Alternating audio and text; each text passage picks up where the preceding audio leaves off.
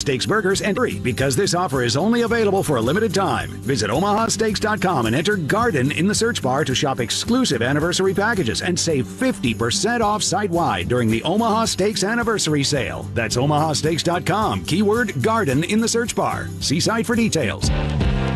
Omaha Steaks, America's original butcher.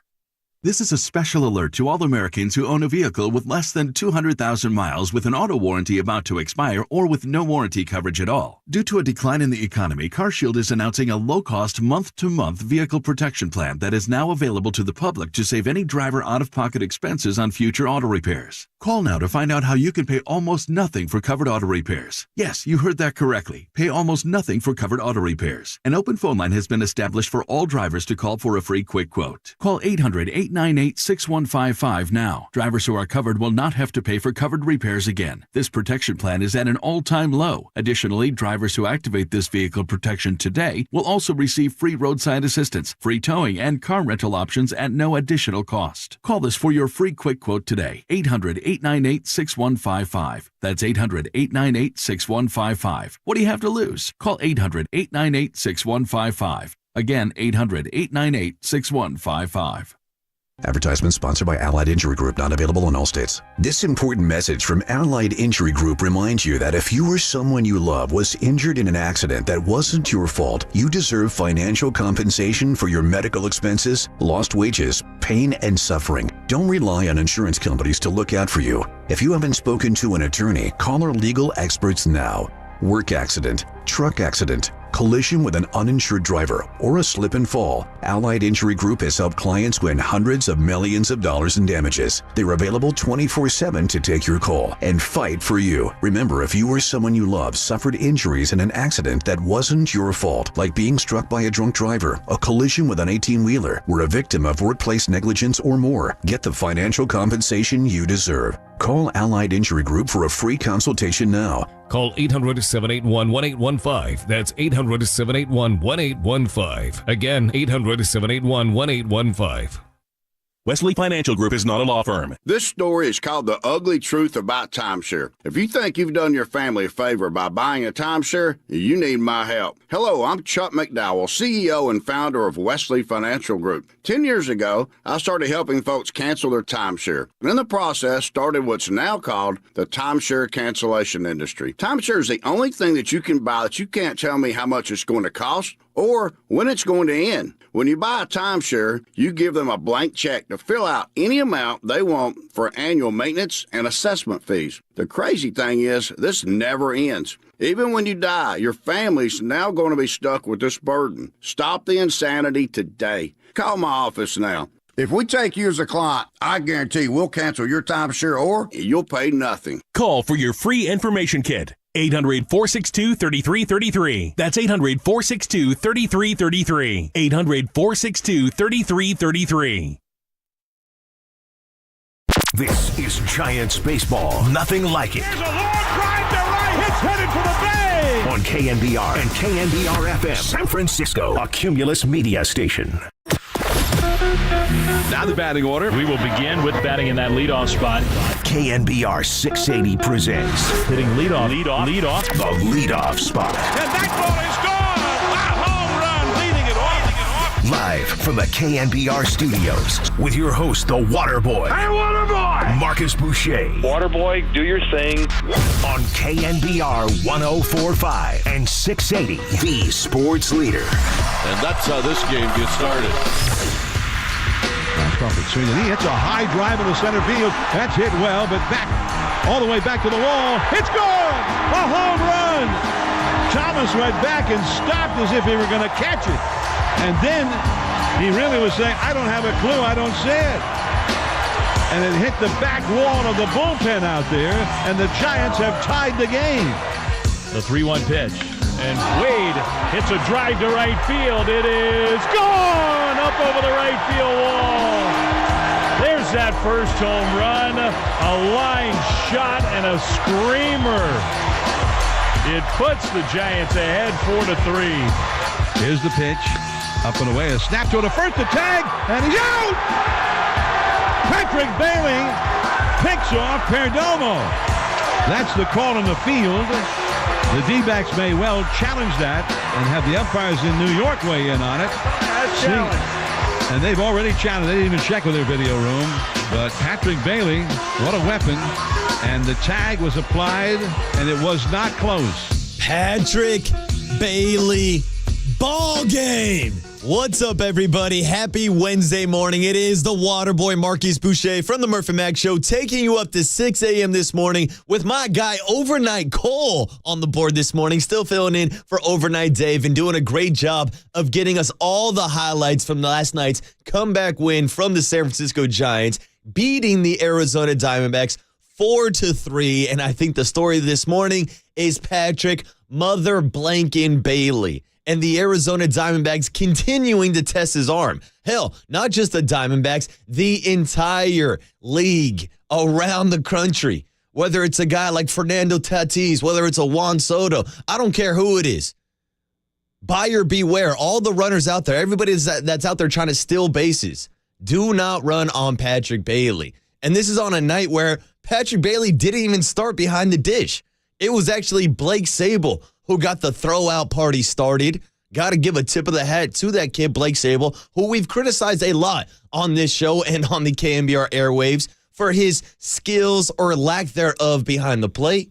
But it's something that I've noticed since the arrival of Patrick Bailey. We always talk about how a rising tide lifts all ships.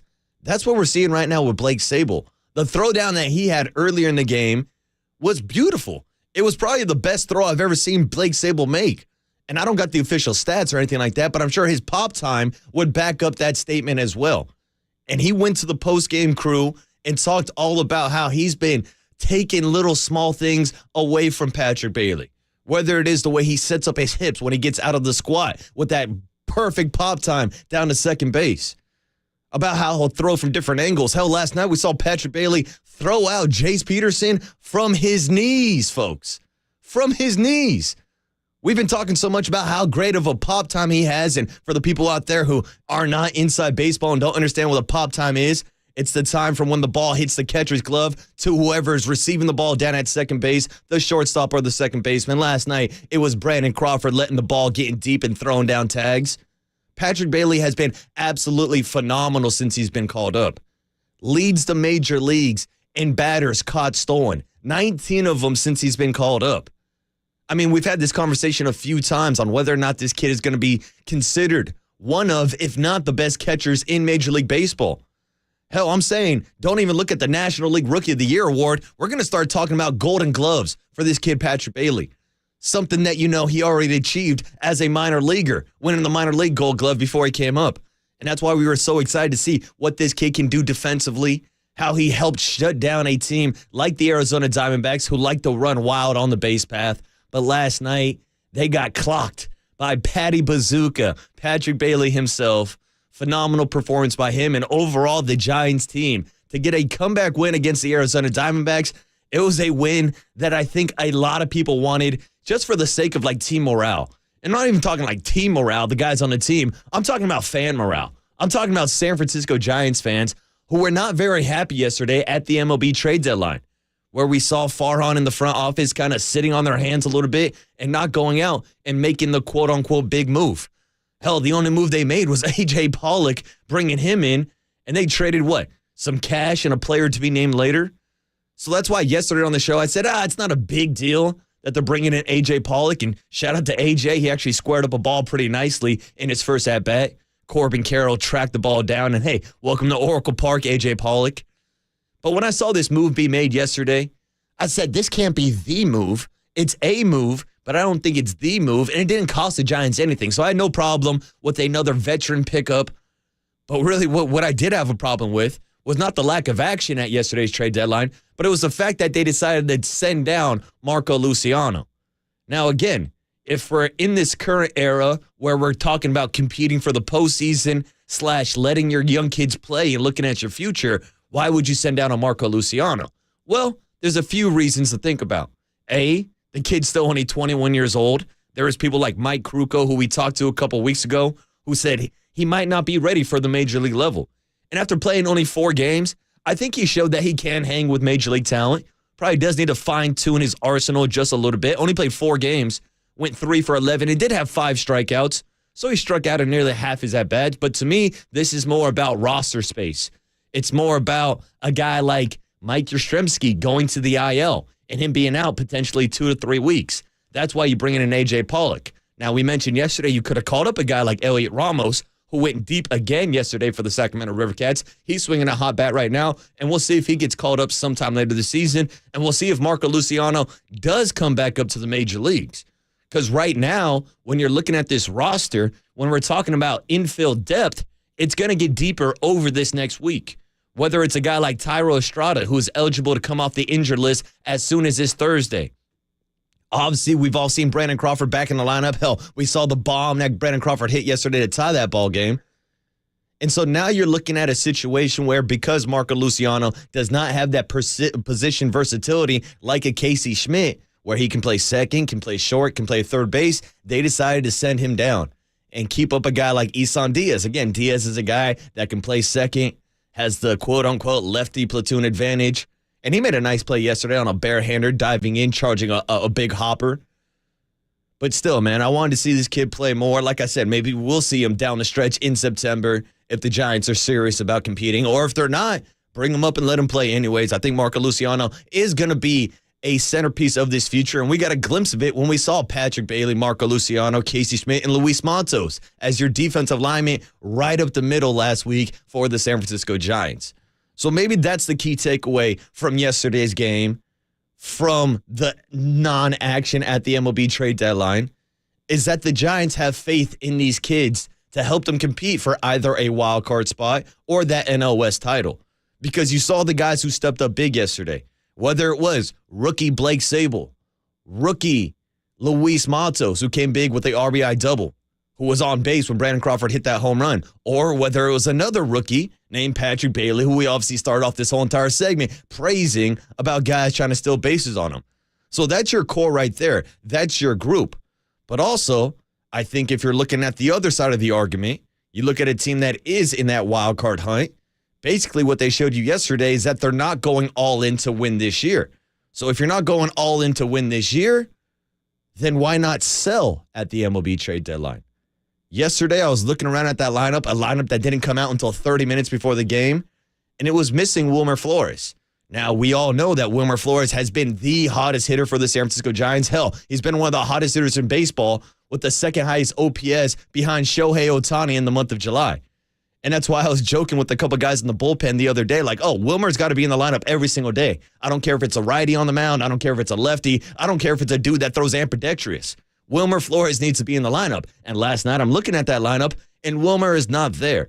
So from a perspective, if you're not going out and buying, I would have been interested to take some phone calls on a Wilmer Flores. And I get it. Everybody loves Wilmer. We all love clapping our hands when the Friends theme song comes on. But from a business standpoint, I don't think his trade value was ever going to get higher.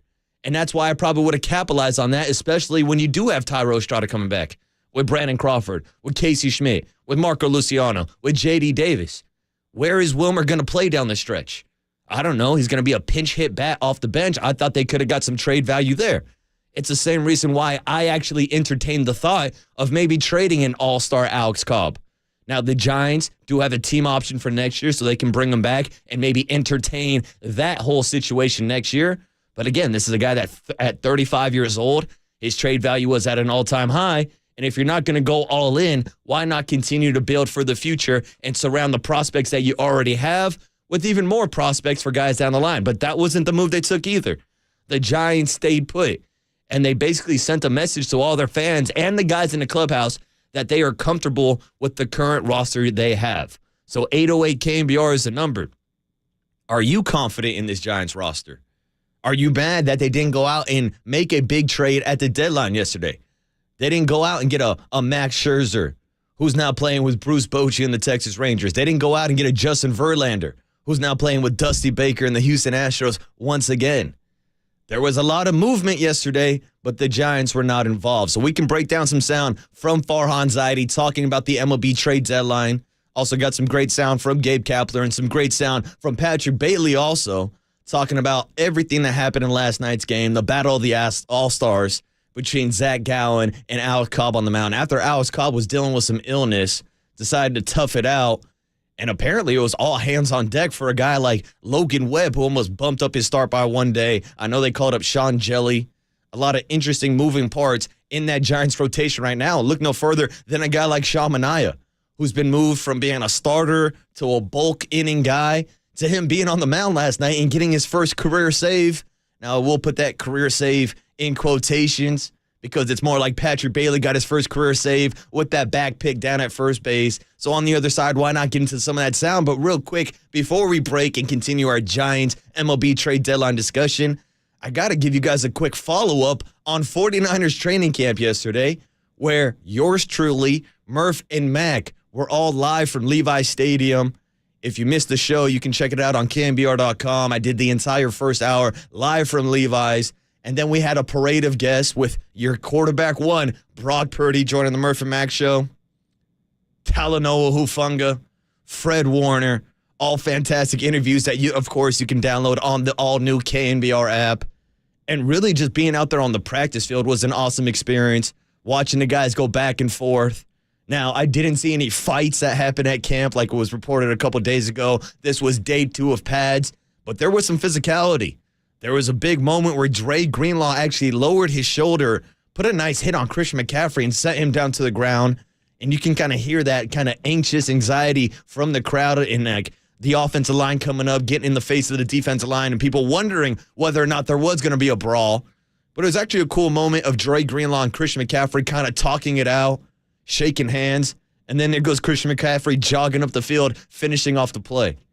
So all in all, I thought it was a really, really cool experience, like I said, to watch these guys go one-on-one in these camp battles, whether it was watching Trey Lance and Sam Darnold throw on air, watching the improved throwing mechanics, or watching a guy like Javon Kinlaw go on these one-on-one deals. That's a guy that we've been paying attention to this offseason with the 49ers not picking up his fifth-year option.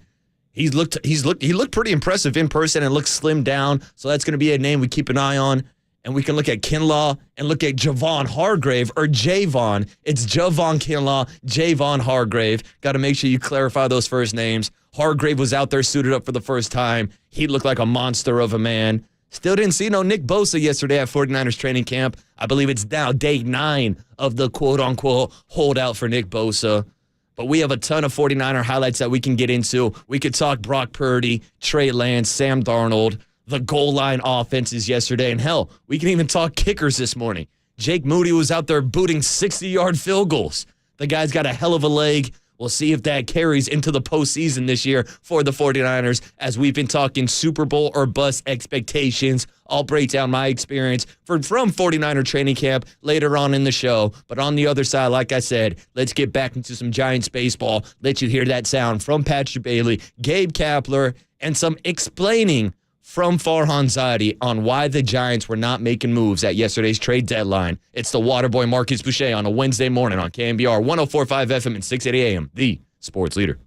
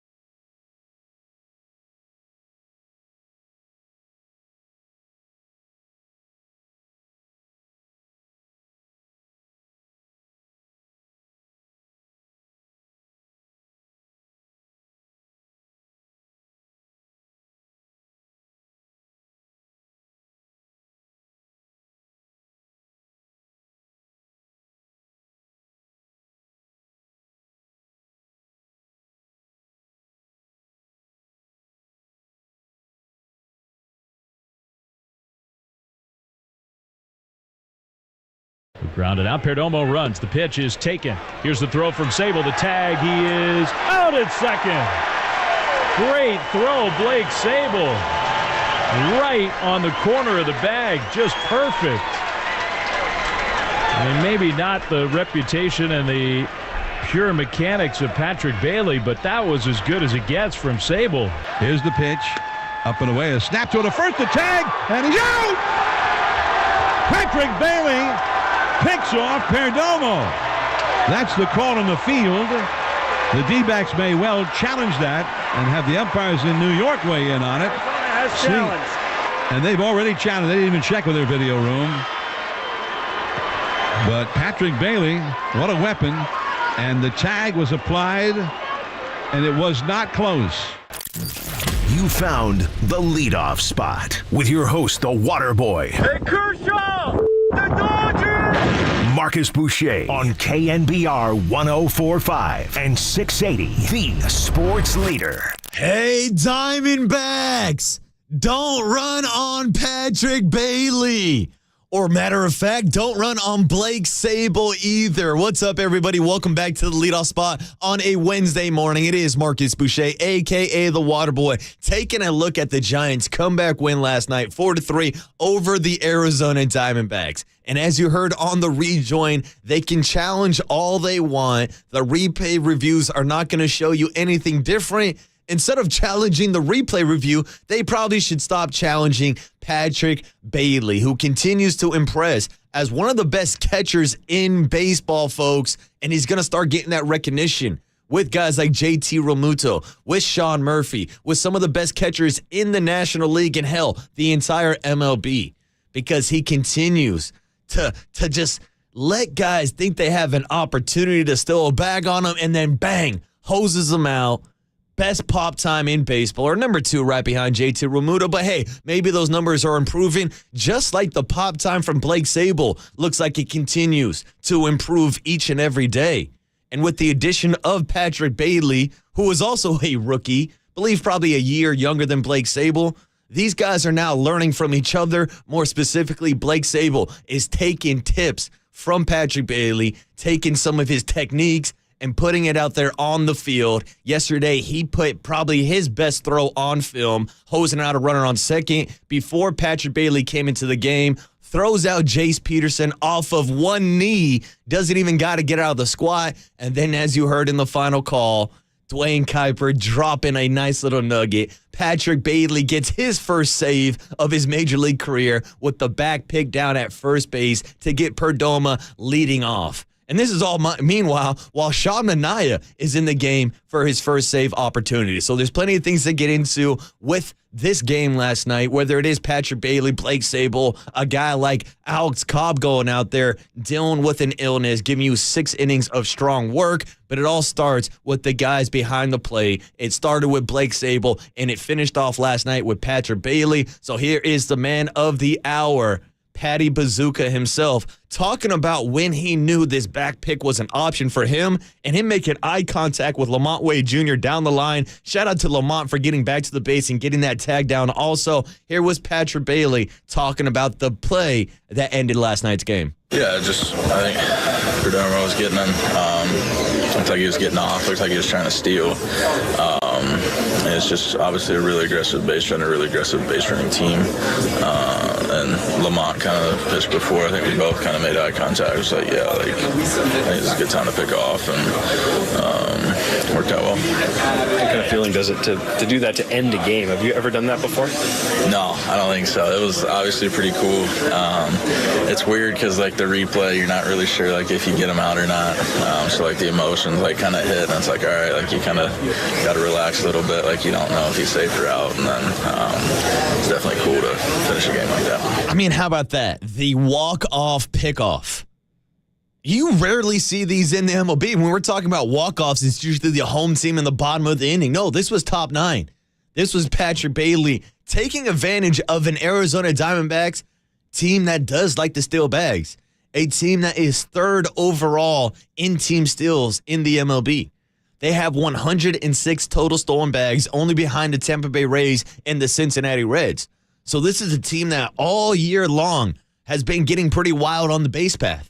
Hell, we've been talking with Kruk and Kipe about it since they were one of the hottest teams in baseball in the first half. It's a big reason why they are competing in the NL West this year instead of sitting at the bottom of the cellar.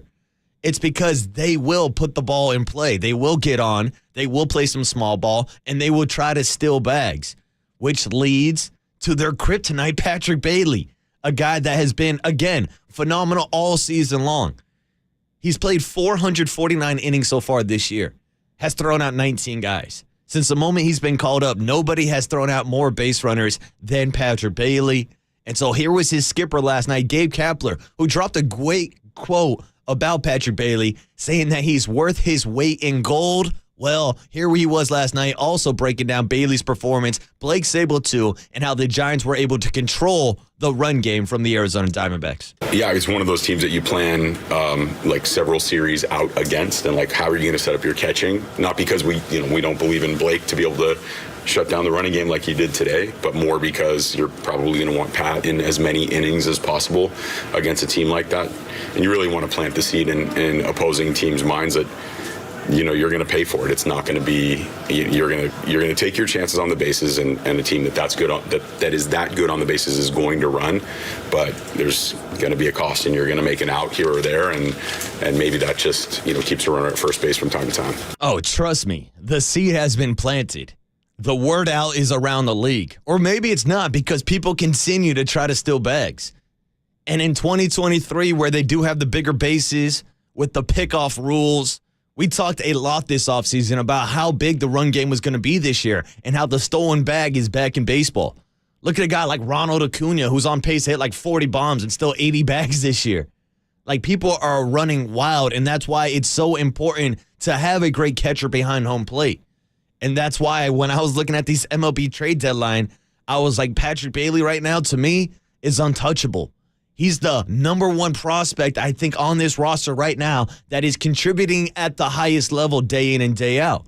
Now, that's not taking a shot at a guy like Casey Schmidt, who came on like a bat out of hell and has obviously cooled off, but has been putting together some better at-bats, and the Giants decided to keep him on the roster because of his position flexibility.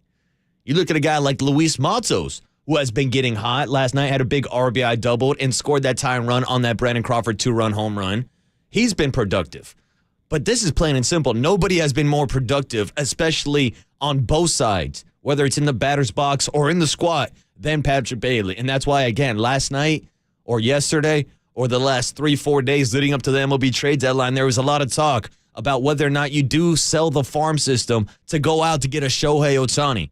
Well, Shohei Ohtani got pulled from the trade block. He wasn't available. So would you make those trades for a Justin Verlander or a Max Scherzer?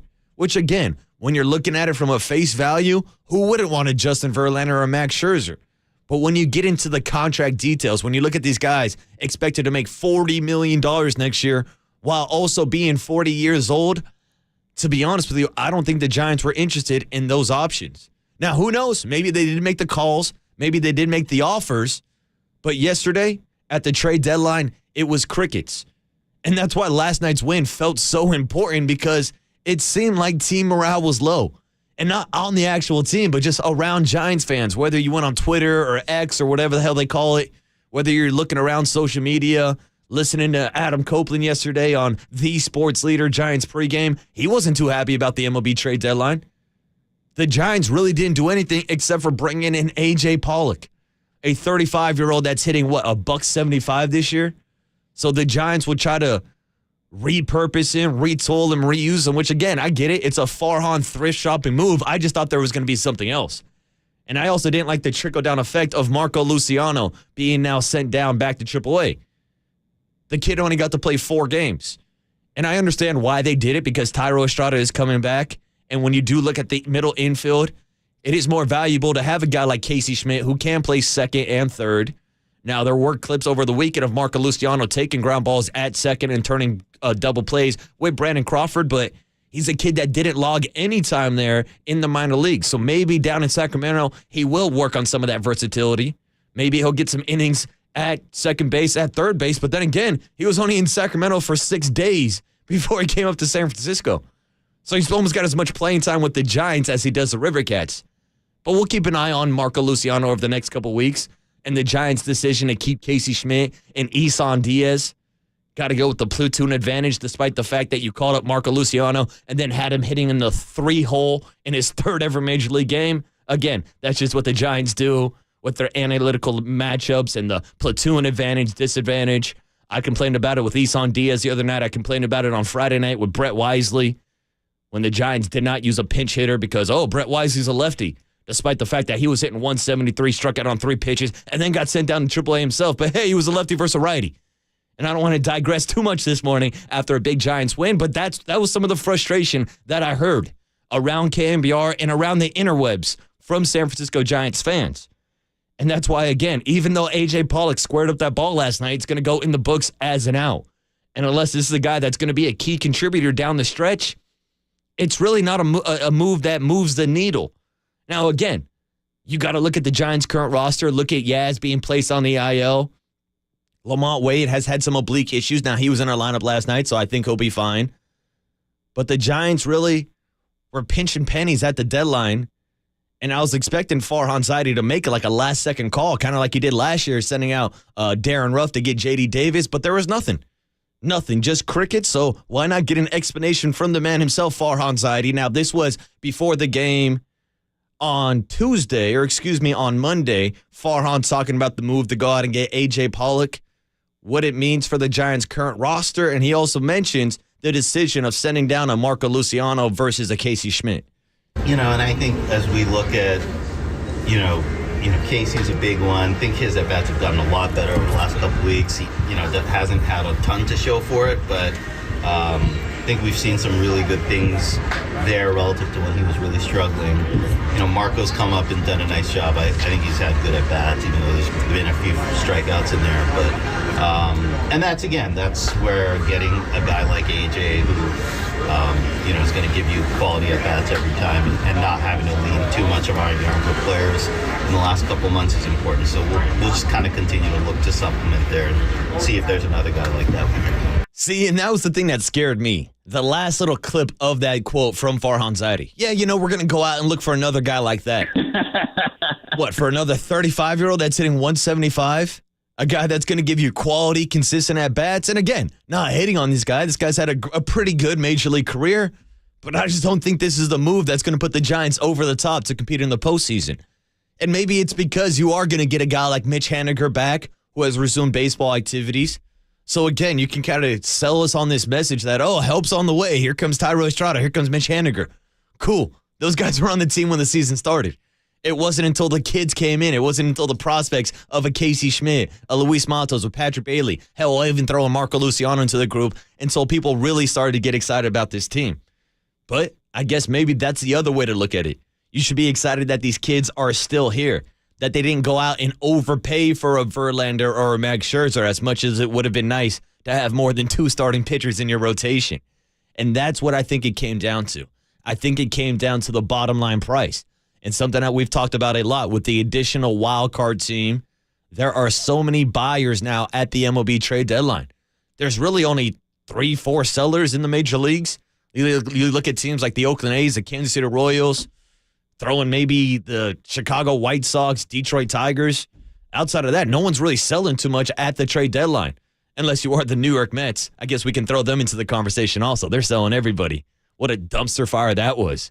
But hey, look at the Mets offseason compared to the Giants offseason. Everybody was mad that they missed out on free agents, and now the Giants are in the wild card, and the New York Mets aren't. And that was a big reason why people, or not people, but Farhan, J.D. Davis, who came on with Papa Lund the other day, he talked about if they do go out and trade for a bat, if they do bring in an arm, it's a guy that's got to fit in with this team culture, with the chemistry. That's why there was trade rumors going around that Tommy Pham could be traded to the San Francisco Giants. I never even thought about that scenario. I never really engaged in it. I never thought it was a possibility because obviously what happened between him and Jock Peterson and the famous slap after the fantasy football incident. So that's a guy you're not going to bring into your clubhouse. And the Giants looked around the clubhouse and said, these are our guys moving forward. And really, when they looked out on the trade market, I guess they couldn't find anything better. And that's why they called up a guy like Marco Luciano, despite sending him down now.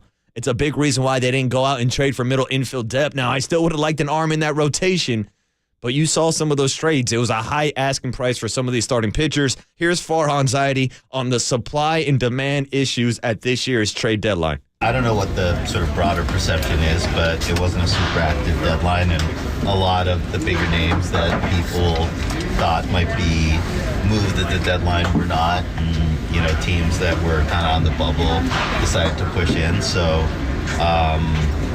I think a lot of teams dealt with the same supply and demand issue that we did. And I get it. It is a seller's market, and that's why they can ask for a higher price.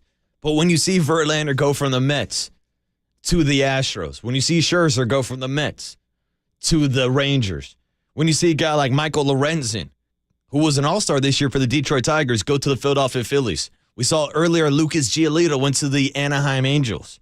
There was a lot of movement. And, oh, by the way, shout out Eduardo Perez, who apparently was being offered to the Dodgers in a trade and basically said, anyways, the Dodgers. Yeah, blink the Dodgers. He didn't want to go to L.A. So we'll give a shout out to Eduardo Perez. Eduardo Rodriguez. Excuse me. Don't want to confuse anybody. That's an old baseball analyst, Eduardo Perez. You can catch him on Sunday Night Baseball.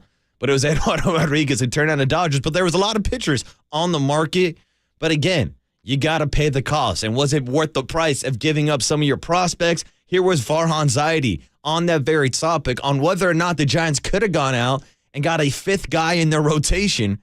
Technically, I think by my math, it would have been the third guy in their rotation. But here's Farhan explaining the decision to not sell prospects for guys that he thought were overpriced at this year's deadline. If the goal was to do something, we could have traded half our farm system for a fifth starter. Somebody would happily have agreed to that deal, but we don't do something just because there was nothing that made sense. And, that was kind of the situation we wound up with today.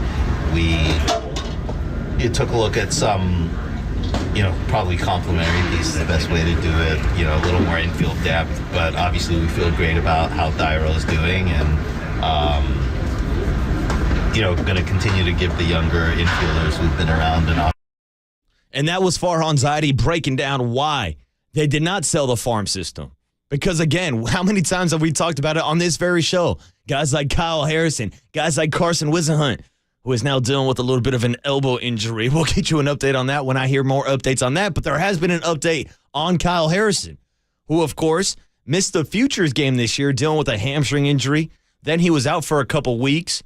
Now he was back at the Giants minor league rehab facility down in Arizona, where he threw two pretty good scoreless innings. And Farhan Zaidi said yesterday that he's going to go back to Sacramento, and he could be on the accelerated path, not only back to Sacramento, but maybe San Francisco sometime this season. Yeah, it went great. Threw two scoreless innings in Arizona. I think it was up to 96 and felt really good physically. The next step for him will probably be going straight back to Sacramento. He's sort of on the accelerated rehab program, partly because he's really right on the cusp when he had the hamstring injury. So it's not going to take much for us to, feel like he's checked the last box and is ready to come up here. So, he'll be in Sacramento this weekend, I think, making his next appearance. And there's a little bit of lengthening to, he just threw two innings, but, it's kind of start with him like it was when he got hurt at this point. And that's Farhan Zaidi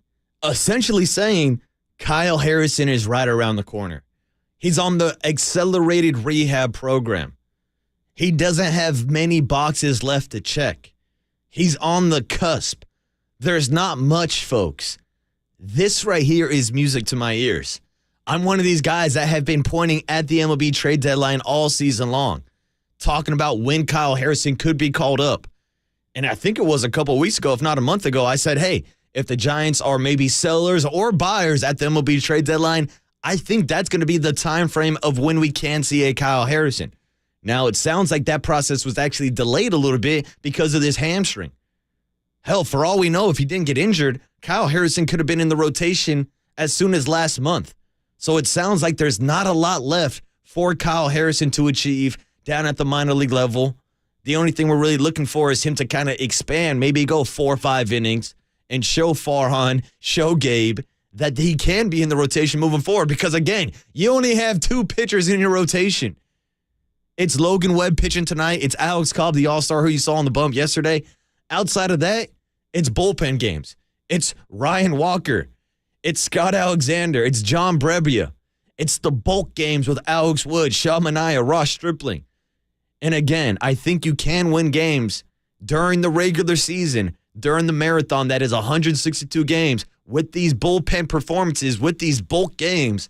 But I don't think they're going to be successful in the postseason. So if you are in a wild card series, a best of 3, you need a third pitcher for that third game. Hell, if you make it to the divisional round, best of 5. If you make it past that, best of 7. I don't think I need to repeat it. You need a pitcher. And maybe that pitcher is Kyle Harrison. Maybe that's the future. We've talked a lot about the position prospects. We're waiting for that big pitching prospect.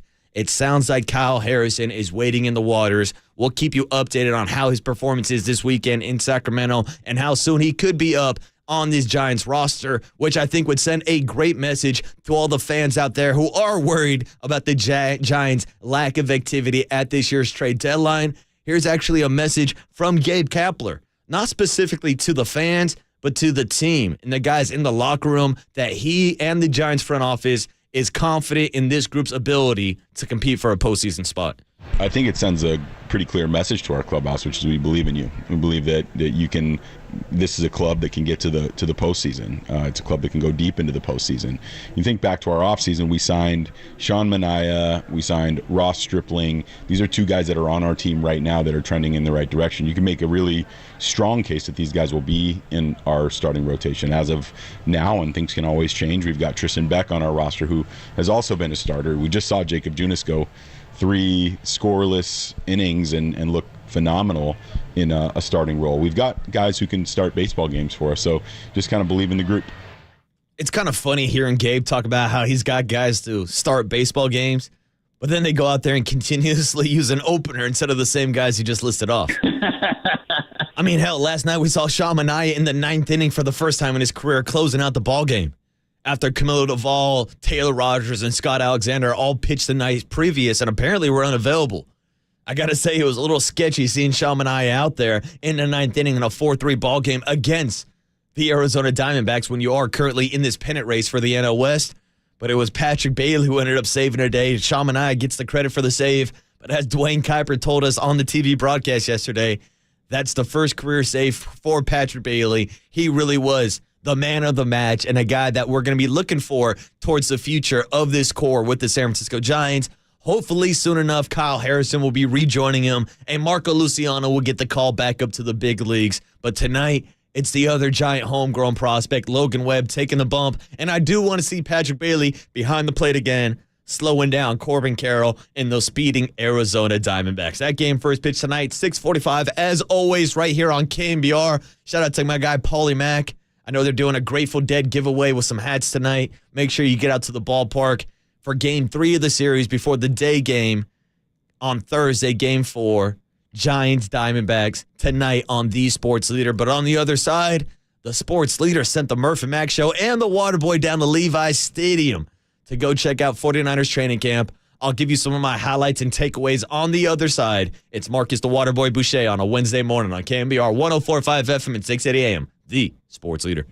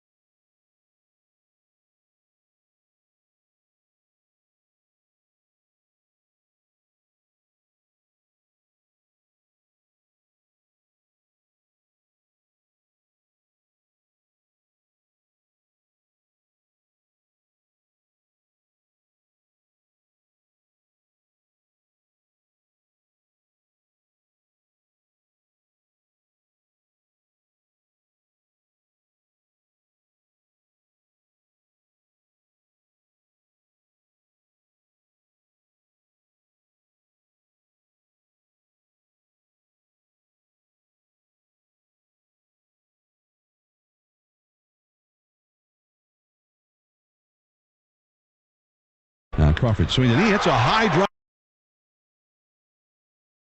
We say that on August 1. Yeah. Hey. It's Super Bowl or bust. That's it. Every year I've been here, that's honestly been the case, especially now more than ever, but that's the 49er way, it's Super Bowl or bust for sure.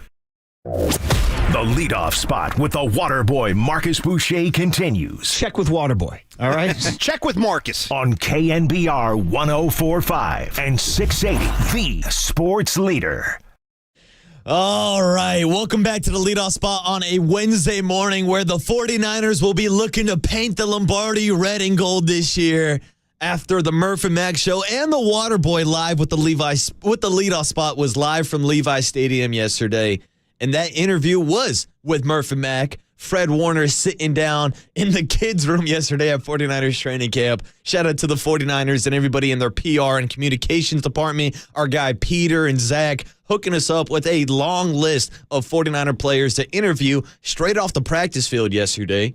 Whether it was Brock Purdy coming in, sitting down with Murph and Mac for 20, 25 minutes, breaking down his offseason rehab process, breaking down what happened last year in the NFC Championship game and some of the chatter that was going around from guys like Debo and CMC on Radio Row last year, to Talanoa Hufanga straight up coming into the interview in his practice pants ready to go, looking like he was suited and booted ready for practice.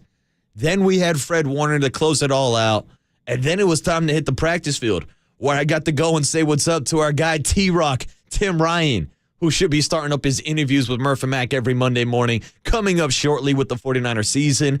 Got to interact with a couple 49ers beat reporters, say what's up to our guy Matt Mayoko, checked in with Matt Barrows, David Lombardi, Nick Wagner, a bunch of guys who were out there. And it was just cool to be on the practice field to watch some live reps.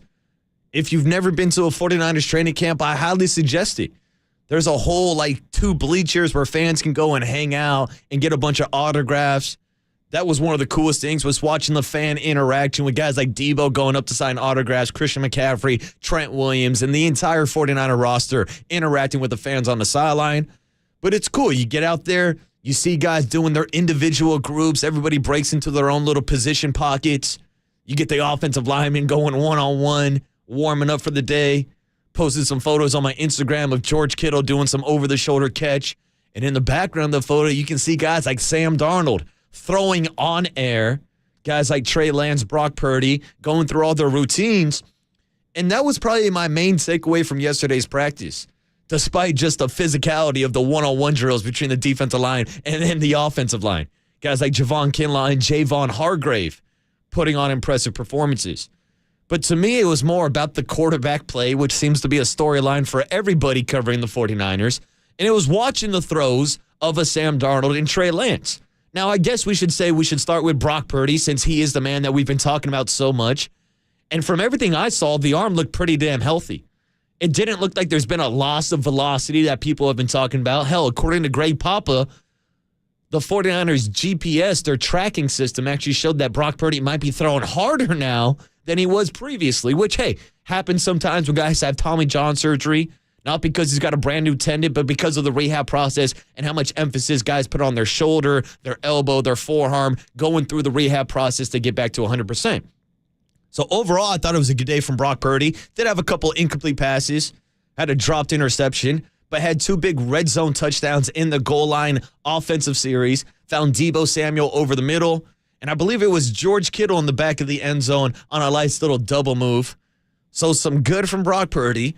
And I actually saw some pretty good performances from Trey Lance as I've been focused on that throwing motion. It does look tighter. It does look a little bit more precise. And shout out for Trey Lance for getting some work after practice, throwing some deep balls on the field while everybody else was walking back to the locker room to go work out.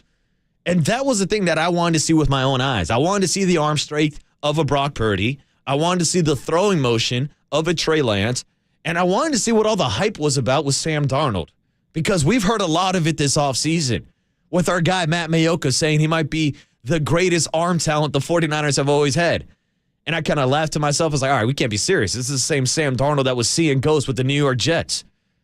But apparently everybody from around camp has been liking what they have seen from Sam Darnold. Now, when he was throwing on air with nobody on his face, I thought he threw some good balls. But once we got to the actual scrimmage, once that 49ers defense started putting pressure on him, and this was the backup 49ers defense, I saw some struggles from Sam Darnold, if I'm being honest with you. You can look at the stats that I was watching everybody keep on their little notepads on the sideline yesterday. He went 2 for 6 on the day. I saw multiple missed throws. Hell, 2 of the passes he completed was just throwing to wide open wide receivers running across the middle, which, again, happens a lot in this Kyle Shanahan system. I think he's probably better than anybody in the NFL, right up there with Andy Reid on designing these plays to get these wide receivers wide open. So, yeah, that's fine. Hit the wide open guy. But with pressure in his face, it seemed like Sam Darnold was a little affected. Now, again, that's just for me being down there for one practice and hearing all the praise that Sam Darnold has got. But I'm still not buying into it because, yeah, he's got arm talent. That's why he was drafted number 3 overall. Hell, that's why Trey Lance was drafted number 3 overall. So I really don't care what they do on 7-on-7 and when they're doing these inner squads without contact. Because with that 49ers defense yesterday, they technically, according to one of the beat writers, had 8 sacks on the day. Now, if you're not watching a live stream, I'm doing air quotes right now because we know in training camp, you're really not allowed to touch the quarterbacks unless you know you're Cleve Farrell coming in and trying to strip Brock Purdy, whatever the hell that was a couple of days ago. But these sacks are pretty much just two-hand touch. And so even when they are touched, the play continues. And that's why I think it's kind of dumb we paid so much attention to these stats of these guys going 9 for 11 or 10 for 12. Yeah, if he gets sacked, the play's over. And also if he gets sacked, that means the coverage was probably good enough for 3-4 seconds to get a coverage sack, which would lead to these plays not even happening. But I digress. Again, like I said, I was impressed by what I saw from Brock Purdy, what I saw from Trey Lance. And for the expectation that people were setting for Sam Darnold, I got to be honest with you, I'm not that impressed. But maybe that's an unpopular opinion. We'll see how he does play in week 1 of the preseason against the Las Vegas Raiders. Hell, we're only 1 week away from those joint practices and that first game. And tomorrow night, I actually believe, is the Hall of Fame game. So football is right around the corner, and so is 49er football right here on the Sports Leader. And on the other side, we'll turn around the corner and make the connection with Murph and Mac back in the studio live on a Wednesday morning. It's Marcus Boucher, the Waterboy, on KNBR 104.5 FM and 680 AM, the Sports Leader.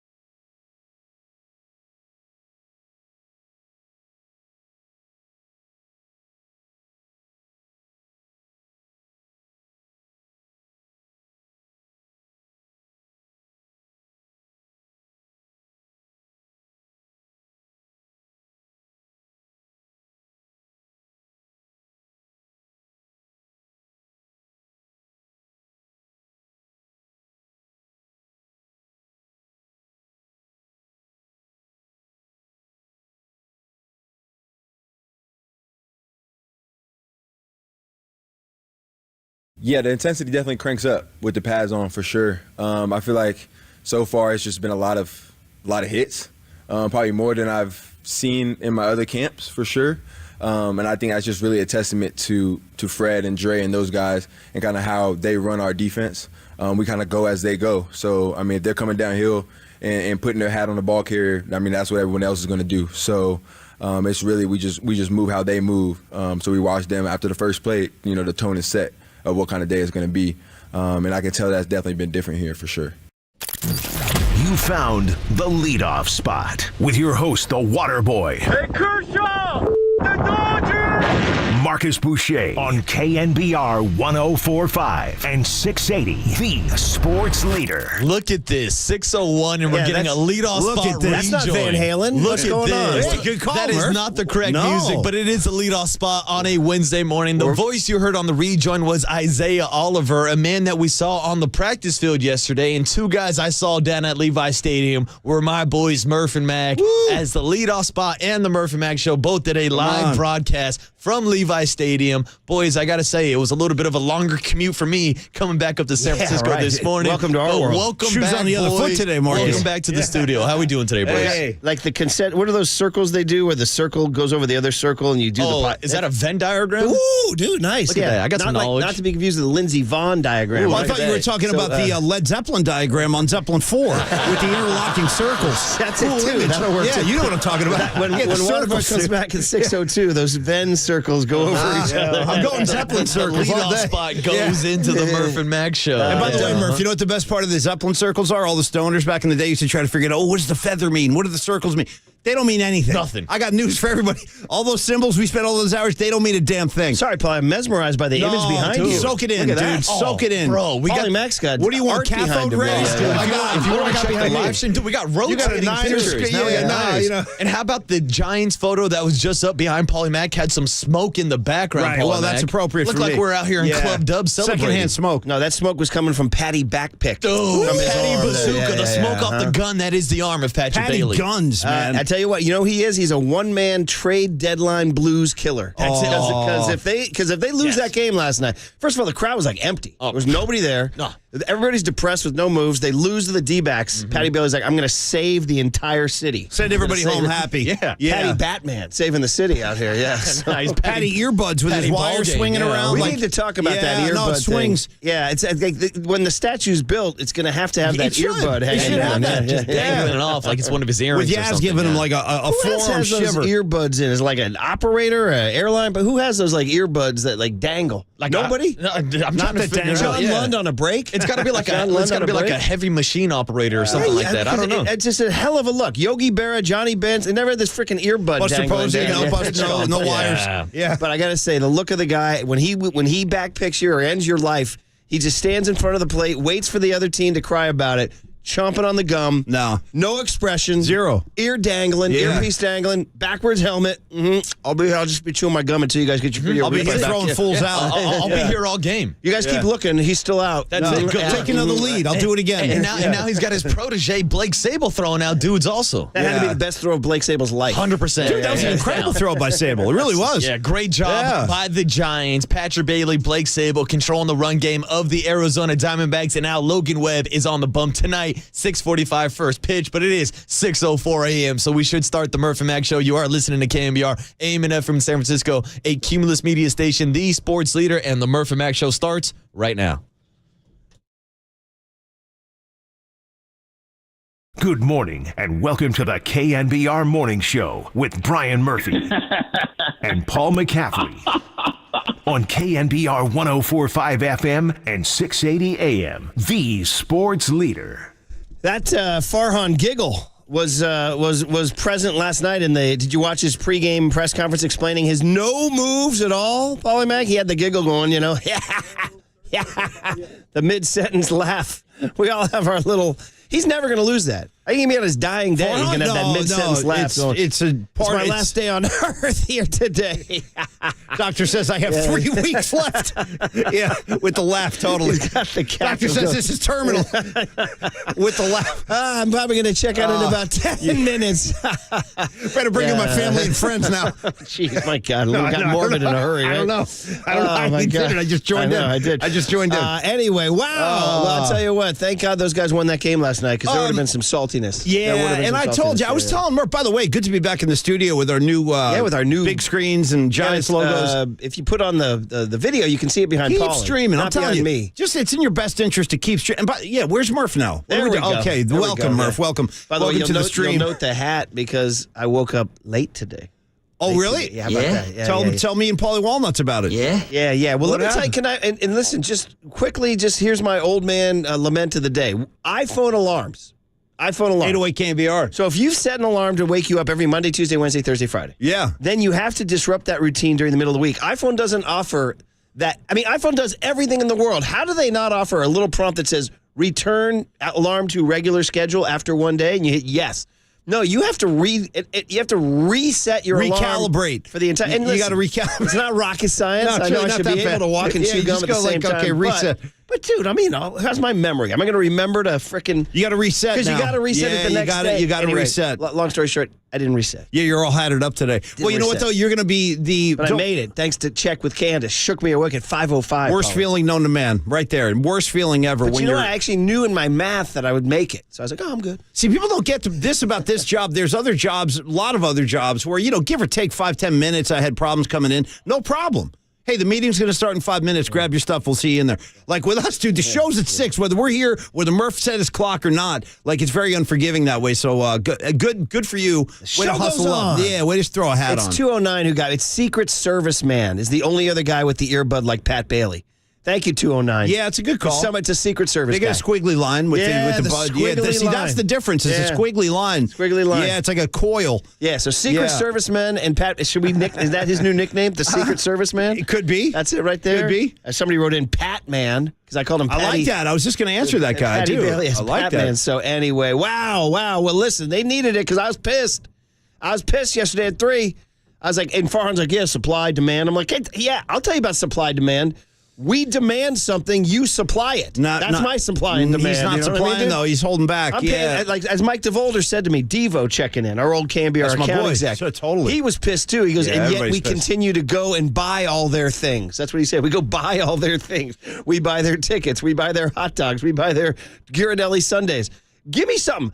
I supply the money. I demand something. You supply it. All right, Farhan? So, this is an exchange of services now. So, I mean, listen.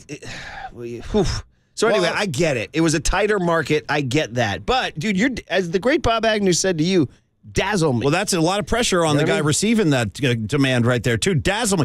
Farhan, I wanted him to dazzle us. I tried to tell Murph at camp yesterday. It's not happening, man. You've seen it all with A.J. Pollock. That's all you get this year. Pollock. That's all you get. The only thing that made me happy was A.J. Pollock wearing black cleats. And that was nice. All I really wanted was an arm. I was just looking for an arm for the rotation. Just somebody to help out with innings. Justin Verlander was on the move. I'm well aware, bro. I spent weeks beating that drum. Max Scherzer was on the move. Nah, they didn't want to go that way. Bochy needed him. I'd have taken Rich Hill. The Padres took Rich Hill. I'd take him. The KG veteran Rich Hill? He's not going to cost you Marco Luciano. He'll get you a few outs. And he'll get you a few freaking outs. He will. You know what Rich will get you a few outs. Next thing you know, you got Minaya out there closing.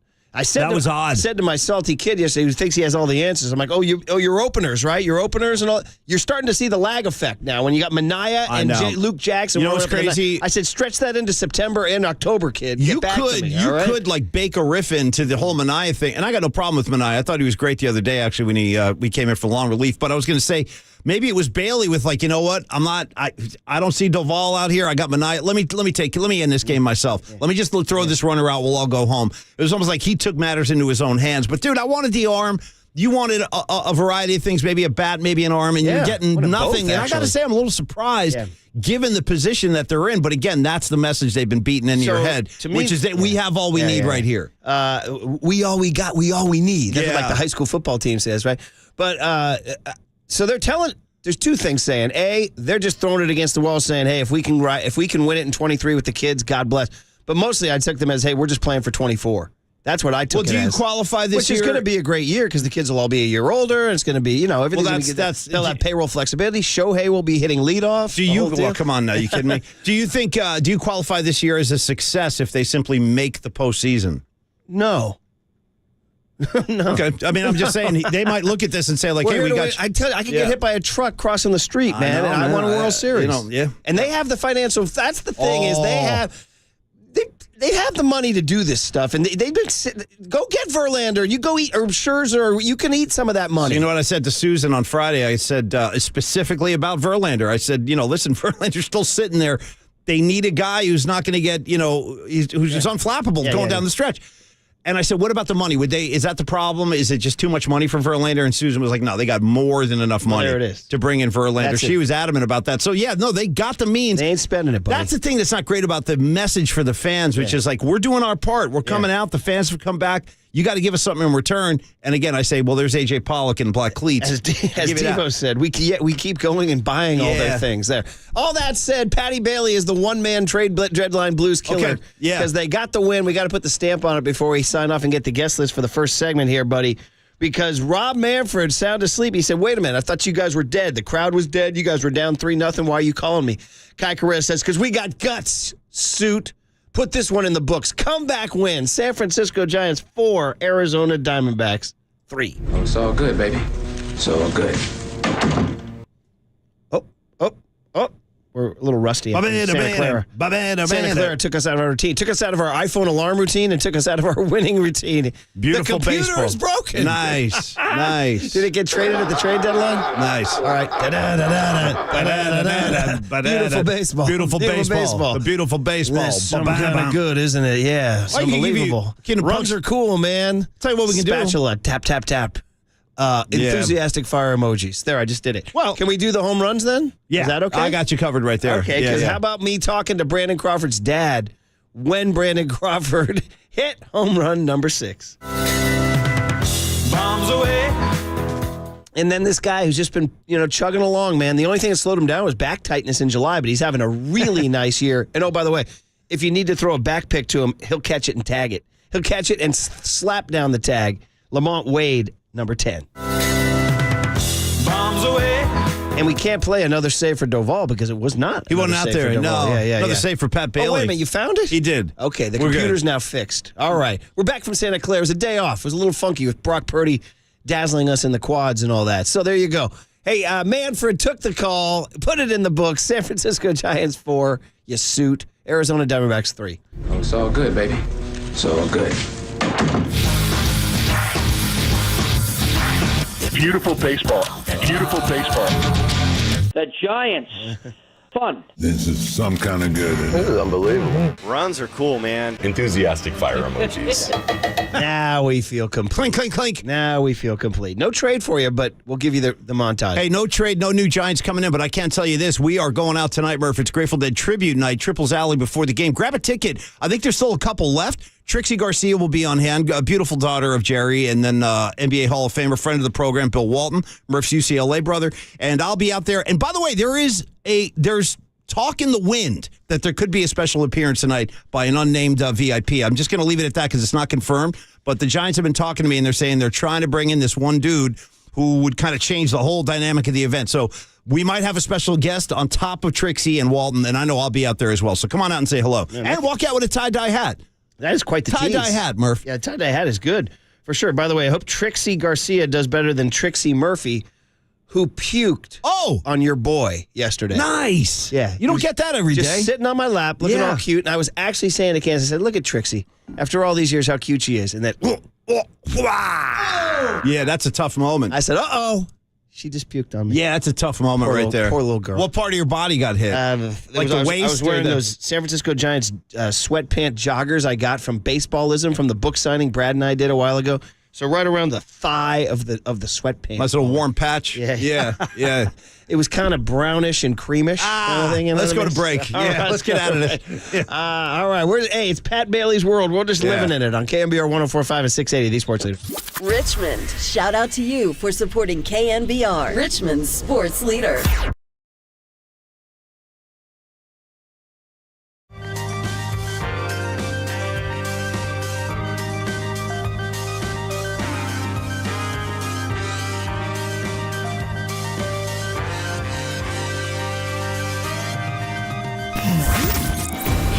what's trending now. Trending now.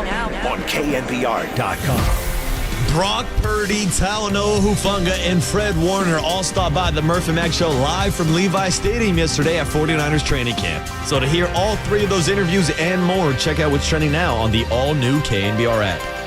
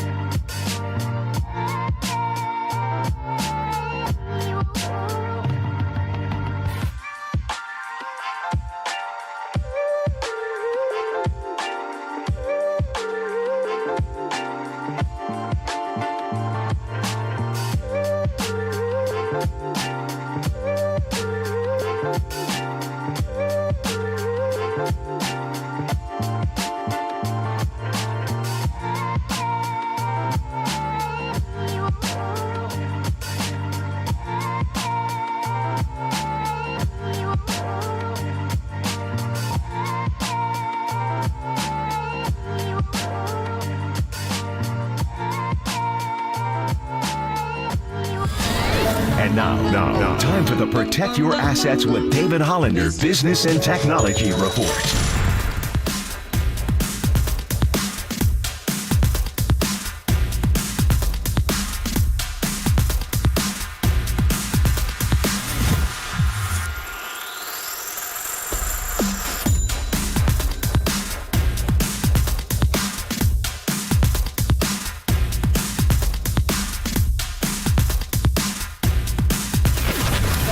This has been the Protect Your Assets with David Hollander Business and Technology Report.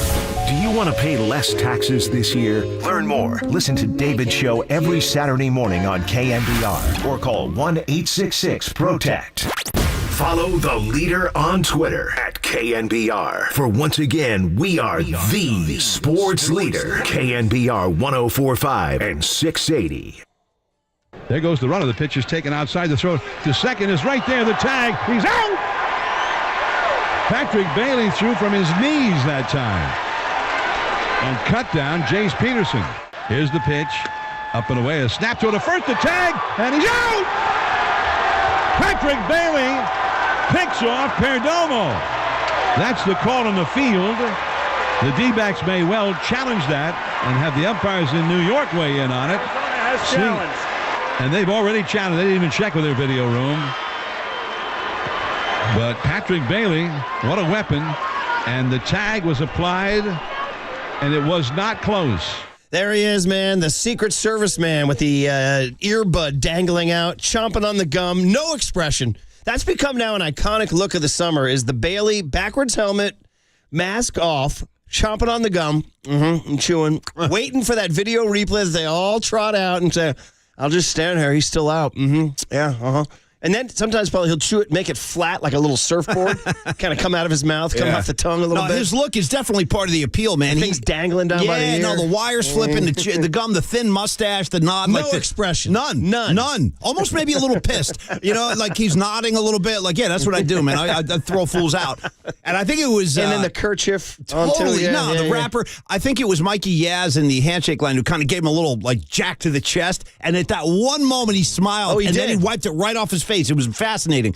He gets the hand shiver, he goes back and he kind of smiles and he goes right back to business. It's a pretty cool moment. He is the one-man trade deadline blues killer, because if they lose that game last night, today we are just pissed all day wall to wall because the Giants make no moves. They don't bolster You get nothing. Weak starting rotation or anything. And Paulie and I were saying during the break as we welcome Marcus the Waterboy back from his arduous commute from the studio my guy. to the rectangle now that you see him in there. Get him in a square. Hey, Waterboy, as a bonus, we're not going to give you anything, and we're sending Luciano down. Oh, by the way. Yeah, give me Luciano back. Yeah, that's all. That's all you get of him. Maybe you'll get him next year. Well, I'll see. I mean, see how I feel. Hey, if somebody was on vacation or something, came back. Hey, what happened to the trade deadline? I said, they sent Luciano down. Yeah. Oh, okay. I tell you what I'm going to do, Marcus. Here's my thought. I'm not going to make any moves, but I'll take Luciano back. I gave you 4 games and out. That's essentially what they did. They swapped in a 35-year-old A.J. Pollock who's in $175 for their 21-year-old top prospect who, oh, by the way, was hitting in the 3-hole on Sunday. Yeah, exactly. Come on. Exactly. What right. are we doing? I know, right? And I'm with you all. I heard your rant on the way in. It was great about the whole let's put it this way. And listen, no hate. Listen, I wish the young man well. What are we talking about? To quote the great Victor Kayem, he's a lovely gentleman, and my apologies to him. But Isan Diaz, bro. What's this guy? So this guy's got a roster spot simply because of the left-handed bat. He's got a roster spot. There is no force in the world more powerful than Gabe Kapler and Farhan Zaidi's belief in the righty-lefty, lefty-righty matchup. They truly believe, there's Isaac Newton discovered gravity, and they discovered the lefty-righty platoon. You know what I mean? It's like those are the two strongest, the two most historic forces on earth. You know what I mean? Just bro, there is life outside the platoon. You know what I mean? See, there's that one element of baseball sometimes I feel like Giant fans are looking for, and it's not always evident. You can't always find it with this Gabe Kapler brand of ball, which, for example, that 30 for 30 Mets 86 thing I talk about all the time. The game 6 of the ALCS was a classic game, a 16-inning affair.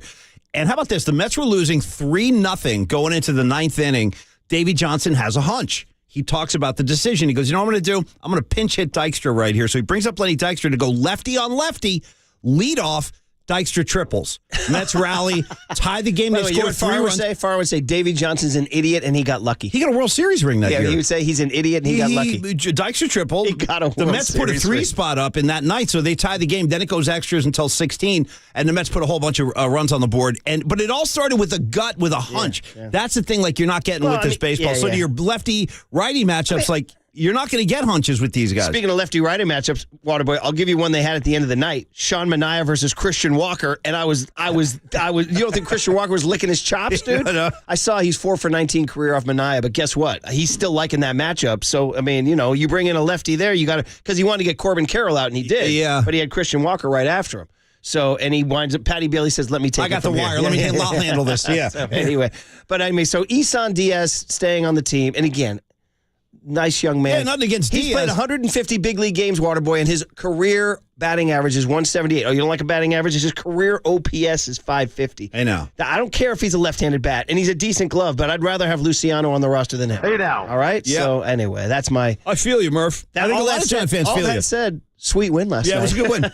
You know what I mean? So, you had that cool Bailey sound, Waterboy, that you played on the way in.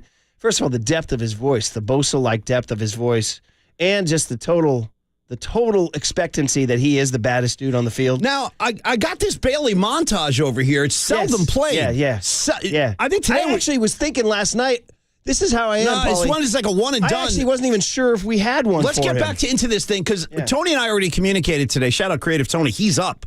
The kid's up. Because I texted him and he answered me back. Yeah, he got one of them last night. Totally. For Crawford. So I said, Tony, I think we need a standalone Bailey tune, something that can just take flight on its own, like an individual piece. In the meantime, I'll give you the Pat Bailey montage. Yeah. Talk to me, Bailey. I'm going blind from this sweet catching. Whoa, let's lose our minds and go crazy. Ay, ay, ay, ay, ay, ay. Dude, it's Patrick Bailey. Dude, it's Patrick Bailey. Bailey. You bring me up when I'm down. Talk to me, Bailey. We're going back now, Murph. See? I'm going blind from this sweet catching. Whoa, yeah. Let's lose our minds and go crazy. Right. Ay, ay, ay, ay, ay, ay. Hey, that's what we have now. That worked. You know what I mean? That worked. Yeah. And here he is now after the game in his Bosa-like depth, explaining how he back. If anybody missed it, by the way, if you're just waking up what the hell we're talking about, the Giants pull out a comeback win last night. Right. 4-3. They're down 3-0. Luis Matos doubles in Blake Sable. Shout out that little moment in time, right? And then Brandon Crawford, while I'm talking to his old man on the phone about our tournament Friday, our ALS fundraiser tournament at Presidio Golf Club. And Mike Crawford's a beauty too, man. He's just, he'll just tell it like it is. And then his TV was ahead of mine. So we're in the middle of talking about, then the auction will be at 6:30, this and that, at Presidio, blah, blah. And he goes, get out of here.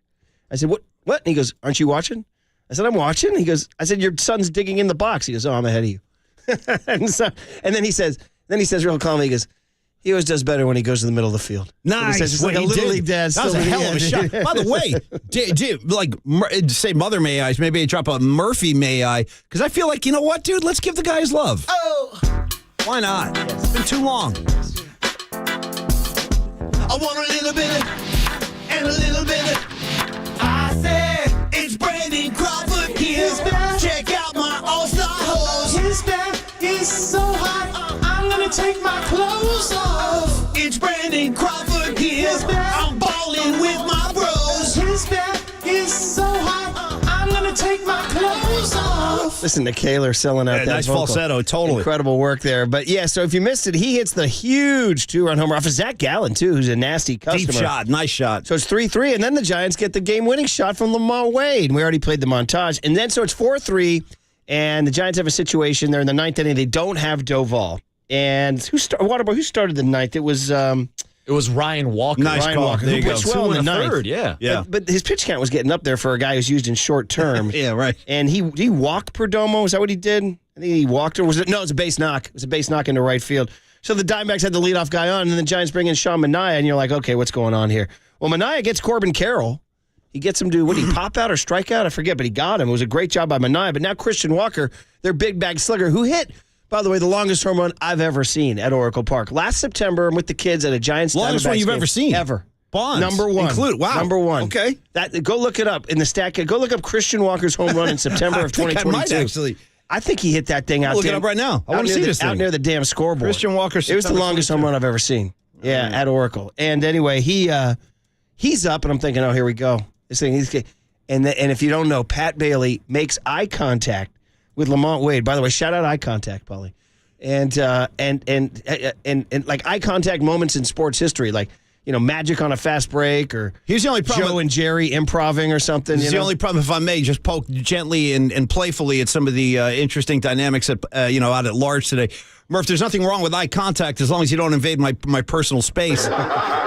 Because at a certain point, I'm going to take your eye contact as an act of hostility. By the way, how about eye contact? Hostility. How about eye contact when it's like promising and help, like things are going well, like on a Friday night or something? Let me say, how many good things start with eye contact? At a bar or a that's the nightclub beginning of many great things. Yes. How about that? It all starts with the eye contact. Yeah. Anyway, so Pat Bailey makes eye contact with Lamont Or you Wade. can make eye contact and get an ass kicking on the other end, where you make eye. What are you looking at? That's big on the East Coast, bro. You're getting out of your car, you're walking into 7-Eleven, you happen to look and see a guy. He goes, "What the hell are you looking at?" And I'm like, "Nothing." Yeah, and then they got to deal with that. So it's either going to be like you're lying on the ground, beat to a pulp. They said, "What'd you do?" He said, "Nothing." I looked at the made guy. eye contact. I mean, I saw him on my way in, and he didn't like that. I made eye contact. Yeah. Anyway, he said the key was he made eye contact with Lamont Wade to set up the back pick that ended the game. If you missed it, the game. And I said this. So badass. If I've ever seen a Giants game end on a back pick to first, I do not remember. I don't either. I do not remember it. Me neither. And also, maybe one of the more exciting ways for any ball game to end too. Except for the stupid video replay. And shout out to first place ump who made the call. Us wait. I know we had to sit around and wait. But I'm like, he's out, dude. He didn't wait around. He was out. And in the old days, you just trot off the field. We're already out of here. Yeah. Now we got to do the chomping. But that leads to the 559 text I wanted to read. It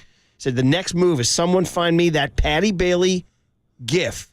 Can I just get an image of him smacking the gum with the earpiece dangling? And let's add that to the GIF library. You can send that around to your friends on text. Yeah. So somebody create a GIF of him just standing there expressionless, chomping on the gum with the helmet backwards and the earpiece dangling. You know what I mean? So, I'm going to put him already, Murph, with this appeal and the mystique of Patrick Bailey's gum chewing. Let's put him into the class of the greatest gum chewers of all time. We've been down this road. Schneider from One Day at a Time. Yes, definitely. Cigarettes and gum Mount constantly. Gummore, okay. You got to go Burt Reynolds. Definitely. Non-stop Definitely. gum. No, Yeah, who else love we got? making race car driving. He's always chewing gum. How about Norm Macdonald as Burt Reynolds on SNL? Incredible.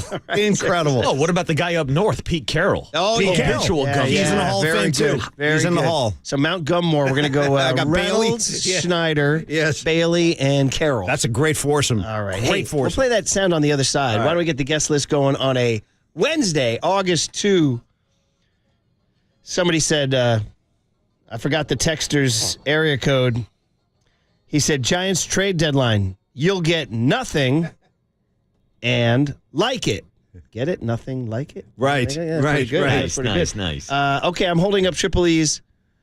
Triple E, by the way, did not miss the opportunity to give me a little needle when my alarm snafu today, because I came in 25 minutes later than usual. Damn. I walked in and he said, well, you got to get a routine, man. Wow. You triples. I think I said that to him about 40 times over the last year. I'm taking the over on that, more than 40, Murph. This guy has the balls on day one, the one time to say, you got to get a routine, man. That's our Triple E. That's our guy. How about that Triple E? I think give him a pretty good line. I think maybe he's the one who sabotaged our alarm clock so he could actually beat you into work today, don't Murph. say such things. All right, I'm holding up his artwork here, which features a picture of A.J. Pollock and an Alaskan fish called a pollock. Oh. All right, so there it is. You guys got it? It's on the screen. What do we got? We got it, Murph. And we also got Mike Sando today kicking off our guest list. In about 20 minutes, of course, Mike Sando covers the NFL for The Athletic, and his QB tiers have been released, so we can talk all things Brock Purdy, Where's Jimmy on that Trey tier? Lance, Sam Darnold, and spoiler alert, Jimmy Garoppolo may or may not be higher than the 49ers' current quarterbacks. Ooh, okay. Intriguing. We'll talk to Mike Sando about that at 6:50 this morning. Then we'll check in with Mike Krukow on a Wednesday talking about Patrick Bailey and the Giants Mike's an comeback old win. catcher. Don't Yeah, forget, he was that's right, before pitching, See yeah. what he has to say about Pat Bailey. Oh, Yeah. I'm sure he's going to have tons of praise for Pat Bailey today. Then we'll get in our big hit today talking about the lack of action at the trade deadline for the Giants before we get into our cooler of content. Then we'll check in with a man that we saw yesterday down at 49ers training camp. That's Marcus Thompson from The Athletic at 8:50 this morning. And then we'll top it off back-to-back guests with another guest from The Athletic. Bags alert. It's Andrew Baggerly talking all things Giants at 9:15 today. I want everybody to look at what I'm holding up on the YouTube or the KNBR app Twitch stream. Yeah. Look what's at the start of, look underneath guest list 8-2. Look what it says for the second day in a row. What does it say? I can't see It it. says Triple E birthday month. Oh, no. Day 2. Day 2. We got a lot of days in this by the month. way, he put all the letters in different colors, like those Padres City Connects. Does anybody actually know the actual date of his birth? I think he's the 16th because I think he's that's a told lot us of days. about It's a lot of there you go. a lot of these coming. And by the way, 707 says don't forget Mike Ditka on Mount Gummore. Good one. Yes. Yeah. Actually threw his gum at the stick. All right, the cool calm of the trade deadline blues killer, Patrick Bailey. Next on KNBR 104.5 and 680, the Sports Leader. Dude, it's Patrick Bailey.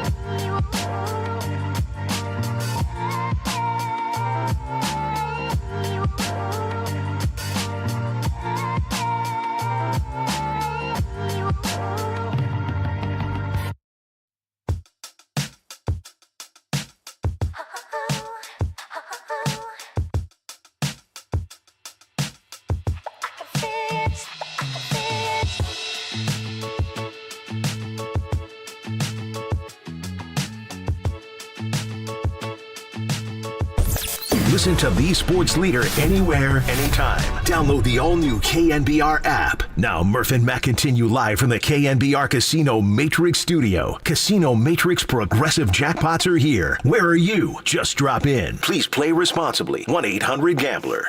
Grounded out. Perdomo runs. The pitch is taken. Here's the throw from Sable. The tag. He is out at second. Great throw, Blake Sable. Right on the corner of the bag. Just perfect. I mean, maybe not the reputation and the pure mechanics of Patrick Bailey, but that was as good as it gets from Sable. Yeah, no, I'm feeling good back there.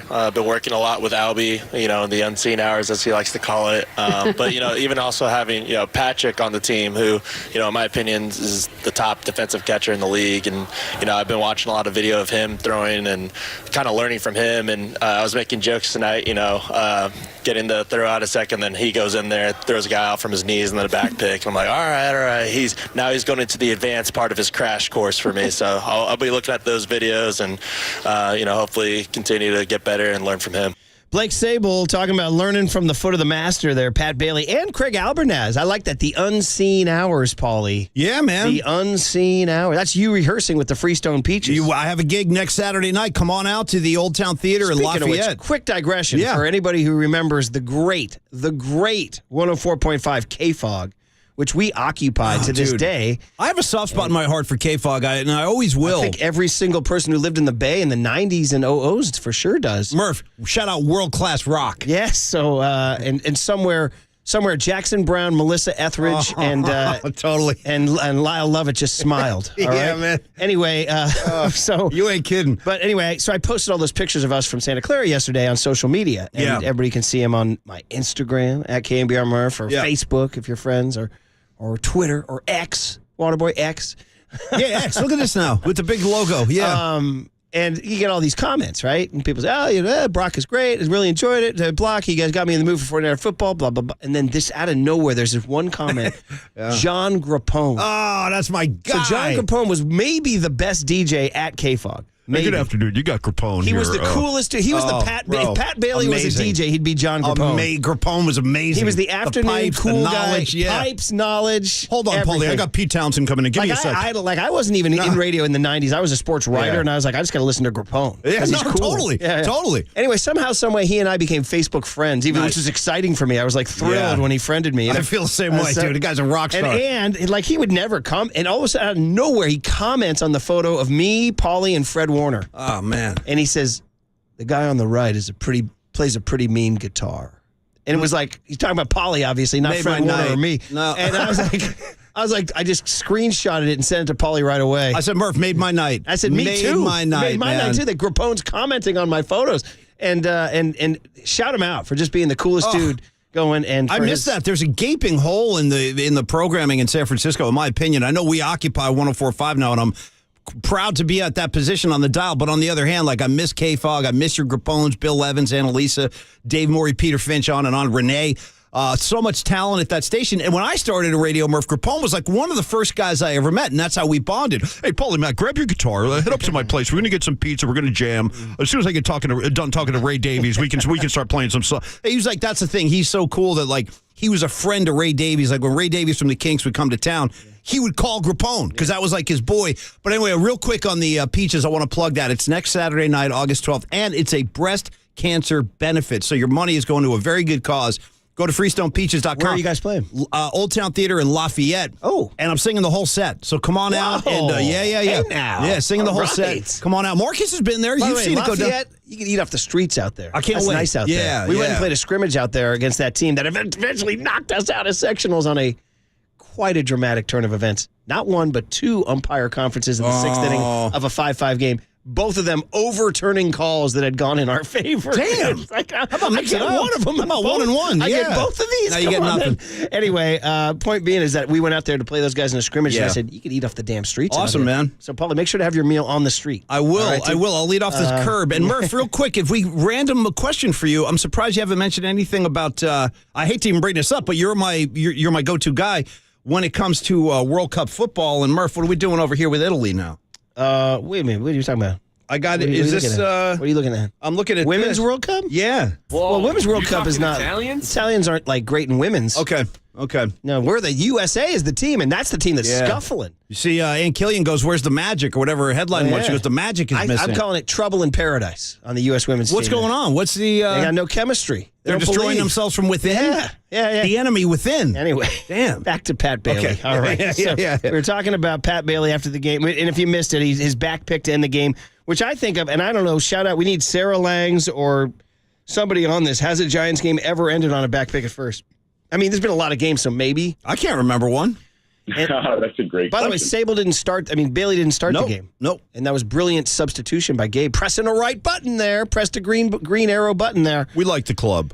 And here's how Pat Bailey describes it with an earpiece. Does the earpiece dangle while he does post-game interviews at his locker, too? I don't know. Secret Service man, Pat Bailey. Yeah, I think Purdy was getting in.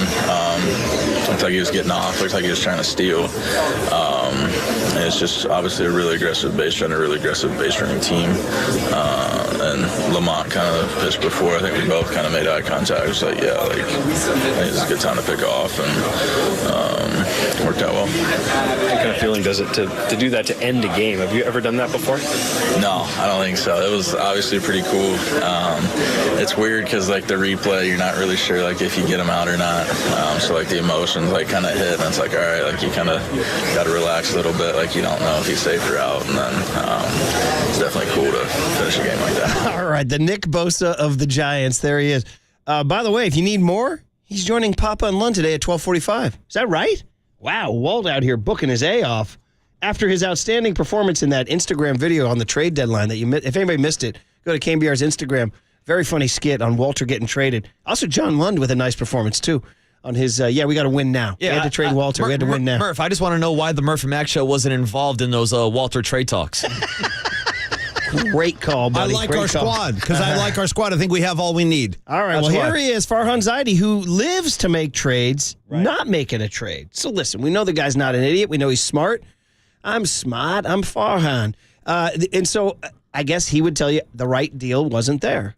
That said, I'm like, your job is to get the right deal, buddy. That's it. And if this team wants to make a run, and I need them to make a run, and I want them to make a run, I want them to win the World Series.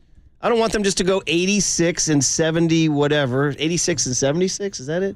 What would the math work out? Is that what it would be? That sounds about right. Anyway, 86 and 76, and then putter out when the Braves just come in here and clean their clocks. You know what I mean? Because we're starting freaking Sean Manaea or whatever or whoever in the playoffs. Yeah. So I'm sorry. Excuse me for wanting to win a World Series. Yeah. You know what I mean? But anyway, Farhan says, well, guess what, buddy? There was a supply and demand issue. Okay. I don't know what the sort of broader perception is, but it wasn't a super active deadline, and a lot of the bigger names that people thought might be moved at the deadline were not. And, teams that were kind of on the bubble decided to push in. So, I think a lot of teams dealt with the same supply and demand issue that we did. Okay. Once again, I'm going to say this again. Supply and demand issue, buddy. Here's the deal. We demand something, you supply it. Well, you were complaining about this a couple days ago, supply and demand at the grocery store when you go to the aisle and there's no milk or there's no toilet paper. You just talk supply and demand and some of the frustrations. Now I got it in my ballpark as well. Well, so listen, it's at my grocer and it's now at the yard. Let me tell you people who did move. Justin Verlander moved. Max Scherzer moved. I've heard of those guys. Jack Flaherty moved to a contender, the Orioles, right? Yeah. Lance Giolito moved. Lance Lynn, who started for the Dodgers last night, listen, he's no box of chocolates, but he moved. Jordan Montgomery moved, and I'll even take 43-year-old Dick Hill, Richie Hill. I don't get it. I'm not sure I get this. I don't know. Well, I get that the prospects are great. I love the prospects. Nobody loves them more. I've jock-blogged about them forever. But you have a lot of them, and a lot of them exist to make your team better right now. Yeah, but Holmes, hold on a second here, because last week when you were out, Marcus, let's be honest. The Giants had that, a 6-game losing streak that got snapped when Cobb took the hill against the A's. So it was getting dark last week, Murph. And the one thing, the one spark, the one stroke of energy I think this team enjoyed was Luciano coming up. And you just talked about the prospect. So it is like at the same time, there's no moves being made. And give me Luciano, you're going back down. So just as soon as there was some excitement, he's gone now. So I'm not sure, Well, here, 623 writes in. Short term, I'm bummed they didn't do anything. Long term, can't wait to see Kyle Harrison pitching to Bailey, throwing to Luciano, backed up by Matos, celebrating with Schmidt. I get it. He writes that. I didn't want any of those guys traded. They have other minor prospects they could have moved, for sure. So, no, I wasn't looking to trade Kyle Harrison or Marco Luciano, no. But you got a lot of pieces. That's one thing I'll compliment Farhan on. He's done a nice job of restocking the farm system. They now have pieces that could move. So they didn't move any of those guys for that. So, so to me, like I said, it sounds like they're playing for 2024. All right. Which is, listen, I'm excited for 2024. But but didn't Shanahan tell us, I don't even know if anybody's going to be alive on Saturday. There you go. And now you're telling me I got to wait a year. There you go. With one more Farhan cut here. Yeah. This would be cut E, on making minor improvements to the team. All right. If the goal was to do something, we could have traded half our farm system for a fifth starter. Somebody would happily have agreed to that deal, but we don't do something just because there was nothing that made sense. And that was kind of the situation we wound up with today. You took a look at some, probably complementary pieces, the best way to do it, a little more infield depth, but obviously we feel great about how Thyro is doing, and going to continue to give the younger infielders who've been around an opportunity. Okay. So, he's just staying internal. And I like a lot of the internal, but I'm saying you're not looking to win a World Series at this point. You're just looking to go 86 and 70. And the other thing I'd say, this one sneaky thing that crept into my head is, I think last 2 years now, I think Farhan and his whole crew, his merry band of warriors, I think they're happy playing for the wild card. instead of playing for the division. It's sad. That's just listen. He could be telling me you're full of blank. You don't know what you're talking about. We're here filling it. But my instinct right now is telling me they would tell you, hey, all you need to do is be one of 6. That's kind of why I asked you earlier, would you qualify this year as a success if they just get into the postseason? They would say so because then we got a shot. This is the Billy Bean theory. But you know what I say to that? It's a, quote, crapshoot. Yeah, but Murph, how about this as a counterpoint to that whole approach, which is, okay, the wild card's great and everything, and yes, the Giants have a great chance to get in that way. However, they're close enough that they should take a run at the division, dude. It's sitting right there. Yes, I know. That's how close they are. So I don't know that that's the right kind of message. They think as currently constituted, they can win the division, but I don't think so. But anyway, I could be wrong. I hope we're all wrong, but still, it's a little frustrating. I got tickets for a week from Sunday against Bochy. I'll be there tonight. All right. Yeah, and you're going tonight. Yeah. All right. We're going to switch gears to football. Mike Sando, NFL, quarterback evaluations. Next on the Sports Leader. It's definitely cool to finish a game like that.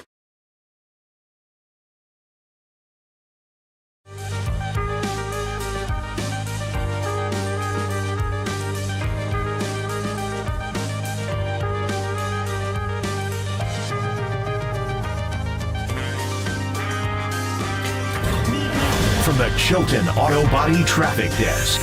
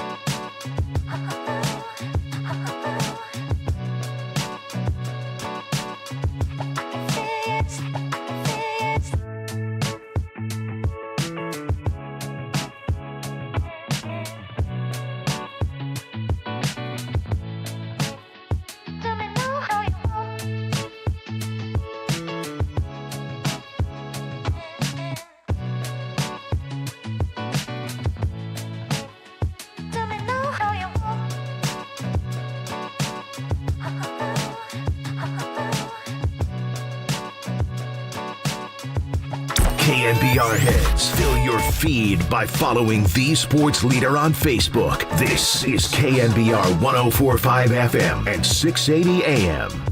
I'm honestly excited, and the rehab process, it helps you, it makes you grow, man. Like there's some dog days where you wake up and you're like, dude, I can't move my arm right now, I gotta extend it. And I was thankful for the little victories, man, being able to touch my shoulder and all those kinds of things. So it's a grind, man. You gotta look back on it and sort of be thankful for when you get through it and be like, man, I made it through that, and it makes you tougher, it makes you stronger mentally, physically, spiritually, everything.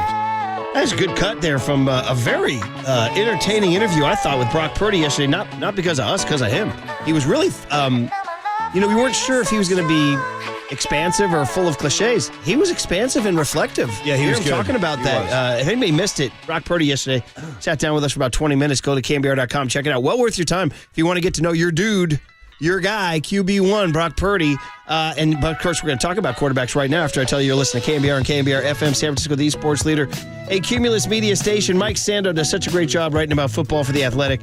And everybody who's into it, man, who enjoys his summer drop, NFL quarterback tears, Paulie. Not 96 tears by the Egyptians or Question whatever. Question mark in the Mysterio. Question mark in the Mysterio. Or Mysterio, yes. yeah, whatever it is. But great track, anyway, good knowledge. We're talking TIERS, and he polls 50 NFL coaches and executives anonymously, and they rank the quarterbacks of the NFL. Let's talk about it with Mike Sando. Mike, welcome back to Murph and Mac. How are you, man? Hey, Mike.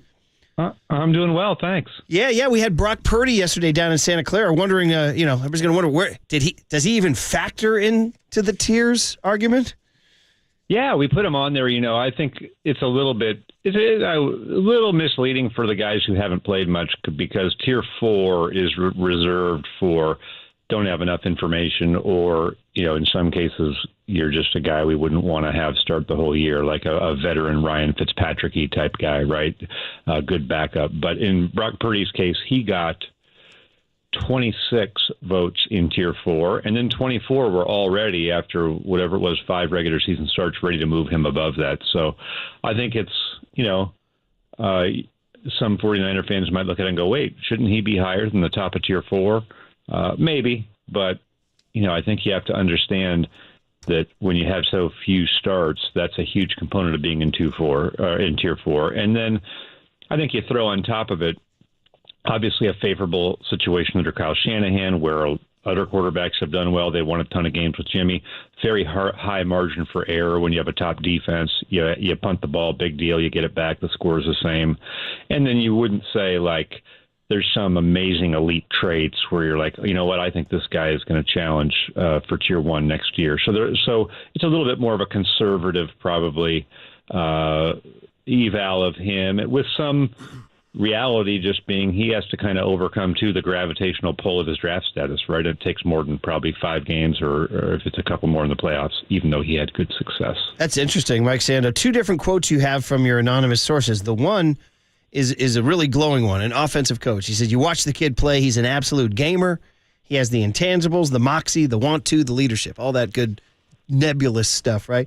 And the other one says, you put them on any other team and they lose more than half the games. That's harsh. He says they got the best rushing offense. They got the top defense. He makes some plays with his legs. Hey. He gets the ball out. Good for him. Wow. Yeah. That's a little harsh. I like to balance it up. I think if you're going to put in a negative one, you can't just leave it like that. Yeah. So there's a range. There's a range of evals. I was actually looking this morning in anticipation of this, like where Jimmy Garoppolo was in his first year in it, because he had 7 starts in the regular season. Remember that? Yeah. After his first year. And he actually came in higher. He came in, he actually got 1 Tier 1 vote, 23 in Tier 2, 22 in Tier 3, and only 4 in Tier 4. So as I kind of sorted this in the 10-year history of doing this, okay, and I said, all right, let's say you have between 4 and 10 starts. That seems like the range, right? We want to have at least enough that you've had some. That would cover Brock Purdy, and you've never been in the poll before. So here is the order of where these guys came in. So Joe Burrow and Jimmy G were at the top. Their average tier vote was about 2.58. Deshaun Watson was next. And then there's a big drop to a group of 4 guys that includes Brock Osweiler, Purdy, Lamar Jackson, and Justin Fields. So total range. Like, hey, we don't know, right? Yeah. And then you go into a little bit of lower underneath that, which, would be Drew Lock, Tua after a tough year, even Jalen Hurts after only 4 starts, was down there. Even Goff was low because he had such a hard time coming in. So I wouldn't read too much into where he's at now. I think we got to watch this season, and we'll have a totally better feel if it trends towards positive quote guy or skeptical quote guy, right? Yeah, wow, it's fascinating. And it remains even, from your tier range, even down to Santa Clara on the practice field, where there are some people out there saying, hey, Trey Lance, Sam Darnold, maybe those guys ultimately would be better. I mean, it's at that point. No, Purdy is QB1. But actually, just kind of a funny question, Mike. We're talking to Mike Sando of The Athletic with his great, totally readable NFL quarterback tiers story, 2023 in The Athletic. Is Sam Darnold. He doesn't get in your tiers, right, because he's not a starter, but last year he did, and the year before he did. Interesting. And what did they say about him then? And yeah. And I wonder what they'd say now. So what's funny is I was doing a Jets podcast yesterday, and I asked the guy, they're all excited because they have Aaron Rodgers, and I said, hey, can you name, in the 10-year history of quarterback tiers, guess which quarterback and which year had the highest average tier vote for anyone from the Jets?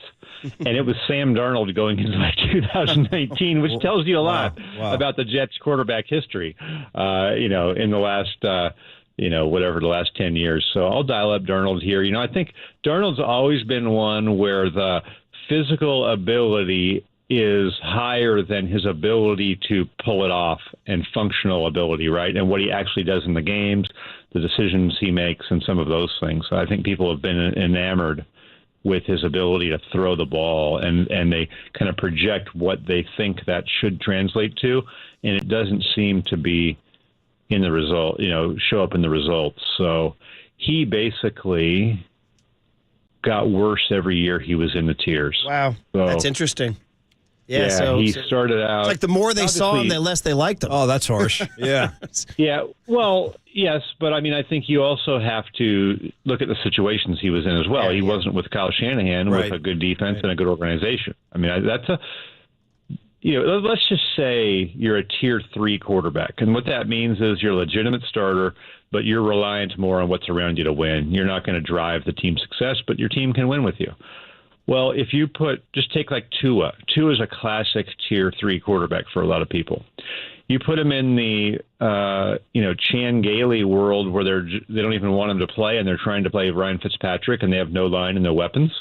He's going to be terrible. Mm-hmm. You put him with Mike McDaniel and give him the best receivers in the league, and you're a step ahead of the defenses with what you're doing scheme-wise, he's going to look like a tier 2 quarterback all day.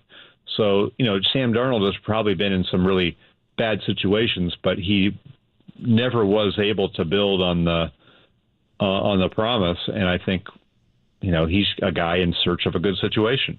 Good stuff. Mike Sando talking about quarterback tiers. And, man, it's so crazy. I mean, we all know empirically speaking that the AFC is stacked. But when you look at your tiers and the top 5 guys are all AFC guys, you're like, man, only one of these guys gets to win the conference. I mean, it's Mahomes 1, it's Burrow 2, it's Allen 3. Yeah, it's loaded. It's Rodgers 4, and it's Herbert 5. Only one of those guys gets there. And then, by the way, so then you go Jalen Hurts at the top of tier 2, but then it's Lamar Jackson and Trevor Lawrence. There you go. Right, the other guys. Yeah. They should almost create 2 AFCs or something like that. Hey, this is for the 49ers. This is a little bit of a rebate on those years in the 90s when you always had to deal with Favre and you had to deal with Aikman, Right. Good call. Yeah. A little karmic payback. Yes. Yeah. How many Super Bowls do the 49ers win in the 90s if those guys are in the AFC, or at least get to, right? They probably get to more Super Bowls, maybe 2 or 3 more. Yeah, that's a great call. Prevented that a few times, yeah. I mean, you could be Justin Herbert and have this incredible career and never get to a bowl. Great call. How about Justin Herbert? Yeah. Hey, I was even thinking this. What if Justin Herbert's a Hall of Famer who never wins his division? I mean, at least Fouts Like, Fouts won a division. Fouts played in a title game, but he didn't get to a bowl. No, but he played the Bengals in the AFC Championship. Stan Humphries got to a bowl, not Dan Fouts. Oh, man. That's unfortunate. Gets to Mike's point about situations. Yeah. Hey, just a little bit, Mike, on a little closer to home for us, because the NFC is, the Niners trying to win the darn thing, and there's that team in Philadelphia that seems to loom out there now, especially with all the smack talking. Boy, Jalen Hurts, according to your piece here, he's gone from 30th to 20th to 6th in the last 3 years. Guy's gushing, huh? Absolutely. I mean, I think he, and I would give Josh Allen some credit too, are a couple of guys recently who came into the league, really good athleticism. They're strong athletes, but there were real concerns about their ability to pass accurately with consistency. And, Allen has year after year just kind of made progress in that, and I think Jalen Hurts has too. It really offers some hope. If you're in Chicago, wondering, can Justin Fields do this? There's some precedent. So, really the debate on Hurts was whether he belonged in Tier 1 yet. I've heard from a lot of Eagles fans who can't believe he's not ahead of Herbert, but I think you do. Like I was saying, there is a process to get into the top tier, which is probably more than one just really good year. He does it again. I think he's going to be joining those ranks. And you point out that his contract could hurt him, right? This is that classic case of why you want a young, controllable quarterback, because they're not going to be able to fill parts around him. I know, yeah. I think it's really makes it harder. They've had a great roster. I think they've had a great setup for him. They've done well by him with offensive line, great receiver core. Their defense has been good. Those things do tend to fall off once the quarterback's taking up a bigger percentage of the salary cap pie. And, another team that's in that situation that's really leveraged and is ahead further down the road is Herbert's Chargers. So they have a bunch of guys like Khalil Mack and Keenan Allen. I think they have 4 or 5 guys besides their quarterback who are going to count more than $30 million on the cap next year. That's real for your roster. You're going to have a harder time putting pieces around them. I am surprised, Mike, and we're talking to Mike Sando here of The Athletic, that Matt Stafford is as high as he is. I'm looking at NFC competition for the Niners. Where's Stafford? He's 10th. 10th. Is ahead of Deshaun Watson, who's obviously a weird dude. Ahead of Kirk Cousins, who's so likable in that Netflix series. Ahead of Kyler Murray, who's 13th. Actually, Kyler's pretty high, too. But what was how would you evaluate your conversations about Stafford? I felt like there were a few guys who could have been dumped on more than they were. Like, I felt like Stafford and Kyler Murray were a couple of guys who you could have envisioned there being not necessarily a Russell Wilson type free fall, but maybe just short of that, right? Where Stafford's done. I mean, this guy gets hurt all the time now. It's falling apart around him. I could have seen him getting more Tier 3 votes. He got 17 Tier 3 votes, so it wasn't like that wasn't something people were thinking on some level. But, yeah, I thought benefit of the doubt probably seemed to be extended for Stafford and Kyler in particular. And then Cousins, who's getting a little traction with that Netflix series. I mean, he just keeps chipping away, and we think of him here because theoretically Kyle's in love with him. He's always on Kyle's mind. Yeah. What did they say about? What did your sources say about Cousins? Yeah. So what's funny is I think that in recent years there's kind of been a Cousins fatigue, right? I mean, he was. Yeah. He had the fully guaranteed contract. He kind of rubbed people the wrong way, right? Until this Netflix series, you sort of thought you didn't really want to follow him into battle, right? Wasn't that kind of the vibe on Cousins? He was just kind of, and then in the big games, or the rush bearing down, he was always going to, eat the football or, do something nonsensical or whatever. But he actually rose up a little bit, got a few more Tier 2 votes. I think it's perfectly split 50-50 Tier 2 and Tier 3. I think he's a 2.5 all day. But, I looked at their year last year when they won all those close games, and you think that's not really sustainable, and it may not be. But he had 8 fourth-quarter comeback victory drives, and if you go on Pro Football Reference, that's tied for the best in a season by a quarterback since 1960. Oh my God! So, where's the love? You got to give the credit, but you got to give the quarterback some credit for engineering some late game heroics in half your games almost. So maybe that helped Kirk Cousins sort of get a little bit of a boost here. I think he's about where he should be, probably. Yeah, and then finally we have to, because we're still fascinated ever since he came here and charmed us with his good looks, Jimmy G. And particularly is our producer, Marcus, who does our 5 a.m. to 6 a.m. hour, Marcus Boucher. He's a Raider lunatic, and he hates Jimmy G. We're fond of Jimmy. We're Jimmy enthusiasts. Yeah, the handsome, the jawline, Jimmy jawline. And like Murph said yesterday, Jimmy G not only charming, but also won you a lot of ball games. But he's ranked 18th ahead of Daniel Jones and one behind Tua. Yeah. What'd they say? Here's my nugget. Well, so you would think on the surface, hey, he's going back to Josh McDaniels. This is great. Should be he could even be better off, right? Because he knows this offense. This is his offense coming out. But that really wasn't what people were saying. They were saying this is going to test him more because while he may be familiar with Josh McDaniels' offense, it could be a little bit harder offense for the quarterback, puts a little bit more on him throwing the football. So, he could be, I don't know if exposed is the word, but just having a harder time. The other huge part of the context here, to me, is if you look at the last 5 years, statistically, the 49ers are 6th on defense and special teams, and the Raiders are 32nd. And if you look in the league the last 5 years, all the teams in the top 8, the top quarter of the league, they all have winning records, okay? It doesn't matter who your quarterback is. But the bottom 8 all have losing records except for the ones that had Rodgers, Mahomes, and either Rivers or Herbert. Wow. So if you have a tier 1 quarterback and you're a bottom quartile defense special teams, you're going to have a winning record. But not necessarily in Vegas, huh? No. But that's not what Jimmy is. Yeah. Jimmy's more of a win with quarterback than a win because of quarterback. So how is he going to do? I always say this about Derek Carr. For all of Derek Carr's flaws, the one year they were middle of the pack defense special teams, they went 12-4. They were 32nd in the league over the course of his tenure. That's a huge part of it for the mid-tier quarterback. That support that is leaving Jimmy is a huge key to why he was winning 70% of his games instead of 50% or whatever. Oh, boy, it's going to be interesting. All right. Always great, man. Nothing like quarterback rankings gets people juiced up. Everybody should read Mike Sando's piece in The Athletic. We sure do appreciate you hopping on Murph and Mac, Mike, and we'll do it again Mike. soon. Always good. Hey, thank you. There he is, Mike Sando. And once again, poor Marcus, he's having a give conniption. Sando a Thalberg for his landline. His landline's incredible. How about the calm, controlled demeanor of a Mike Sando, too? Like, very even keel. He's like, who would be the quarterback who's the most calm? Well, I guess Brady was the most calm. Brady's right? pretty calm. I watched episode 3 Joe of Netflix. Burrow. Joe Burrow's I a cool forgot guy. to tell you about, and I know we got to go. You got Moskowitz and we got Giants trade talk to get to. But I was on vacation when I was driving from Newport Beach to San Diego to Del Mar. Shout out the one percenters. Newport Beach to Del Mar. My gosh. And I was listening to Russo.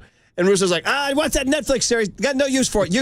Bad show. Bad show. like it. It was wasted time. I got Mahomes at the grocery store. He goes, Mahomes, because they had this one thing. Mahomes and his wife and his kid were at a little fun farm out in Kansas. I got Mahomes at the farm. He goes, a fun farm, I don't need it. That's a waste of time. It's a waste of my time. It's just classic Russo. And I was like, I kind of like the series. So I watched episode 3 last night, finally. I'm so behind. Yeah. And Cousins, again, dude, I got to tell you, there's a likability factor. He's getting his ball. He's getting cojones destroyed in that Buffalo game that they won 33-30, that comeback game with the fumble at the goal line and all that stuff. The 4th and 18 Justin Jefferson catch. My ongoing study of the behaviors of Brian Murphy never ceases to intrigue me. He's a fascinating individual. Marcus, how about this for Brian Murphy? He's glued, bro. He's glued to the Mahomes at the Funny Farm episodes. I can't get him to watch the Bill Walton thing. I'm offering to pay him. I go, bro, I'll give you 100 an episode. The kid factor. My kids are more likely to watch. You know how you get them? Mahomes Cousins thing than an old man Walton thing. No, you say I'm trying to teach you about the legacy of UCLA. Once they hear me teach, they're like they're out. I don't want to learn, Dad. They're trying to prep for their fantasy draft. Right. You know what I mean? Yeah. So Declan actually said, he goes, watching this makes me more likely to draft Kirk Cousins. I was like, look at you, you're sap. Okay, falling for it. Yeah. All right. Very good, Waterboy. All right, well, listen, hey, we got to get back to the Giants. Okay. Patty back pick, saving the trade deadline Patty blues. earbuds. Next on KNBR 104.5 and 680 The Sports. It's been a hell of a ride, guys. See ya.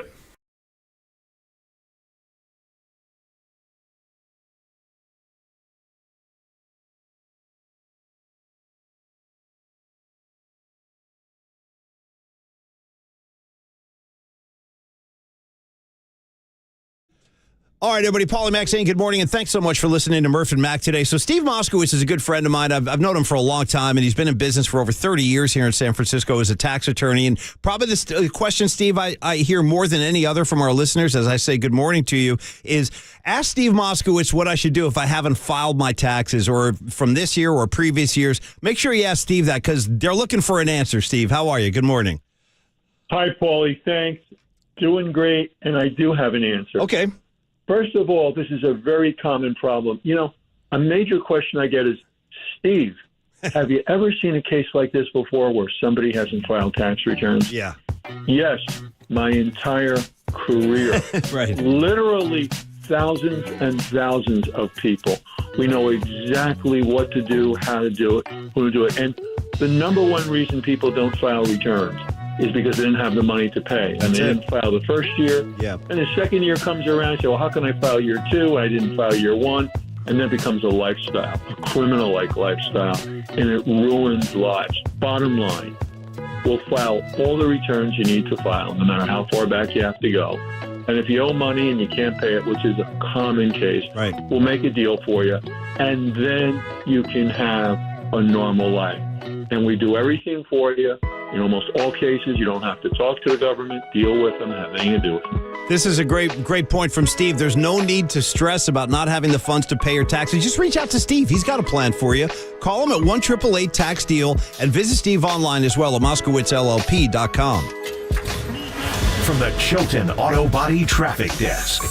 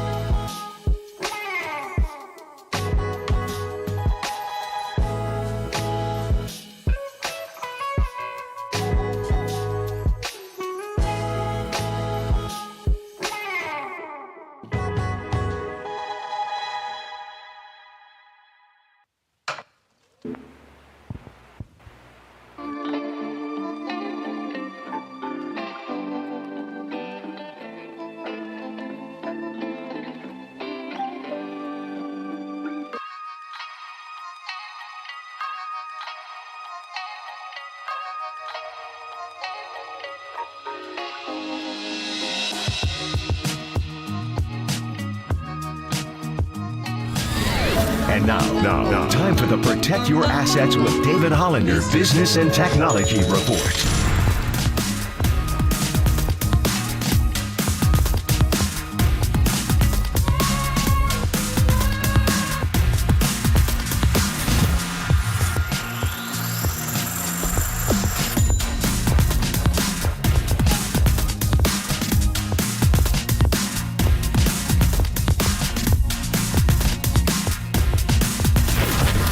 This has been the Protect Your Assets with David Hollander Business and Technology Report.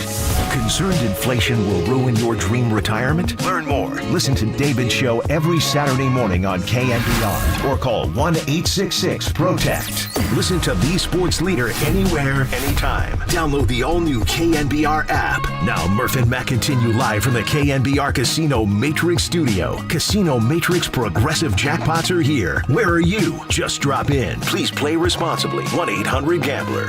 I think it sends a pretty clear message to our clubhouse, which is we believe in you. We believe that you can. This is a club that can get to the postseason. It's a club that can go deep into the postseason. You think back to our offseason, we signed Sean Manaea, we signed Ross Stripling. These are two guys that are on our team right now that are trending in the right direction. You can make a really strong case that these guys will be in our starting rotation as of now, and things can always change. We've got Tristan Beck on our roster, who has also been a starter. We just saw Jacob Junis go 3 scoreless innings and look phenomenal in a starting role. We've got guys who can start baseball games for us, so just kind of believe in the group. All right, there it is, man. The thrift shop playing in the background. Thank you, Marcus, because surprisingly, the great wand waiver that is Farhan Zaidi waived no wand. No wand. I was listening in the wind for that. Yeah, no. I didn't hear the chimes. Put the wand away. No wand for you. And I got to tell you, if it wasn't for Brandon Crawford's big swing against Zach Gallen last night, and for Lamont Wade's big swing against Zach Gallen, and for Patty back pick, Patty Bazooka ending that game on a back pick last night, there'd be some grumbling this morning, and there still is some grumbling this morning because the Giants did nothing. And I think it's okay to grumble. First of all, they're having a really good year. I personally didn't expect this. I didn't see them being this close to where the division is within reach into the month of August, but that's where they are. So that being said, Murph, that's why I'm a little more surprised maybe than previous years where they're not as competitive. And but I think like an arm really could have helped them out. Just or a bat. Paul DeYoung, who went to the Blue Jays, Mark Canha, who went to the Brewers. This is a team that was last in every category offensively in July. So when Farhan says that kind of message, like, well, the guys, the talent wasn't out there, we couldn't find the right deal, like, what's your response to that? Like, I was very upset. Yeah. As I said on the social media, Farhan, dude, you're killing me. Yeah, no, we're waiting for something. Well, I told Murph yesterday, I go, dude, nothing's going to happen. Once again, Johnny Shea, the great baseball writer for the Chronicles, says everything I wanted to say. By the way, shout out the Woodman, Woody Allen, opens a comedy album by saying, give me some copes here, Paul. I want the voice, too. Give me... ladies and gentlemen, Woody Allen, he comes out and the crowd's going crazy. He goes, He goes, I had a whole thing planned. He goes, but the guy before me did everything I was going to do. That's what he said. So, there you go. There you go. See, you laughed. Yeah, I like Woody. He's funny. It was but Shea says everything I wanted to say. Yeah. He writes, the contending team that needed a starting pitcher the most did not get a starting pitcher. No. Where is he? No, totally. Me and Zaza still looking. He says, but a bunch of others in the National League West and wildcard midst certainly addressed a lot of needs. That's the really thing. The Padres went out and got the reliever from who's the reliever they got, Waterboy? Help me out. The guy, they got come on. I should probably. Oh, they got Jordan Hicks from the Cardinals. No, right? no, he went somewhere else. Come on, he went to the Blue Jays. Stupid guy. I know what I'm talking about. Anyway, okay, move on. Well, but there were other like Bochy too. Last Dusty week, Baker and Bruce Bochy got into it. Yeah, exactly. Bring them over here. Yeah. So guys like this: Jordan Montgomery down to Texas, Lucas Giolito to the Angels, Jack Flaherty to the Orioles, Michael Lorenzen to the Phillies, Aaron Savali to the Rays, Rich Hill to the Padres, Lance Lynn to the Dodgers. These are all guys who can help. And again, position players, Mark Canha to the Brewers, Paul DeYoung to the Blue Jays. And I'm not asking, everybody's like, well, don't trade the prospects. Well, first of all, the history of baseball is you do trade prospects, even if it's a rental, because you're making a run at a championship. So my number one takeaway is it feels like they're playing for 24, not 23. Now, I'm sure they would tell you, no, that's not true. We're playing for 23, and Estrada and Haniger are on their way. Well, great, but Estrada and Haniger aren't going to win you the World Series. You needed more. They're going now with 2 starters and 3 days of openers. 2 starters, man. They got 2 starters. Scott Barlow is the name of the reliever. Oh, Scott Barlow. Yeah, well, he's a good reliever, though. Yeah. The Padres went out and did all this stuff. Now, it's funny. Murph, even if you're just joining us, thanks for coming in and good morning and great to have you on board. But today we opened the mics early. Murph and I were talking about all this stuff. And you actually said, just to show you like where the Giant fan mentality is, you were like, you know what? At this point, I would have been cool bringing in a Rich Hill. Sure. He's a KG vet who can get you some outs. I watched him pitch Marcus Tuesday. is laughing. It's not a joke. He's laughing. I watched him pitch in the Pirates-Padres game in person. He'll get you a few outs. He'll give you 5 or 6. Yeah, man. I'm worried about the long-term effect of this opener stuff. I am too. Last night, you saw their bullpen was already depleted. 14-5. I mean, they keep coming at you with the numbers. Well, they're 0-1 in their last one, so I'll tell you that. This is a Giants bullpen that has thrown more innings this year than any other bullpen in the MLB. Point, yeah, that's going to... Hell of a stat, boy. Here's a great line in the Shea piece. Quote from Farhan. "We're going to continue to give opportunities to young players which fans want to see," said Zaidi. Shortly after Zaidi spoke, the Giants optioned Marco Luciano to AAA Sacramento. We're going to give you all the young guys you want except Luciano. Hey, Marco, grab your bag. You're out of here. Hey, what was the move at the trade deadline? They sent Luciano back to Sacramento. That was the move. Oh, cool. Yeah. Listen, I get it. They've had a nice year, and we're being half riffing, half not riffing, but we're trying to keep it light in the morning and all that stuff.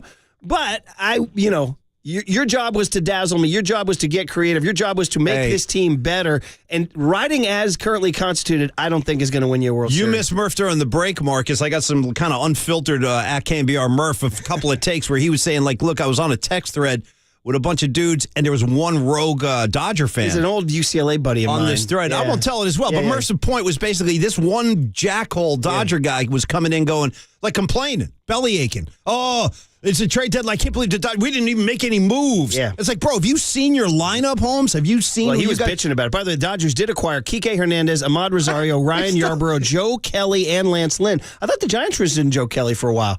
The Diamondbacks got Tommy Pham, Paul Sewald, Jace Peterson, and Peter Strzelecki. Yeah. There you go. And Eduardo Rodriguez would have been how about that story? Guy out of Detroit, Eduardo Rodriguez, got traded to the Dodgers and then told the Tigers, no, I have a no-trade clause. You know what the funny thing is? And he invoked it, too. Funny thing is, too, Murph, is we spent so much time last week, I did anyway, talking about Verlander. Deep down, Marcus, I knew that wasn't going to happen. I just thought if I say it enough times, maybe it'll materialize. But the Giants need to exercise some of their financial might. They have money. They could call the Mets and say, we'll take on this money and give us your guy. You won't get as many prospects if we take on more of your money. And they didn't do it. No. Now, listen. When we're having the parade down Market Street, maybe we'll be, I hope you're right about weeping tears of joy. You only need 2 cars for the starting rotation. You can save on gas. Well, boys, I know we only have a few minutes before we get to Mike Krukow, but just like you guys, I'm sure plenty of Giants fans are frustrated with not getting a third. The text line is on Stockholm Syndrome. They're like, no, Farhan is right. He's right. They're mad at us. What's wrong with you guys? I could have used an extra arm, but if the Giants are not going to go out and trade for one, can I offer you a Kyle Harrison? Well, there you go. Mm-hmm. That's the big news from yesterday. Is that is basically they're treating him like a trade acquisition, which we love. But hey, no pressure, kid. He's having trouble throwing strikes in AAA. Don't worry about it. It's a pennant race. Go beat the Dodgers down the stretch. Maybe he will. I mean, we love him. I fell in love with him in February in Scottsdale, but actually, Farhan just said basically he's coming. Yeah, he went great through 2 innings, 2 scoreless innings in Arizona. I think it was up to 96 and felt really good physically. The next step for him will probably be going straight back to Sacramento. He's sort of on the accelerated rehab program, partly because he's really right on the cusp when he had the hamstring injury. So it's not going to take much for us to, feel like he's checked the last box and is ready to come up here. So, he'll be in Sacramento this weekend, I think, making his next appearance. And there's a little bit of lengthening to, because he's just through 2 innings, but, it's kind of start with him like it was when he got hurt at this point. Okay. So they're just, that's interesting because he wasn't performing to the level that they wanted, but they're like, we're bringing him up and coming off a hamstring too. So P1 Chuck, who is maybe your Kyle Harrison, is already saying he's going to see him in Atlanta. Yep. Later I got this the month. same text last night from Chuck. Yep. Anyway, so listen. That's where I'm at. That's where we are. That's how I felt. Giants baseball fun. Hey, listen, they got Patty Bazooka saved him last night with a back pick, and so did Brandon Crawford. And we still can't. Murph and I still looking for any other example of a Giant game that ended with that play. I don't think there has been one. Not that I've seen. Listen, 140 years of Giants baseball times 162 is a lot. So maybe it did happen, but man, oh man, that kid. And we're talking about his earpiece dangling. The backwards helmet and the chomp of the gum as he waits for umpires and replays to confirm what he already knew. Oh. You're out, fool. you're out. By the way, we are proudly sponsored by Marin Health with top physicians, surgeons, and clinicians right here in the North Bay. Marin Health puts you closer to your best health, world-class care, closer than you think. Mike Krukow on Patty back pick and the trade deadline next on KNBR 104.5 and 680, the Sports Leader. He's sort of on the accelerated rehab program.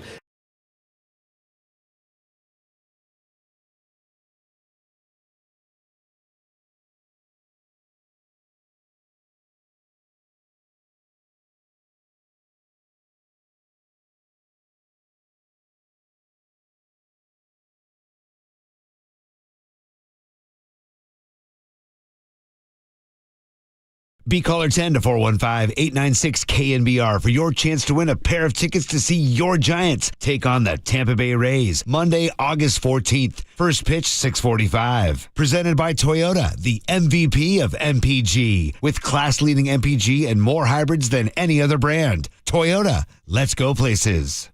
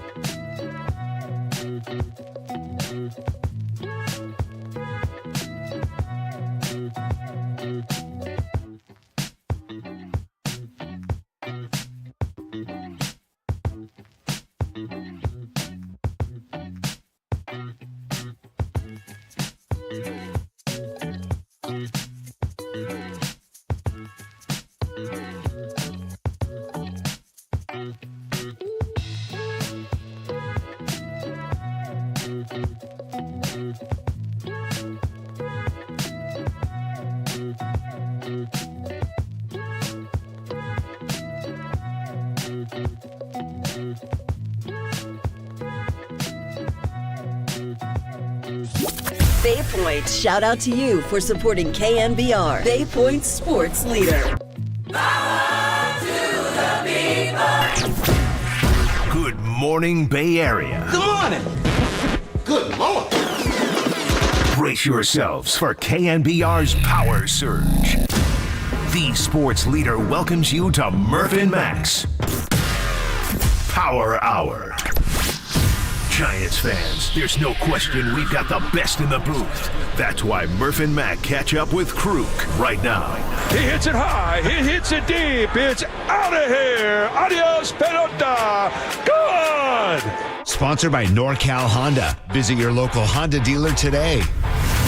On KNBR 104.5 FM and 680 AM.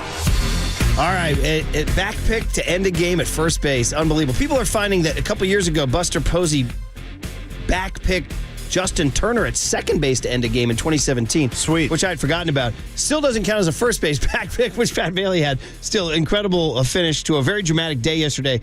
And before we say hi to Mike Krukow, got to remind you, Brandon Crawford, the great Giant, who just passed Matt Williams on the all-time Giants RBI list. You see that? It's like McCovey, Mays, Cepeda, Like, he's on the shortest list. That's it's really incredible. impressive. He joins Tolbert and Copes today at 2:15. Nice. All right, so there you go. Okay. Mike Krukow, good morning to you. What an eventful day. No trades made. A lot of reaction from Giants fans. We were a little disappointed that they couldn't get anybody. Then they go out, fall behind 3-0, and come back and win the game, ending on a back pick at first. So about a million things to talk about, Mike. Good morning. How are you? Yeah, good morning. Fire away. What do you want to talk about? Well, let's start, I guess, with the most recent, and that would be the back pick to end the game. I mean, you're an old catcher, and we just mentioned Posey did it to Turner about 6 years ago, I guess, at second base. But this guy, Mike, I mean, we're sort of out of words now, but he just said he made eye contact with Lamont Wade, huh? You tell me about your breakdown of that and how many times you've ever seen that. Well, not often, especially to end a game. I mean, I don't even, like you say, you remember the throw to second base that got turned to it still makes me laugh. Good. Yeah. And, but I think the whole thing comes down to the comparisons between Patrick Bailey and Buster Posey. And what made Buster so special was his pop time. He was so quick to get rid of the ball, and he had a really, really good arm. So he had a kind of the combination. If you talk to Patrick Bailey about his arm, he goes, I don't think I have a blazer arm. But his pop times are every bit as fast as Buster's. I mean, his average pop time is 1.87. Now, that itself is remarkable, but the accuracy with which he throws, and I think that's what really stands out. When you look at the margin of error that he has on some of these throw-em-outs, it's literally, 3 or 4 inches, and he consistently does it. But then there's the instinct that goes with the anticipation of a play. And the communication between a first baseman and a catcher oftentimes gets down to a look or a hand sign. But and then the location of the pitch defines whether or not he goes and takes that throw to first base. So he makes the communication, be aware. If he gets off, I may come to you. And then there's the high fastball from Minaya up and away where he reaches across his body, and in doing so, he cocks his shoulders so he's in position to get off a throw. And then he does it from the knees. We haven't seen him throw from the knees, and last night he did it twice. Threw out a runner at second base from the knees, and then he ends the game at first. And that's just a remarkable play. I mean, that's anticipation. It's instinct. It's being able to react to the pitch location, and everything falls in place, and it becomes a perfect storm. And Perdomo's, he's left with egg on his face. And then, you even talk about the slap tag from Lamont Wade Jr. The whole thing was perfect. It was just a young player playing like an old player. And nice. The last time we said that, we were talking about Buster Posey. That's crazy. I mean, you guys say through the years, you always say that's the big leagues, man. That's the big leagues times, big league ball. Yeah, that's the big leagues, right? Yep. Perdomo, that's not. I mean, we're seeing ball at the highest level. Well, you really are, and I think in order to see that, you get back to baseball instinct. You have to be able to anticipate the play. You have to be able to see that there's a possibility, and then when the pitch cocks your shoulders and everything falls into place, you have the ability and the accuracy and the timing to get the thing done. And he does it nightly. He does it on a nightly basis, and we're all just digging it. I think that Tim Kawakami really wrote a great article today about how much the Giant fan base enjoys watching players come out of their organization from the minor leagues. And it certainly is the case with Patrick Bailey. Well, for sure. And, somebody brought this up, interesting point that, people have said, is it sacrilege to say that he's ahead of Buster Posey defensively as a rookie? And I would say, no, at least to my eyes, it's not sacrilege. But somebody pointed out, in fairness, Bailey has been training to be a catcher since he was a little kid. Buster played all 9 positions, That's true. including That's a good shortstop point. mostly. Yeah. So that is something to factor in. That this is Bailey's been on this, this whole life. I mean, if you study his life story, he was like a 7th grader catching big leaguers on winter vacation or whatever, So this has been his entire. I think his parents homeschooled him so he could be near an academy for his personal catching instructor. Wow. So, Mike, this has been his life's work. Well, yeah, I read that article about Bailey written by Andrew Baggerly, and it was fantastic. I mean, it was very insightful. The thing that jumped out of the article was him catching professional pitchers when he was 13 years old. Now, you could sit there and you can catch and rep and do all you want, but it's rare that a guy has the hands to be able to react to a velocity at that early age. it's just rare. I mean, you don't see it very much. We had a conversation the other day. He came up and he was visiting Kai with me in the booth, and we had a nice long chat. And I asked him, I said, who's the one guy that tears your hand up? Who's the one guy that is toughest to catch? And he goes, and he didn't have an answer for a long time. And finally goes, I guess Ryan Walker every once in a while, but no, not really. And the only way you can say that is if you're putting that ball in the sweet spot. The guys that traditionally tear up hands are guys like Alex Cobb, who have late movement and they throw a heavy sink. You catch a heavy sinker wrong, it lights your hand up immediately. There's a jolt of lightning that goes up your hand in through the left ear, out through the right ear, and then it doesn't even stop till it hits Berkeley. It's awful. It hurts, and it doesn't happen to him. Well, why? Because he center cuts the reception. He hits the sweet spot of the glove every time. He doesn't light his hands up, and he's been doing this his whole life, and that's a God's gift. It truly is. I mean, even great catchers. You talk to Buster, and I would ask him the same question. Who's the guy that lights your hand up? And he'll talk about some sinker baller, and it's true. But with Bailey, it just doesn't seem that it doesn't happen. If you watch the way that he receives and what part of the glove that ball hits consistently, and it doesn't matter where the location is, night after night, it's center cut to the sweet spot in that glove. And that is rare in itself. Wow, that's awesome. Really, really cool. And this kid, woo, baby. Talking about nailing a draft pick, you got to give Farhan Zaidi all the credit in the world on that one already. Even if offensively, I guess he's cooled off, right, Mike? Like most rookies do, and we've seen it with most, but he has cooled off at the plate, and we're just going to kind of live with that, right, as he learns. I don't know offensively what his ceiling is. Do you have any thoughts on that? Yeah, that's a good question. Well, I mean, you look at balance. You look at plate coverage. You look at is there reach in the swing as he tries to get the outside pitch. I think his balance is pretty good from both sides of the plate. I think he has more than enough ability to hit between 240 and 70. And I think he uses the whole field. That's another advantage. You see him go the opposite gap from both sides of the plate. That is a little bit rare from a switch hitter. For the most part, switch hitters are a little pull happy, but I see really good things. And I asked him, because a couple of years ago he hit like 230 or something, 220, and I asked him, "Are you surprised by some of your success?" He goes, "Well, yeah, but I feel good." And then he talks about what he saw in the minor leagues. He saw all the velocity in AA ball. He saw all the old pitchers and guys who could pitch at the AAA level. And now you get to the big leagues and you're kind of seeing the combination. But he goes, I don't feel overmatched, and he doesn't look overmatched. So I think what he's doing with the bat right now is sustainable, and I also look forward to his at bats, and I think we all do too. All right, so I mentioned Farhan picking him, which is obviously all credit, great scouting by their development department and everything. So that leads us to Farhan yesterday, and the huge question, raging debate as to whether or not they should have done something. Now, part of it we're hamstrung as commentators because we don't know what the offers were, right? We're not in the room. We don't know what it would have taken to get Verlander or Giolito or what might have almost happened. Yeah, right. Or DeYoung or Canna or any of these guys. So we don't know that. That said, it was a very interesting move by a very transaction-minded GM to not do anything. Wow, that shocked me. I really thought for sure he was going to do something.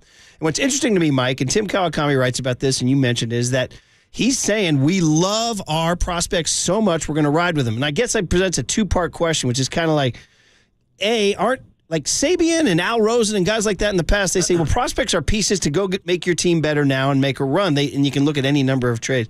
But the other part, B, I'd say that almost tells me that they're playing for 2024, which is going to be great. I'm already excited for 2024. But to me, it said to me that they're not going to try to win a World Series this year by not making a move unless they think as currently constituted they can win a World Series. And is that the goal this year even? Or is just making the postseason the goal? Well, no, the goal is to win a World Series. I mean, that's been established in 2010, 12, 14. That'll never go away. And that's the beauty of what they accomplished in 2010, 12, 14. But, I'm looking at this that was out there. And we all get wrapped up in the hype that surrounds the offseason. We all get wrapped up in the hype that surrounds the trade deadline. I mean, everybody wants to win that.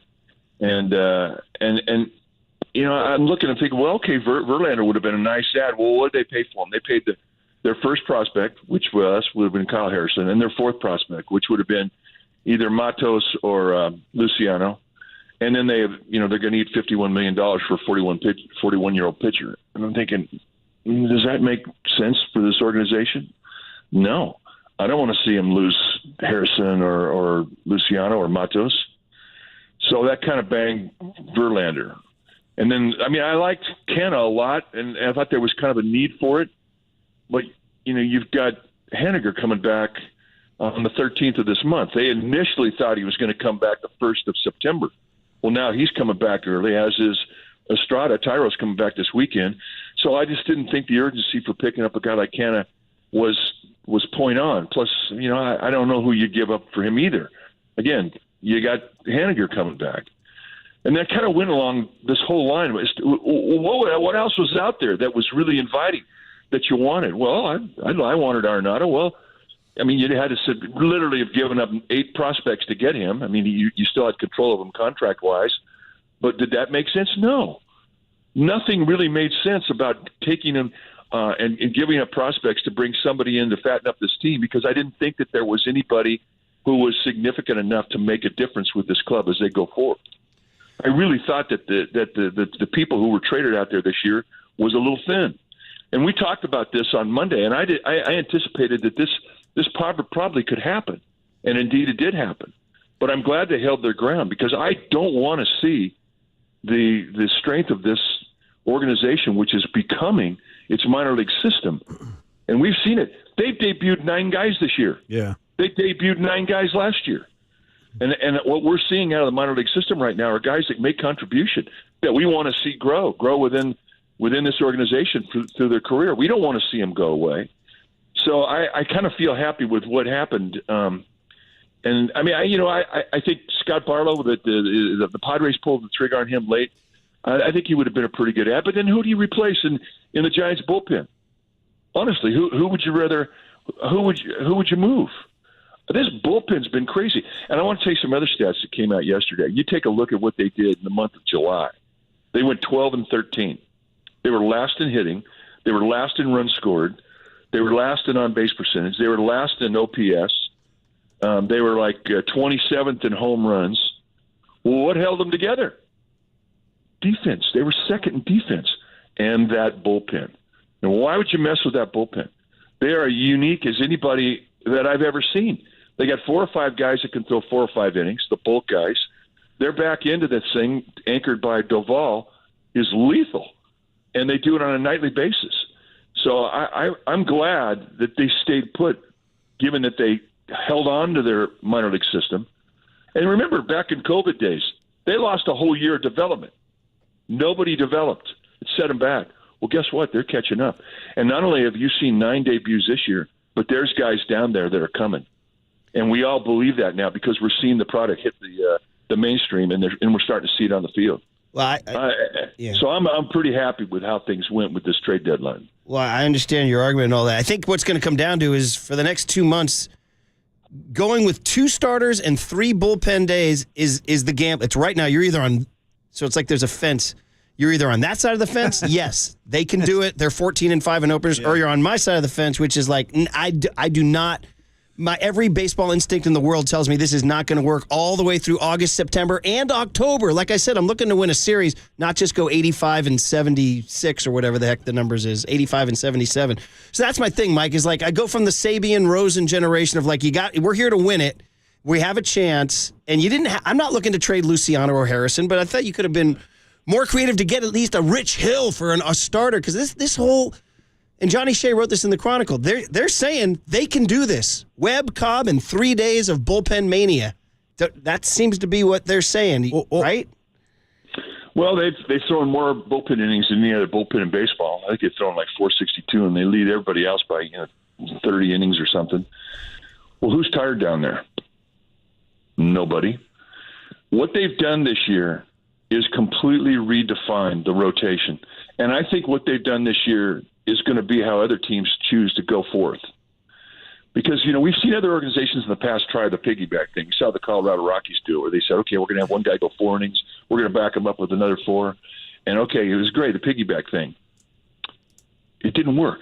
Why didn't it work? players and the pitchers didn't buy into it. They're buying into this.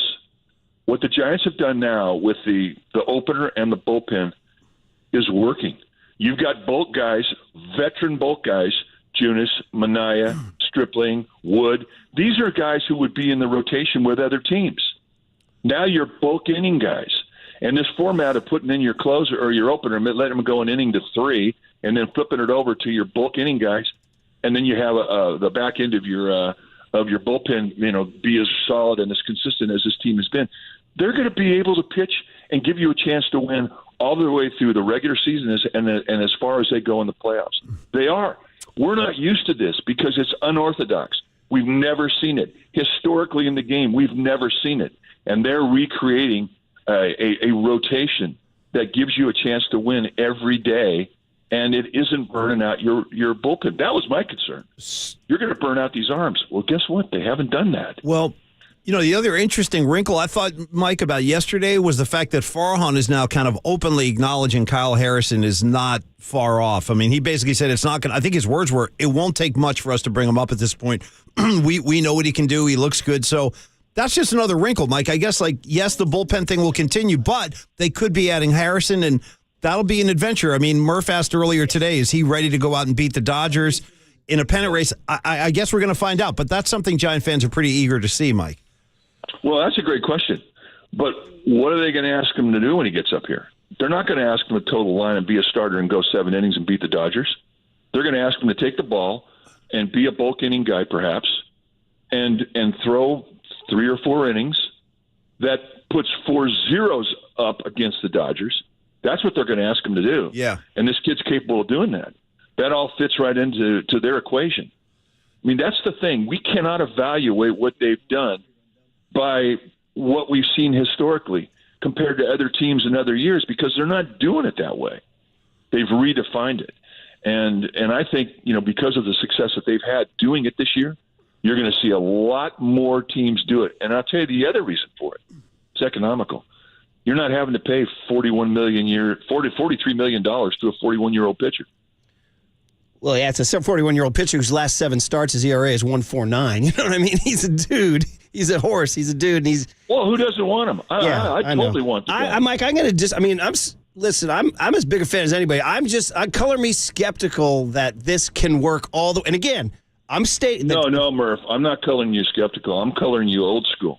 I know. This doesn't add up to the equation that you judge teams and rotations. Yeah, I know. Yeah. I mean, it isn't. I know. You have to remember, this is all new. This is completely new. And until that philosophy wins a World Series, I'll stay old school on that because it's like to me, I want to set the outset. The goal is to win a World Series. Like that to me is the goal. So to get to October, I think you need starting arms and you need those horses. But again, I could be down Market Street. Paulie had a joke, said you only need 2 cars for the starting rotation. We could go down Market Street and do it. It is a bold move. You're right. And these guys are bold and they're redefining everything. I'm just an old, who won the World Series last year? The Braves? I forgot. Was it the Braves? Yeah, they didn't, Yes. It's like, so, I haven't seen a team win a World Series this way yet, Mike. And I guess the key word is yet, you're saying? Yeah, I do. I think the economics of the game are such that you're going to see more and more of this. Look, they're going to get DeSclafani back too, so that's going to be a good ad. I don't think that they're going to be, you're going to have to come up with a slogan like Cobb and Webb and, Let's come up with one, yeah.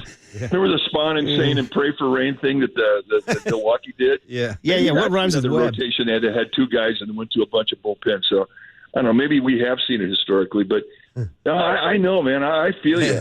It's really been hard. I'm an old starter. Yeah, I know. Imagine this has been really visionary for me to try and buy into and accept, but you can't argue with what they've done, especially with what we watched them do in the month of July. Right. With 0 offense. Right. And they've still held their, they tread water. They were 12 and 13.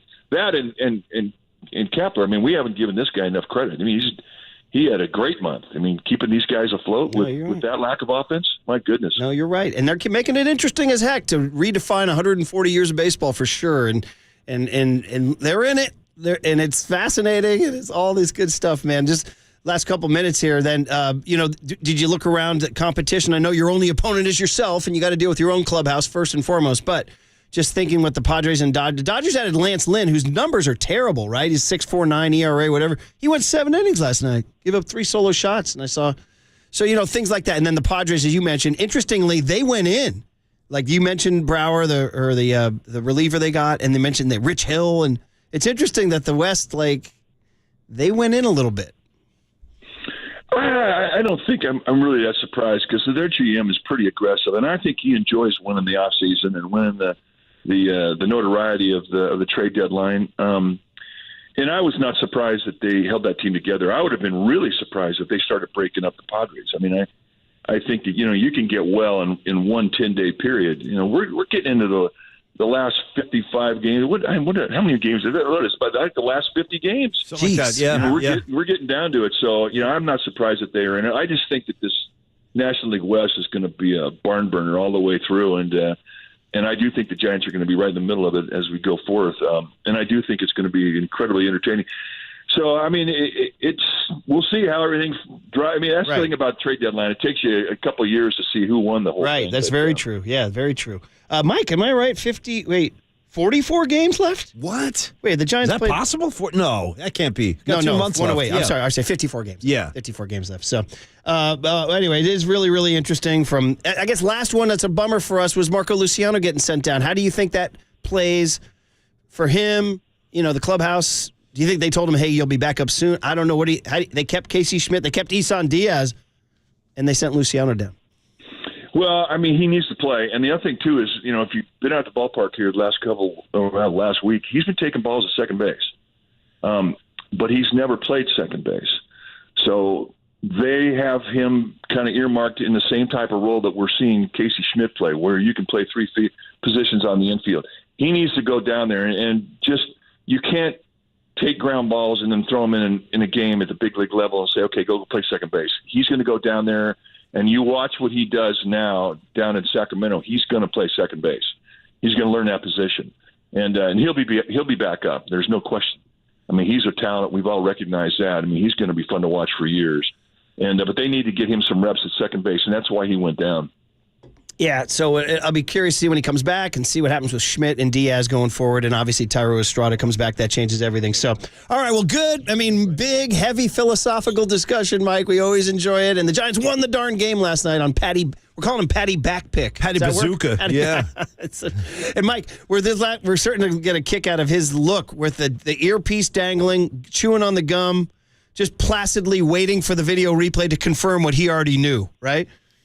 Oh, no doubt. And he's got the look. He looks right at the runner, whether he throws him out at second or first, and he's got that look like Bailey, Patty Bailey. Great stuff, Mike. Talk to you Friday. Mike Krukow on a philosophical discussion of where you're at with the Giants. That was a great crew kit today. I mean, there's a lot of Giant fans that are feeling the same way you and I are, and then I think there's a lot of Giant fans that are saying exactly what Mike is saying. And I love what you said. One thing I actually wrote this great. You go, my whole life with baseball, you go, all my baseball instincts are going against what they're doing. That's a great point. I had an impudent 15-year-old in my living room saying, you don't get it, Dad. He's redefining the game. And I was like, you don't get to redefine the game. You know what I mean? So, but maybe you do. Maybe this is like, hey, Waterboy, hey, when in doubt, I go to 2 things. I go to Baseball Reference and I go to the Bible. Right. All right, my friend. To King James. Look at you. Paulie Mack. There is nothing new under the sun, said the old book, right? Hey, Marcus, shout out John 3:16. They were talking about yeah. And when they said that, they were talking about the starting rotation. Yeah, what they were talking about. Yeah. And here's the thing. You're trying to redefine the game just like Farhan's old ball club was trying to do back in the day. I'm talking about the Oakland A's. Moneyball, redefining the game. How's that worked out for the Oakland A's? They're going to Vegas, Murph. How's that working out for you? You're the Oakland A's. Moneyball. Ooh. No, but you saying this is a perfectly reasonable thing to say. I believe that Murph goes, hey, listen, until I see this model go all the way and win a World Series, then maybe I'll start to be convinced. Yes, correct. But that's a fair point, dude. Correct. Like, yeah. You Declan said to me, he goes, the Rays have been doing this. I said, where's the title? I don't see the parade. And that's when Billy Bean's answer to that was, it's a crapshoot. I was like, come on, that's kind of a cop-out. A crapshoot. That Billy's answer to when he failed. And I love Billy. Shout out Billy. Although, where's he been during all this, by the way? He's fly fish. He's doing 2 things. He's fly fishing up in Bend and checking Dutch minor league soccer scores. He's looking for like Ramon's bootlegs and the imports. But Billy used to say as an excuse when they would fail time and time again, he would say, well, the playoffs are a crapshoot. The playoffs are a crapshoot, meaning like that it's random. He basically argued that the playoffs are random. I got to give my own version. Some people buy that. Some people think he's right. I got to give my version of yes, I can if Sammy Davis says it's okay or Frank Sinatra says it's okay. The playoffs are a crapshoot, especially when Tim Hudson's going out and brawling in bars the night before a start. Oh, hell yeah. Yeah, that's not going to help you. This is pretty good, by the way. He said, that's funny. When he said, you guys need to come up with a rhyme for Spahn. So if old school baseball, Waterboy, the Milwaukee Braves had Warren Spahn and Johnny Sane were their two best pitchers, and they had nothing else. So the old school line in Milwaukee was Spahn and Sane and pray for rain. Right. Pretty good, right? Pretty good. So he's like, you guys got to come up with one for Webb and Cobb. And here I got to give credit to Webb and Cobb will do the job. Well, no, 530 says Webb and Cobb, and then it's anyone's job. Okay, that's it. 530 gets the win on that. By the way, I'm loving somebody's text too. Like one guy's just telling Murph that he needs to quote evolve, and then there's another guy going, "I'm just looking to win a championship, Mr. Evolve." And then the other guy goes, "Hey, I got 3 of them a few years ago." Yeah. All right, and there was Bumgarner and Lincecum and Kane. You need to evolve, Dad. By the way, the other thing is Marcus says, "Welcome to woke baseball." This is woke. That's pretty woke good. Baseball. That's pretty good. Yes. That's a great question. Yeah, man. Listen, everybody. Hey, I get what they're doing. I'm just saying, like, let's see it in October when baseball changes. That's all. I mean, you've been around a little bit. You see the baseball game, and it's okay. When the Rays rip off 3 in the next 5 with the openers, I will lay down and I will lay down and I will embrace the opener. I'll call myself. I can change my middle name to Opener. Shout out to Opener Murphy. Lay down your arms. My name to. Yeah. So yes, all right. Oh, I was just gonna ask. These are the same Tampa Bay Rays that were using analytics and Moneyball to pull Blake Snell out of that game early, which led to them losing a World Series. Yeah. Oh, but I got the an game's idea. evolving. Murph. Let's get him out of there. Evolving. He's mowing guys down. Let's get him out. No. So anyway, I'm just saying. You know what I mean? I hear you, man. In the end, you got to pitch it. And, and if it's Sean Manaea and Jacob Junis, pitching it, I'm not so sure. Did you expect what Mike was saying about Kyle Harrison, that he would be like a bulk guy, not a starter necessarily? I didn't even think of that. I had him pegged for a starter. Or the feature. We like to call him feature guy. He's our feature guy tonight. You're listening to KNBR and KNBR FM San Francisco, the sports leader, a Cumulus media station. Again, this is the God bless it for being interesting as hell and compelling as hell. If nothing else. And God bless Patty Backpick. If nothing else, Marcus, just a little joke for me and Marcus real quick. Maybe you can isolate this for Murph's head because it's so good. If nothing else, these bullpen games, they hang well with Gorgonzola. Has Murph gotten that one yet? I think you might need to find that. You know what? Tripoli sent me that on vacation. Hangs well, dude. That was pretty incredible. Yeah. And how about when he criticized the chef? He goes, a little overcooked. You know, the thing is how about when he said, next time I'll emphasize, and he said med rare. That's it. What was he was that? using all kind What of was terminology. that? I know, yeah. No, med rare. Well, medium's a little too labor intensive. Too many syllables. Way too many, yeah. Too many syllables. Yeah. And somebody says, hey, Steph redefined the game, so that's something new under the sun. I would say that Steph didn't redefine it as much as the rules redefined it. They changed the rules, and then Steph and the Warriors took advantage of it. So, if they changed the rules so that, I don't know, some sort of baseball rule You keep saying that. You sound just like Mike Nolan. It's not hard to know the rule. Yeah. One more time. It's not hard to know the rule. Sounds just like Murph. All right, let's get into it. Okay, did I do the legal? I did. Yeah. The big hit is, of course, trade deadline reaction. Let's go, next baby. on the Sports Leader. The Gorgonzola and the bacon can hang. Mike Krukow with Murph and Mac has been sponsored by Your Northern California Honda dealers at NorCalHondaDealers.com. the Murph and Mac Power Hour surges on. Next on KNBR 104.5 and 680, the sports leader. Here's what's trending now. On KNBR.com. Brock Purdy, Fred Warner, and Talanoa Hufanga all stopped by the Murph and Mac Show live at Levi Stadium yesterday from 49ers training camp to talk about their expectations for the 2023 season. To hear all of those podcasts and more, check out what's trending now on the all-new KNBR app.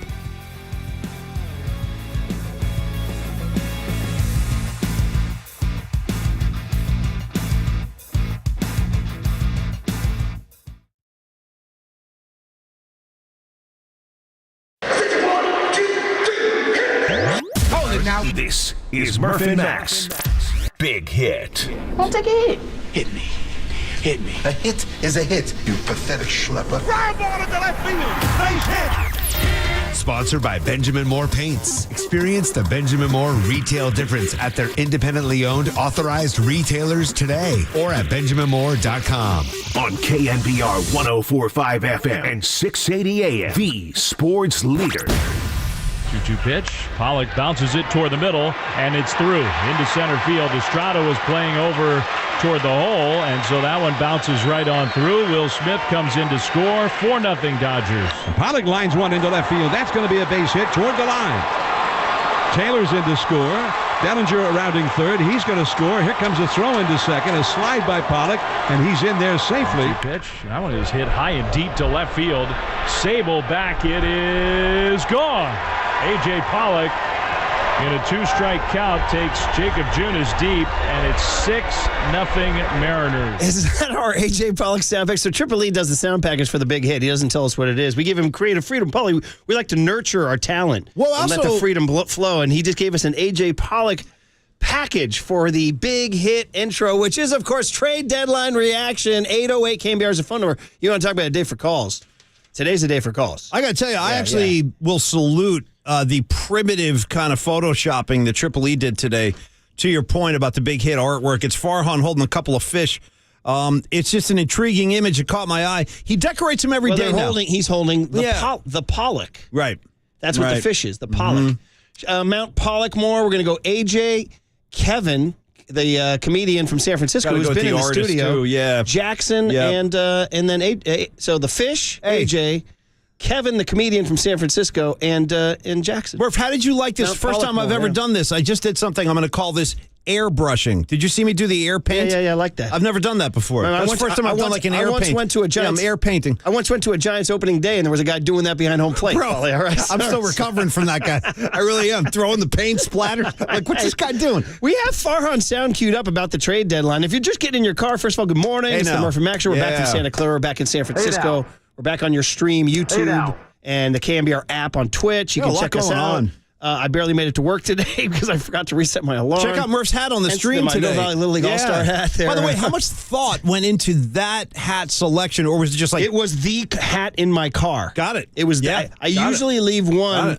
I've been rocking the trucker from the USA Water Polo JOs. That's been my hat all summer because I like it. It's the way it fits, I just like... You get a hat, you like it. Yeah. And I took that one inside yesterday, so that when I ran out to my car today, I'm like, oh no, do I have a hat? Yes, I do. By the way, it's like my version of the City Connect hat that I will probably be wearing tonight at the Grateful Dead Tribute Night. Triples Alley, come on out. I believe there are still a couple tickets. Me, Bill Walton, Trixie Garcia. Great music, great food, great people. Jerry's birthday yesterday. Let's have a good time before the game. Come on out tonight. Sounds good to me. Yeah. All right, so listen, if you just get in your car, unbelievable win last night. Should we put the stamp? Should we start positive? Yes. As the great old pecan soundbite used to say, I'm gonna start negative and then bring you back on a positive track. Yeah, positive, bro. Yeah, that guy. And before we get negative on the trade deadline, let's talk positive because the Giants were down 3-0. The crowd was light, by the way, 25. And that was maybe a little inflated, too, because it was first pitch.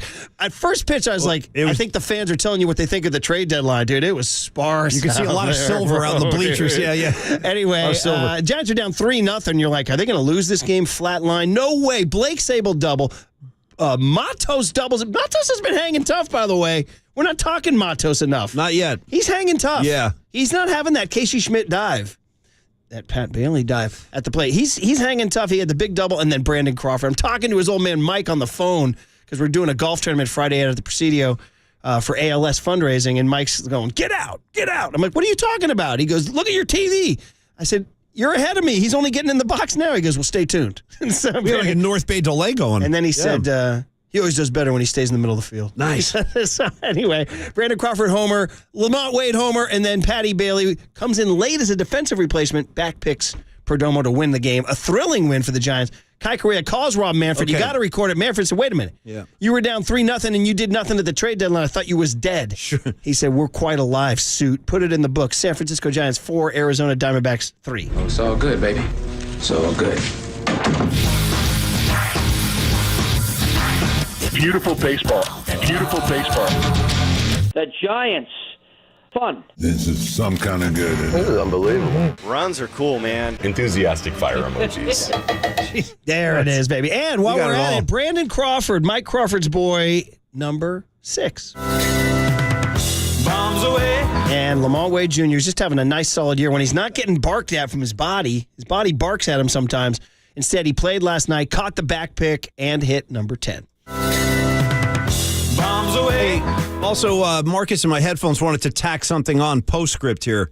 There that was for the Crawford. Yeah. We needed to do that because that was a huge swing of the bat. Yeah. Huge swing of the bat. It's Off so of Zach funny. Gallen, too. Do you guys know every time we should tell our listeners, we have all these text threads with all these guys at work, Murph, myself, Marcus, and Trips, and, Copes jumps, and all these guys. And it's like clockwork. Every single game where Brandon Crawford goes deep, within 5 seconds, there's a blank you, Tony text going out. Yeah. No, it goes out like the bat signal immediately. Well, especially because, and I know we got to get to the calls and the Farhan trade deadline analysis, but when Crawford had a sac fly the other day, and it was like his 733rd career RBI, and they put up a font. Dude, stop me in my freaking tracks. Which is? Where he is on the all-time San Francisco Giants RBI list. Ready for this, dude? I don't think I am. No. Okay, so Willie Mays, number 1. Barry Bonds, number 2. Willie McCovey, number 3. Nice, man. Okay? Yeah. Orlando Cepeda, number 4. Brandon Crawford, number 5. That's insanity. With a gun to my head, I wouldn't have guessed that. So I just get Mays, McCovey. That's crazy. Mays, Bonds, McCovey, Cepeda, Crawford. Think about all the big bats that have come through here. He just passed Matt Williams. Wow, man. Yeah. I mean, how about that? I'm surprised. And by the way, Good in a for him. season where the Giants have been struggling with runners in scoring position, Brandon Crawford has the highest batting average Nice. with runners in scoring Good position. stat. He's the guy you want up at the Nice, plate with the Marcus. game on That's the a line. great Very stat, nice, buddy. yeah. All right, Yeah. now back to the saltiness. I was very disappointed that the Giants did nothing. I get it. Somebody said, what do you mean you wanted starting pitching? They were last in offense in July. I get that, so I'll take a bat, too. Paul DeYoung, would he cost you the world? No. Mark Canha, would he cost you the world? No. Those guys went other places. They went to Milwaukee, and DeYoung went to Toronto, I think, right? I would have taken those guys. At the same time, even though they're pitching successfully right now, because of the tax on the bullpen through August and September and October, because we want to make sure the goal is to win a World Series, right? Well, that's what we like, yeah. Well, you're going to need to go deep into October. And as Danny Dunn just checked in, Double D, Dangerous Dan, That's my producing boy. 10 to noon. Totally. He said, or 10 to 2, he said, Murph, what, you don't want Ryan Walker versus Max Scherzer in October? That's what he said. That's my boy, Dangerous Danny. So I would have Rich Hill to the Padres. I'd have taken Richie Hill. I would have too. And he's not going to cost I you would've Marco too. Luciano, No. all right? And then even chubby Lance Lynn with his gut and his beard. Yeah. Even he went 7 innings last night for the Dodgers. They're Gave up telling 3 you- solo shots, but doesn't matter. He went 7 when they needed to rest these guys. Last night, you look in the bullpen, Luke Jackson and Minaya are warming up in the 9th. You know what the problem Wait, is, too, what? is like when the company line is, hey, we couldn't find the right deal, and we like the squad we have. We like our players.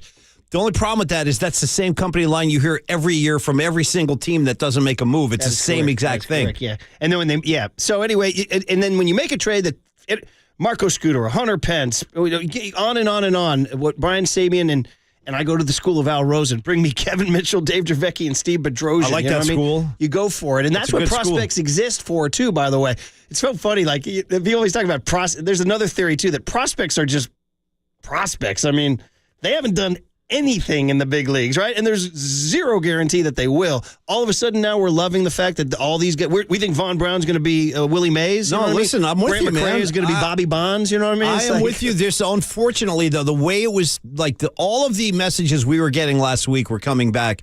All the indications were the Giants really weren't going to do anything, and there were certainly not going to be any splashy moves. So that would get rid of a name like Verlander immediately. So my gut, I felt, Marcus, after all the people we talked to last week, I'm like, I don't think these guys are going to make a move.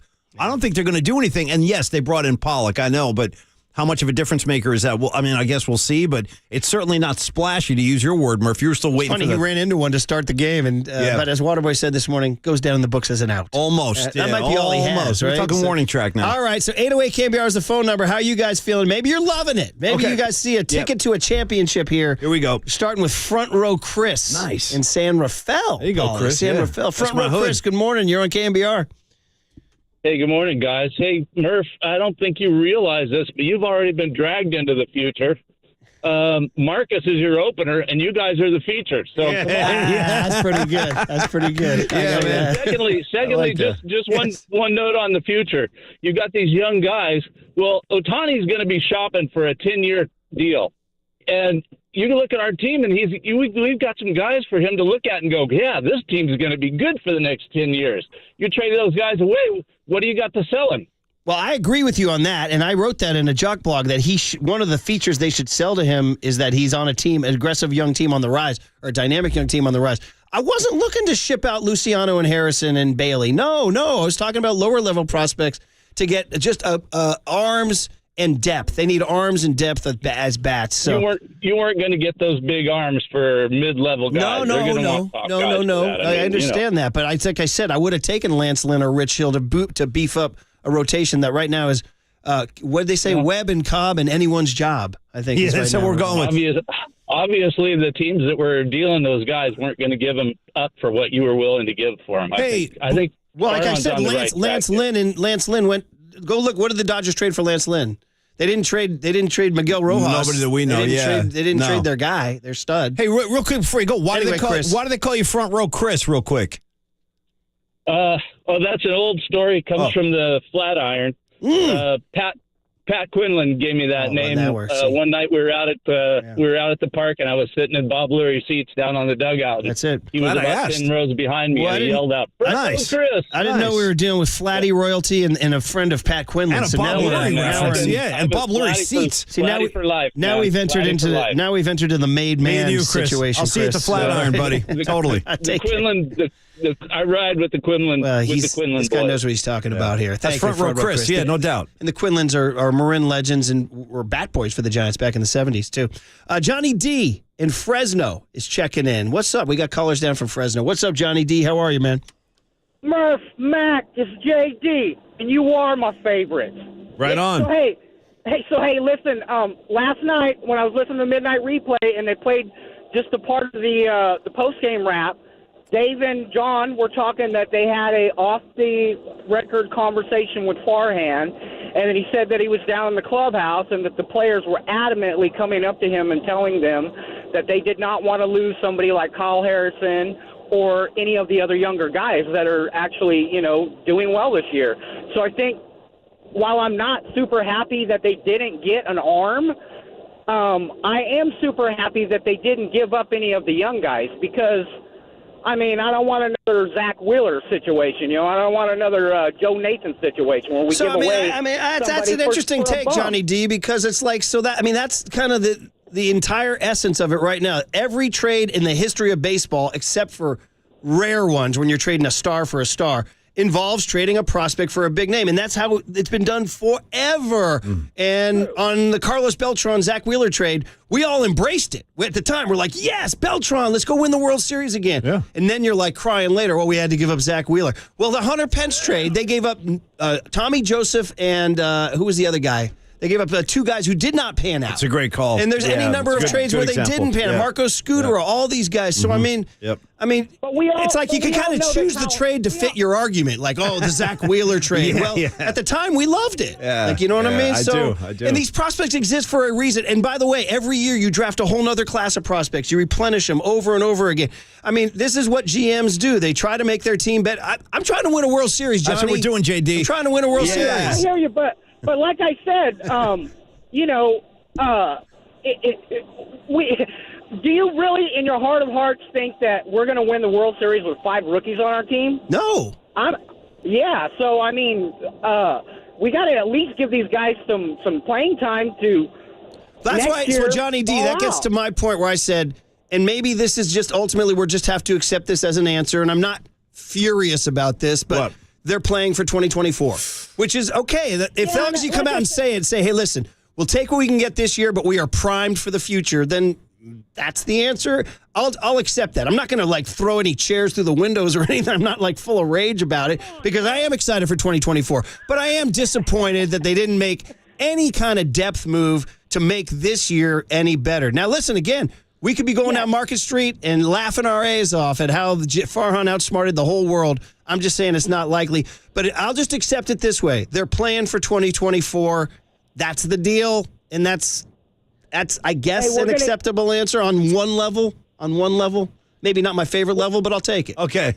we're getting Ohtani, and we're going to get the pitcher from the Cubs, and next year, okay, we're going to really smash 24, baby. That's what I'm saying. 24. Biden, Trump, and Ohtani. Nice. All right, there That's you go. how we're doing it. All right, Johnny D. Thanks, Johnny. Oh, man. Yeah. Dan in Cleveland is just checking in. Dan, Cleveland, Ohio? I love it. You streaming us from Ohio? What's up, Dan? Hey, what's going on, Murph and Mac? Hey, man. Checking in. Well, Mac, and Murph, I think you guys are both have good points.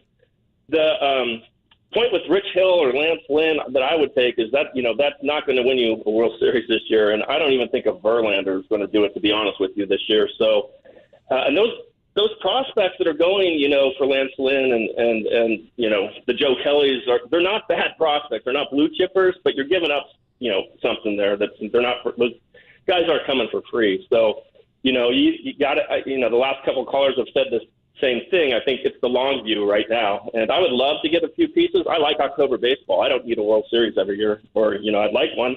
But so with you, Murph, I'm like that. I would like to see some more depth to make that happen, but they're taking the long view. I'm okay with it. They are taking the long view, Dan. I hear you. And again, I'm not like, and thanks for the call. Thanks for streaming us out in Ohio, man. But I would say, I'm not filled with rage. I am disappointed that I thought they could have gotten better. I don't think they got better. I still don't buy that the 14-5 opener thing is I think a little bit of fool's gold. I do. Is it fool's gold also? Honestly, do you think it's fool's gold also that another message from Farhan is that we got all these guys coming up. We got Haniger coming back. We got Kyle Harrison coming up. Like, in other words, the guys that have been hurt are coming back, and the prospects are still down there. They're coming up. Harrison being a great example of an arm. Do you feel like that's a good reason why they didn't make moves? Because, like Marcus said, those guys are already on the team. We're playing for 24, though. Yeah. I mean, they're playing for 24. Well, they can't say that. I know they're not. No. But that's what they are, because they're not going to, Are they going to make the playoffs now? I mean, there's going to... Oh, they better. Well, they might not make the playoffs. They better make the playoffs. They could easily miss the playoffs. Well, There's 5 teams for 3 spots, and they could easily be on the Marcus, outside. this is the thing that gets me. They're so close to the division title. Forget about the wild card. Go win that division, man. Well, that's the other thing I want to say to you, Paulie. It's sitting right there. And hang on just a second, Waterboy. I'll just get this on my chest. Which to me tells me that's why you want to make a move. Other than the Chris Bryant move, which was pretty impressive, it seems like I think their sort of smarty pants thing is we don't need to win the division, just get in as one of the 6, and therefore we don't have to spend as much. That was one of the knocks on expanding the wild card, is you don't have to spend as much or do as much to be the 6th place team. So anyway. Where'd you get that information? Was that at the end of one of the printouts? I just want to know, how'd you come to that final? We'll stand back. Hold on. Let me see the data. Clear some space. Sorry, Marcus. Go ahead. No, I think this all kind of funnels down to the question that Paulie Mack asked earlier. What is a successful season for the Giants? Is it making the playoffs, or, like Murph said, is it winning the World Series? Well, there it is. And I think that's the realistic question with this current roster. Maybe I don't think we think it's a World Series team, but a playoff team. Yeah. Until he comes in here for a 4-hour sit-down and we can plumb the depths of his brain, I think he plays the Billy Bean. You get to the playoffs, and then it's a crapshoot. They truly believe it's random. And how's that working out for the Rays? You know what, though? It's less of a crapshoot. Honestly, when you have a solid rotation, then it's less of a crapshoot because you know what you're going into the fight with. Yeah, you know who's throwing game 3 of a playoff series. I know. So anyway, listen, but as Mike said, Mike is coming around. He said you can teach an old dog new tricks, and Mike said he's buying what they're selling. He did. He really did. He's buying what they're selling, and I had a 15-year-old in my face last night saying, he's redefining the game, and you don't get it. Well, that's the thing I'm trying to tell Murph on a daily basis. I go, Murph, you know what your problem is, dude? You got to evolve. Tell him, Murphy, #evolve. Yeah. All right. Hey, that was enjoyable and continues to be an enjoyable banter, and Patty Backpick saved the day, because if they lost that game last night, oh, man. And it looked empty out there. They looked flat, quite frankly, for several innings, didn't they? I'll give A.J. Pollock this. I like the high socks and the black cleats. Yeah, you look good. I'll give him that. That's I'll give him the black cleats. Yeah. Anyway, there you go. There's your big hit. Right, and obviously, we'll continue to talk about this as the days go on and the weeks go on.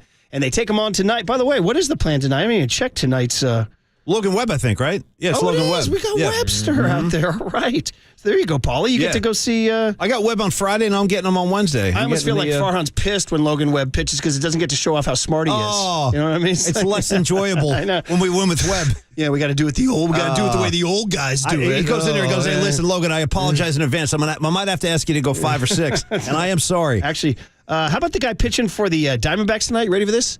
Slade Ciccone. Bro, Slade Ciccone on keyboards. Slade Ciccone. I think he was in Jefferson Starship in the 80s. Is he making his big league No, he's a 24-year-old. Is he making his big league debut, Waterboy? He is, Murph. Major league debut tonight. I love how Marcus Park. is on that. I love that. Dude, check out Slade Ciccone. What do you know about this guy, Marcus? Well, like you said, he's on keyboards in Whitesnake. No question. No question. All right. Well, you'll be out there. You'll give us the Slade Ciccone breakdown. I will. All right. Cooler content. Then what do we got coming up? Oh, Marcus Thompson at 8:50. Andy Bagley at 9:15. All coming up on KNBR 104.5 and 680, the Sports Leader. You're listening to Murph and Max Power Hour. Now on 104.5 FM and 680. This is KNBR, the Sports Leader. Hercules. Shout out to you for supporting KNBR. Hercules' Sports Leader. Here's what's trending now. Trending now. On KNBR.com. Dave Fleming stopped by the afternoon show yesterday with Tolber and Copes to talk about the lack of activity from the Giants at this year's MLB trade deadline. To hear that podcast and more, check out what's trending now on the all-new KNBR app.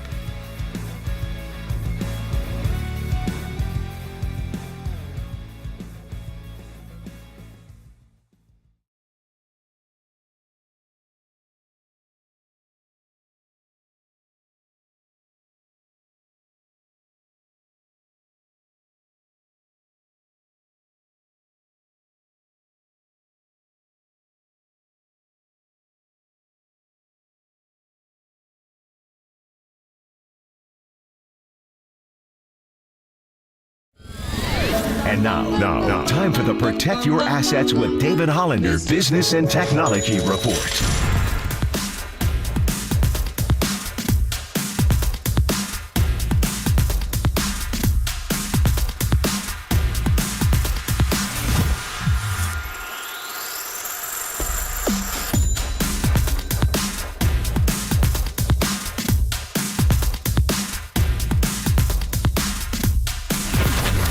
This has been the Protect Your Assets with David Hollander Business and Technology Report.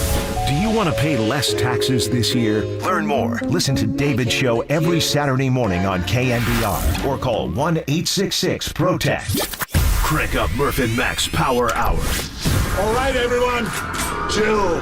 This is the Cooler. You're not sending me to the cooler of content. Murph and Max Cooler of Content is sponsored by Mancini Sleep World. Sleep better, live better. Visit sleepworld.com. And by Marin Health. Marin Health Medical Center and Marin Health Medical Network world-class care. Closer than you think. On KNBR, the Sports Leader. All right. By the way, shout out our producers that listen to our show. God bless them. Danny Dunn with the Ryan Walker Scherzer riff. And then Walter, the great Walter, who turned in a hell of a performance. Who are some of the great best supporting actors of our time? Ooh, like guys who just guys who just show up in a movie, you're like, that guy's lights out. Well, here, let me ask you a question. Paul Giamatti, somebody like that. I love where your head's at. It's a great question, but here's an example. So that movie, Good Will Hunting, right? You got Affleck, Damon, and then you throw in a Robin Williams. How do you know what's the difference between supporting and just best actor? It's funny because there is no rule on that. It's just like they all had like the same screen time. Well, like I don't know who's the lead guy was. No, Williams didn't have as much screen time as those guys, did he? Well, he was big. No, he had a lot to do with that flick. Williams. Anyway. He was the guy that got the kid on the right path. Are you a Good Will Hunting guy, Marcus? No, never seen it. Really? Matt, what do you got a problem with Boston's Finest? I got a problem with Boston in general. Okay, Paul. fair enough. Yeah. I'm going to ask you who. But anyway, go back to your best supporting thing. So, what's the original? Walter Brennan has won the most. Interestingly, it's a guy named Walter. Yeah. Walter Brennan has won the most awards ever. He's got 3. Also, ready for this? Guys who have been nominated for Best Supporting Actor. Jeff Bridges, Robert Duvall. Nice. A guy named Arthur Kennedy. Oh, is that he from Cool Hand Luke? Yeah. Or is that George Kennedy? Jack Nicholson, Claude Rains, and Al Pacino. They've all been nominated for Best Supporting Actor. That's Walter last night in the KNBR Instagram post. He said, don't forget, put some respect on the Hunter Pence trade. That's it. I said, Tommy Joseph and who? Nate Shearholtz. So there it is. Okay. So there it is. Yeah. Anyway, shout out to... So anyway, you can make trade. You can trade prospects and still live to see another day. It's been done, yeah. All right? It's been done. All right, guys, cooler content. And you know what's funny? We don't do this enough, and that is the post-game wrap. It's a cooler of content machine. They are so funny. They're so good. If you're missing it, you're missing out. But this one, I guess, comes into our kitchen here because Kipe is picking Brandon Crawford in the postgame wrap, and Dave Fleming tries to come in with some anti-Yankees UCLA? Oh, boy. Interesting. Okay. Let's hear this. Yep. Crawford. Good pick. Great. Yeah. Excellent pick. Yes. We don't play the UCLA fight song? We don't. No, we don't. No, heck no. Are you kidding? No. Does UCLA have a fight song? Yeah, they do, but it's Dave's the same. our host. He's a Stanford guy. He will not allow the other Pac-12 team to be represented. It's a bad fight song. I forgot. It's the same one that Cal has. Get your own fight song. They share a mascot and a Oh, boy. fight. Anyway, no, we don't play that song. Good pick. Crawford. You got to appreciate Dwayne Kuiper looking out for my boy. He had Murph on his brain. For that, buddy. But it's true. Murph I love how it annoys Cal and everybody so much. Well, you know what, dude? You have become synonymous with UCLA. Honestly, like when you think UCLA, you think at KNBR Murph. I do. I speak for myself. Like me 1, John Wooden 2, right? Is that how it is? Murph's the greatest Bruin of all time, ... Who still hasn't seen the Bill Walton 30 for 30? Anyway, go ahead. Except for the guy who's going to appear later in the Cooler of Content. Another Bruin, right? Later on. Oh, boy. I can't wait. Yeah. Anyway, here's a guy, Darren Chan. Where'd DC go? Was he San Francisco State? Is he SF State? That sounds right. Yes, I believe you're correct. Anyway, he forgets to bring the live read copy. Sounds like nice. a Triple E type moment here. Okay. And then he spilled some food. Here we go. Who's up tonight? Smoothie. Dwayne Kuiper. Brendan Crawford. Whoa. Sorry, it's my bad. It's our second night of the sponsored post-game wrap picks. That's DC's fault. He's got to remind you. Yeah, he didn't remind me. Well, you should have seen DC in the middle of this game. I'm saying something on the air, and I got totally tripped up. It was like a food fight had broken out. Plate went flying. Food was everywhere. In the back of my vision, I lost my whole focus on the game. It was unbelievable. He dropped his food? Dropped his plate. All the rice and the pork and the tortillas all went flying. Well, for him to drop food, that's a story. Jeez. Sorry, DC. Oh, First time in 7 years. The corner of Dave's eye catches that. Well, how could you miss it? How could you miss it? It was like... Well, it wasn't so much the food, it was the fact that you were crying that it was Mexican food night and you spilled it all.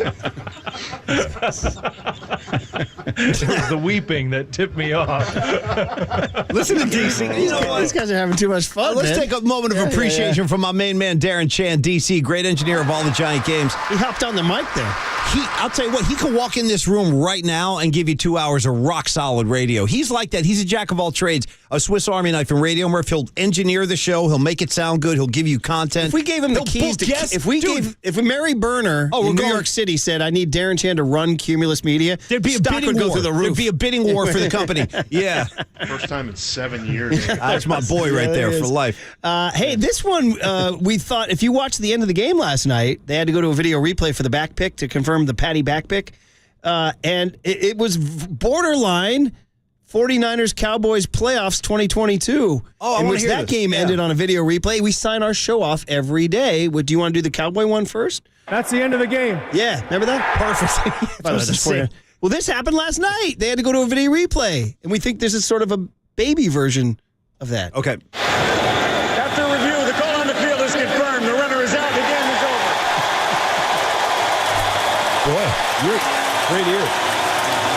Patrick Bailey picks up the save. Wow, that whole thing is gold. How about Kuiper? You're on it, too. That is like the baseball version of that Dallas crowd game. roar there. Wow. That's pretty good. That's the end of the game. Smaller crowd, but made a lot of noise. It's amazing. Yeah. All right, very good. All right, we got a couple more here. Mike Vrabel.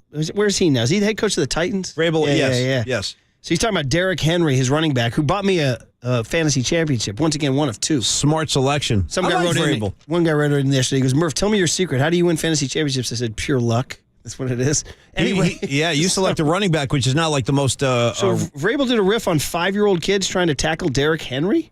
So Derrick Henry's impossible to tackle by a grown man. Or 2 or 3 grown men can't get him down. Listen to this. Here. Okay. How many 5-year-olds would it take to tackle Derrick Henry? I don't even know if they could.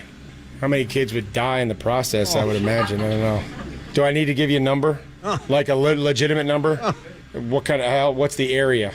Is it confined space within they have 5 yards? Okay, so let's say he's got a 10-yard wide space. It would probably take 35. You want to try it? Test it out? Yeah, can we try it?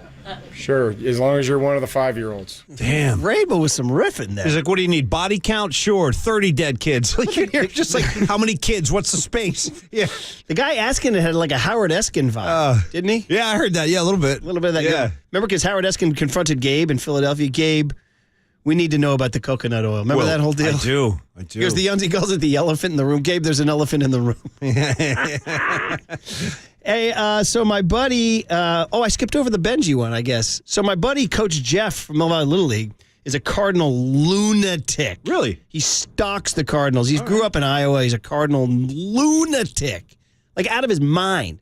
Like, you can't see him on the street without him just start. You're like, hey, man, how's it going? He's like, hey, man, the Cardinals, the Cardinals have a single-A guy who threw 3 innings last night. You're like, dude, I'm not interested in the Cardinals. Just a quick private joke moment between Murph and myself. Everybody else stay out of this. Murph, is he a fan of Jake's leg? Yeah. That's my only St. Louis question. Anyway, so he stalked Benji Molina at a signing recently. It looks like they're up in like the Cape Cod League or something. Nice. And he films him saying, hey, I'm friends with Murph from Murph and Mac. I love it. And Benji riffs here. He riffs on Paulie first and then says hi to all of us here. Okay. Say, hey, Murph. Wait. Murph and who? Murph, how you doing? Good to see you, buddy. I hope everything is okay over there in the Bay, okay? In the Bay Area. See you soon. Round of applause for Benji Molina, one of the most likable Giants of all time. And I still, you did your thing there. Hey, Benji, still kind of haunts me. For such a sweetheart. Think about Benji helping out Timmy Lincecum. Like, when Timmy first came up, Benji was very instrumental in his development. Like, that was his guy.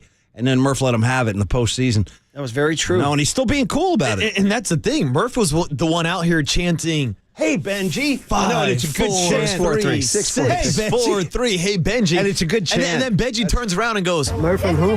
Murph and who? Come on. Murph was the guy heckling you, not Paulie Mack. That's a great cut right there. Murph and who? Yeah, man. Hey, I want to reprise and just say that I prefaced the heckle by saying you're one of the all-time great Giants. You are always welcome here. And now deal with this. You are beloved. Hey, but Benji. now that you're wearing the other uniform, we Benji. all know that at some point tonight you will come up with runners on, and you will ground into a double play. 6 to 4 to 3. Hey, and then I Benji. start going 6, 4, 3. Hey, Benji. And these guys behind me then start going, hey, Benji. Well, those 6, guys jumped in. 4, 3. Hey, Benji. 6, 4, 3. Hey, Benji. And he just looked. That's tough. Poor bastard. He's like, I thought we were boys. That's what he was thinking in his head. By the way, that Benji Molina riff brought to you by Redwood Credit Union. You can start earning cash back on your everyday spending with a Redwood Credit Union free checking account. There are no monthly fees, no minimum balance, and your debit card earns cash back, travel, and more. Get started at redwoodcu.org/free checking, federally insured by NCUA. And while we're hot, Brandon Crawford joins Tolbert and Copes today at 2:15. Nice. All right, we mentioned a Bruin. Oddly enough, Kareem Abdul-Jabbar was at the 49er practice yesterday. So were we, and we didn't see him. How do we not see him? He's Did like he make a late entrance? Did he make like a dramatic He might have come entrance? later, yeah. And he's given a pep talk. Unfortunately, what happens in Santa Clara, planes fly over from San Jose Mineta. So a plane interrupts Kareem's speech. He's a little ticked, too. He's like looking at the sky. We used to do George Seifert back after practices. You couldn't hear half of the things Seifert was saying. He's like, yeah, Steve Young has broken ribs. And you couldn't even hear. Like, did he say Steve Young has broken ribs? I couldn't hear. Yeah. Anyway, Kareem with some inspirational words. And by the way, afterwards, Brock Purdy, Eric Armstead, you name them, they went up to him like little kids. I would have too. They were like, it's so nice to meet you. Can I have a picture, please? Never forget, according to Pat Riley, that's the greatest of all time right there. Well, here's Kareem telling the Niners. That's always a warning, because when people favor you, you kind of like relax. You got to put in the work that you've been doing the whole time, and that's the reason that they drafted you and got you here. So I just want to tell you that talent is a wonderful thing, but you got to put the hard work in to get the fruit from it. So do that, and I'll get some really good seats for the Super Bowl, and hopefully you guys will be on top. That's all I got to say. There it is. Now we now have a mission. We now have a mission. Get Kareem to the bowl. He needs a seat up close. Mission. That's the mission. That's the rally cry. All right, guys. Well, there's your cooler content. Hope you all enjoyed it. Hey, Marcus Thompson, 8:50. Andy Bagley, 9:15 on KNBR 104.5 and 680. The Sports Leader. Murph and who?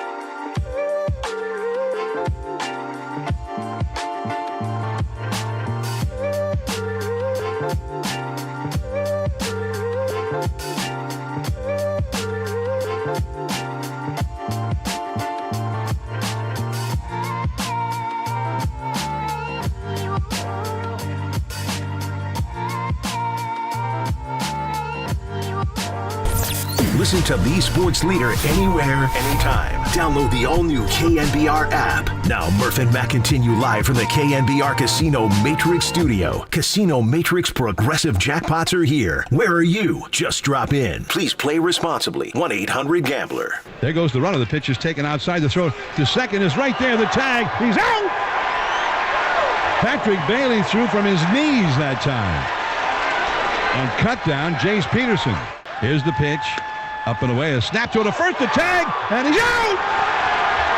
Patrick Bailey picks off Perdomo. That's the call on the field. The D-backs may well challenge that and have the umpires in New York weigh in on it. And they've already challenged. They didn't even check with their video room. But Patrick Bailey, what a weapon. And the tag was applied, and it was not close. There it is. John Miller on the call. By the way, I shout out 530 sent in a text of the first base umpire. I want to get his name. He saw it and called it right away. Gabe Morales. Wait a minute. No, wait. That was Gabe Morales? The Gabe Morales? Whoa. The Brian Murphy? Whoa. That's Gabe Morales of Check Swing fame? He sent in a picture of him punching out. It's a great still frame of him. Left arm tuck. What about almost like a pitcher? It's like a drill where you pull your left arm to your chest and come in with. Left arm is pulled into the chest. Right fist is punching out Perdomo. Nice 530. Thank you for the screenshot. It's a good shot. I didn't know that was Gabe Morales, though. Oh, my God. That's people don't remember. Gabe Morales was the guy who rung up Wilmer Flores on the check swing to end the 2021 playoffs. Oof. Well, you owed us that I said that the other day, but I was in Santee, California, and I said that casually while we were waiting for, and one of the coaches on my kids' travel team goes, Murph, too soon. He said, too soon. Yeah, so still one of the worst ending to a playoff, a series-deciding playoff game, dude, on a check swing. Really, man? Really? We all just sat in the yard that night. Oh, really? Like, is that what you imagine? Yes. Is that true? Really? You better go do some more research. Really? Yeah, totally. So, guys, okay, here's the deal. We got Marcus Thompson, Andy Bagley coming up, but there have been so many great texts and calls today. Yeah. Let's do that for this segment and then get to Marcus and Bags. And it starts with my man Scuba Steve, who's down in L.A., okay. I guess, huh? Scuba Steve, man. Nothing like Scuba Steve in L.A. What's up, Scuba Steve? Hey. What's up, boys? How are you? Good, man. How are you? I'm well, thanks. Hey, I just want to let you guys hear this a little bit. There is a lot of anxiety in Dodgerland right now. And we didn't mortgage the future yesterday. It's disappointing, I think, for the fan base not to see us add some pieces like a Flaherty or a Lynn. But look, those guys have mortgaged their future so many times, and how many fake rings do they have in the last 15 years? Yeah. They got one.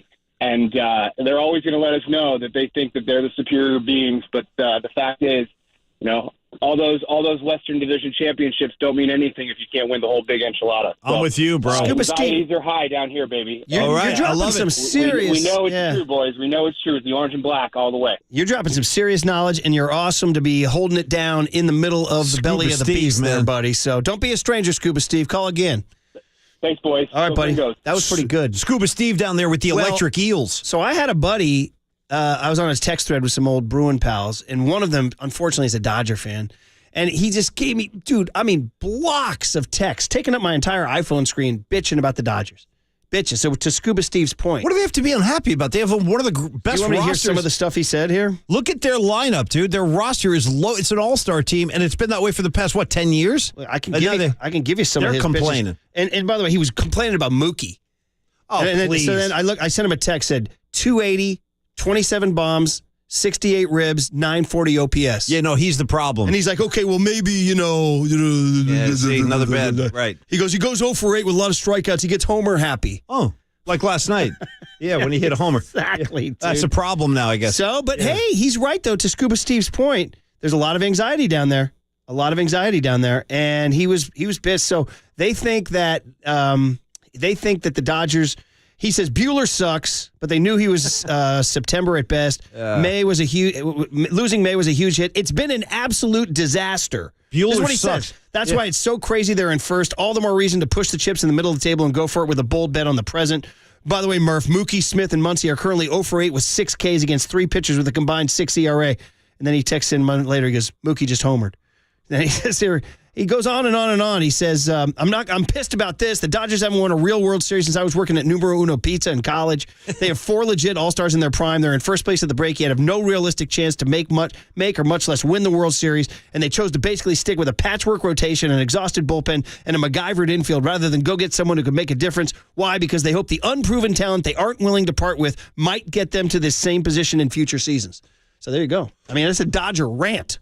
A rant. What do they have to be unhappy? But he just told you he thinks they're not going to win the World Series. Well, good, they're not. He's right about that. Murph, they're not. All you got to do is text him back and say, "Don't worry, bud. It's a crapshoot." Yeah, well, very good, Waterboy. Very good. There's so many incredible texts here, Paulie. Do you want to? Yeah, we got to get to. I know we get to Marcus here in just a second. I got Dave Grohl with his fresh pots right here. Someone send in a text to you. Oh. Yeah, 510 says, the Gabe Morales. He says, I was there too. Long walk home that day. Gabe Blanken Morales. The Gabe Morales? 916 says, Wilmer did not swing. All right. 925 says, all you media heads get wrapped up in the MLB trade deadline as if it's a magic elixir to transform a baseball team and its playoff prospects. No, you can get some help, though. John Miller pointed out last night with great insight, the Giants are last in homers and batting average in July. It takes more than 1 or 2 players to turn around a batting streak. Giants players have been terrible with runners in scoring position. So we'll see how that plays out, obviously, huh? 707 says, hey, for Benji, Murph, I love the show and appreciate. Oh, he's heckling me. He says, you both know, despite your Bolshevik claims, you change your tune and start whistling Dixie to the man for a $9 beer. Oh. Hey, buddy, I was the one trying. I tried. I frickin' tried, all right? That's all I can tell you guys. Shout out Whistling Dixie. I tried, baby. I tried. 510 says, 408 says, Boach ain't playing Moneyball. He's playing chess. Well, Boach sees the finish line. He knows what he needs. Well, go get me Max Scherzer. 559 says, shout out Patty Bazooka. He's going to throw you out from his knees. Ooh, it's almost time. I can't wait. He sends an Axl Rose gif. Totally. Other people checking in on Best Supporting Actors. 510 Bannerhead Rick says, Flem's out there chirping when Stanford stole their fight song from the rock group Free because they play All Right Now. All Right Now. Good track. Paul Rogers, can't go wrong. Very, very true. Yeah. Many people Marcus checking in. likes it. Okay, saying, good. The Christopher Walken Deer Hunter crowd has spoken up for great supporting actors, as Sean Connery in The Untouchables. Here we go. Somebody wrote in and said, did anybody check to see if Slade Chaconi's mom was named Madonna?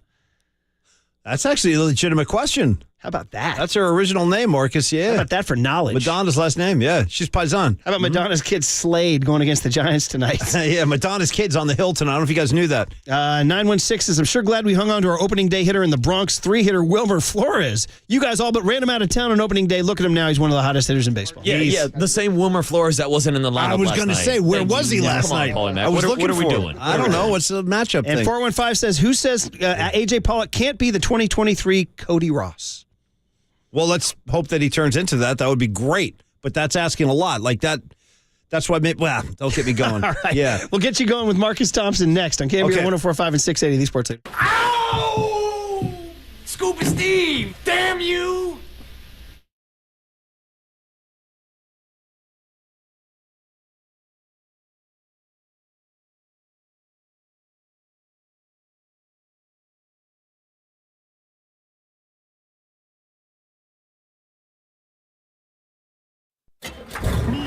From the Chilton Auto Body Traffic Desk.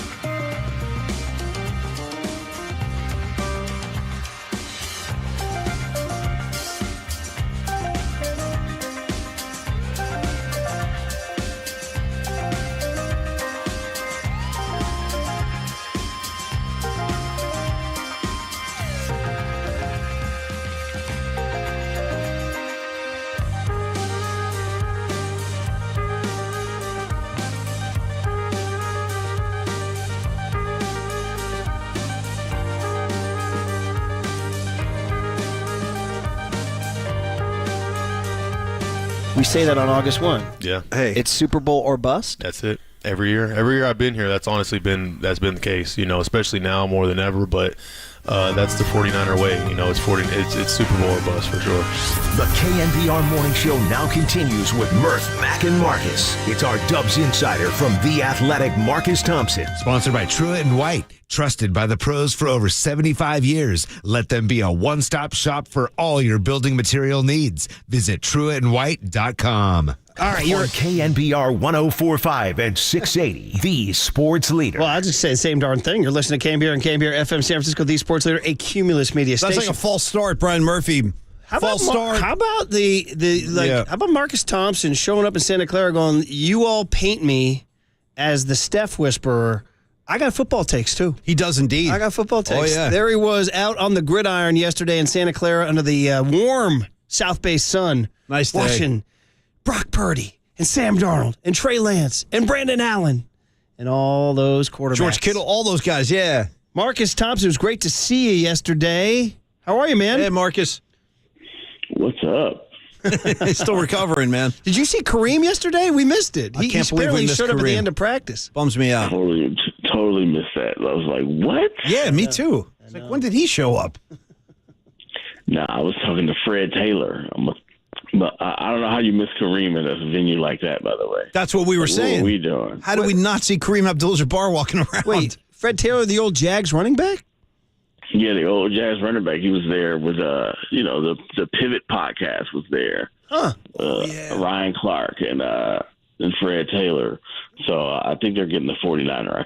That's why they're having T-shirts on and everything. So somebody on the 49ers is going to be on there crying. Who would be the most likely guy to go on? I don't know.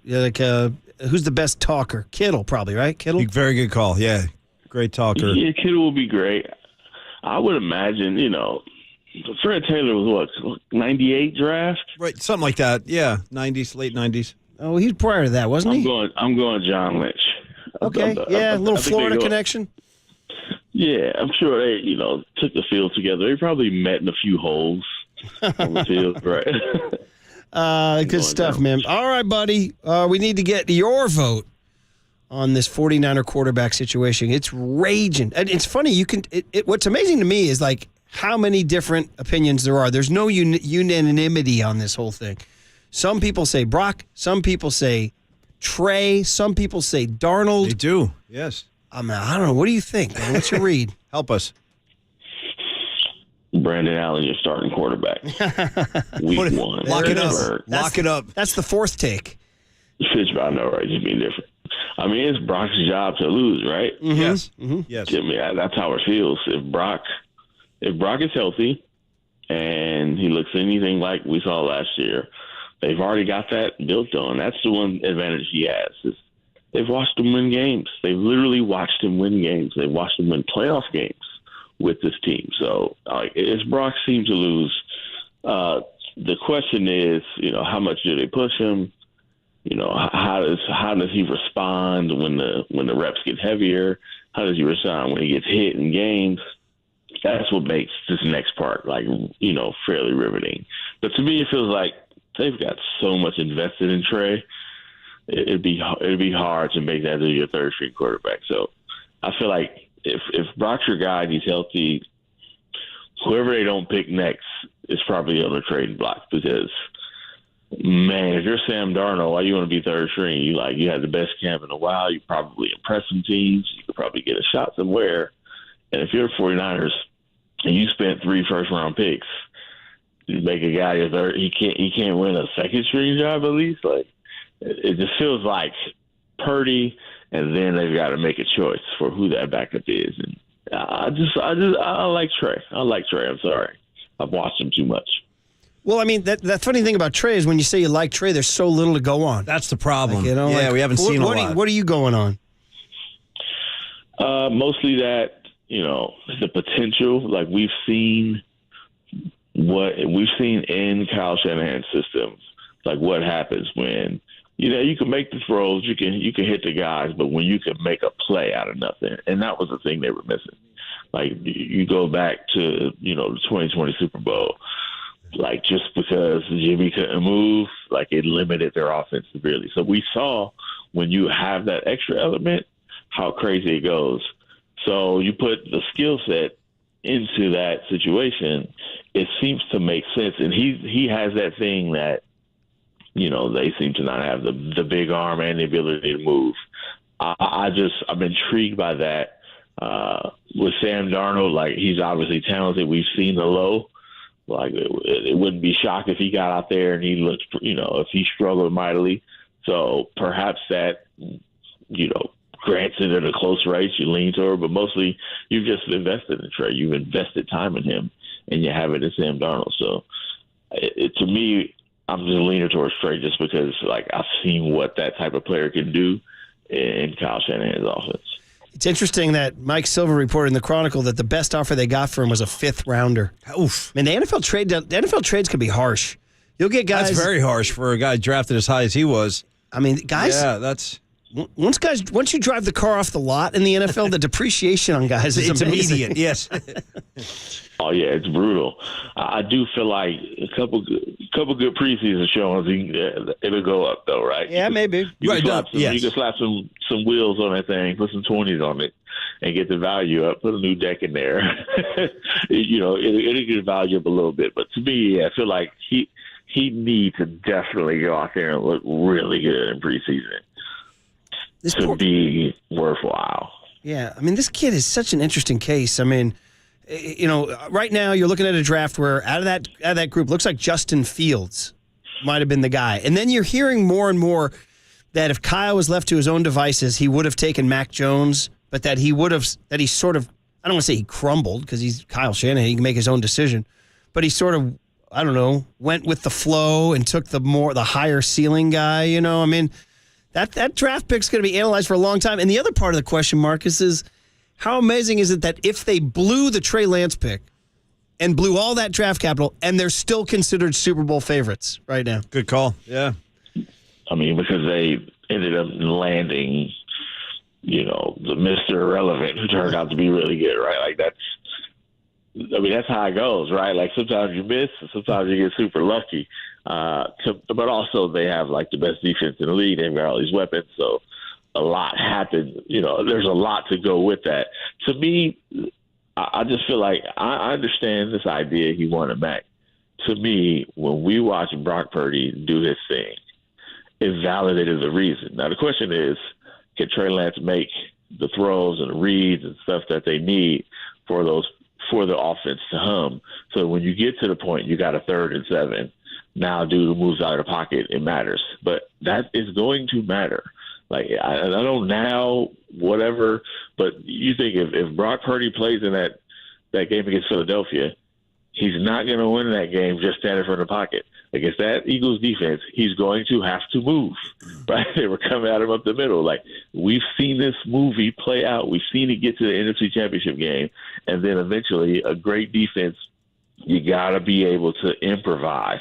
So I feel it. Like, I understand, like, there might be second thoughts, whatever, but the instinct was right. We've watched it happen. We've watched a playmaker produce for this team, and they need to get over the hump. They don't need to get to the winners championship. They need to win it.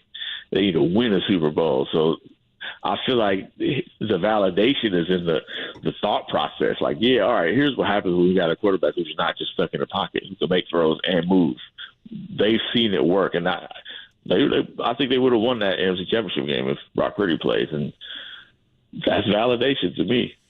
Did you have an opinion on all the summer the trash talk that sort of peaked with the Debo hang-up on the CBS Sports Radio? That started at Radio Row and Super Bowl and kind of went through a couple podcasts here and there, and Debo, like, man, this Niners-Eagles thing, the media can make – it's the new Niners-Cowboys or whatever. It's good for the NFL, though, Marcus. I hope it is. It's incredible. Also, it's how it should be, right? Like, yeah. This is what makes it good. We were so hyped about that 49ers-Cowboys matchup, and it turned out to be kind of a dud. Yeah. Well, it's one-sided, yeah. Yeah, we were hoping for a DeAndre Rice matchup. You know what I'm saying? We were hoping for something. Yeah. I don't care where it comes from, as long as you get it. Yeah. And if it's Philly, and then they got a matchup in December in Philly, yeah, like, to me, it's great. I love it. I think they should do more of it. now the question is, like, who's going to be the bad guy? Like, who's going to be the bad guy to keep it going? Because Debo's good on the social media, but he ain't going to get on the mic and say nothing. Unless maybe he does, but somebody got to turn it to another level. That's what we need. And by me, I need the media. We need somebody to take it to another level because we need to write some stories here. That might be you. I don't know if I have the power.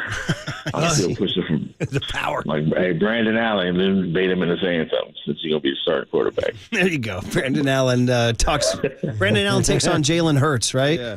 So, we're talking to Marcus Thompson, the Athletic, who was down there. It's funny how quarterbacks dominating everybody's thought process down in Santa Clara. Other things that intrigue you about the Niners this year, other than the quarterbacks? Oh, man, it's the offense, but, like, Brandon Ayuk looks incredible. Yeah. I'm very interested in a full camp with Christian McCaffrey, Brandon Ayuk, Debo. I mean, they're so loaded. The defensive line without Bosa is still crazy. Like, that's just going to be nuts when you look at who they can start at the front. And that's been the anchor of this team, right? Like, what happens in the front, the defensive line. So you give Kasseric, more talent to work with. Like, there's just a lot happening on this team that's really good, right? Like, to me, that's what makes camp a little bit like, what are we doing here? We miss Kareem because we're watching a third-string cornerback battle. Come on, man. We already know what this team is. They're pretty loaded. They're pretty loaded. Everywhere you look, like, you forget about guys like Dre Greenlaw, who looks amazing out there, right? Like, he's all over the place. This 49ers team is super talented. It really did. John Lynch, I mean, it's funny. Remember when John Lynch got hired, we all said, well, listen, he's a likable dude. He's a really good broadcaster. He's a great player. But this guy's never been a GM. I remember doing the show the morning going like, listen, this is a roll of the dice, man, because this guy's never done. Marcus, he's done pretty well. He has. Man. He's totally invested, yeah. He's done pretty well. Yeah, that's always a tricky thing in, like, front office in sports. It's like experience seems to matter so much, but in hindsight, when we look at it, be like, yeah, it makes sense. Like, I mean, look what he played. Like, I mean, look what defenses he were a part of. Well, he could put together an incredible defense. That he can spot the talent in a defensive line and secondary. And that's kind of what everything is built on. So, yeah, I thought the exact same thing. Like, especially how he entered the fray. It was like, yeah, Kyle's the coach. Who's going to be the GM? Hey, what about this John Lynch guy? Hey. It was kind of like backdoor. So it's like, hey, why he turned out to be really good? But he's a middle linebacker, right? He's a guy who you got to read out. It's kind of like a catcher in baseball. Guys who think the game, point guard. If you got to think the game, you're probably good at orchestrating a team. Right, and he's turned out great. And then the rumor was he would go back to broadcasting, Amazon, and all that stuff, and he stayed. I think he stayed, and it's been great. I'll be sad if and when he leaves because he and Kyle have been a dynamic duo. Although some would say unless you win a bowl, you're no good. So, hey, by the way, speaking of GMs, have you heard? Is there any news on how Dunleavy has adjusted the last? I mean, I know this is the quiet time for the NBA. Steph just posted a bunch of beautiful Instagram vacation photos. Where is he? Oh, like God, tropical somewhere. Islands. Yeah. I guess it looks like the Mediterranean. Ooh, I'm guessing why something not? like that. Hey, but swim those aqua. Is there any news on Dunleavy? Anything since? Or is it just quiet time right now? Oh yeah, super quiet. Once you hit August, the roster's pretty set. They'll probably leave that last spot for somebody to win in training camp. But, we'll find out. Dunleavy, man, he traded Jordan Poole, who was one of his guys, for Chris Paul. Like, that dude is a savage. Like, he'll make the move. That was a gangster move. I mean, he was on the job for like an hour when he made that move, dude. It didn't blink, right? Yeah. So, I mean, now we get to watch, like, what happens. But, I mean, look at some of the decisions they made. They traded Patrick Baldwin Jr. just like, all right, we just got him, right? Like, they were just like, we just got him. And then he was like, yeah, we're going a different direction. We like this guy better. There's a bit of savagery to Mike Dunleavy. It's the Mike Dunleavy who threw off his jersey when he got kicked out of the game back in like 2004. It's like that. Who knew that would be the version that we'd get as GM? Dunleavy, the Duke Gangster. That's his new nickname. So there you go. Well, hey man, great seeing you, buddy. You gonna write stuff about the Niners pretty soon? Is that what we're gonna see? Yes, sir. Right, it's coming for sure. Well, we will look forward to it. Always. At theathletic.com. Great seeing you, buddy, and we'll look forward to the next one, man. Yep. All right, have a good one. There he is, Marcus Thompson with Niner takes, and he likes Trey. He does like Trey. That's what's so intriguing about this year's camp. You got your Trey people. Do you like Trey? I haven't seen enough, man. I want to see more. Well, hopefully you're going to see it against Marcus' squad. Did Purdy only made 5 starts. Is that enough? Well, the 2 playoff ones, too. So he's 7-0, and then the Eagles those game. Don't count in the regular season stats. I count them. I like a nice postseason win. I'll take those. No, but I know what you're saying. Jimmy won postseason games. They're here in Vegas. They hate him. By the way, yesterday the Twitterverse got very evil on Jimmy, spreading unfounded rumors. Let's see. Pump the brakes. Pump that back a little bit. On Jimmy, pump that back a little bit. There's like people saying that Max Crosby was jumping Jimmy, taunting Jimmy G. Please. This is my social media run amok. Murph, that's X run amok, if I may. Boys, this was the Raiders beat reporter from The Athletic who I didn't see that. Yeah, It's not just rumors. There was an actual beat reporter from the Raiders. Send me that tweet. To Sean Reed, I'll send it over to you. Send me that tweet. He's the one who reported it. Okay, I thought it was just from somebody. I didn't see it was. Hey, no matter how Marcus tries the one I saw was not a verified account. Marcus is trying to soil his good name. I'll tell you what, we're over here enjoying the wins, enjoying the conversations, the good-natured cheer. Well, if it's true, then what's Max Crosby doing? Yeah, what kind of teammate is that? Tell you what, as a guy who just tried to skipper 11-year-old All-Star to great heights, you got to be a great teammate. If I'm Jimmy G, I walk up to Matt Crosby, I go, hey, bro, nice tattoos. I like your sleeve. How many playoff games have you won again? 0. Oh, okay, good. You know what I'm saying? Jimmy G's like, I was watching that quarterback thing. I saw Mahomes. Mahomes owns you. Didn't Mahomes slice your ass up? That's probably why Max Crosby was punching Jimmy Garoppolo in the arm yesterday. See, now I've turned on Crosby. He's on my list. You guys. He's the only good guy on that defense. I'm defending. I'm sticking with Jimmy right now. Yeah, man. You guys are attacking Jimmy. I'm his friend. As a friend, I got to help him, Murph. You know what I'm saying? Zebely bops. You want one? Yeah. I'll give you one. I mean, let me just locate it. We got to go. I got it. No, right here. Jimmy Garoppolo. That sounded good. Andy Baggerly and then Mike Silver. Big finish of the show on KNBR 104.5 and 680, the Sports Leader. It's been a hell of a ride, guys. See ya.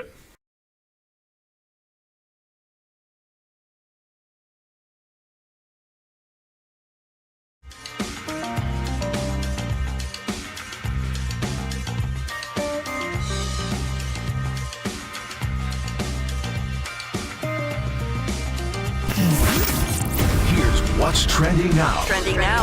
On KNBR.com. Brock Purdy, Fred Warner, and Talanoa Hufanga all stopped by the Murph and Mac Show live at Levi Stadium yesterday from 49ers training camp to talk about their expectations for the 2023 season. To hear all of those podcasts and more, check out what's trending now on the all-new KNBR app. San Rafael, shout out to you for supporting KNBR, San Rafael's sports leader.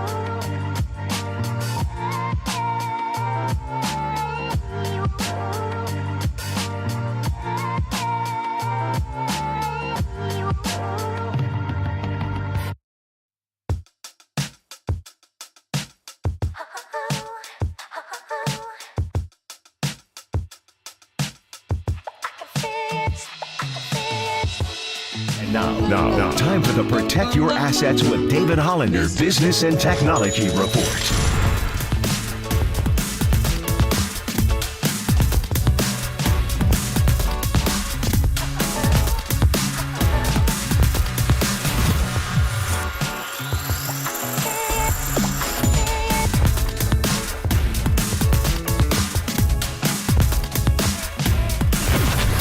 This has been the Protect Your Assets with David Hollander Business and Technology Report. Concerned inflation will ruin your dream retirement? Learn more. Listen to David's show every Saturday morning on KNBR or call 1-866-PROTECT. Bags alert. Bags alert. I think it sends a pretty clear message to our clubhouse, which is we believe in you. We believe that you can. This is a club that can get to the postseason. It's a club that can go deep into the postseason.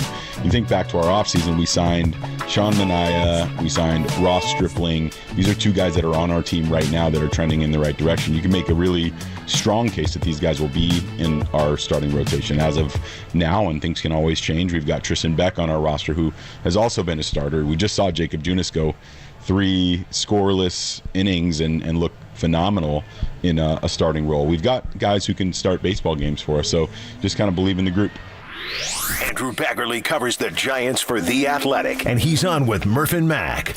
Now, sponsored by Marin Health Medical Center and Marin Health Medical Network. World-class care, closer than you think. On KNBR 104.5 FM and 680 AM. I mean, sports leader. It's always great to hear Blue Oyster Cult, but Waterboy, I will confess, a little stretch when he said, yeah, the theory here is don't fear the trade deadline. Don't fear the trade deadline. And also, anytime you're talking about BOC, Blue Oyster Cult, shout out to our good buddy Ron Wotus. Yeah, right, there you go. Anyway, well, he did fear the trade deadline. He did nothing, and we're going to bring in Andy Baggerly from The Athletic. Yeah. Andy, I'm going to quote your colleague, Jim Bowden. First of all, good morning, Andy. Good to have you. Good to have you. Good to have you. By the way, is ruined for me. All I can think about is Chris Kattan wearing like leopard skin pants now. Yeah, I mean, what a skit, too, by the way.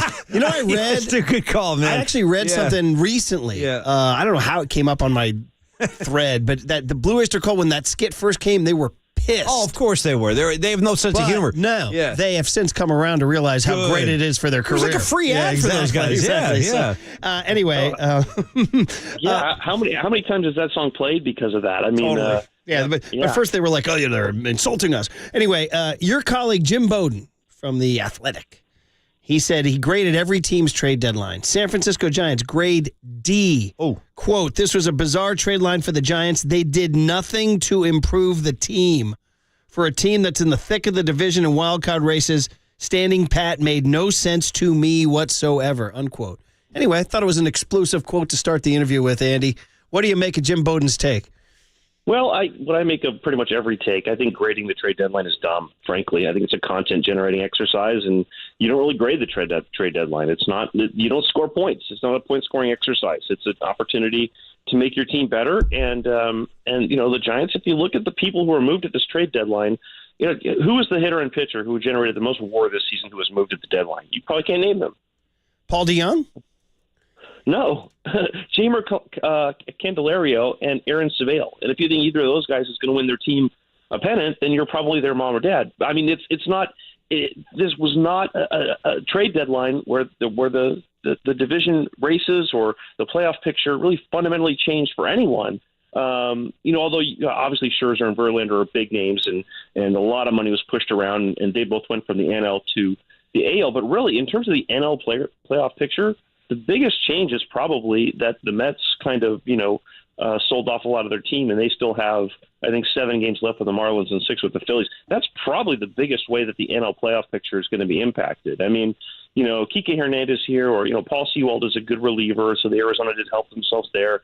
But I just don't see, you know, there are trade deadlines where I've covered teams, and I even wrote about one of them from a long time ago, the Angels in 1998, where they were cratered because the team that they were fighting for against the division went out and remade half their infield and added 2 starting pitchers, and the Angels did nothing. And they knew that they essentially lost, quote unquote, the trade deadline. But I just don't think that this is the current situation. There just weren't difference makers that were moved at all. And frankly, it's a good thing for the sport that the Cubs are going for it, that the Angels are going for it.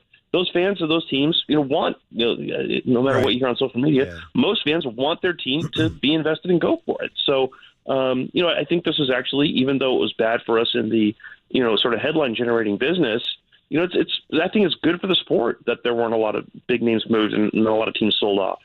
So a good, interesting take about that the market just wasn't there for game changers other than Scherzer and Verlander, which we could debate. You could talk about should the Giants have gone and go get Verlander, go for it. That's a debate that you could have. But in terms of difference makers, it doesn't always. I would counter by saying it doesn't always have to be a big name difference maker who can really help you. Marco Scutaro comes to mind. Javi Lopez, Ramon Ramirez. I mean, these are moves that Brian Sabian made to make the team better that weren't Willie Mays, Willie McCovey. You know what I mean? So, no, I agree. Cody Ross, sure. And he was like a waiver claim after the trade deadline as well. So, yeah, no, I totally understand that. And you don't know where those heroes are going to come from. And sometimes those heroes could be, Luis Matos. It could be Patrick Bailey. It could be Casey Schmidt. It could be, players they already have in their system. It could be Mitch Haniger, who's coming back in a few weeks. Tyro Estrada is going to be back in a few days. It could just as likely be those guys as a Paul DeJong that you would go out and grab. And the thing is, they know that, they can't just add a bunch of people to this roster from the outside world because they're going to have to fit in Yastrzemski back on this roster and Haniger and Tyro Estrada and Kyle Harrison. That was probably the newsiest thing that came out of yesterday was Farhan Zaidi saying that Kyle Harrison's going to go straight back to AAA, and he may only be there for one start or two before he's starting games for the Giants. So, right. I think you look at that, and you're right. There aren't always the stars that make those big contributions, but for what the Giants are currently constructed, they got these players because they liked them and believed in them, and they think that they're going to help them more than anybody that they could grab and stash. And AJ Pollock is a guy that they gave up next to nothing for, and he's a guy who, if he doesn't fit on this roster in 2 weeks, he's going to be a Giant for as long as Scooter Gennett was a Giant or Dan Uggla was a Giant. Or Matt Beatty. Yeah. There's no strings attached. Really, they can. If it doesn't work, then it won't work, and he won't be on this team. But if it does work, he could be a good fit against lefties if he has a little something left. So, I think I don't want to defend them by saying they did exactly what they should have done. I think they were as aggressive as they could have been, looking for ways to upgrade. They certainly did check in on Verlander and never even got to an offer stage because he wasn't going to waive his trade deadline to come here. Same with then Eduardo Rodriguez in Detroit. He obviously didn't want to be traded. So, I think that the Giants did the best they could, but realized, what, we believe in the players we have. And, so it does seem a little weird to hear Gabe Kapler say the message to this group is we believe in you when they only went out and got one sort of fringe player. But I think the alternative is, they would have sold pieces off this roster if they didn't believe in them. Well, I would say my view of it was that they are playing for 24 and beyond, which I guess is fine on one level. I get it. I'm as excited as anybody. I'm a season ticket holder. Luciano, Schmidt, Matos, Harrison, Bailey, you name it.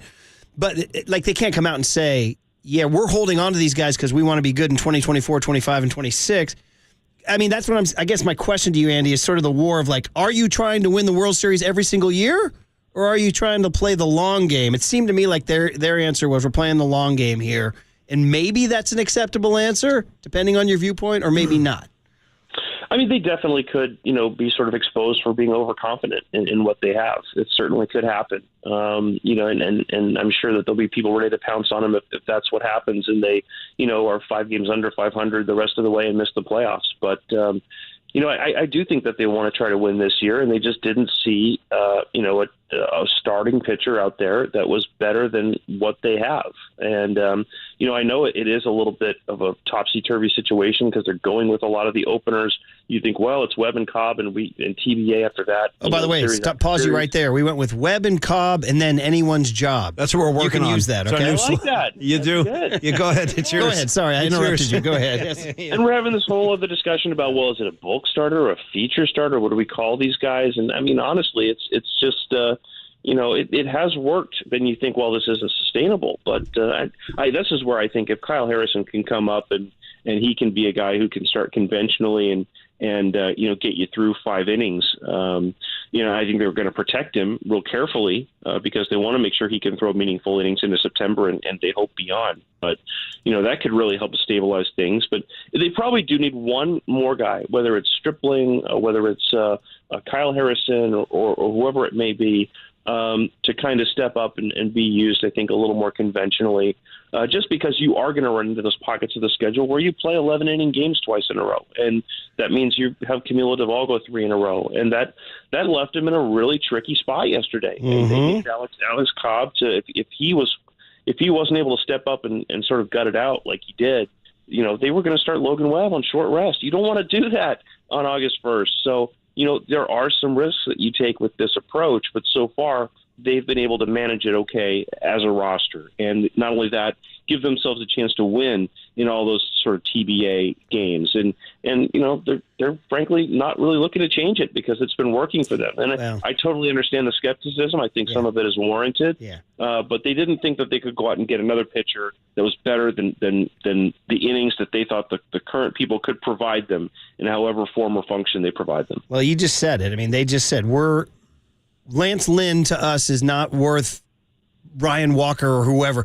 I get it. That's what they're saying. We had a big debate with Krukow, who's coming around, believe it or not. He said, I'm an old starting pitcher. He goes, who do you think you're talking to here? He said, but in this, to me, Andy, the next 2 months and October, if the goal is to win a World Series, the next 2 months and October will be a huge data point on this strategy. I am still skeptical that it can go through 162 and beyond. Don't forget the and beyond part, this whole starter thing. And you just said you understand the skepticism.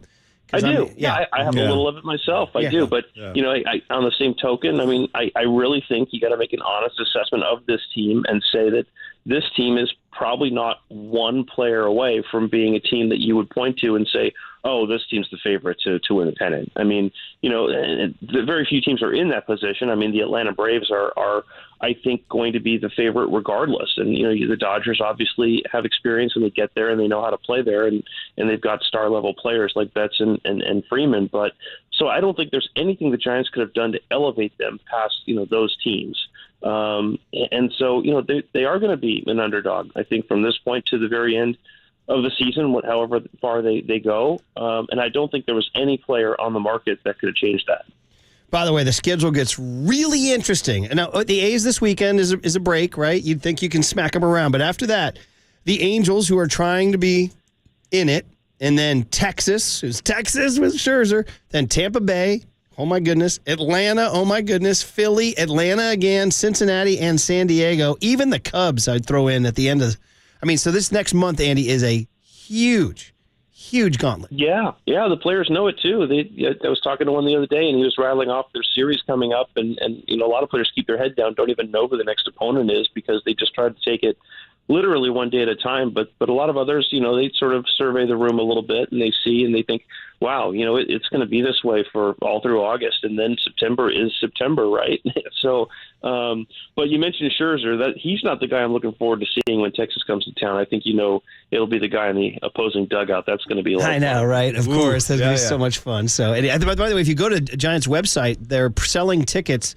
And the graphic they've created is Bochy on one side and Kapler on the other. Yeah, really? It was like a Wild West OK Corral thing. So anyway, well, hey, may you live in interesting times or whatever that we do. What you always told us is misinterpreted, that slogan or whatever. But this is crazy. I would have thought they should have added a couple of depth pieces. Others disagree, and we shall see. Like you said, everything else is just content generating, right, Andy? That's what we do. That's our job. Fill it up. We got 4 hours every day, buddy. Hey, we love reading you, buddy, and we'll talk to you next time. Thanks, Bags. Okay, thanks, guys. Andy Beggarly of The Athletic. So now, another guy who's creating content is coming up now. Quick follow-up question for Murph. As you're reluctant to accept this new brand of ball, as am I. I'm a little skeptical myself, man. I like a starting rotation. I don't know. I'm crazy that way. But if you were going to reevaluate that and then let that in, would you be willing to reevaluate your I'm not going to Giant Dodger games, especially if they play in the playoffs? It's a legitimate question, Marcus. Hell of a question. You froze me. Ponder that. You got me on the outside black with 2 strikes. Okay. Paralysis fastball. Like they used to do on Millionaire. Take one of your lifelines, think about it, and then we'll come back to it. How about Mike Silver saying the Niners should just maybe move on from Trey Lance? See. Or did Mike Silver say that? We'll ask him next on KNBR 104.5 and 680, the Sports Leader. Here he is, QB1.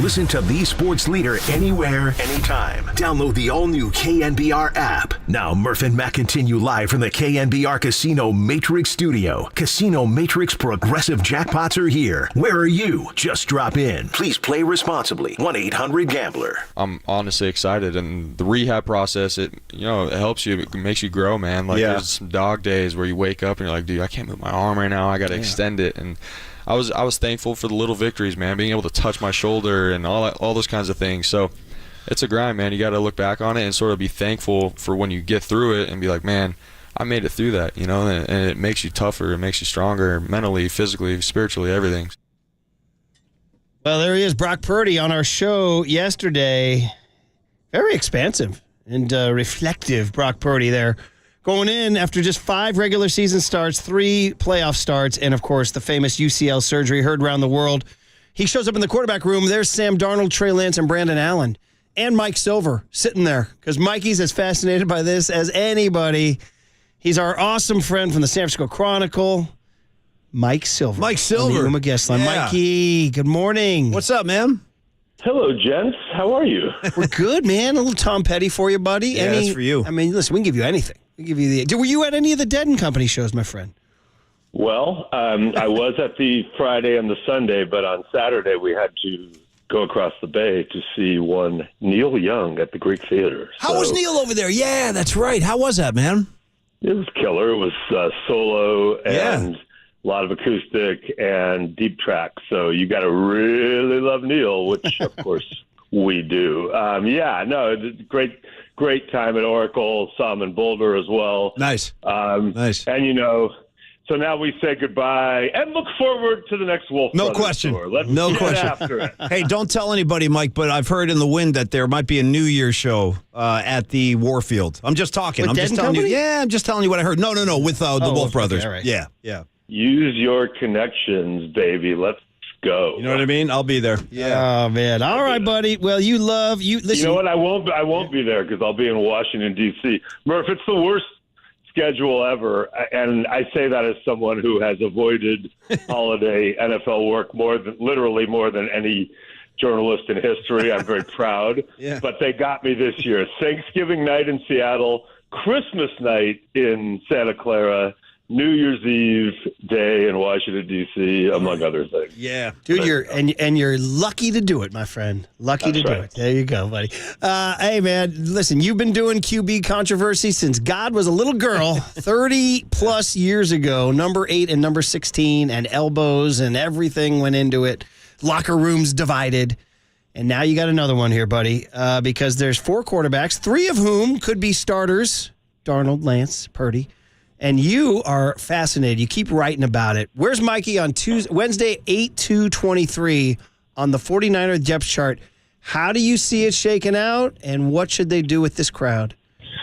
All right, well, I told Kyle at the beginning of camp that this is my kind of quarterback controversy because it's not for the starting job. You know, I mean, those of us who did 6 years of Joe and Steve, I did the last 4 of those, but this is not on that level, although I think some people are reacting as though it is the most significant thing that has ever happened in the sport of football, and blasphemy is occurring. But the guy you had on your show, who was so eloquent yesterday, is clearly the one, although I don't think it's, totally unreasonable to think that his recovery could hit a snag, right?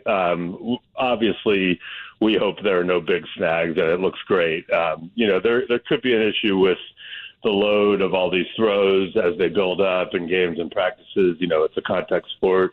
So if Purdy continues on this path and is what he is now, then he will clearly be the one. And hopefully for the 49ers, that'll be the end of it.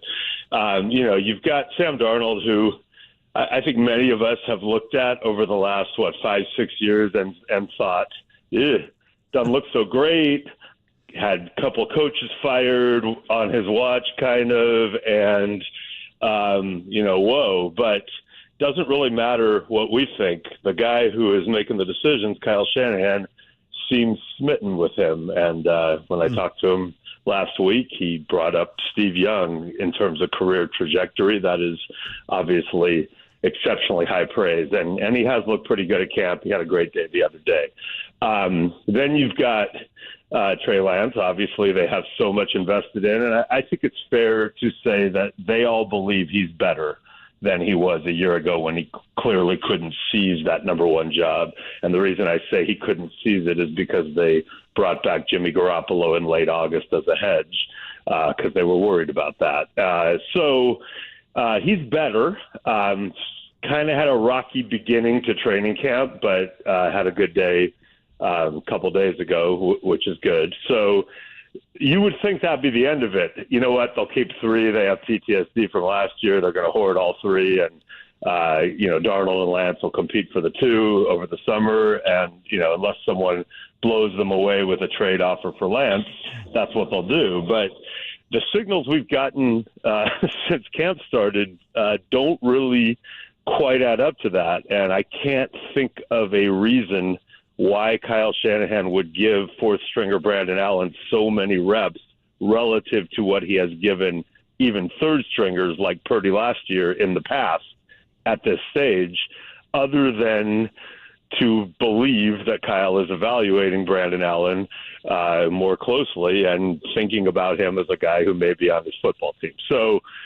you would think the reps are so valuable for Purdy, who missed the whole offseason and is really young, for Darnold, who is new to the system, for Lance, who we keep hearing needs reps to develop, but he has allocated an outsized share based on past precedent to Brandon Allen. So that makes me wonder if he loves Darnold as much as we suspect he does, and if Darnold, in fact, beats out Lance for the 2, is there a scenario where Brandon Allen is the 3? And, people say trade Trey Lance, trade him for Chase Young, trade him for this. I don't think right now the market for Trey Lance is what 49er fans want to hear. So it could be kind of like, in that scenario, dumping Trey Lance. I'm not saying that's the most likely scenario. I'm just saying it's on the table in my mind because Brandon Allen is getting so many reps. Obviously, we have 3 preseason games and the workouts with the Raiders still to come. Well, that's a great answer, and you laid it out there. Like, why is Brandon Allen getting this many reps if you have 3 guys? So it's worth cogitating. It's worth pondering. And I want to go back to something you revealed in a great column. Mike Silver of the San Francisco Chronicle. Everybody read them, sfchronicle.com or old-fashioned hard copies. But you laid out a little nugget that the best offer the 49ers got for Trey Lance was a 5th-rounder. That was a sizzling nugget there, buddy. Do you have any way to expand on that for the KNBR audience? Well, I've been poking around, with other GMs and people around the league, and it doesn't seem as though there is a thriving market. Now, they haven't, I think it would change if John Lynch just made it clear to everyone, like, hey, this is a fire sale. What do you got? We'd find out. But clearly they were not averse to listening to offers over the offseason. They even said it publicly. I think if you're a 49er fan and you want them to get something decent for Trey Lance, it's a quandary because he's either going to flash in, say, the Raider joint workouts and or the preseason games enough that somebody wants to step up and pay a little more than a 5. But in that case, you're going to go, wait, he looks so good. Why are we trading him? We spent 3 1s and a 3 on this pick. Why are we doing this? Or if he looks not that great and you're at peace more with moving on as a fan, you're going to be like, man, we just did a conditional 6. So, look, Trey Lance is a really smart kid who does everything right. This is not anything that you can put on him in terms of preparation or approach or makeup or intelligence. He has struggled consistently throwing the ball from point A to point B accurately. Does it sometimes, just not all the time. He has missed layups. And people say, well, he hasn't played that much. That is true. But he has had a lot of exposure to Kyle Shanahan and his coaches. There have been a lot of practices. There have been many that we've seen over the last 2 summers. And, there are layups out there that, that clank off the top of the backboard or worse. And so, it is not – this is not some indictment of the kid. He's a great kid. It is just business, and he's got to show them that he is one of the best 3 guys, in my opinion, because they can't mess around. They have to win now. They know from last year you might run out of quarterbacks, and Kyle has to ask himself in the end, if I have to play in a game that's important with whoever my 3rd stringer is, which guy is the best guy to play with right now? And then I would just let me continue on this rant. There's a whole separate column to be written, and I may do it, about why people are so triggered about this particular subject. Yeah. But one of the biggies, and there are a lot of reasons, but one of the biggies is and I keep coming back to this, is just the overvaluation of the draft in our culture as a transformative vehicle. It can be. It's great to talk about. You can get really good players. It's important, but the hit rate, especially on quarterbacks that high, is not amazing. And I just think it's hard for many people to get past the cost of getting Trey Lance was 3 1s and a 3, one of them ours, but 3 1s and a 3. And we picked him at 3, so he has to be super valuable, which, it was a valuable pick. But if you juxtapose it against getting a guy at 262 the next year, who, if he's healthy, Kyle Shanahan believes is that guy, then you might want to call it a wash. And it's hard for people when they look at Lance and when they look at Purdy to get past that draft perception. That's a really... Dude, you're onto something there, buddy. The draft in society, 808 KNBR. The draft as a cultural phenomenon. Yeah, no, and how it changes lives and perceptions. And perception, big time. Can you tell I don't work for NFL Network anymore? Nice, nice, man. Nice. Wait, hold on. Let's do it all. Let me get it all out of the way. The draft is overrated. Schedule release is a joke. We already know who everyone's playing. Sure. Don't watch that. No. And Back Together Weekend is the most ridiculous attempt to create destination viewing I've ever seen. Wait, what's Back Together Weekend? You scoop me on that one. What is that? Exactly. Back Together. You can tell, Murph, if you follow NFL accounts, you can tell that they've been Stepford-wived into tweeting about these things or promoting them. But this is great. There's a Kyle Shanahan element to the story. So a couple years ago, I think they tried to do this Back Together Saturday. It was a programming thing for NFL Network, and I think ESPN ended up hopping on. Yeah. But it was like, we're going to send people out to all these camps. I might have done it, in fact. But, like, we're going to send people out to all these camps, and we're going to go here, we're going to go there. It's going to be like a big day. But the problem was they do it in the beginning when it's like individual period and no pads, and it's super boring. So last year, Kyle Shanahan wanted to be on this schedule that was 3 days off or 3 days on, 1 off, which I know all you former players are listening to going, wait, what?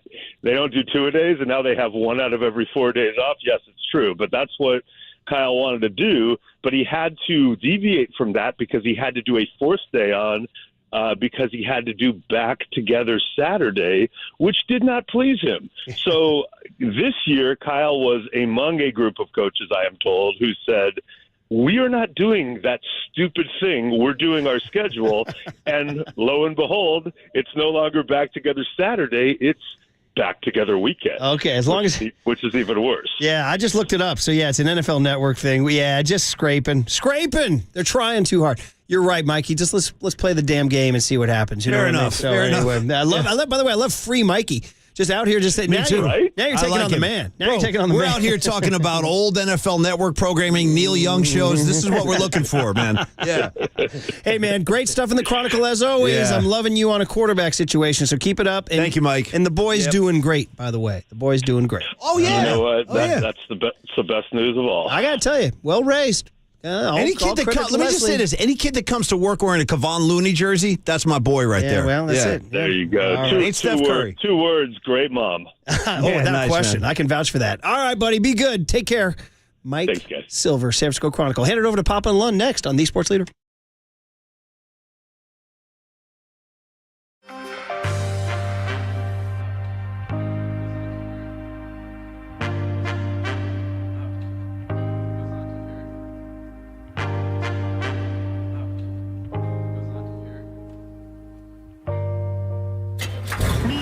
From the Chilton Auto Body Traffic Desk.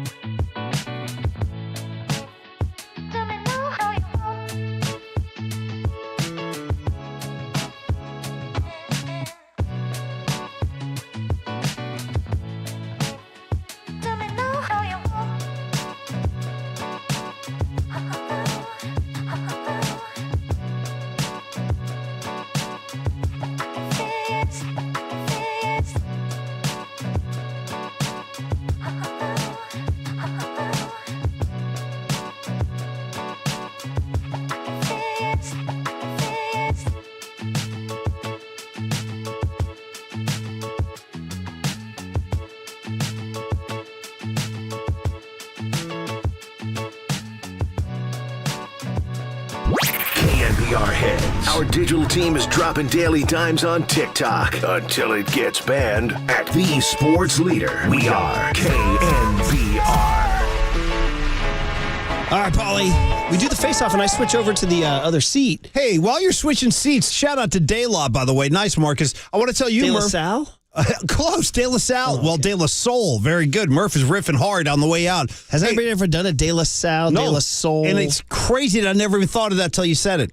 I like where Murph's head is at a lot. Hey, guys, remember this final segment brought to you by Redwood Credit Union. Start earning cash back on your everyday spending with a Redwood Credit Union free checking account. There are no monthly fees, no minimum balance, and your debit card earns cash back, travel, and more. Get started at redwoodcu.org. DJ Lattiser. On De La Salle, De La Soul. You know what I have in my house? Actually, speaking of Coach Ladd, I actually have they were giving these out one of the years I was over there. They gave out the Bob Lattiser, Coach Lattiser bobbleheads. I actually have a Lattiser bobblehead in my house. Such a cool dude, such a likable guy. Oh, he's the greatest. Hey, by the way, Johnny Lund entering wearing the same hat that Brock Purdy wore. Nice. I just crossed Brock Purdy and Patty Bailey. And how about that, by the way? Those two guys will be running the Bay for the next 10 years, Pretty right? much. Brock Purdy and next generation. So those hats are the new. Yeah, last year, this I don't know who started it, but like Trent Williams was wearing them and McCaffrey. And so we found out the company. Oh. And then this isn't a plug-ola payola thing, man. We just mentioned them, and all of a sudden this box hats came pouring in. Man. And they're cool hats, and Purdy was wearing his Papa got like 4 of them, though. Like, I was lucky to get this black one. I'll take 4, John. Papa has every rendition. Yeah, where is he? I hear him out there. He's over there. I hear him in the hall. That's the word. G-Pop? that's the rumor. No, he's Is he parsing the Mike Silver interview for I can hear him. extra He's out clues there. on Brock Purdy and Trey Lance? Here he comes. All right. Yeah, here he comes. Coming on in. G-Pops. He had beers with Silver, I know, on Sunday. He keeps saying it. By the way, I've listened because I'm a devoted P&L head. I always listen, and Papa said 2 or 3 times, I had a beer with Mike Silver. I got a beer. I kept thinking, man, sounds enticing to grab a beer. Right? I've had more than a beer with Mike Silver, if you know what I'm talking about. about. The head of our company just walked by and said, why are you doing this segment with the door open? Well, because we're waiting for I thought G-Pop. Papa was behind me. I mean, we're waiting. But he's a man of the people, and all of a sudden it's like, hello. Is he playing shuffleboard with the producers? Let me get a quick game in, John. I don't know that he would stoop that low, but... Well, you guys signed off yesterday at 2, and they hadn't made a move. And were you saying, hey, 1 hour to go, right? And then they don't do anything, right? Yeah. They don't do anything. A.J. Pollock is the move. And then there was a staunch wave of defenders. Now we're the bad guys. We're the bad guys. No, I've become a villain today. Taking a chance to improve the team. And John, we wanted an arm. Now we're the bad guys. Yeah. The only credible argument is you don't like 3 openers in a row? No, that's what it wound up being with Krukow today, was a debate about, is this going to work or not? Here he is. G-Pops will tell us. G-Pop will tell us here. 2 arms. Can you go Webb and Cobb in anyone's job? That's what we're saying. Ooh, 2 starters in the rotation, Greg. A listener. Who did that? You? 530 text. What do we say? Area code. I'd have stole that with no credit to anybody. Respond insane and pray for rain. So Krukow said you need a new one, and a listener said Webb and Cobb, and then it's anyone's job. Can we get anything to rhyme with Harrison? Harrison. How about Kyle? Something Webb, Cobb, and Kyle, and then the extra mile. I don't know. There you go. Not bad off the top of your head. Yeah, I don't know. I'm just riffing here. But You've got to embrace Murph. You're a much younger man than me. But you play an old man on the radio. They've been doing openers. The Dodgers did an opener in the World Series. Understand. The Astros were a analytics model franchise with great. I know. They did 1, but they didn't do 3 in a row. No, what? exactly. They did 1. Yeah, exactly. They didn't do 3 in a row. Exactly, Greg. You don't have to do it 3 in a row. That's a legit point. That's a legit point. I mean, they embraced it with tremendous high-end talent for a long time. Yeah. But I'm saying you can't do 3 out of 5. Have been doing this for a long time. I think we'll get into it more. If the Dodgers had a chance, they would go Kershaw, Buehler. Dodgers did win a World Series in 20. I know you but don't not count with 3 out of 5 openers. No, they did. They did do openers in the World Series. The Dodgers did start an opener in the World Series. Not 3 out of 5. Not 3 out of 5. No. Not 3 out of 5. And then to get through the series, how did they do in the DS how many and the starters CS? do you need? Even in a 7-game series, you need 4. I'm saying 4. So I need 2 more. If you have Webb and Cobb and Harrison, and then go Ryan Walker or John Brebbia and go opener one time. I guess I'll see you at the parade. Greg's making it sound good. I know. I'm just telling you how they look at it. All right. Hey, listen, that's hot sizzling takes are coming your way. Papa and Lund now. With Pat Bailey We'll do it again tomorrow with our old man radio. Cheers, y'all. All right. Here we go. It's time for a change. Think Speedy Oil Change and Auto Service. Your trusted oil change, tune-up, brake experts. You're listening to KNBR and KNBR FM San Francisco, the sports leader, a Cumulus media station. Wait. Murph and who? Marcus is your opener, and you guys are the feature. So come on. That's pretty good. That's pretty good. That's the end of the game.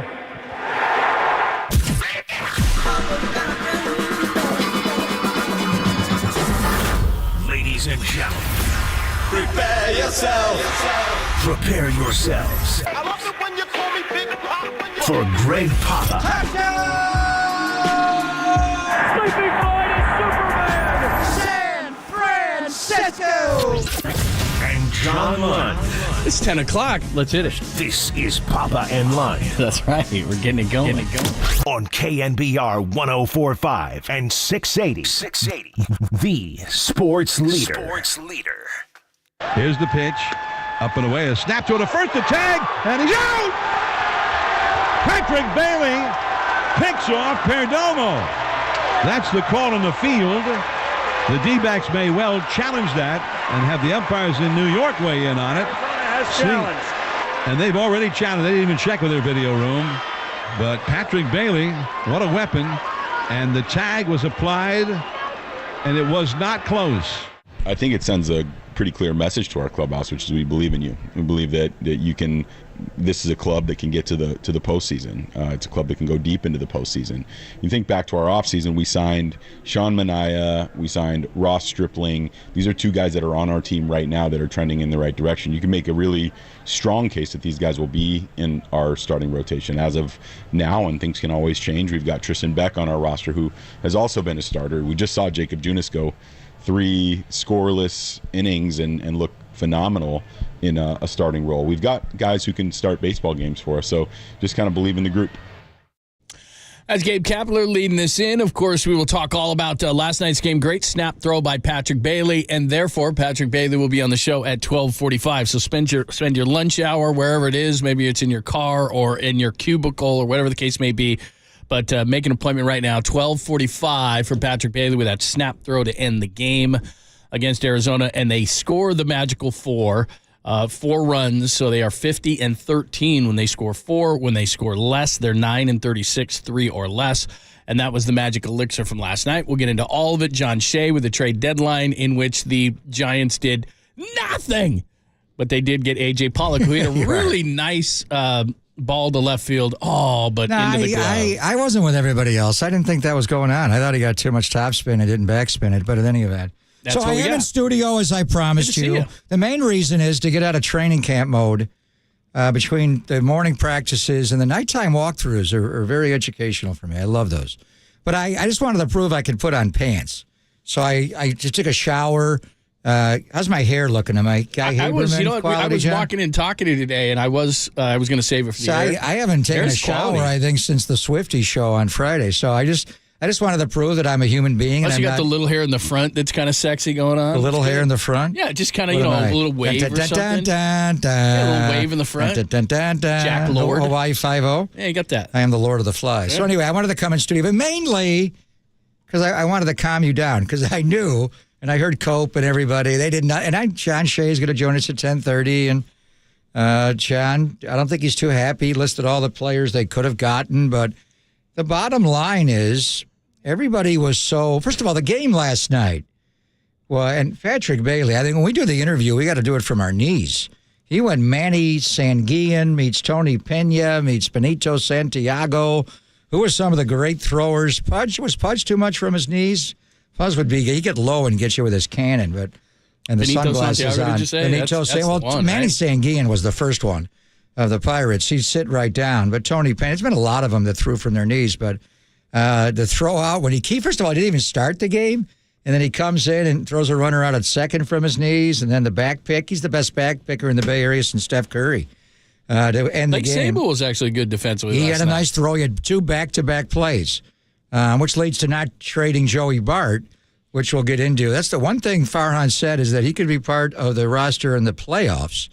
Now, I don't know about October, but September, when you go from 26 to 28, just having that third catcher gives you flexibility, especially with Blake Sable and his ability to pinch hit. But I think if you do get into October baseball, if he's healthy, he's bustering it. He's catching every single inning. So we're going to talk to Patrick Bailey coming up after what he did. But the overall game, I'm not going to say it's the biggest win of the year, but I think for a lot of reasons you could make that point, John. I mean, the Sable walk-off home run that he hit early in the year, who was that, against the Cardinals? They had a couple. The game in St. Louis, the Mike Yastrzemski down to the last strike home run to force extra innings, and the Giants won it. We were right on after on a day game. So in mid-June. So they've had some really amazing wins. But last night, considering the inactivity, if you will, of the trade deadline, and then Alex Cobb goes out. He's not feeling well. Wound up being a catfish hunter start. He gives up 3 solos, but you're down 3-0. And then, that when the inning where they came back, J.D. Davis looked overpowered on fastballs, gets a big curveball from Zach Gallen, the all-star starter for the National League, but then the next batter hits into a double play, and you're like, oh, wow, this is not going to go well. And then they go right away, they regenerate a rally, and it's Luis Matos. Sable with a big base hit, Matos, big hit, barrels the ball, you get 1 run, and then I know you've been talking a lot about Cross, swung and missed at a high fastball, got overpowered, came back right away with another one from Zach Gallen, bomb, ties the game. You got to have Brandon Crawford come alive here like he was in 21, and you got to have late-night Lamont. He is starting to look like he's over his back issue. Almost hit a walk-off the night before, hitting the ball harder, consistently, and then just a low laser. Kipe didn't have time to give it a high and deep because it wasn't. It was low and hard and out of here. I mean, so that's what you need, and then you go to the bullpen, and I thought Ryan Walker was going to finish it. You bring in Sean Manaea. Technically, he gets the save, but really it's Patrick Bailey, who's your closer. Even games he does not start, if they have a lead late in the game, and you got to shut it down, and Duvall was not available, Tyler was not available, couldn't use him 4 days in a row, you're bringing in Patrick Bailey. So we'll get more into the, why they didn't, what were the options there.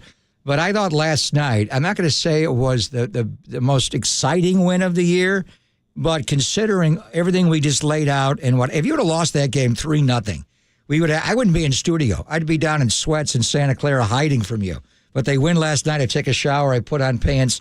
I come in studio. I'm feeling better. So I think considering everything that went down yesterday, the entire organization needed to and the guys that did it, the young guys, the old guys, the Patrick Bailey, that guy's like the oldest young guy I've ever seen.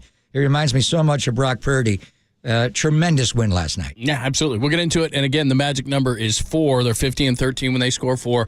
They're 9-36 when they are 3 or less. So they get the win last night. You know what the pitching reminds me of? And then we'll get into the trade deadline ahead of John Shea from the Chronicle at 10:30. It's like Little League. That's where they stole it. Because when you play Little League, what happens is you have 3 or 4 pitchers are going to pitch. Johnny's going to pitch. You're talking young Little League. Yeah. What happens when you get into higher Little League, one guy's just shoving. Well, what happens in Little League at the lower levels is that Johnny pitches 3 innings and Bobby pitches 2 innings, and like you have 5 or 6 pitchers, and they all pitch a little bit of the game. And that's kind of what the Giants are doing. Manaea's not a closer, but you know what?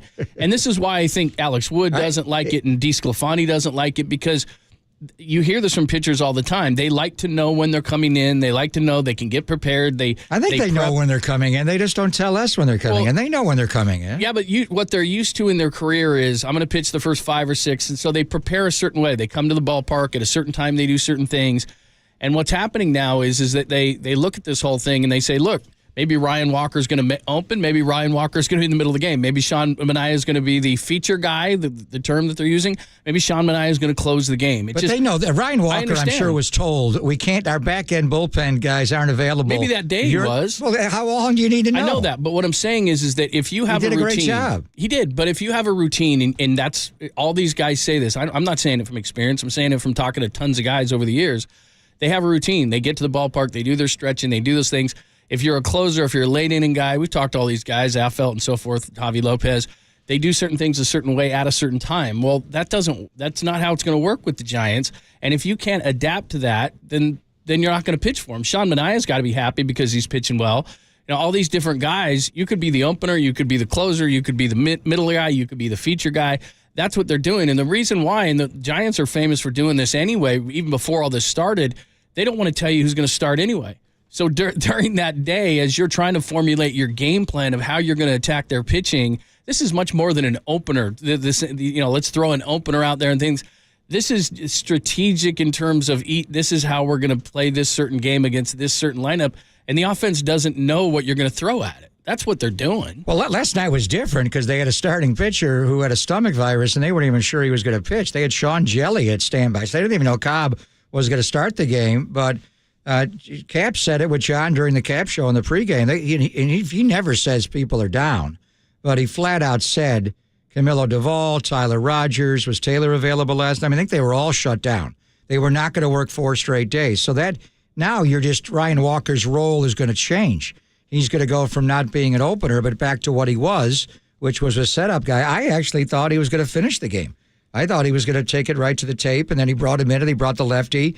And it's the first time ever Sean Manaea has had a save opportunity, not only in minor leagues, major leagues. He's never even been in that situation. He did fine. So it's like, the NBA game, somebody gets into foul trouble 2 minutes into the game. All of a sudden, Gary Payton, you're in the game. You're not coming in, later in the first quarter. You have to adapt. So what forces it, though, is they only have the 2 real consistent starters. And so what they have to do is, depending on how the game went before it, certain guys are going to be available, certain guys aren't going to be available. That's just kind of how it's going to go the rest of the way. Well, really, the featured guy is not going to be available. I love the graphic they're using on NBC Sports Bay Area. The Yankees have been using it with the Yes Network.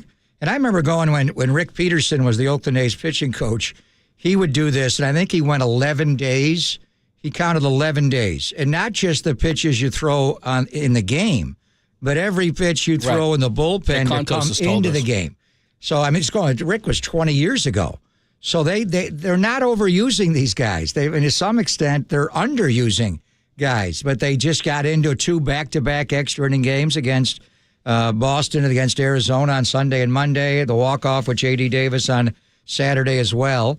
And the bullpen was taxed. So this one time, if you want to go in the opener, I thought you kind of embraced the opener over time because it does work. I know what I'm saying is it's not the opener. I'm okay with it. We'll see long-term. They didn't even do an opener last night. We'll see long-term what the ramifications are or if it works in the postseason because really teams have used it in the postseason. Occasionally. But not to the level that the Giants are, and that's the difference. The Giants right now, even with a stripling, he's not going to go deep. And even if they bring up Harrison, he hasn't been stretched out this year. They won't use him that way. He's got to get through the lineup one time. That's what they're going to do. So Harrison might be a 3-inning guy. So in the traditional sense that we think, they're going to bring Kyle Harrison up. Well, not to be a 6-inning or 7-inning guy. He's what's going to be wrong a 3-inning guy. He could be a 4 or 5-inning guy. No, we'll see. That's what I'm saying. I don't have a problem with the opener, and like you said, it's kind of like the City Connect jerseys, which they're now. What are they in those? I mean, look, if something works, something works. Like 7-2. And so you go for it. Something like that. I'm just saying that over a long period, to the extent that they're using it, it's not proven because teams have used it. They just haven't used it to this extent. 24-8 in the City Connects. Yeah. So I don't know about that. Tampa Bay's used it.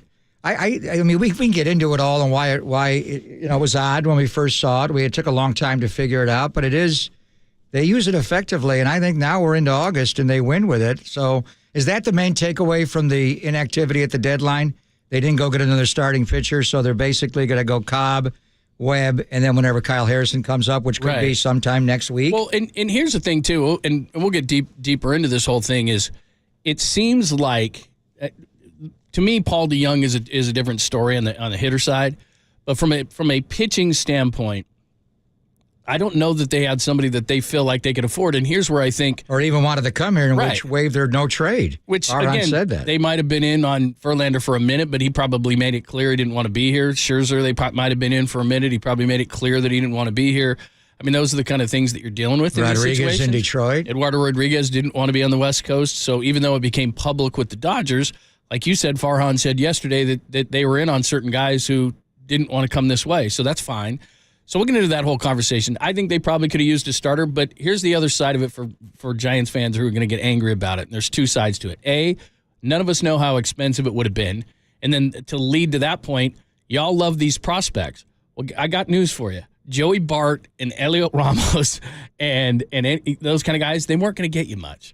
So you're going to have to may need them. Exactly. And you didn't want to part with all these guys that you like. So that was the catch-22 for a Giants fan. Okay, you want somebody, but who are you going to give up? I'll give up Bart and Ramos. Well, they didn't have much value.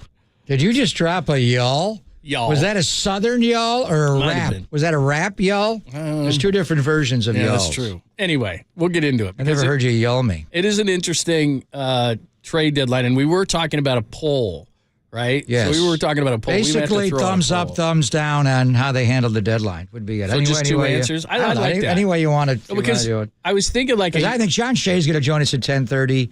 Just reading John, angry? I don't think he likes the inactivity. And I think and all that, you're young everywhere. And then they sent Luciano down, which is really interesting. Why didn't they have him working at second base before they recalled him? I think that may have been just a showcase. Maybe Epler and Steve Cohen in New York wanted to look at Marco for a while. Maybe Marco Luciano, will they take him with Lindor? I don't know. But maybe he'd be a New York Met right now if Justin Verlander would accept a trade here. Yeah, absolutely. All right, we'll get into all of it. Remember, text line is always wide open. Love to get your thoughts there. We're on YouTube and Twitch as well. And they have put new boards behind us. And so they rotate between the Niners, the Giants. I don't know what other stuff they got in there. But no Aaron Rodgers behind us anymore? Looks pretty good. Yeah, no Aaron Rodgers. We have a preseason game tomorrow night, by the way, that Aaron Rodgers is not playing in. Between the Jets and the Browns? Hall of Fame game. Who are those quarterbacks? It's just football. Who are those quarterbacks going to be? I demand better. No Rodgers, no Watson. I think Kellen Mond is going for the Cleveland Browns. We all get excited that it's going for the New York Jets. Al Woodall? No, it's Zach Wilson. Is he starting? Yeah. Oh, that's a big start for him. Zach Wilson and Kellen Mond. The number 2 overall pick in the draft. Yeah, something like that. He wasn't? So we'll get into all of it. John Shea is going to join us at 10:30. Your thoughts more than welcome. And Patrick Bailey at 12:45. It's Pop and Lund on the Sports Eater.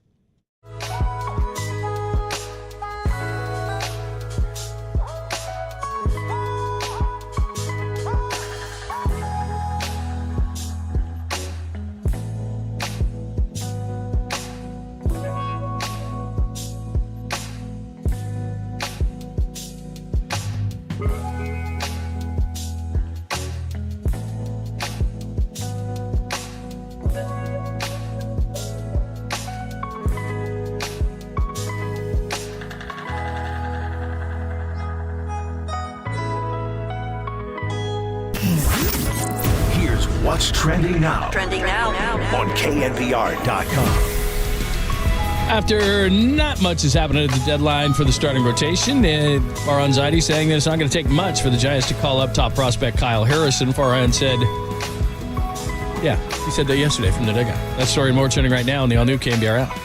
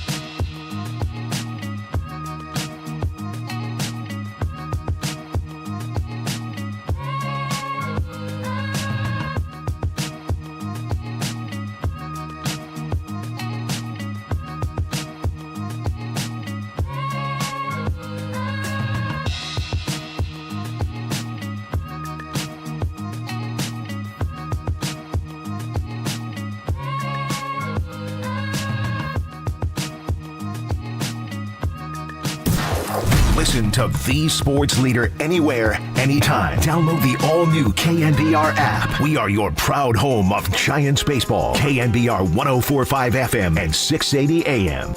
I don't know what the sort of broader perception is, but it wasn't a super active deadline, and a lot of the bigger names that people thought might be moved at the deadline were not. And, teams that were kind of on the bubble decided to push in. So, I think a lot of teams dealt with the same supply and demand issue that we did. There goes Farhan afterwards from the dugout. We're going to talk to John Shea in about 8 minutes about what the Giants didn't do at the deadline. Danny's big poll is up. Do we need the fancy open, or do you have it? Or if you don't have it, that's fine. I can just read it. You have it?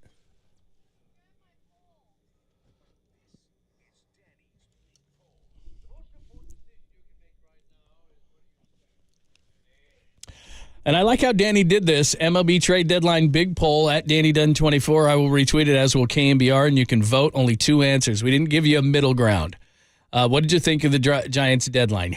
Loved it, hated it. Loved it, hated it. We're going just that? Loved it, hated it.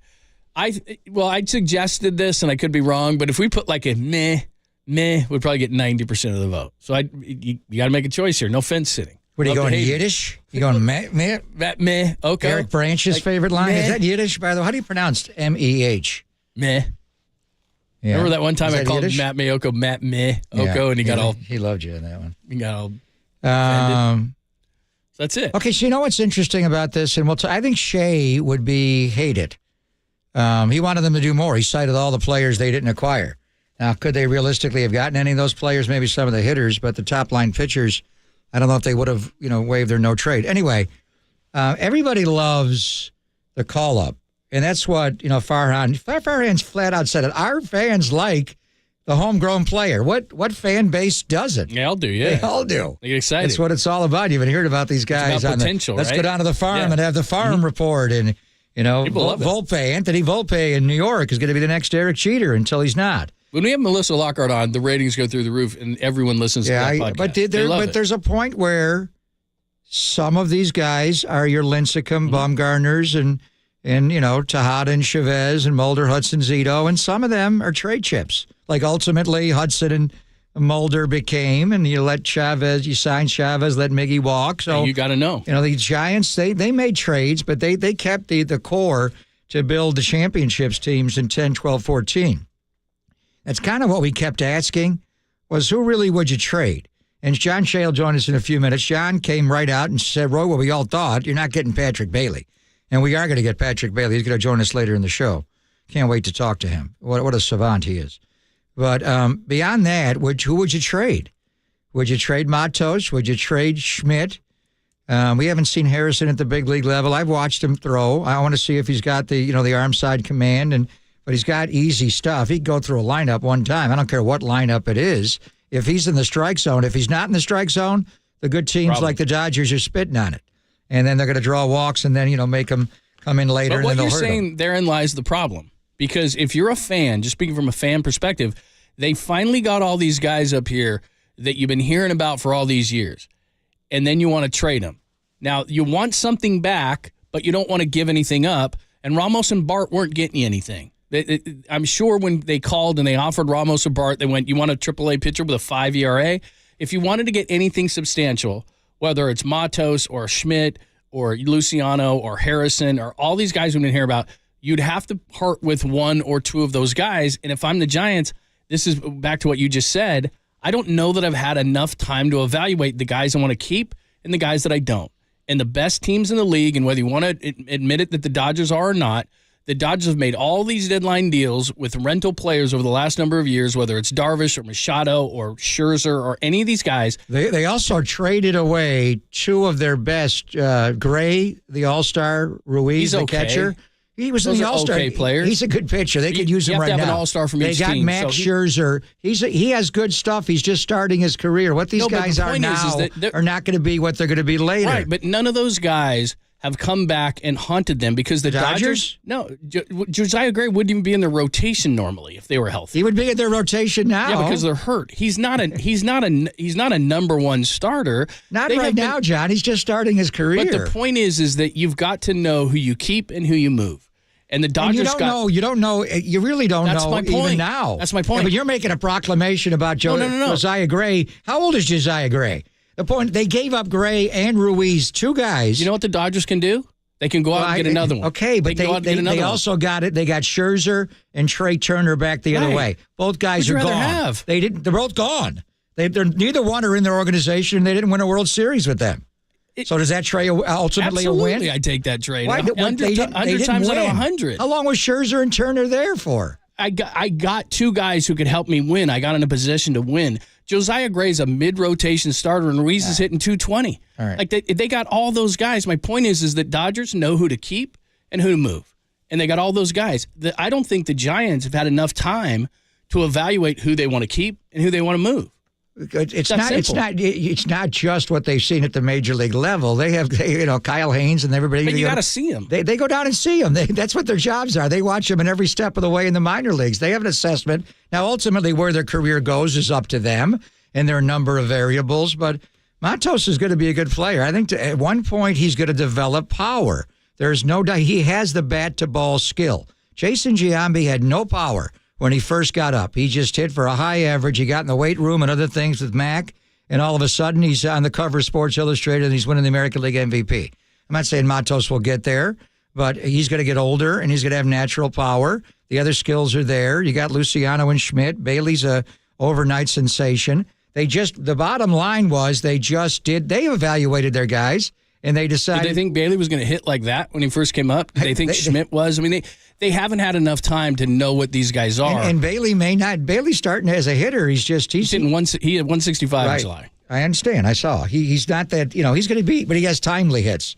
The guy, he's just a big time player, and the big moment does not wow him. He may not hit for a high average, but he's going to be a productive offensive player. I like him. I'm just saying, I don't know what Schmidt is, and they don't either. I don't know what Luciano is, and they don't either. No one does. Right. And so you finally get these guys into your system at the higher levels after you've been waiting for Luciano since 2018. You're not going to just flip him for Jack Flaherty, who's a rental. For Justin. I want to ask Shay, why did they bring up Luciano for essentially a week? He was in Double-A 2 weeks ago. He had 1 week at Triple-A. They brought him right up. Was that because they're injured? They knew they were getting Estrada back and Crawford back. Maybe Estrada got a little bit, green-lighted recently. But to me, that is the classic showcase. Somebody called, I don't know who it was, and said, maybe it was Scott Harris in Detroit who knows him, said, we know what he is in the minor leagues. Can we see him against major league pitching and play shortstop for a week before we determine? Because right after the deadline, and I know, but they already brought, the reason they activated, Pollock was, and they sent Luciano down. They could have done that when Craw was taken off. They didn't do that. They waited to the deadline. So we got to ask Shay, hey, was that a showcase there? Was somebody looking to take a look at Marco in the major leagues? All right, Danny's big poll is up. Tell us, and again, there is no middle ground on this. Loved it, hated it. That's the bottom line to the Giants trade deadline, and I'm sure for fans it was a quandary because you were going to have to move some names that you knew now that have been up here, and you probably didn't want to do that, but you probably wanted added to the team. John Shea's got a piece in the Chronicle about it. We'll talk to him about that coming up next. And again, Patrick Bailey at 12:45, only here on the Sports Leader.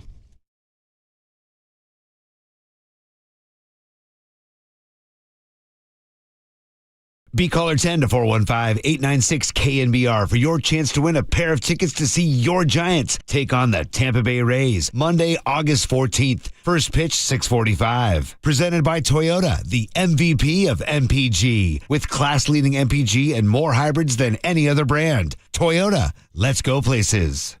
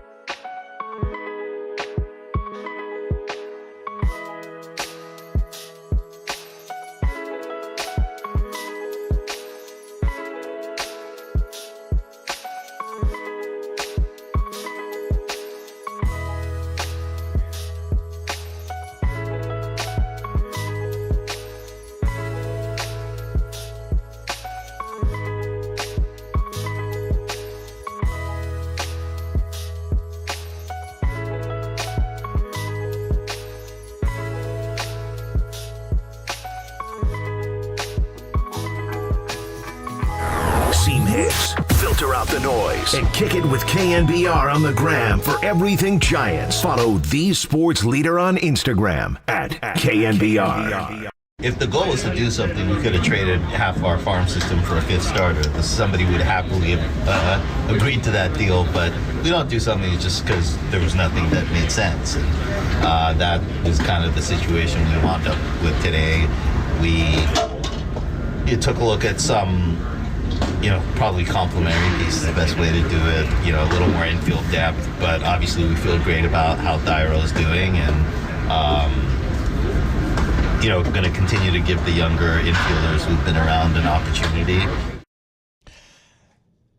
That was Farhan Zaidi, president of baseball operations, from the dugout after the trade deadline. It's A.J. Pollock and then nothing the day of the deadline, as John Shea points out in the Chronicle today. Follow him, please, at John Shea Hay. Justin Verlander, an Astro, Scherzer, a Ranger, Jordan Montgomery, Lucas Giolito, Jack Flaherty, on and on and on and on and on. None of them went to the Giants. No bats after the July in which the Giants were the worst offense in baseball. So let's talk all about it with John Shea, courtesy of the Uma Guest Line. Hi, John. Well, hi. Good morning, guys. Good morning. How are you? Good. It's not, I guess, exactly calm after the storm because there was no storm, right? So how do you categorize what Farhan did or didn't do? Obviously, the A.J. Pollock for money. He just kind of bought him and did nothing yesterday and kept his prospects. You cited all the players, pitchers, hitters they could have obtained, or at least maybe not could have obtained is the way to phrase it, but got moved to other teams, and many of them in the National League West and or National League, who you're going to have to compete with for the division and the wild card. So we got a poll up. Do you agree with what they did yesterday with the deadline? What are your thoughts on how they handled the deadline of 2023, Shea? Yeah, well, I think Farhan Zaidi said not long ago he'd like more of a traditional rotation. I think he also said he'd like some middle infield depth, maybe a bat. They were the worst offensive team in July, and I think any contender could add to a bullpen no matter how deep it is. Well, then Boston happened over the weekend. I mean, the Giants beat the Red Sox Saturday.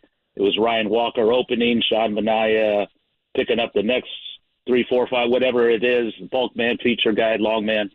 Then Sunday was a repeat with Scott Alexander and Ross Stripling doing the exact same thing.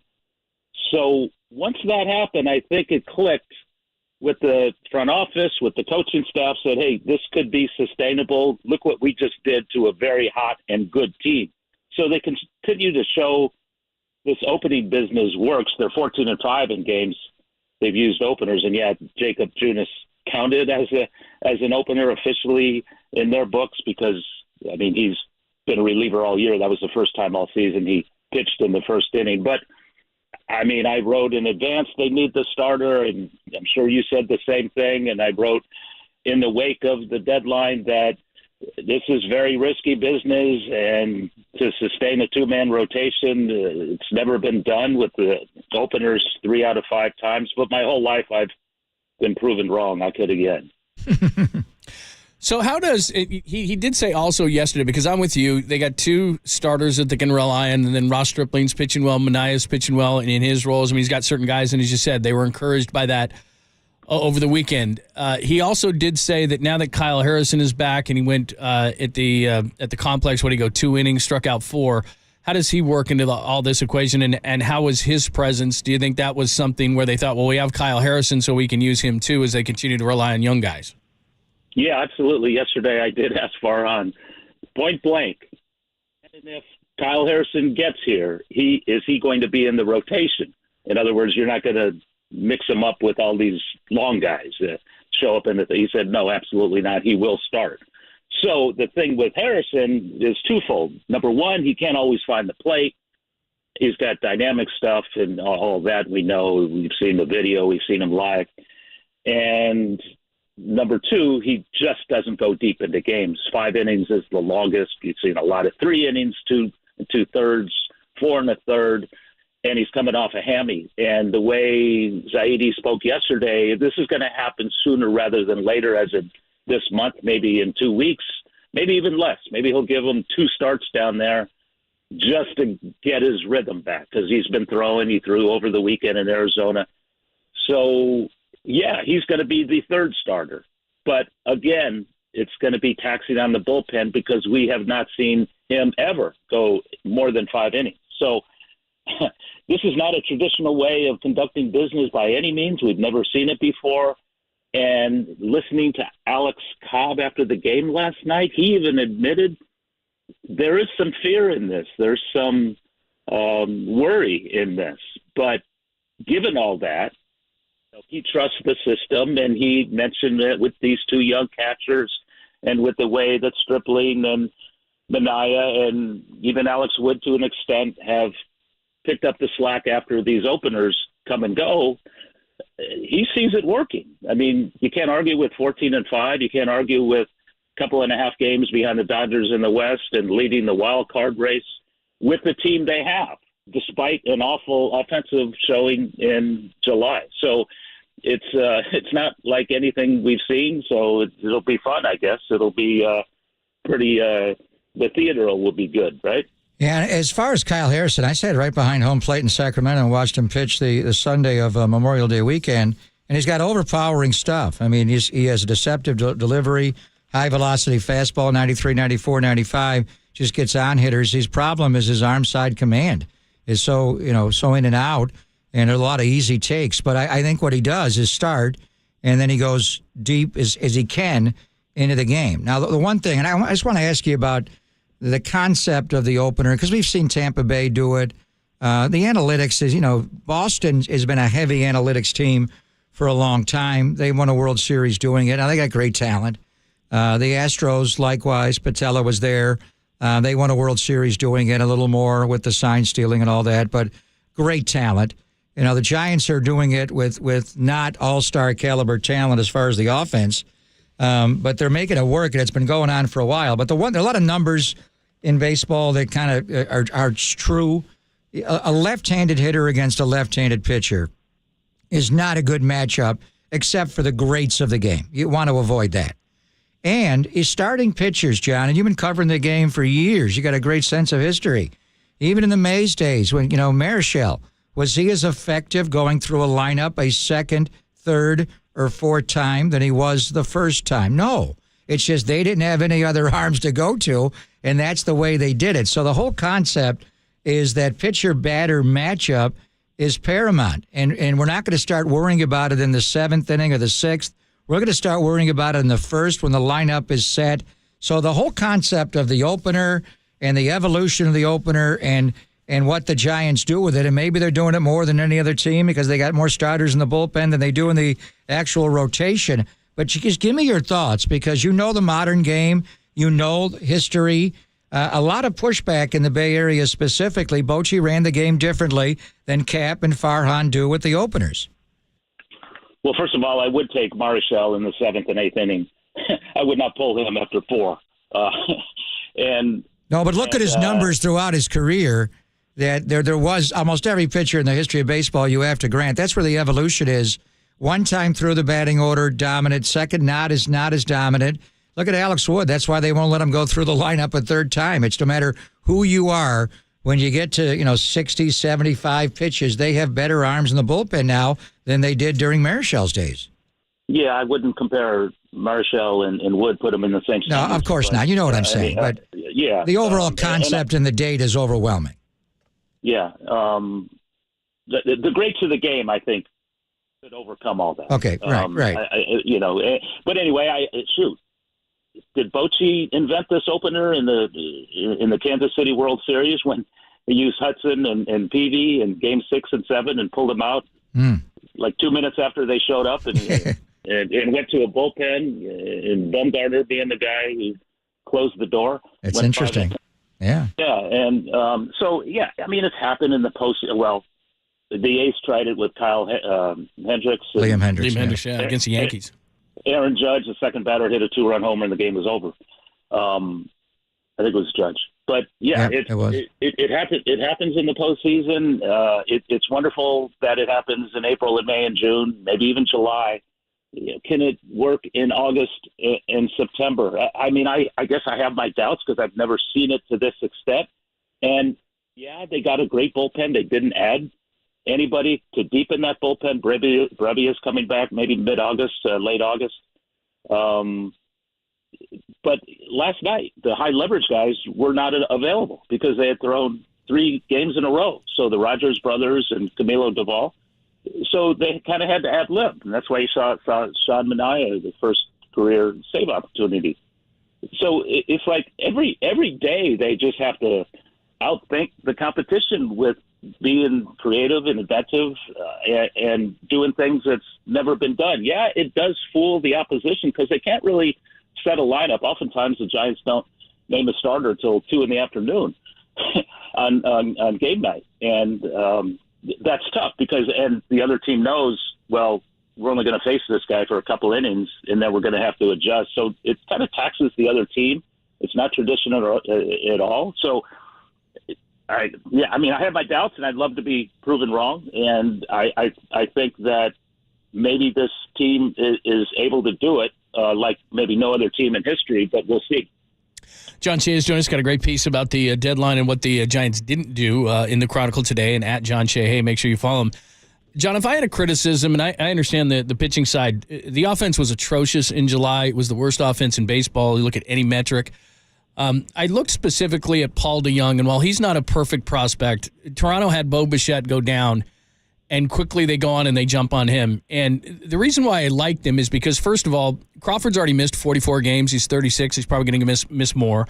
Tyro Estrada, we keep hearing who's going to come back. Tyro, since a great April, as of May 1st, since then, he's got a 667 OPS and a 230 batting average, and he's coming off a wrist injury. So I think DeJong could have played either of those places. He had team options after this year, so if you didn't like what you had seen, you could have let him go. He's got 13 home runs, which would have been second on this team behind J.D. Davis and there's one more, and I'm blanking on it. Flores. Home runs, Wilmer Flores, yeah. So those guys have 14. He's got 13. I just think he would have been the perfect guy. Plus, the the Blue Jays only gave up a prospect that wasn't even in the top 30. So I thought there was just a lot of reasons why that DeJong would have been a great fit for the Giants, and yet the Blue Jays were able to swoop in after Bichette's injury the night before. I think they needed another bat. Plus, if you look at Schmidt, who they're going to keep up here for defense, he hit 105 in July. For everything that Patrick Bailey's doing defensively, he hit 165 in July. I think that their offense is going to continue to struggle. I can't rely on Crawford despite what he did last night, and I think that they needed a bat desperately. And I see Toronto do that after the Bichette injury, so obviously it's not like they had been on him for a long time. I think they missed the boat on that. I totally agree. I think he's your infielder. I think Mark Canha's your outfielder. I think Jordan Montgomery's your pitcher. And I think all of them were obtainable. I mean, Canha, the Brewers, 12th prospect, ranked number 12. I mean, it's something. The Giants would not have to give up any top 10 prospects to get any of those guys, including Montgomery. I think the 11th ranked prospect and two other young players, Jordan Montgomery and Chris Stratton. So, I mean, and this happened days before the deadline, not yesterday. And, for whatever reason, it didn't happen. I do think that I was thinking that Marco Luciano's presence maybe negated their need for, maybe in their minds, need for middle infield depth. But then as soon as Farhan Zaidi said, yeah, we're going to keep playing the young guys, well, right after that press conference we had yesterday, they sent Marco Luciano down. And I'm thinking, well, okay. And obviously he didn't work out at second base. And I asked Gabe Kapler the question the other day. Now, if you're giving him grounders up here at the big league level, why the heck didn't you try him out at second base throughout his whole minor league time? I mean, you signed him as a 16-year-old. You had all this time, and he played no other position except shortstop. And he gets to the major leagues, and one of the first things the Giants want to do is, well, can he play second? Because, you know, we got our second baseman out and our shortstop's hurting. And so Gabe Kapler told me, well, we played him there in spring training and you know, we've seen him take ground balls. But the bottom line, Farhan Zaidi said yesterday, he's not ready to play second base at the major league level. So I think they missed the boat by not trying him out, because this is a team that tries everybody at every position. And for whatever reason, and I was told Al Haynes, who runs the farm system, it's like sometimes you get a prospect that's so good, you just want to put him at one spot. You know, maybe the lesser prospects will be moving around more. I mean, Casey Schmidt was nothing but third base, but that one month or two in Eugene, he played 40 games at short, and that's when everyone said, wow, this guy could do it all anywhere. So I think they missed the boat not playing him at second in the minors, and they had to send him down. I do think he'll reappear because he looked really good. He made solid contact, and defensively, he seems to be all there. And right before they brought Casey up on May the 9th, they had played him at second base in Sacramento a handful of games. So Marco was 2 weeks ago, he was a AA. He was a AAA for a week, and then in the big leagues for a week, and they send him down. I mean, to me, when they brought him up, and I know, you know, Tyro was down and Krukow was down, but they were going to get those guys back. Do you think that was partly somebody called, whether it was Scott Harris or Billy Epler, Harris in Detroit, or Epler in New York, whoever, and just said, Farhan, I see Marco's heating it up. Can you fast track him a little bit and let me see him against major league pitching? Was that a little bit of a showcase in your mind? I do think that. Susan Slusser and I talked about that right away, kind of looked at each other. We had the same word, showcase. And sure enough, Marco Luciano's first game in the big leagues, Kapler takes him out after 2 at-bats to throw a left-handed bat in there.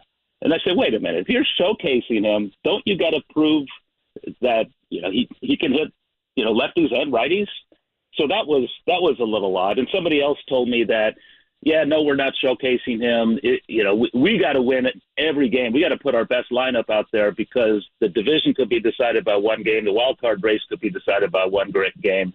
So we're not doing this risky business here at the trade deadline. But, you know, that was the company line. And I think I'm with you. I mean, to some extent, I think some team probably wanted to see him. John, great stuff as always. We appreciate it. Should be fun. We'll see.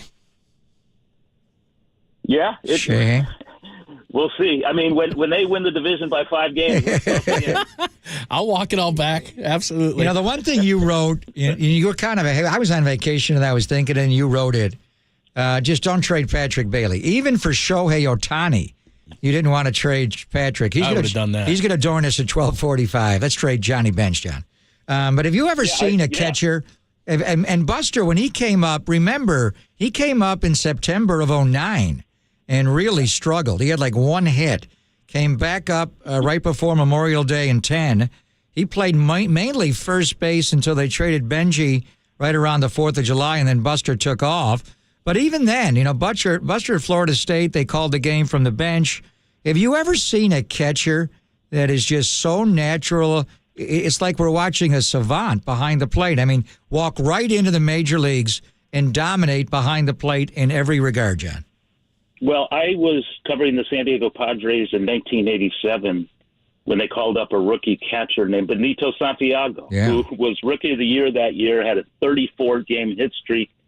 And this is the first player I ever covered that was throwing guys out from his knees. And I mean, as good as Benito was, and he was fabulous as a rookie, I don't think he had the pop time or the arm angles that this kid Bailey has. I mean, I was talking to Bailey after the game last night, and I said, when's the first time you ever threw out a guy from your knees? And he looked up in the air and said, I think it was high school. I said, high school? You were that good in high school to be doing that?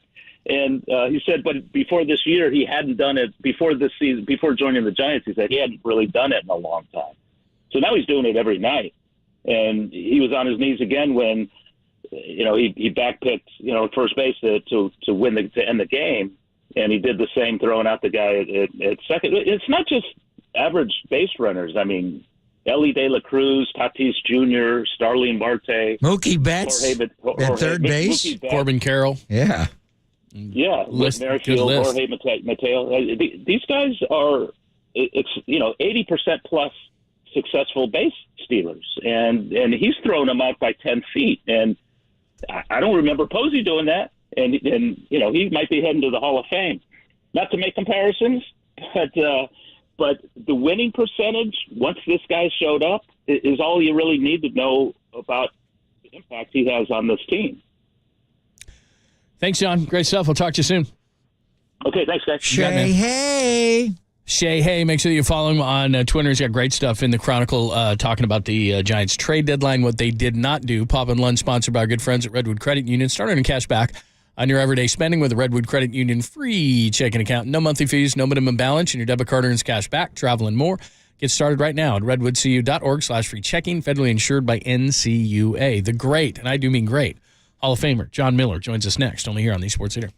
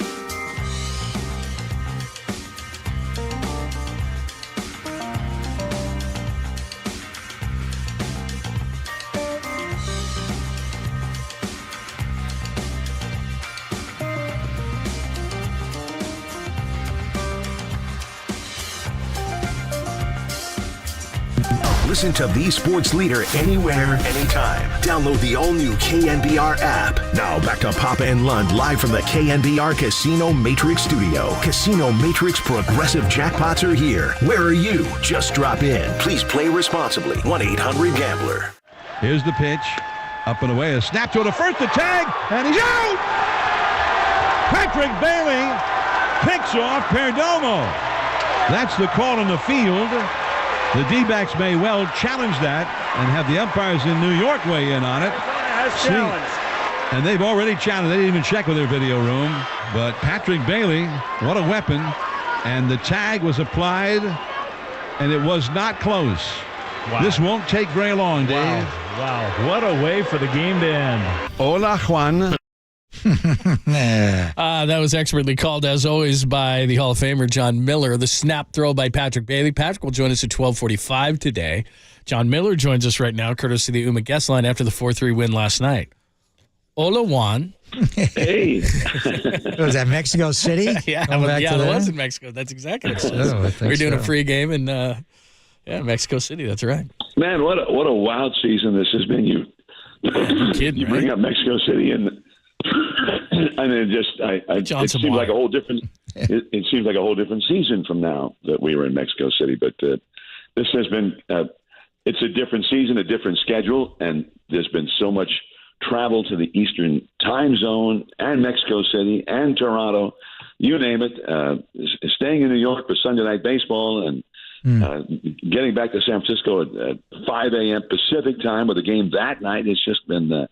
Never ending, all the travel and for me, excitement going to all those cool places. So anyway, and this team, the season sort of unfolding in a way that I've never seen before. When the team is having success and a pennant contender, a leader in the wild card division, and sort of like with a two-man rotation. Anyway, it's really been kind of amazing, and I give a lot of credit to those guys, and I think you can get a little hyperbolic maybe about the value of Patrick Bailey, but I mean Dwayne Kuiper I think said it well last night. He said, and that's the first major league save for Patrick Bailey from his knees. Incredible. And he came into the game late, threw a runner out at second from his knees, then went Dal Benito or Tony Pena or Manny Sangui and end the game, John. You mentioned the up and down. To me, it all changed when Casey Schmidt came up May the 9th and gave you energy for a while. But really, when Bailey came up May 19th, and look at the one-loss record since, you've seen some great players. Obviously in your day, you watched Cal Ripken Jr., and, Cal just had the instincts for the game. That took his great talent and took it to another level. You watch Buster, and we're going to talk to Patrick coming up at 12:45. There's so much to get into with him. Have you seen a guy quite like him, where maybe the raw ability is not, 5-tool talent in every category, but the mind, the instincts. I mean, just what are you seeing from this young catcher?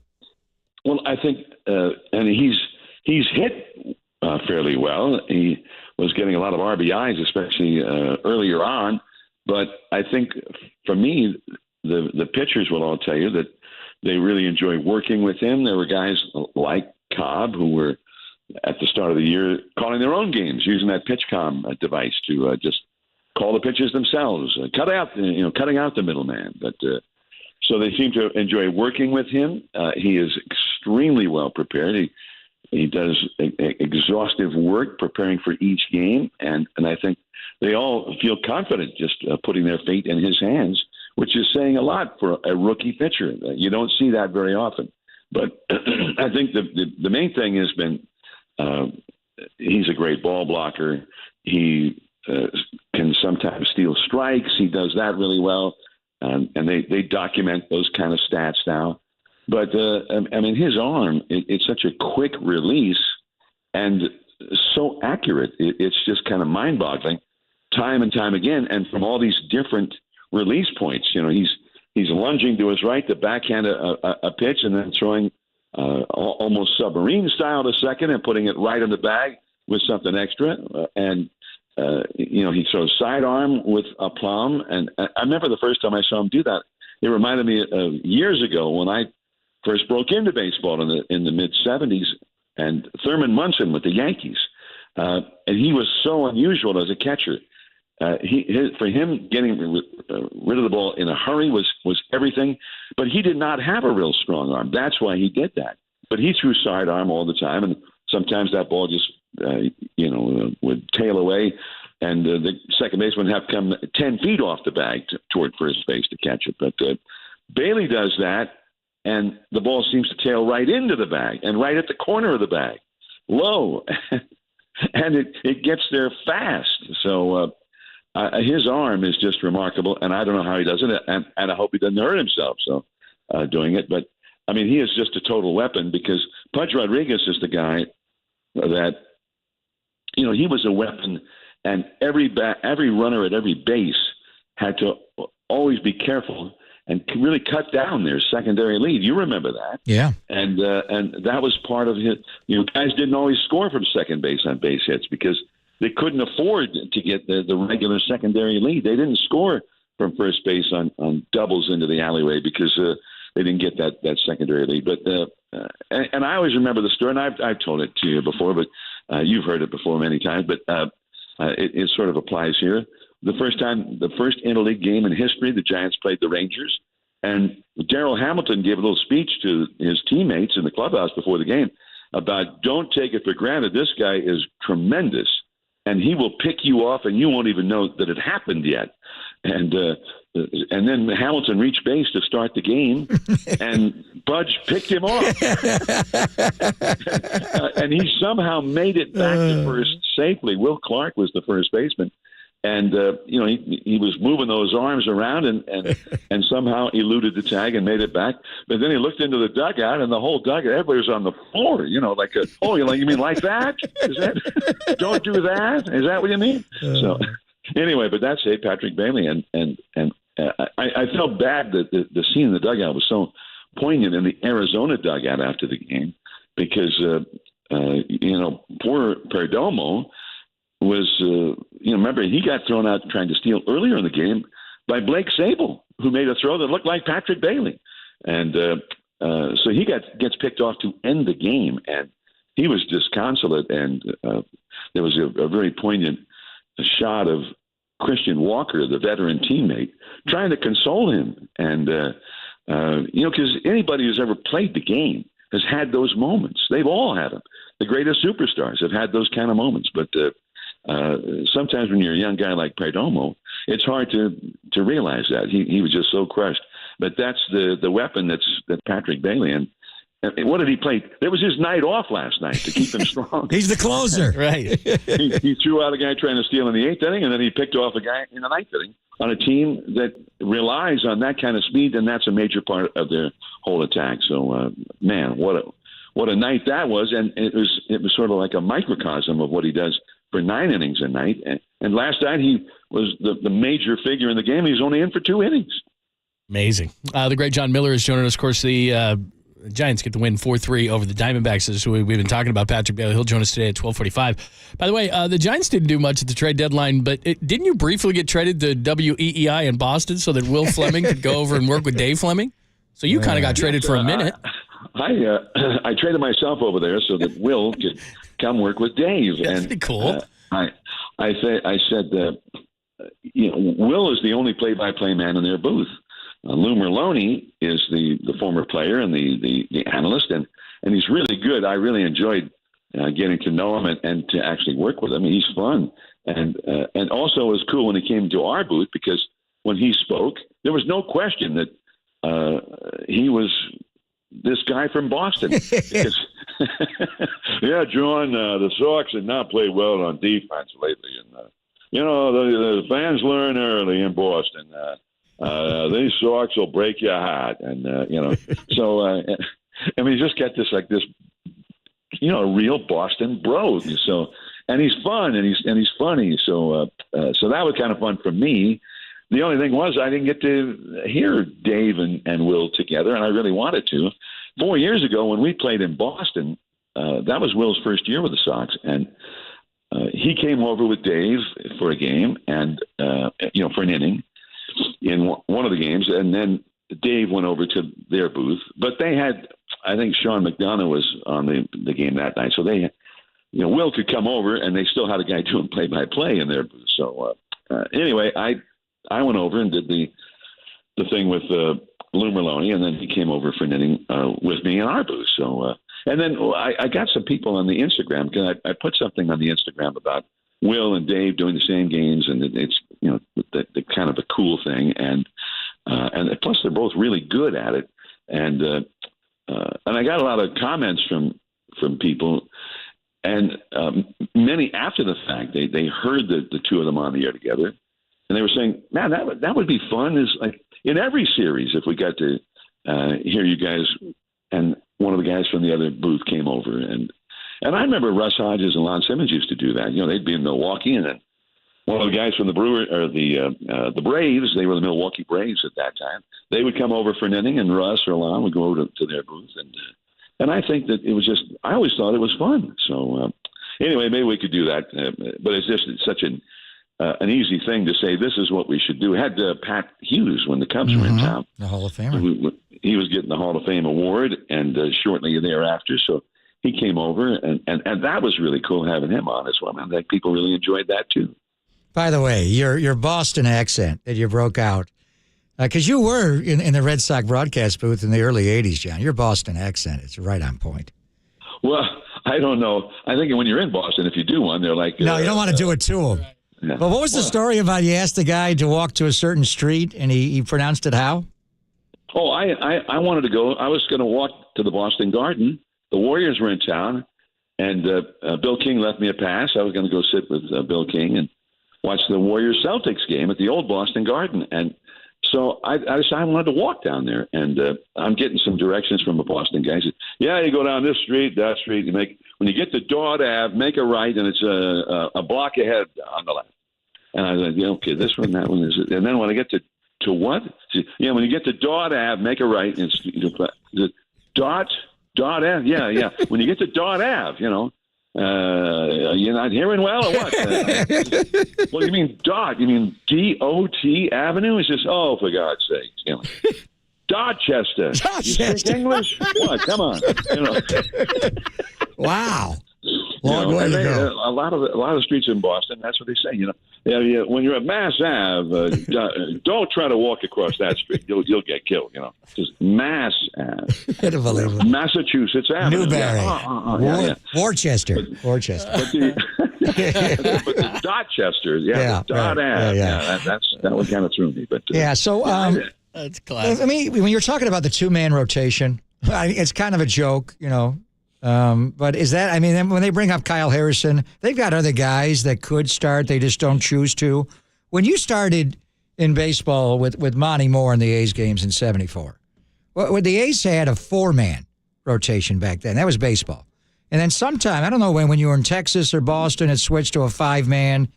And now there's so much debate. We just had John Shea on, and I guess by them not going out yesterday and getting another starting pitcher, John, they're saying we're going to do this opener thing, maybe 3 times out of 5 or 2 times out of 5. We're going to do it more than any team has done it. Tampa's been doing it for a while. The A's, a wild card start with one. The Dodgers had a World Series start with an opener. So just give me your thoughts on the opener. I know you always ask Cap, who's going to follow the opener, and he just lists like every guy on the staff. So not even you know exactly where it's going to follow with a bulk or featured guy. But they know, and the pitchers know their role. But just the evolution of this, from the 4-man to the 5-man to the 2-man now. I mean, what are your thoughts on the opener? Well, I think in the first place, the guy who's generally the bulk guy, he's the starter. The Giants have other starters. They could have done it that way. They have Sean Manaea, has been a starter his whole career, and they brought him in ostensibly to be a starter. And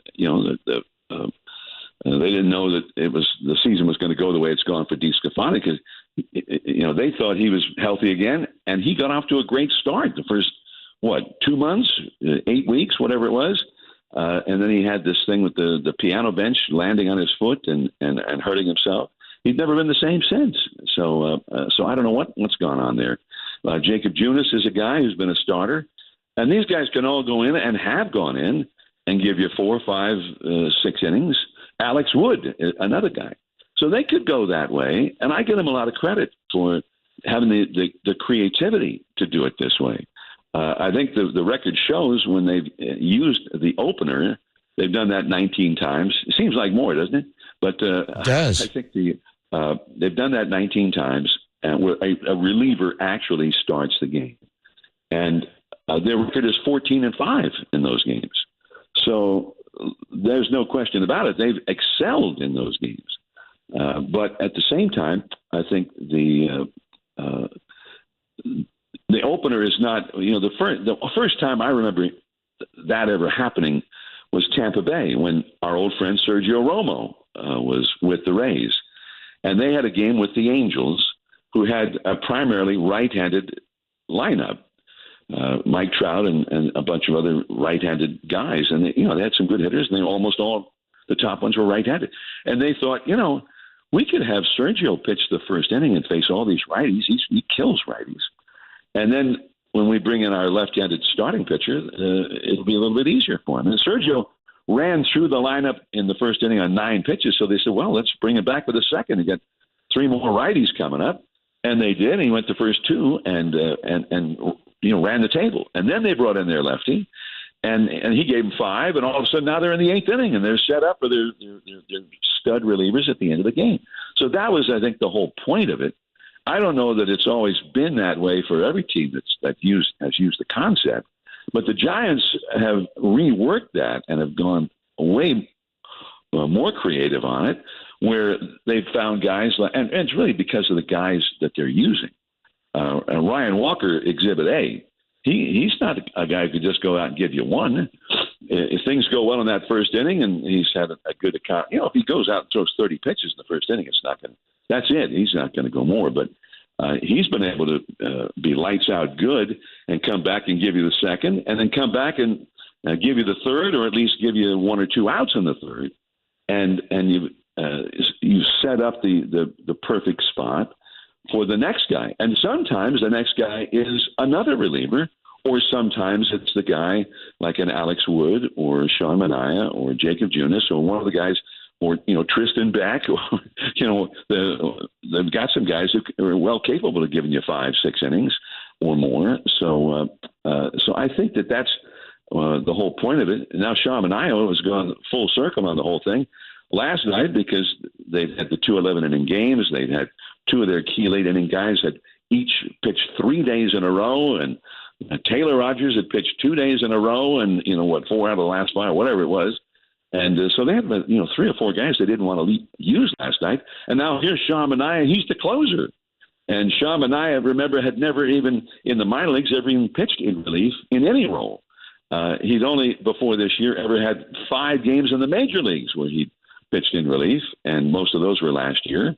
And there he was as the closer, and he did a good job of it. He faced one of their top hitters, Corbin Carroll, maybe their best hitter, and got him out. And then he was in the middle of facing their top power hitter, and then Patrick Bailey got the runner at first. Game over, first major league save, and he's 1 for 1. So anyway, and why not?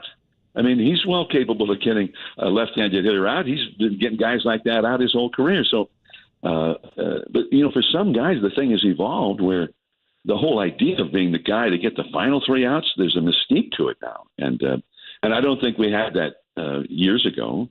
You brought in a pitcher, and his job is get guys out, but now it's those 3 guys. That's your specialist.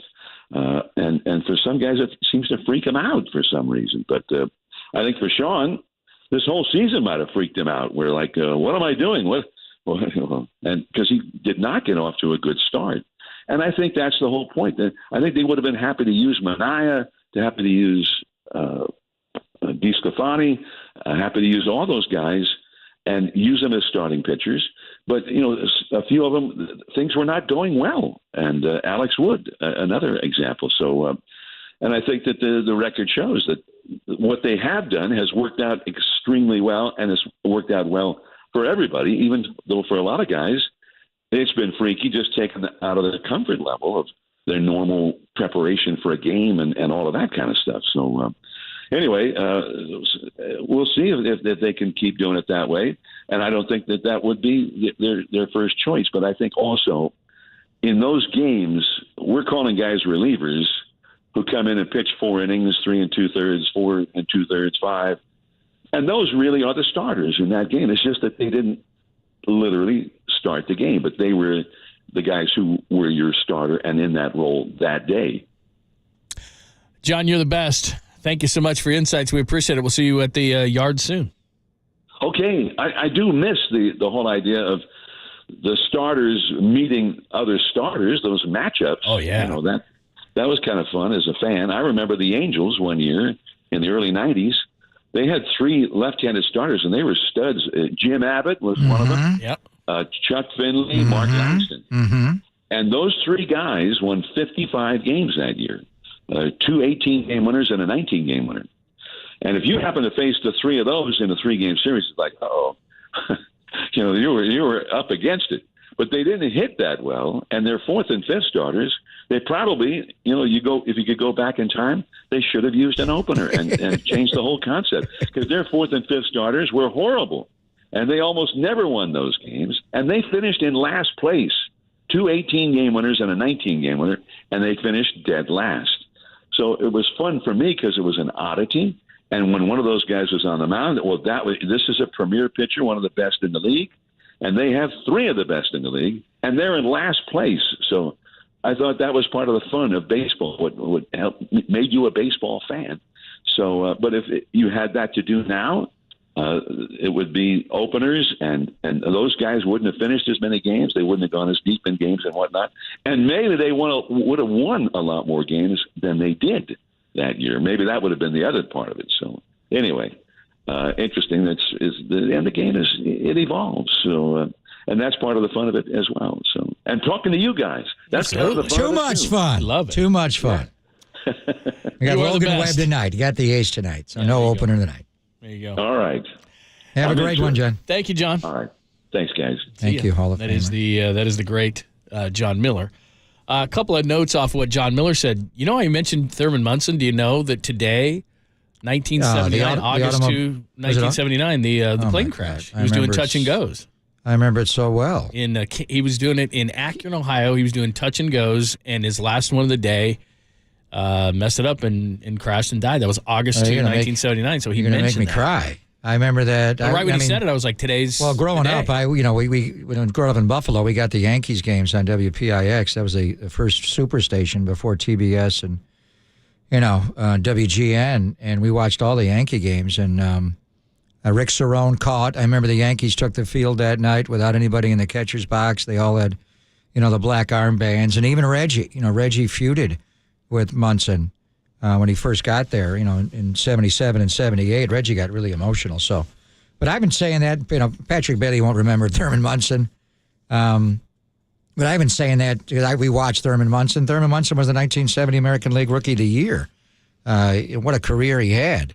And Patrick Bailey throws a lot like him with the sidearm. Terry Steinbach did that as well. There have been other catchers that remind me a lot of Patrick Bailey, but wow, I remember that like it was yesterday, John, and the emotion of that game. I think they played the Orioles that night.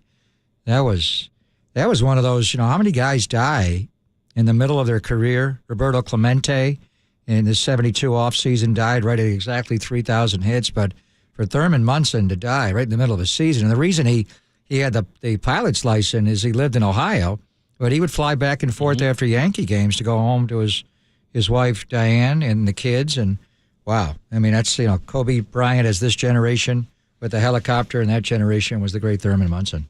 He mentioned, he's got a great memory. 1991, Mark Langston, 19 wins, Jim Abbott, 18, Finley, 18, and then Kurt McCaskill, 10 wins with a 426, and Scott Lewis, 3 wins with a 627. So, yeah, they should have done openers because their other 2 starters stunk, but they did have 3 good starters. And then last quick thing, I did get picked off to lose a game one time. I got put in as a pinch runner in Little League, in an all-star game in Pony League or something. And I dive back to first base. He picks me off. They end the game. And my first reaction was to act like I had injured my wrist, and I rolled around crying. I was like 14 and acted like I hurt my wrist, which I didn't. Why were you used as a pinch runner? I was fast. And I couldn't do anything else but run. Were you going to steal second base? Yeah, they put me in to steal second base. Kid picks me off in an all-star game, and I start crying. What and age acted like is this? I was like 14. And I acted like I jammed my wrist into the bag because, like he said last night, Perdomo's all upset that he got picked off. I acted like I cried because all those kids were going to kick my butt. It's not going to make you safe, though. You're still No, but I thought, well, they'll show me some sympathy. I was holding my wrist. Your wrist. Get back to the bag. It didn't work. I could hear them dog cussing me behind my back. I was walking back to the dugout. And they're like, I hate you. Anyway, there you go. Patrick Bailey at 12:45 today, and we'll ask him all about his start to the season. And we will update you on the poll. The poll is out. I haven't seen any numbers on the poll at all. We haven't done it. Bottom line to the whole thing is, did you like it? Did you hate it? We'll give you that coming up next. And Patrick Bailey at 12:45, only here on the Sports Leader. DOT Avenue is just, for God's sake. Dorchester.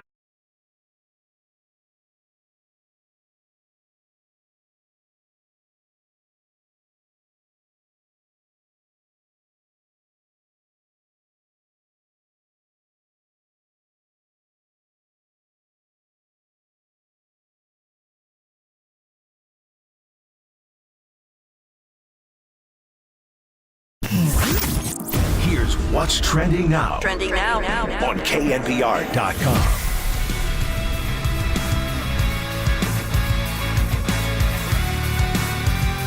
The Giants, one move at the deadline, but nothing yesterday. The hell, bro? That story and more trending right now on the all-new KNBR app.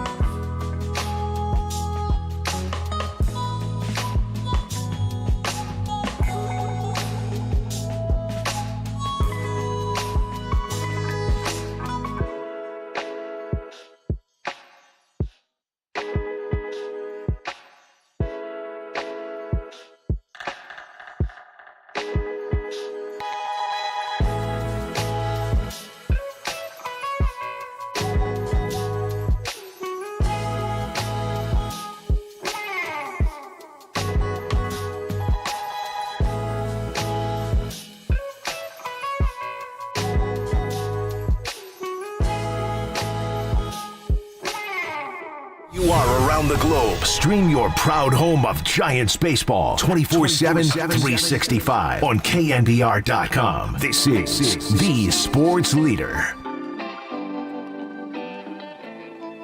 The team is now kind of shifting vision, and they're looking to compete for 2025 and 2026. It was not going to be a reload situation. It was going to be more of a transition in 2024. We're looking to compete outside my contract window. I said, okay, that's a brand news to me, different than what I'd ever heard out of Steve's mouth. I was like, all right, I got to hear this directly from Steve. So I had a phone call with Steve, and he basically articulated the same vantage point, that was the new vision for the Mets. Then I said, yes, I will waive my no trade clause. We went into the season with high expectations. Rightfully so. We had a very good team. Unfortunately, we didn't play up to it. And because of where everybody is at within their contract situation, age, everything, Billy and Steve, they had a different vision now. The math changed on them. They wanted to be able to flip guys for prospects. That's Max Scherzer yesterday. Of course, he meets with the media, so ironic that in the AL West, it's not going to be together. It's going to be apart. Justin Verlander for the Astros against Max Scherzer, the Rangers. Those are the big moves. During trade deadline time, we'll talk more about that. And the Giants plus Patrick Bailey is going to join us at 12:45, fresh off his snap throw to win the game last night. 2 of them from his knees. I can't wait to talk to Patrick Bailey. But what Mad Max is just insane. What is he talking about? Then he went on to say they're going to trade the polar bear, Pete Alonso. I mean, that falls into the category you should always be telling the truth. You just shouldn't always be telling it. I mean, I'm Steve Cohen and Billy. He traded them, so they'll never talk to him again. But there's certain things you're told in a private meeting. You can't tell the whole world. He just ripped the whole team, said we're not going to win next year. So Shohei, if you want to go to the Mets, you're not going there, or any other free agent. And by the way, Pete Alonso, you're getting traded. I can't believe for a guy. It's not like he's a rookie. Well, he's been around forever, and he just said everything that was told to him in a private meeting. Well, and I don't know what his contract says, but the Mets are paying $28 million to him. They took on a lot of that money so that they could get the prospect that they got, Ronald Acuña's brother. So they're still paying him. NDA? Did he ever sign an NDA? That's what I'm saying. He was leaving? I wonder if there's anything in a clause because they are still paying him. No, I'm sure he didn't money. sign it. So anyway, all right, we'll come back. We'll take a look at the poll itself, the reaction to the fans. It's kind of one way or the other. You wanted to keep those prospects, but you wanted to get somebody too. You couldn't do both. And therefore, other than A.J. Pollock, the Giants did nothing. We'll discuss. Plus, we got to get you updated on camp. And not only is Patrick Bailey joining us at 12:45, Brendan Crawford, fresh off a 2-run shot last night that got the Giants back in the game to tie it. He's going to join Tolbert and Copes at 2:15, so make sure you make an appointment for that. It's Pop and Lund, only here on the Sports Leader.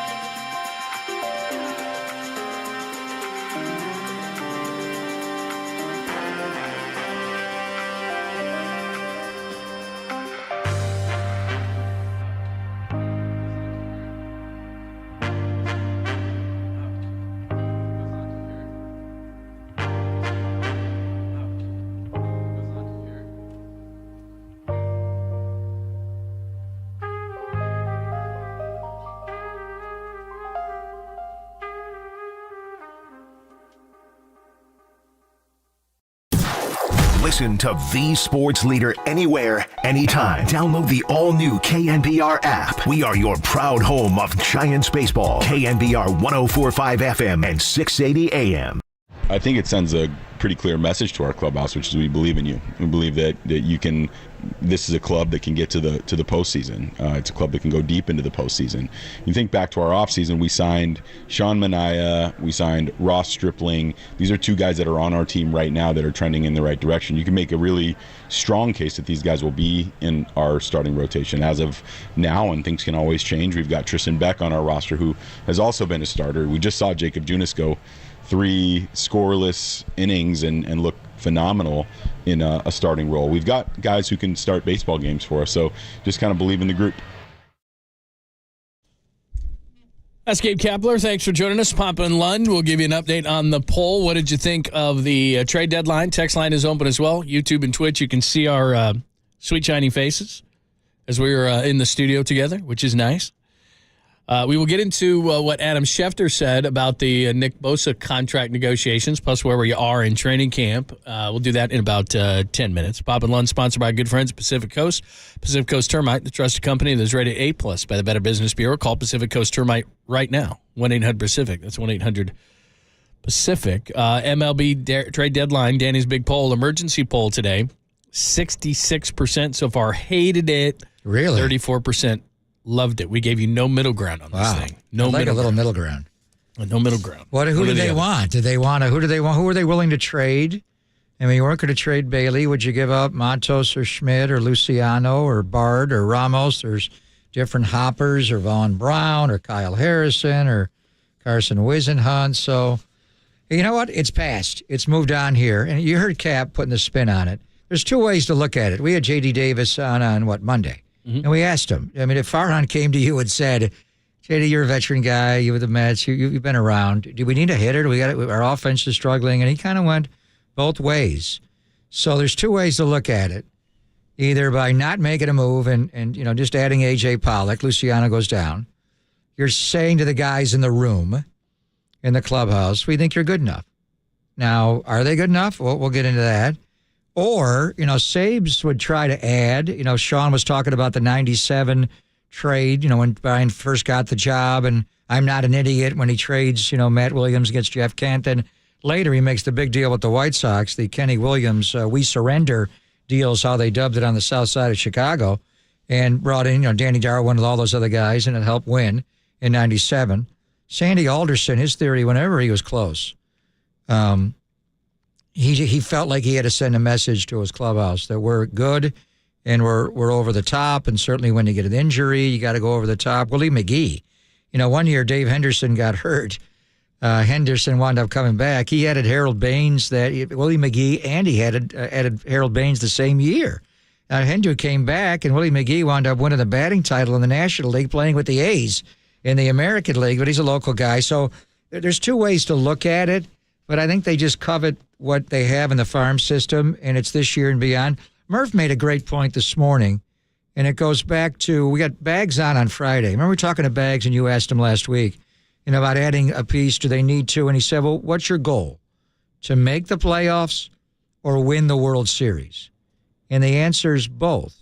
You want to do both, but you can't win the World Series till you make the playoffs. So, the point about the opener and everything, do they have enough in a short series? Let's see what Kyle Harrison has. You can move some of these starters into a more traditional role, but against certain lineups, the opener would work. But let's just look at, they are right now a playoff team. The Giants are 10 games over 500. They're not only a playoff team, they're the number one wild card team. They're a half game over Philly. The Brewers are right behind them as well, 1 game. And then you got the Diamondbacks. These two with Arizona are big. Marlins, Cubs are lurking. Padres are lurking. So what did everybody else do? Mike Hazen in Arizona was really aggressive. They got Paul Sewald, a closer. They got Tommy Pham, who we talked about. Could the Giants not bring Tommy Pham in the clubhouse because of fantasy football with Jock? They also got Jace Peterson of the Oakland A's. The Dodgers made their moves before. They got Kike and Rosario on the infield, Lance Lynn and Joe Kelly. They tried to get, Rodriguez. Is that embarrassing? Max Scherzer's blowing his mouth off. That's on the Tigers, though. you got to know that the guy will or will not accept the trade before before agent. That thing comes out. When you're talking to the agent, can't you say, if I'm the Dodgers, he's on the list of the no trades, the 10 teams, can you tell me if he's going to accept a trade? Before I'm negotiating, I got to know because I'm wasting my time. It's a little like signing Carlos Correa, then flunking him on a physical. Who else? The Padres. The Phillies got, I mean, if you're looking at wild card. G-Man Choi. The Padres are still there, and they added Rich Hill. Phillies. The Marlins get David Robertson. They get Jake Berger, Josh Bell. The Phillies get Michael Lorenzen. The Brewers got Mark Canha, who I would have taken over Pollock, but it's not all prospects are even across the board. You give up our 11, they got to get your 11. It's a little bit different there. Then they got Andrew Chafin. So the bottom line, are they a playoff team? After all is done, and these teams all around the Giants added more significantly, but is it significant enough? I mean, right now your division winners are the Dodgers, Reds, Braves. Braves are winning again today over Shohei and the Angels. They're a machine, 12-4. And then Giants, Phillies, Brewers, Diamondbacks, Marlins are separated by one loss or two losses. Giants have 49, Phillies 49, Brewers 51, but Diamondbacks and Marlins 51, John. Then you got the lurkers, the Cubs 53 losses, Padres 55. So, here we are in early August. In late September, early October, the season actually ends, right? Or late September. After it's all said and done, because you can't add anymore. There's no non-waiver. You can bring guys up from the minors and Harrison and maybe a few other pieces, maybe Wisenhunt, maybe Braun. I don't know what they're going to do, but and then the roster does expand in September. Right. Maybe you bring Joey back up then as a third catcher. Did they do enough by not doing anything and everybody else making the moves around them to get into the playoffs? For a minute, for the sake of this conversation, I'll give you pitching. The thing that I scratch my head over, and I understand there has to be a match. You don't want to overpay.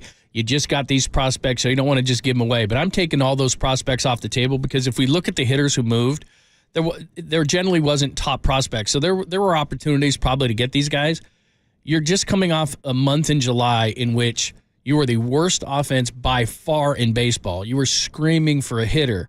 And if you look at the across the board, Patrick Bailey, as great as he is defensively, hit 165, and Casey Schmidt hit 105. Combined, they had 9 RBIs and no home runs. So there's a couple of young guys that are really struggling. Now, I'm not saying you're going to take Bailey out, but what I'm saying is because he's struggling to hit and adjust, you've got to figure it out. Brandon Crawford's already missed 44 games, and he's 36. Great job last night, but he's going to probably miss more games. You look over to Estrada.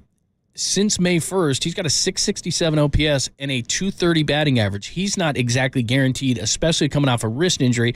And the guy who backs those guys up are Casey Schmidt. I just told you he's hitting a .05 in July with 4 RBIs.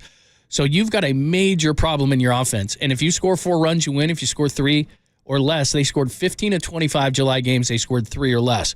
This offense is screaming for a bat, and not A.J. Pollock, who's hitting 173.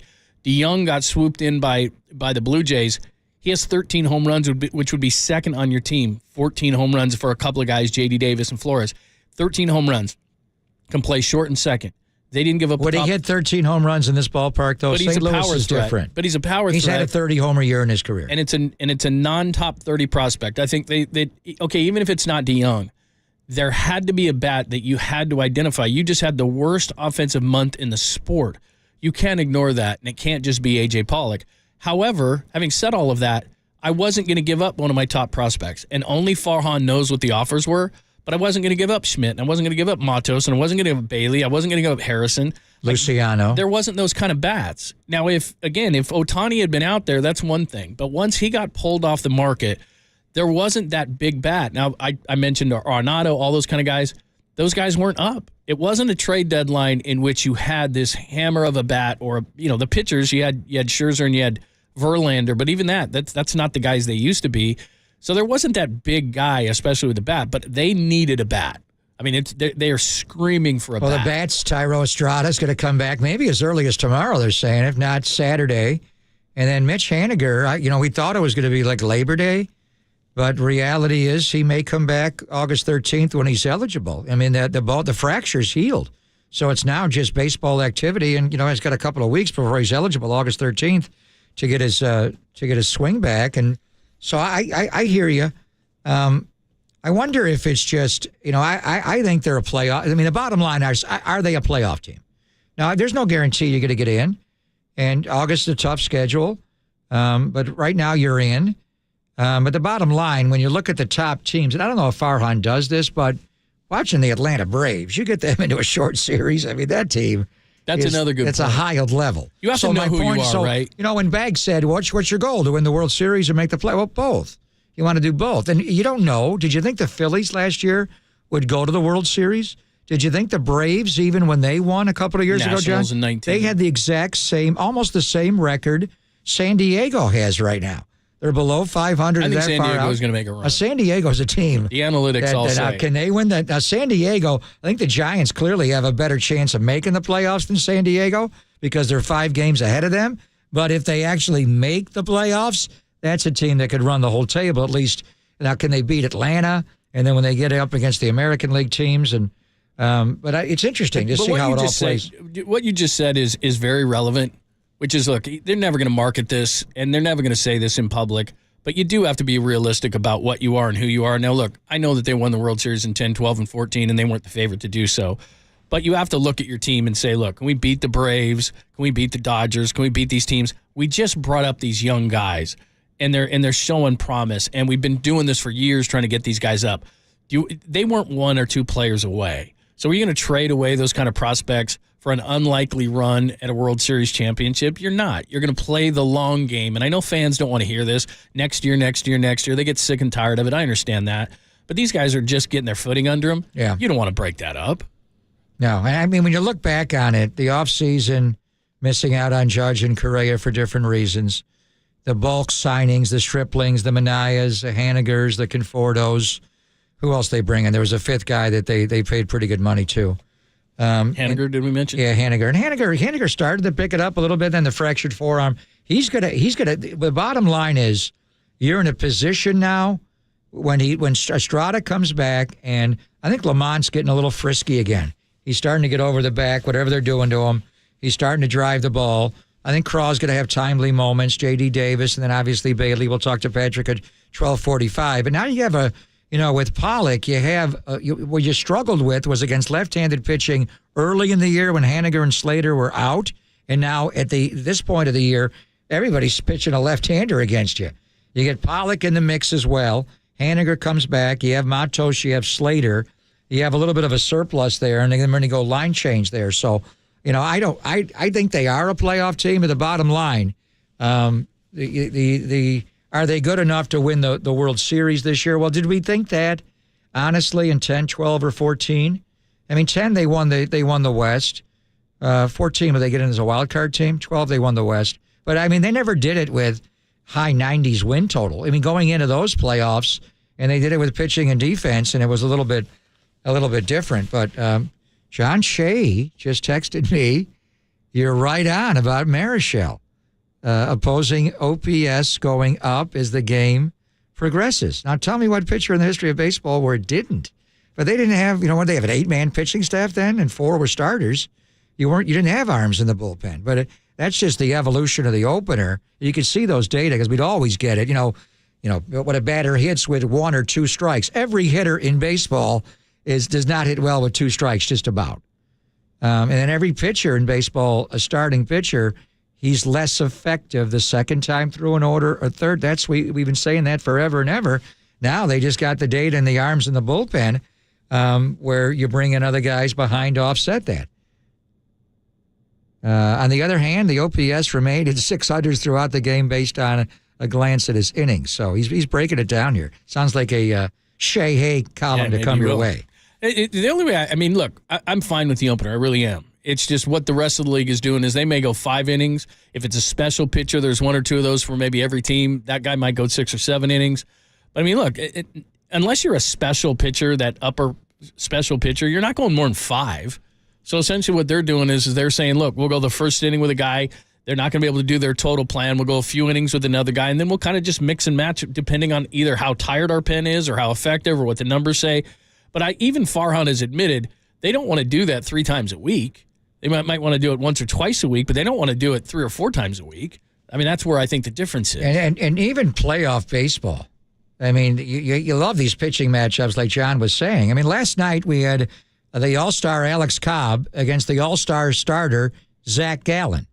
And what decided the game ultimately? The bullpens, right? I mean, playoff baseball, even when you have these horses, by and large, it's 3-3 in the seventh inning and the starters are out of the game. And what decides the game? The bullpen. And the Giants have arguably one of the best bullpens, if not the best bullpen, with their closer Duvall and the Rogers brothers and all the setup guys they have to get to, and they have one of the best bullpens in baseball.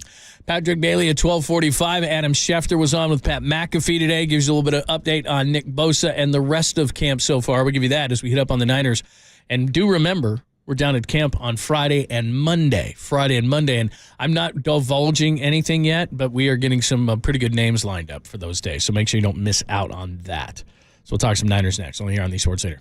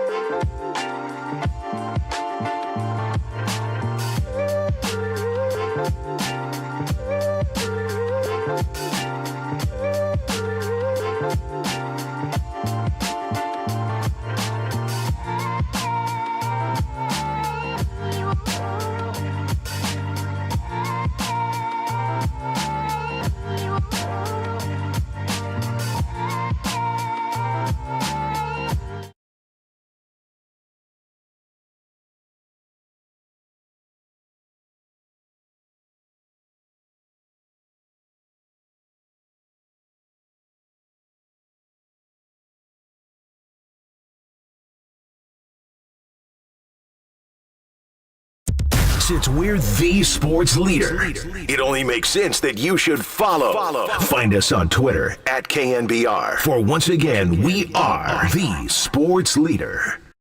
They love Nick Bosa. They're going to sign Nick Bosa. My guess is Nick Bosa will be the highest paid defensive player in NFL history. But the agent for Nick Bosa has a very busy summer because he's representing Nick Bosa and he's representing Joe Burrow. Same guy. Here's the deal. Like, let's say it takes him, I'm making this up, 20 days. 20 days. That would be $1 million in fines, right? What is Nick Bosa's signing bonus going to be? Yeah. It's going to be enormous. Yeah. I think the Niners want to get it done. I think Nick Bosa wants to get it done.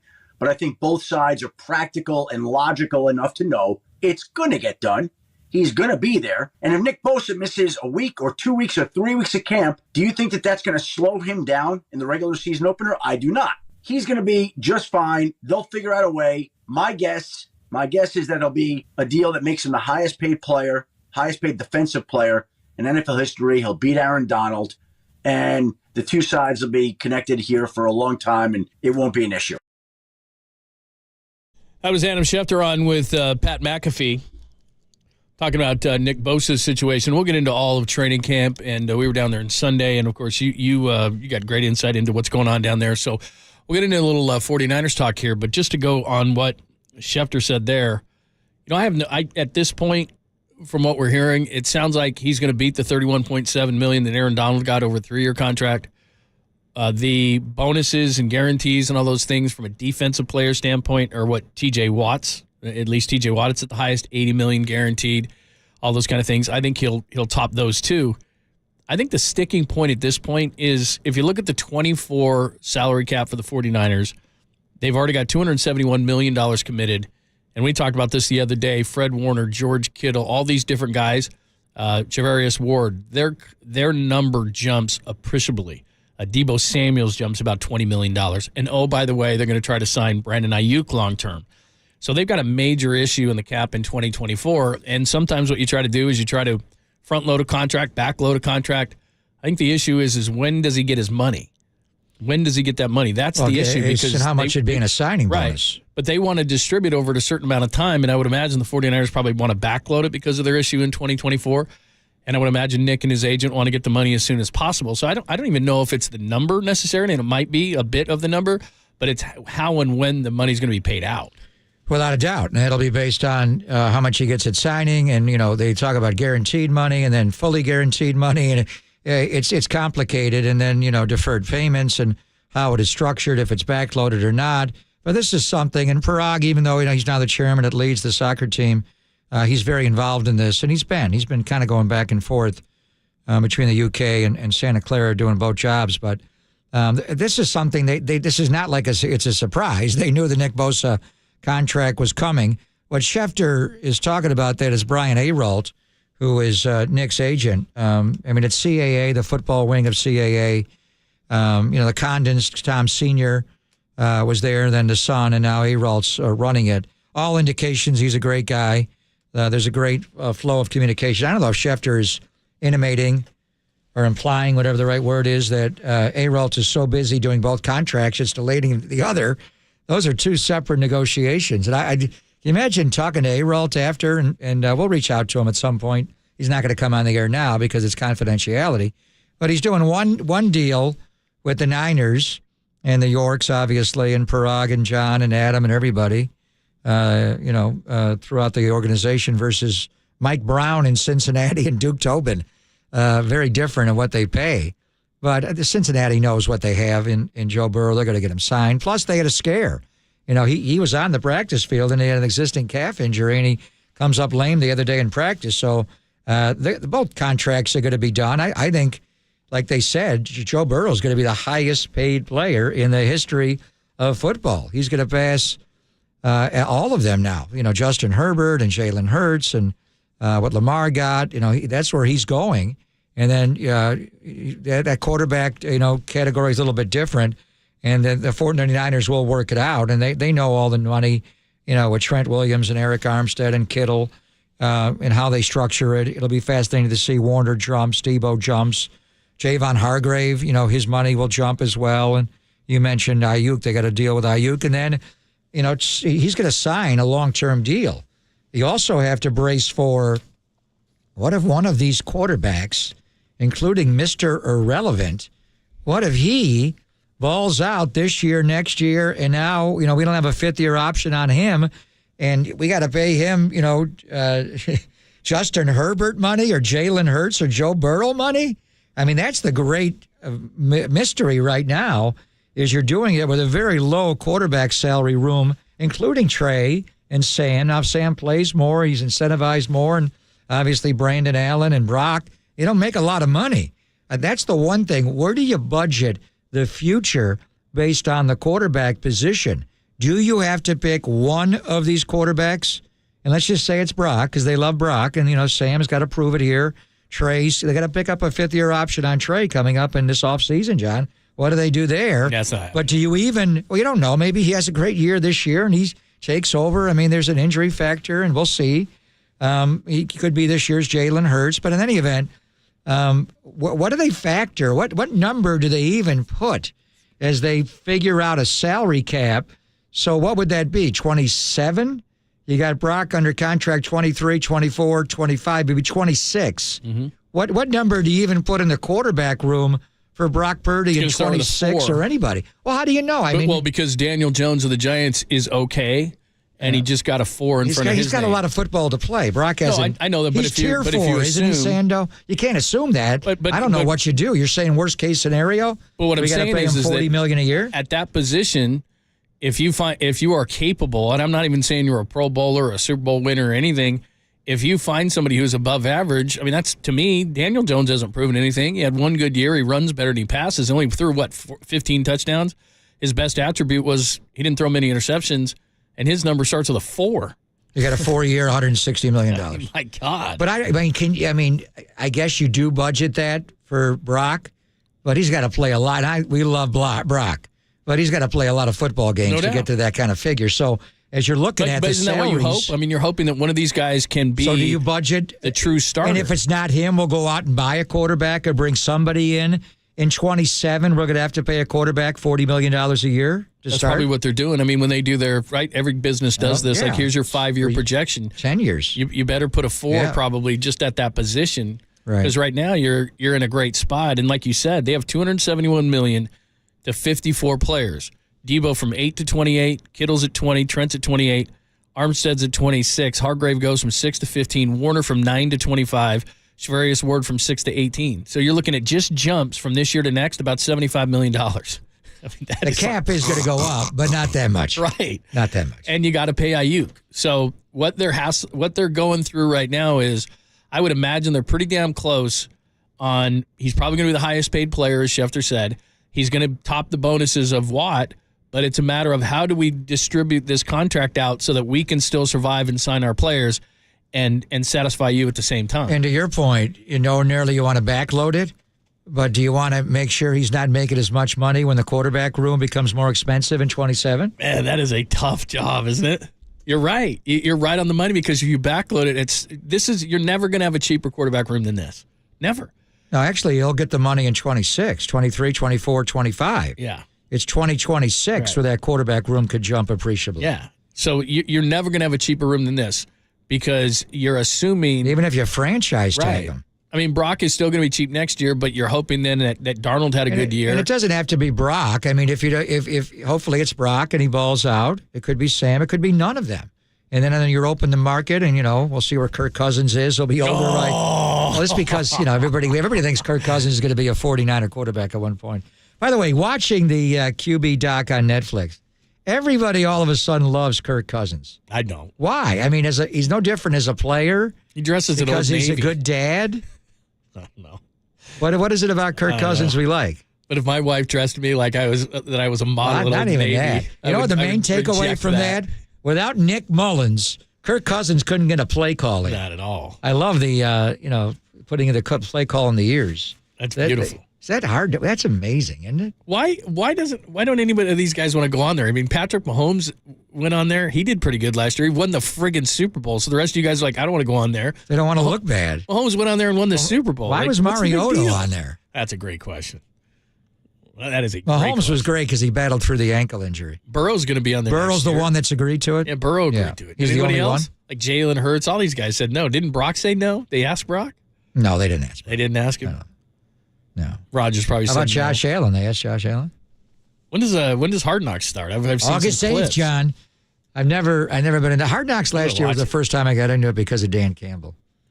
He wants to have a lion on the sideline. I have no issue with that whatsoever. I love that. Colorado has a buffalo. Like, what's the difference? Colorado actually has a buffalo, and they run the damn thing out there with a bunch of kids holding on for their life. Endangered species, by the way, the great buffalo.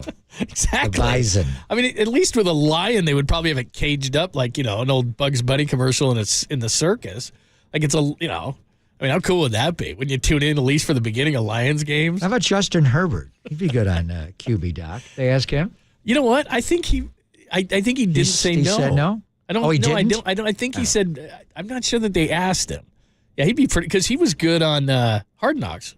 He was a rookie on Hard Knocks. He was? Oh, yeah, when they had the two LAs. And remember, he was throwing. They had Chargers and Rams. And we should have known because. Oh, when he threw it through the hoop. Wow. It's unbelievable. That was. They were looking around like, this guy? Every time I see Anthony Lynn in practice, I'm like, what do you think of Herbert at Hard Knocks? Oh, we got to get him on. Oh, my God. That's right. We got to get him on. Mr. 262. All we do is talk about Justin Herbert the whole time. I wouldn't even care. Anthony Lynn? Yeah. It'd be amazing. Yeah. I mean, that guy. So he's the highest paid guy for like 5 minutes, and then Joe Burrow. Joe Burrow. So Brian Arold, how much will he make in commissions when he signs Joe Burrow and Nick? Highest paid player, period. Highest paid defensive player, period. Couldn't he just take the time, go to Hawaii and hang out? Hawaii? I mean, how about that? I'd buy the islands. That would be, what does he get? What's 3% would of that job be? You get Burrow and Bosa in the same offseason. I mean, look, he's no Scott Boras. That's why Nick Papa's going to Santa Clara Law School. That's amazing. That would be unbelievable. I'm going to tell my kid he wants to be a broadcaster. I've actually thought about retiring as what Marty Lurie did, where Marty was a lawyer for a year and then became a sportscaster. What if I flipped it? A sportscaster at the end of my life became a lawyer and a player agent. Great job, brother. What do you think? I actually reached out to Marty a couple of years. Why did Marty quit being a lawyer? He'd be a great trial lawyer. What was his specialty? He wasn't making any money. He was a defense attorney. No, he was a defense attorney. Oh, really? For like degenerates? No, I'm talking about a player agent. That's what I want to be. Our guy Sam McCaffrey. Our guy Sam. McCaffrey. Sam is Who's the one guy you'd want to have under right now? Under contract? No, who's the one guy if you had to go out and get somebody, Brock Purdy, somebody that's not making much right now, and then represent him in his next contract? But who's going to make the biggest jump? Some quarterback. Who's the best quarterback without a contract? I was going to look at that. Because Hurts just got Brock his. Purdy. There's got to be somebody. Of the young ones? Yeah. Like who? Brock Purdy. How about Trevor Lawrence? He's going to that guy. He's going to get paid. You got to play him this year in Jacksonville. I thought that game was going to be in London. We got to go there and play them. 49ers schedule is hard. AFC North, NFC East, and then the extra teams because the first place schedule at Minnesota on a Monday night. It's still going to be a tough place to play. And then at Jacksonville and having to deal with Steffi Graf all day. Wow. He's called Trevor Lawrence Steffi Graf. I've called him that for years. He actually doesn't look as much like Steffi Graf anymore. He has great hair, though. He used to look if he lost weight, he used to look like Steffi. And where's Agassi? Would you beat him in a hair off? No. He's got good hair. He's got good hair. Papa, did I say that we were sponsored by Redwood Credit Union? You did not, John, but you'll say that now. Starting curse back in your everyday eyes spending. Are good. You can read that far away? How about that? Is that the Laser Eye Center of Silicon Valley? No monthly fees, no minimum balance. We're fitting 2 in 1. I was there your yesterday, debit card by the way. earns cash back, travel, and more. Get started, redwoodcu.org/free checking. Federally insured by NCUA. How was it? You looking good? Yeah, I need more eye drops. You know what I need? The Pat Burrell Japanese eye drops. That's what I want. What's amazing is you have this thing. It's signed and everything. I saw it in the wall when I was in there last time. They didn't ask me. What did I sign? I said, do you want me to sign something? They're like, no, we're good. Did I sign something? Yeah. What did I sign? You're in front of your Papa jersey. What did I sign? Got you in front of your Papa jersey, and you got this signed thing in the wall. I did? So I'm walking in. I walk in there they and I sit down. They have a Papa jersey at the Laser Eye Center? You're in the picture. Oh, I didn't even know. So I'm sitting in the chair, and it's signed and it's you, and I'm like, can't get away from this guy. And then I was joking to the doctor, and I went, hey, you want me to sign one of those for you? And he kind of didn't even chuckle, like, why would I want to do that? Anyway. right, we didn't get to camp. We didn't get to the Bosa discussion. We did not get to camp and what you've seen so far. We'll do that. And remember, less than 30 minutes away, Patrick Bailey, fine Giants catcher. From his knees, John. Are you going to Let's do the interview from our knees. Are you going to fawn all over him? Yes, I am. Like Andrew Luck style? Yes. I never interviewed Andrew Luck. That would have been. Hey, Patrick, remember that one time you threw that guy out from your knees? That was awesome. And you'll be like, Patrick, you're hitting $105 in July. You better be good defensively because who was the guy that really can't hit. Who was the guy that was an ass? I don't want to come on that show again. It's Bob and Lund only here on the Sports Leader.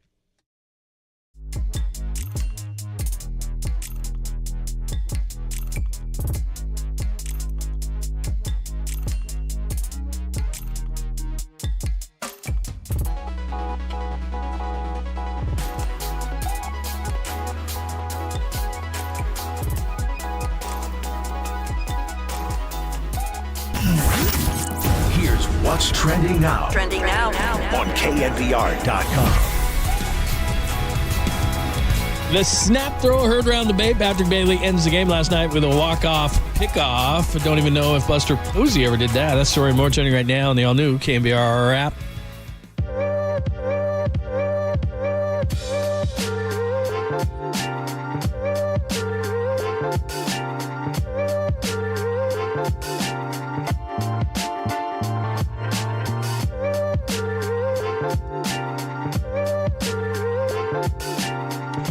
It's always our pleasure to talk to our good friend Steve Moskowitz and, of course, Moskowitz LLP. And today, Steve, we're talking about unfiled taxes. This is a really common problem. And over the years, people say to me, Steve, have you ever handled a case like this before? We've literally done thousands of them. It's very common. People don't file a year or 5 or 10 or more.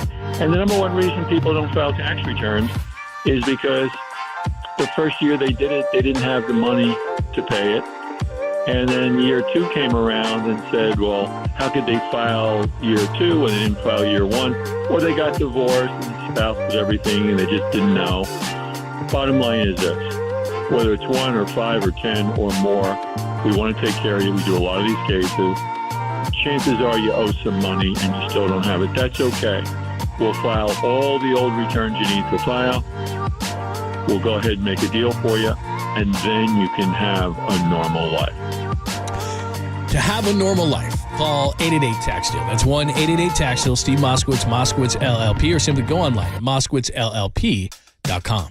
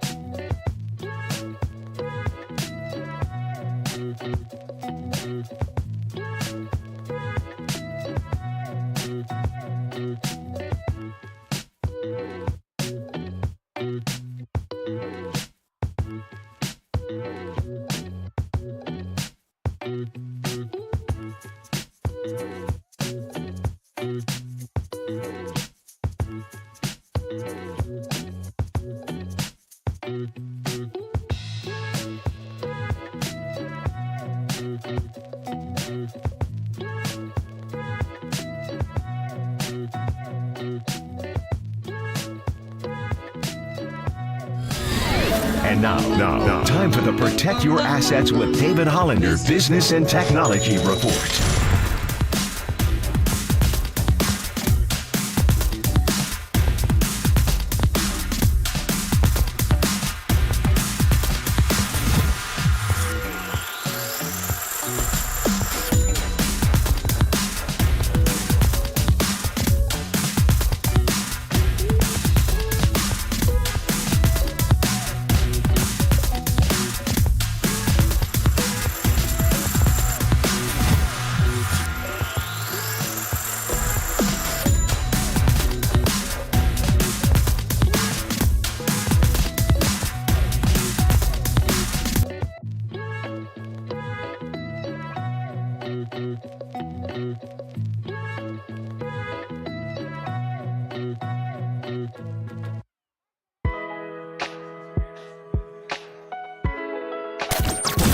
There's a party happening on our podcast page. Hear every interview from every show on demand at knbr.com/podcast. Now on with the show on the sports leader. Oh, Model Jerry, I have a family to support. Hear me? I want to stay in Arizona. I want my new contract. But I like you. Yes, I like you, Jerry. My wife likes you. You're good to my wife. I will stay with you. That's great. I'm very happy. Are you listening? Yes. That's what I'm gonna do for you. God bless you, Jerry. But this is what you're gonna do for me. You listen, Jerry? Yeah, what can I do for you, Rod? You just tell me, what can I do for you? It's a very personal, very important thing. Hell, it's a family model. Are you ready, Jerry? I'm ready. Just wanna make sure you're ready, brother. Here it is. Show me the money. Is that Rod Tidwell? That is an underrated movie if you haven't seen Cuba it. Gooding Jr. That part's good. Cherry Maguire. Wow. That's based on your old age. So I went and saw that the first night it came out, and I called Lee Steinberg as I was leaving the film. And I'm like, seriously? Tom Cruise? This is before Brad Pitt played Billy, and I'm like, how much of that actually happened?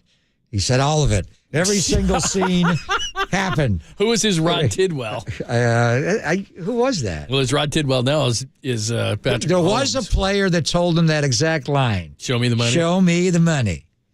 Did he have Michael Irvin?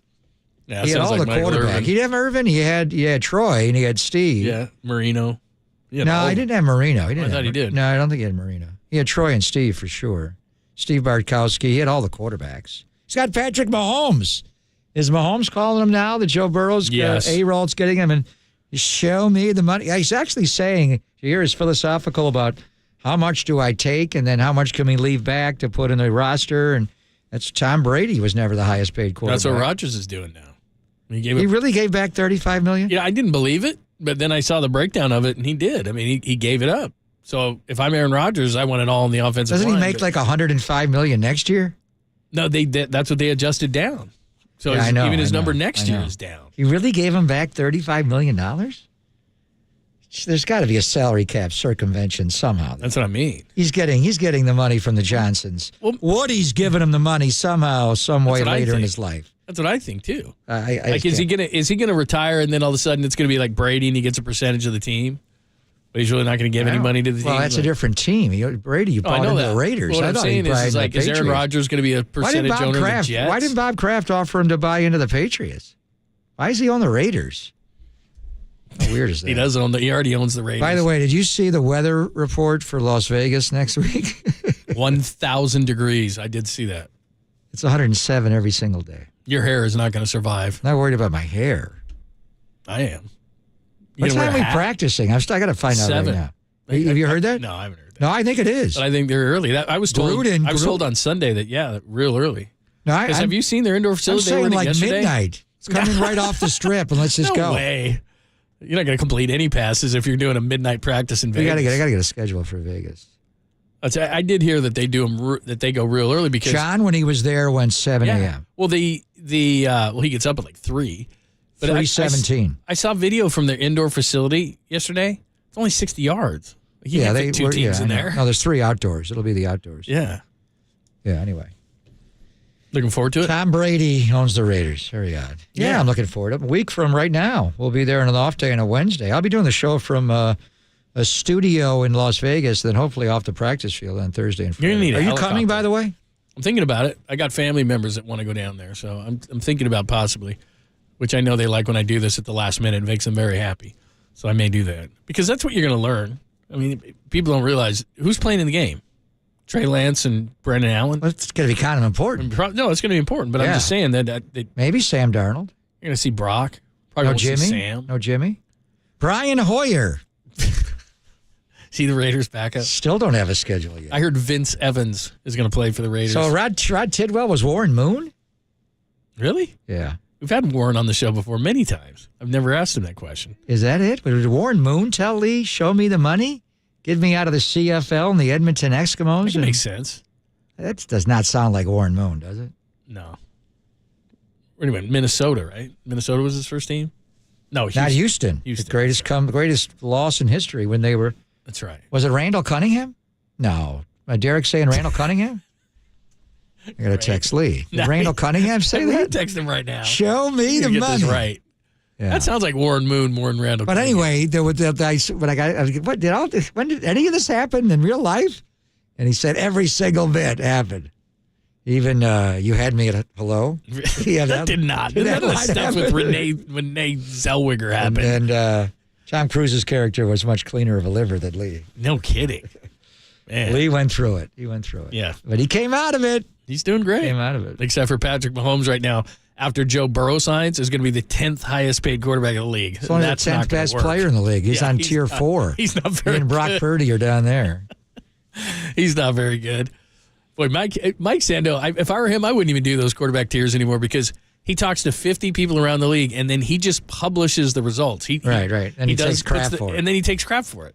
Yeah. Like he was on with Murphy Mack today. He was taking crap about Purdy. I was kind to him. You were not kind to him. The first question was, "What the hell, bro?" Like you went Jack Black on him. 4? How many tiers are there? Like the first 3 questions, you were just like, "What are you doing?" You're like, after that, he turned on me. He's like, "Look, these are results that I compiled." Well, he's only played 8 NFL games, 8 starts. Yeah, I get you. Yeah. 5 in the regular season, 3 in the playoffs. Yeah, if I were him, although I would imagine the clicks are through the roof. I mean, everybody wants to see who their quarterback is, and then they want to complain about it. So I bet it's a well-read, well-clicked on article. So he's probably kind of keep doing it. But man, I mean, the one that was interesting is Dak. What's he, a tier 2? 9. Yeah, he's 9. That's not. You think if the 49ers called Stephen Jones and said, "We'll give you Brock Purdy for Dak Prescott," straight up, you think they would make that trade? Dallas? Of course. And they'd save all that money. They wouldn't have a holdout guard. They wouldn't. That's why they would. Well, that's a big. Who do you think is better player going into the divisional playoff? We talked about it. Yeah. Who did you trust more, Brock Purdy or Dak Prescott going into that game? Dak did exactly what Dak does. He threw that pick. Wasn't it the game Warner before, right before the half? Well, it got tipped. It was the one to Demo Lenore. But it wasn't on the open. backside. And the one they drove on it, Jimmy Ward tipped it, and Fred took it. That was later in the game. But the game before, was it late in the half? I think so. Yeah, and then Robbie made the field goal. When Brock barely threw the ball out of bounds with 1 second to go, and Kyle gave him a stank eye. But the game before, how good was Dak Prescott in Tampa it was Tom Brady's last game? How good was he in that game? Yeah. He threw for 3, ran for 1, or threw for 4, ran for 1.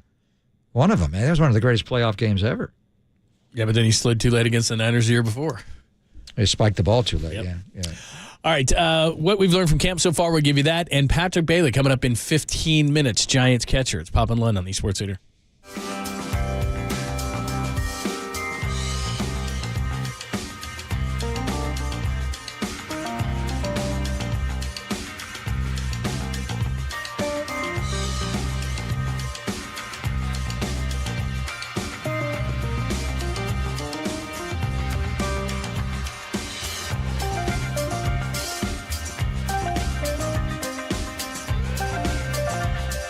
John Lund, I ask you, what's the formula for a happy home life?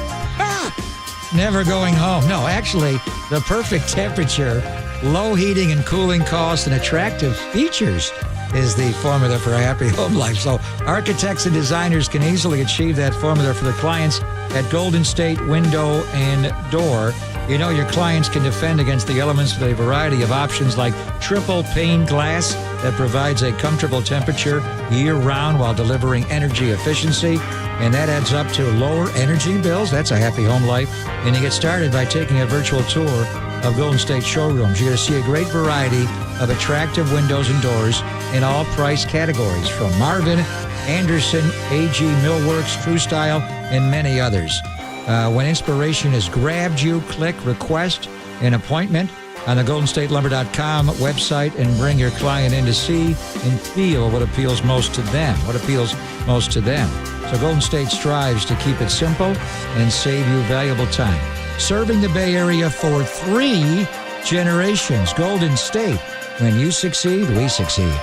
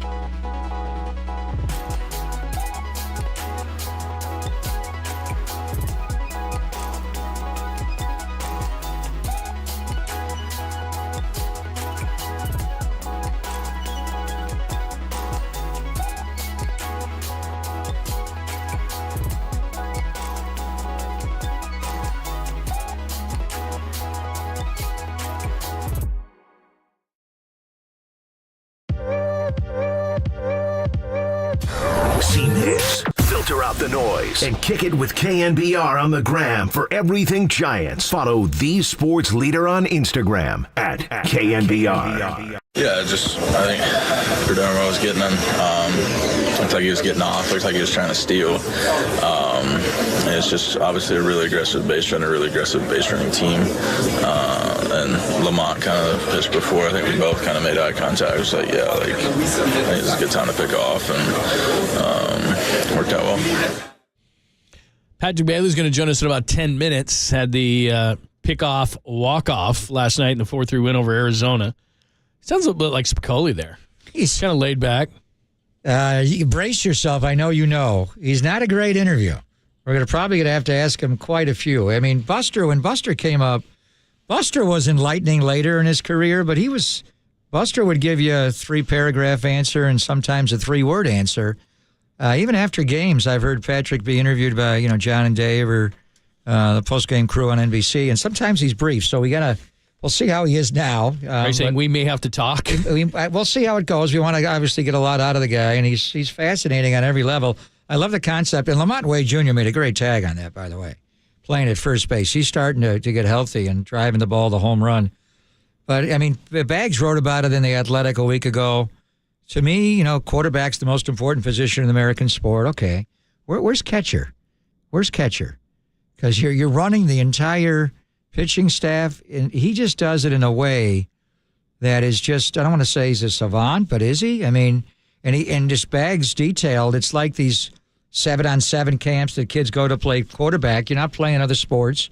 You're not playing other positions. You're being groomed at a very young age to be a quarterback. That is what Patrick Bailey's life has been, John, since he was barely a teenager. He's been groomed to do this, but Chris Babcock just sent me the scouting report from MLB Pipeline on Patrick Bailey. He's a first-round draft pick, right? So it's a 20 to 80 scale, like we were talking to John Miller. Is he I talk about 5-tool talents, right? How many tools does Patrick Bailey have? The scouting report coming out of North Carolina State, 20 to 80 scale. Hit, 45. Power, 50. Runs, 40. Arm strength, 55. Fielding, 55. Overall, merely a 50 on a 20 to 80 scale, yet he has he's a first-round pick. And there's a innate, intuitive style to his game where he gets more out of it. I don't know, hit, power, run. His arm, he's not Pudge Rodriguez. But with his pop time, the release time is the second highest in baseball to Real Muto in Philadelphia.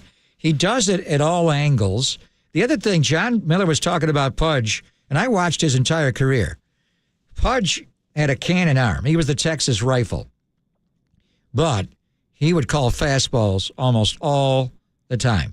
He did not like calling breaking balls because he wanted to throw out runners. Do you see Patrick Bailey alter the way he calls a game based on his ability to throw out a would-be base stealer? Hell no. He calls the game. And then there's an overall quality. Every pitcher, like Logan Webb, will start tonight, John. Right away, Logan Webb says, you take pitch comm. You got it. You run the game. I think every pitcher, they just, they go on and on about this guy and the way he calls the game. And I don't know if pitch comm makes it easier or harder, but watching him, he's like an NFL quarterback.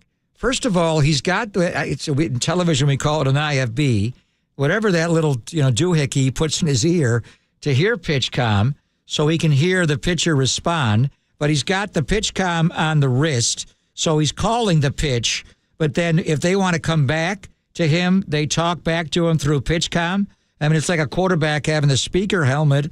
It's just fascinating to watch him run the whole game. There was a pitch comm delay right before he picked off Perdomo at first base to win the game. So it's just what makes this guy, how much of this is makeup, his ability to communicate to his team, that they love him, the whole staff, everybody loves the guy. Is it that a scouting grade of 20 to 80, he's 45, 50, 40, 55, 55, overall 50. And right now you're talking about, if he had come up to start the year, I think he's the rookie of the year. Corbin Carroll will probably win it, John, but he came up May 19th. He's going to win a Gold Glove, playing, 4.5 months of the year, whatever it is. What is it that makes this guy an overnight success, sensation, and really, he's a catching savant? He's going to join us coming up next. Made that great throw. He's been tremendous defensively behind the plate, so we'll ask Patrick Bailey all those questions. He started the season, by the way, in Double-A. Quick stop in Sacramento at Triple-A, and who knew that he was going to have this kind of an impact on the Giants season. But ever since he's gotten there, the Giants generally have won. So we'll get into that conversation with Patrick Bailey, Giants catcher. Next, perfect timing after the end of the game throw to get the pickoff at the end of last night's 4-3 win over the Diamondbacks. We'll talk to Patrick Bailey about it next, only here on the Sports Leader.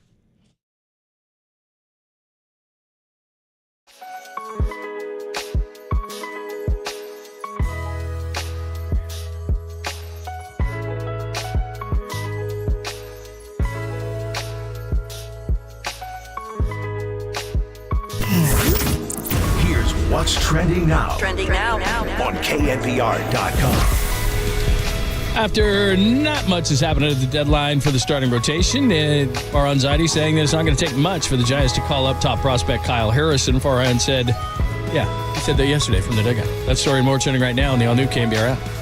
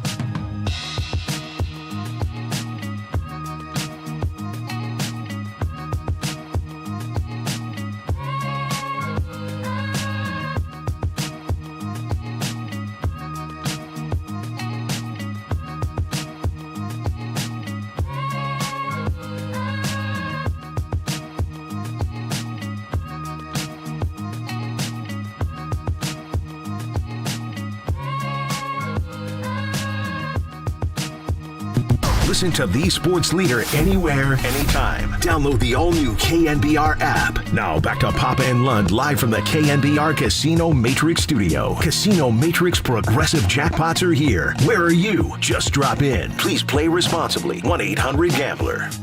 Here's the pitch. Up and away. A snap to the first, the tag, and he's out! Patrick Bailey picks off Perdomo. That's the call on the field. The D-backs may well challenge that and have the umpires in New York weigh in on it. That's challenge. And they've already challenged. They didn't even check with their video room.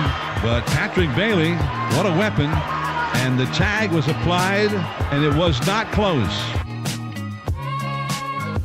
John Miller on the call. The Giants win 4-3. That was the end of the game. The pickoff walk-off by Patrick Bailey. And the Giants get a win to kick off August. They get the Diamondbacks tonight. Of course, you'll hear it right here on the Sports Leader. And we are very happy to be talking to Giants catcher Patrick Bailey. Joins us courtesy of the UMA guest line. Hi, Patrick. How are you? I'm doing good. How about yourself? Yeah, we're doing good, man. Congrats. So let's start there, where you just heard that call. Take us through that play. What were you thinking? How did it happen? Yeah, just kind of going through it. Arizona is very aggressive on the base pass, and obviously with two outs there, you're kind of thinking they're going to try to be aggressive and get the second. And I think the pitch before, kind of Lamont was kind of looking in the whole time, kind of wondering if I wanted to do anything. And I think we were kind of looking to do it a pitch before, but just kind of didn't work out. And then looked over that next pitch that it happened on and kind of gave him a nod yes. And so he had a good break back to the bag and made a nice tag, and kind of worked out well that, Sean missed a little up arm side, and just kind of worked out pretty fluidly. Yeah, you did it from your knees. So you're not in the game the first 7 innings. You come in the 8th inning, you throw out a runner from your knees in the 8th, and then the pickoff to end the game in the 9th. You're known for the pop time and the quick release and the different angles, but John Shea was on with us earlier from the Chronicle, and you said you threw out a runner when you were growing up from your knees, but just give me your thought process of throwing out runners at second and then to end the game at first base from your knees, Patrick. Yeah, it's hard to explain, like, my thought process when I throw, because there really isn't one. It's just kind of catch it and get rid of it as quick as I can, and whatever that kind of looks like, whether it's from my knees or from different arm angles, like, that's something that everyone kind of asks, like, how do you train and how do you work on it? And obviously I try to throw from different angles when I'm training, but the thought process, like, I'm not trying to throw from different angles during the game, or like which pitch takes me which way. It just kind of happens. So kind of weird. And then back picking the first, I usually always stay on my knees. So that's kind of something that we always work on with Albie. Patrick Bailey's joined us after the Giants win last night. Of course, he's got the snap throw at first base. It ends the game. Blake Sable was saying after the game that you've taught him a lot, and he had a hell of a throw early in the game to get a runner. Talk about just the back and forth that you guys have, because you're a young guy and you know the intricacies of the position. You've been playing the position a long time, and here's Blake Sable trying to learn it at the major league level, which isn't an easy thing to do. No, I can't. I can't imagine doing that. And the progress he's been able to make since spring training has been pretty incredible to watch. And he works really hard, and to do what he does at this level is pretty special. It is, and he's doing a great job, and he's getting better and better. And you've been doing this essentially since you were a kid. Andrew Bagley had a great piece in The Athletic, Patrick. I'm not sure if you had time to read it, but we have, and it really gets into your background and everything. So you were talking about how you don't catch it a certain way. You just want to get rid of it as quickly as possible. But other positions that you played on the diamond, I mean, you do kind of throw a little more like a middle infielder, where you're able to change arm angles and the pop time. When were you first cognizant of getting it out of your glove? And just give us a little bit of a history. I mean, obviously you're doing this at the highest level right now and blowing people away throughout your rookie year. But basically, can we say that you've been training to do what you're doing now, Patrick, since you were 13 years old? Yeah, that's kind of when it started. I mean, I played shortstop till I was probably 12 or 13, and then realized I wasn't going to be faster enough or quick enough to have any type of range over there. So I knew my best bet to play in college and professional would be behind the plate. So that's kind of when I became a full-time catcher. And then kind of growing up, like I never had a great arm strength. And so my thing was like I had to get rid of it as quick as I could. And it helped me set a foundation for kind of what I do now. Thankfully my arm strength's gotten a little better, but it's still not, I still wouldn't call it elite by any means. But kind of having the average arm strength with a quick release can, kind of help with those pop times for sure. Patrick Bailey joining us, Giants catcher. It's Pop and Lund here on the Sports Leader. So take us through the intricacies, because as Pop was saying, you've been doing this for a long time, and the analytics now of, how you steal strikes, and we were talking about how you're throwing and everything, but framing pitches, how does that all come about? Because, I mean, with some catchers, you see it and they're trying to steal that strike, and it's obvious. For you, it just seems real natural, real smooth. How do you do that? A lot of the credit just goes to Craig Auburn as our catching coach. He pretty much right when I came in with the Giants in 2020, we completely changed how I call it from college. And it's just kind of everything he preaches is how to prepare to make the best move, whether that's like pre-pitch movement, relaxing, just always trying to make it kind of present it as a fluid move to the zone. Because as soon as something looks choppy, kind of like umpires can kind of see the exaggeration of you, I guess, trying to make a ball a strike.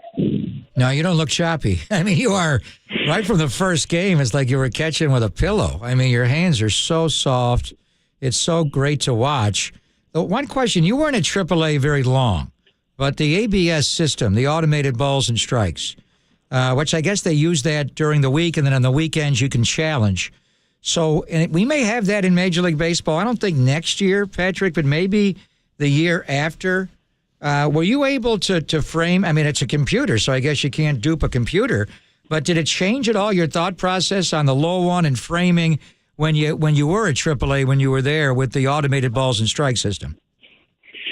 Yeah, I mean, it completely changes everything. Like, there's no value to catching at all with the ABS, and hopefully, in my opinion, it stays out of baseball because it takes a lot of value from a position that has probably lacked value in its history when it comes to defensive-minded catchers, but not only that, just I think catchers in general. So it's very interesting, but I think people will always find flaws, and no matter what it is, whether it's the human element or the ABS, like there's going to be issues, but it is what it is.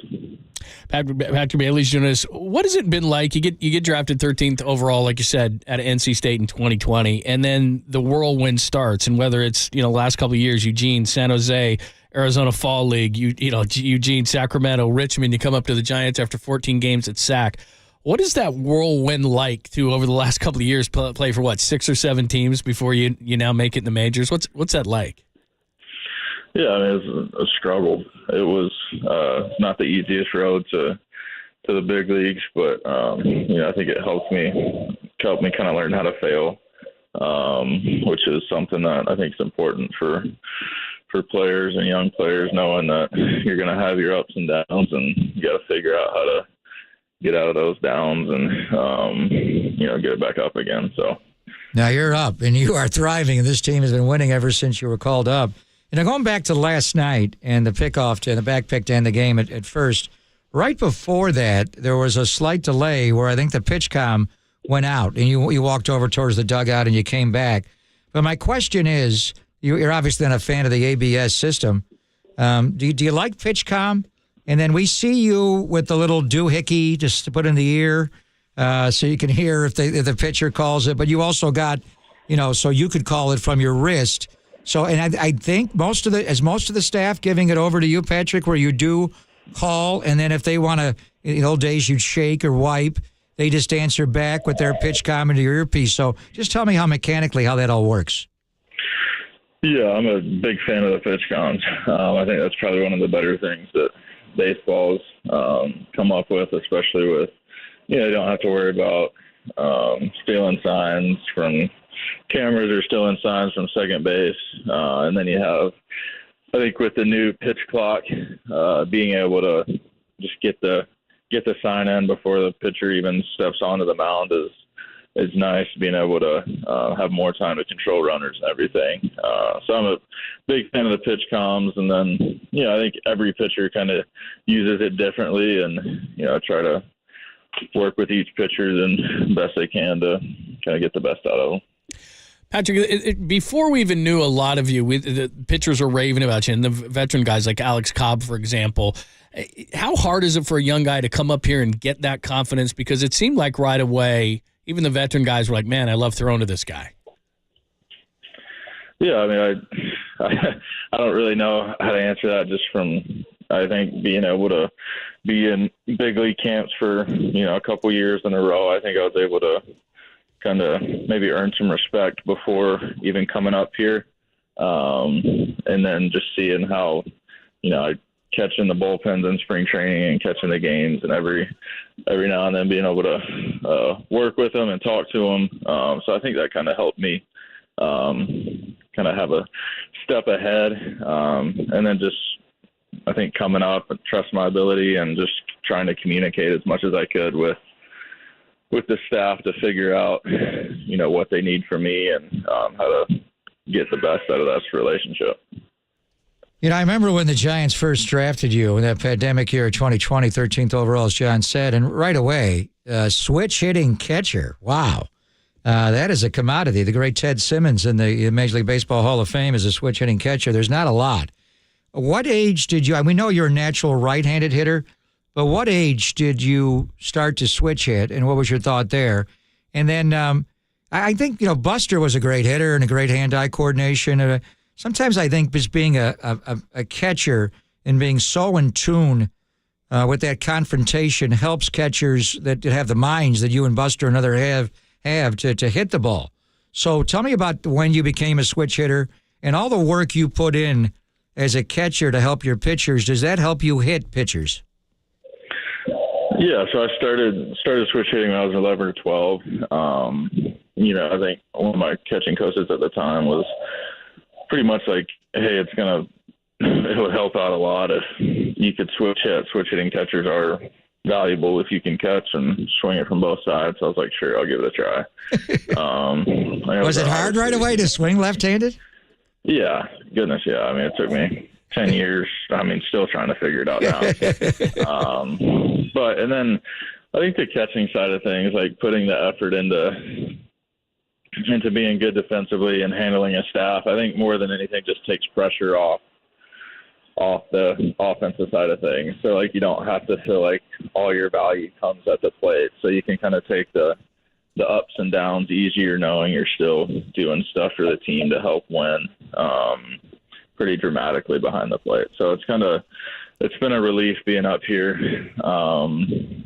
in the big leagues, just knowing that, kind of what I can do at the plate's a bonus. And, obviously I want as big as bonus as I can get for the team, but that's kind of the mindset I've been having. Patrick Pop mentioned Buster Posey there, and obviously when you first joined the organization, there he is. The guy's going to be a Hall of Fame catcher. Now he's the owner of the team. But how much did you talk to him? How much did you learn from him in those spring training sessions, and how much do you stay in contact with him now? Yeah, so I think the first spring training was 21. I think the first and only spring training. And obviously I was a new guy and pretty quiet, so I didn't have a ton of interaction with him, but the talks I did have with him were really cool for him to go out of his way to talk to me and just kind of pour his wisdom out. And it's been pretty cool this year to kind of text with him here and there and just kind of keep in touch has probably been one of the cooler parts about being up here. All right, enough of this baseball stuff. Peanut butter?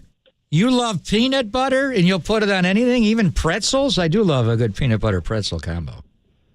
Yeah, it's always a good snack, good healthy snack. Yeah, who doesn't love that? So what was Club Dub like last night? Was it pretty rocking after you made that throw? Yeah, it was awesome. I mean, it was really cool to get a win last night with Cobb sick. I feel like we had 2 available arms in the bullpen, and Sean Manaea got his first career save. Walker throws seems like 10 innings a week now. It was awesome. It was a good team win, and it was special. I was feel like the last week of games have been pretty good playoff atmospheres with the Red Sox and the Diamondbacks, and a lot of one-run ball games. We've played well, and we haven't, and we're find a way to win. So we got a day game tonight, and a night game today, and then a day game tomorrow.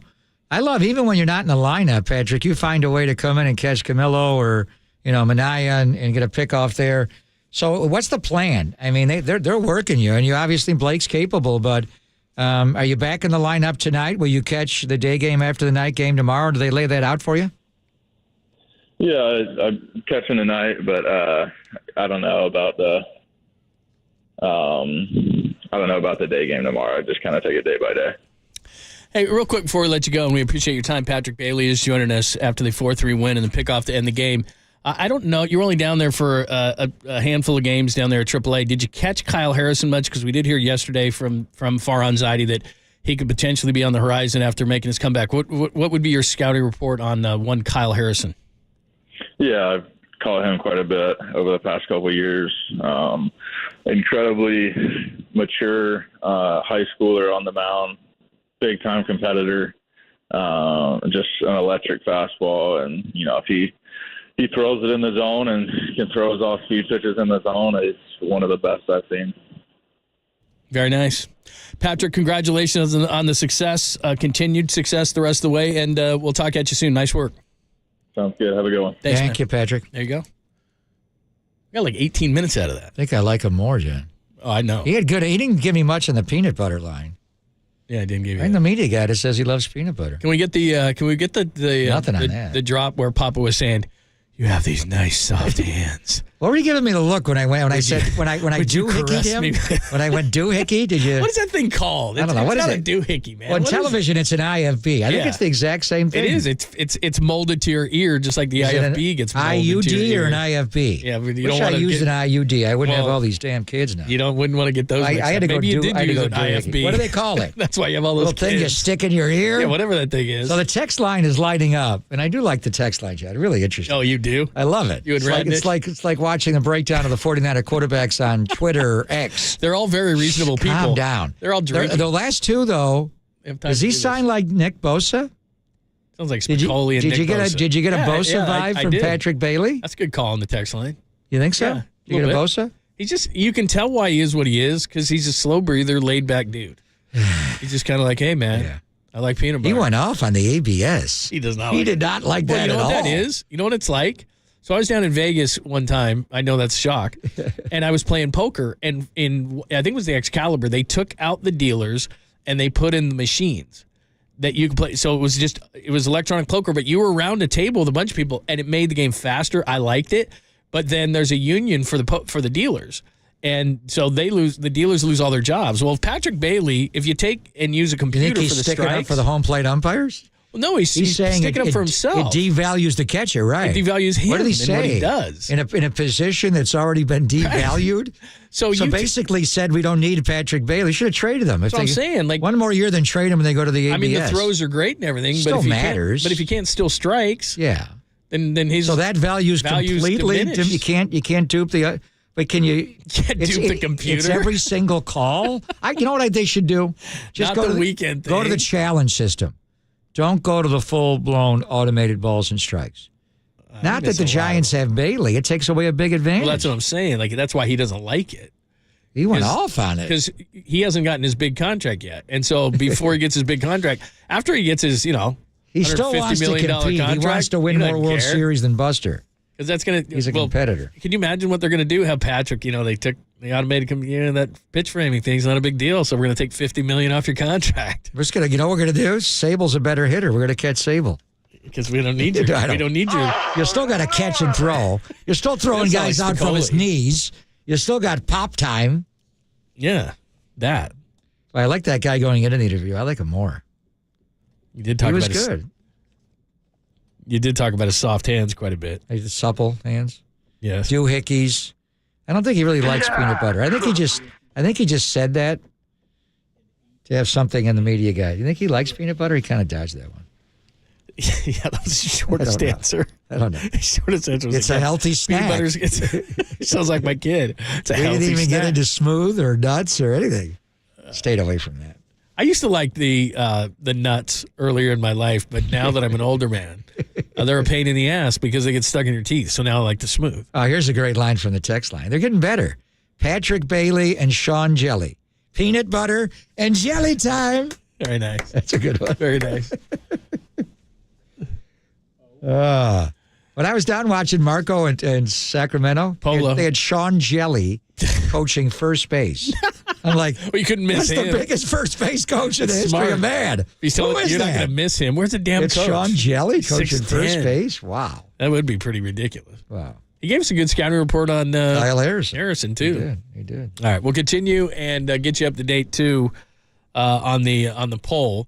We do have Matty Barrows joining us at 1:15 on the latest from 49ers camp. Let's try to slip in a couple of these, or should we wait? Foreplay?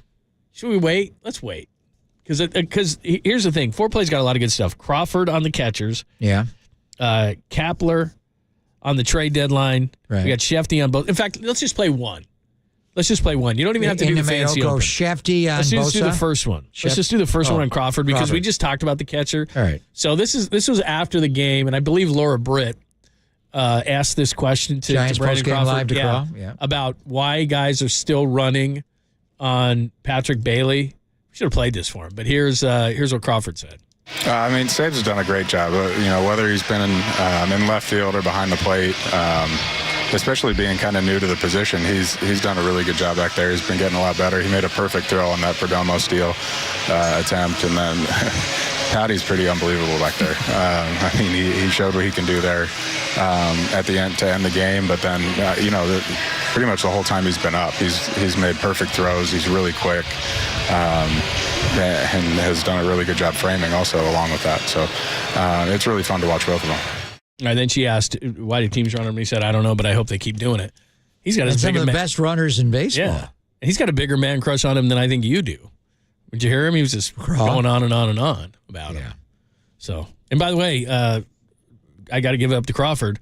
I kept saying how old he was and missing games, and he hit a bomb. He hit a two-run shot. He hit a bomb. Give it up to him. And I don't like criticizing Brandon Crawford because I think he's awesome. He's awesome as a dude.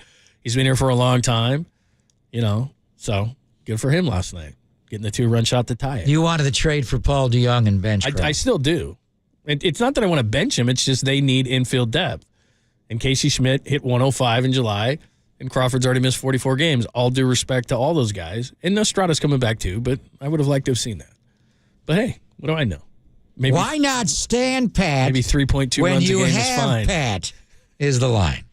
Joe Castellano sent that. I by the way, I'm very proud like that of line? you. Why not stand pat when you have Pat? Patrick Mahomes? No, maybe that's a name.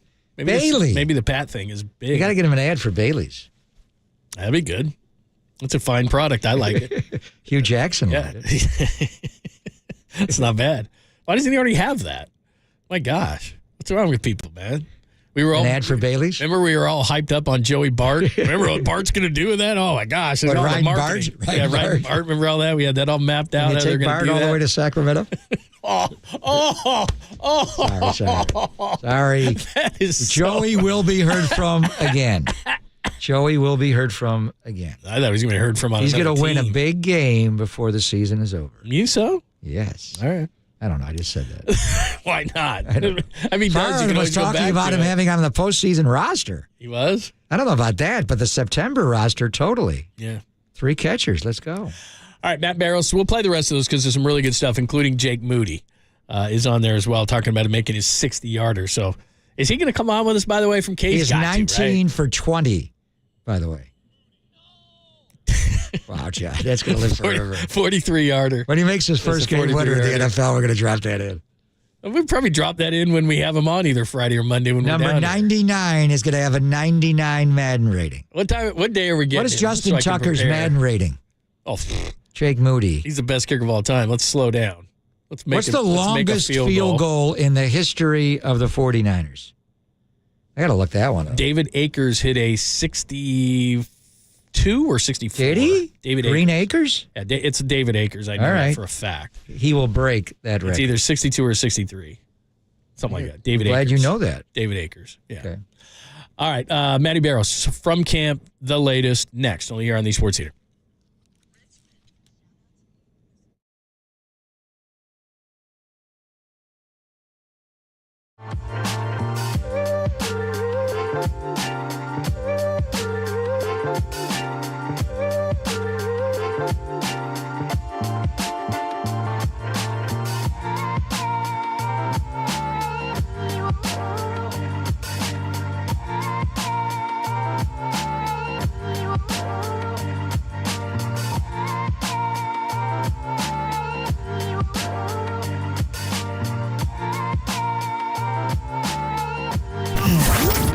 Here's what's trending now. Trending now. On KNBR.com. The Giants, one move at the deadline, but nothing yesterday. The hell, bro? That story and more trending right now on the all-new KNBR app.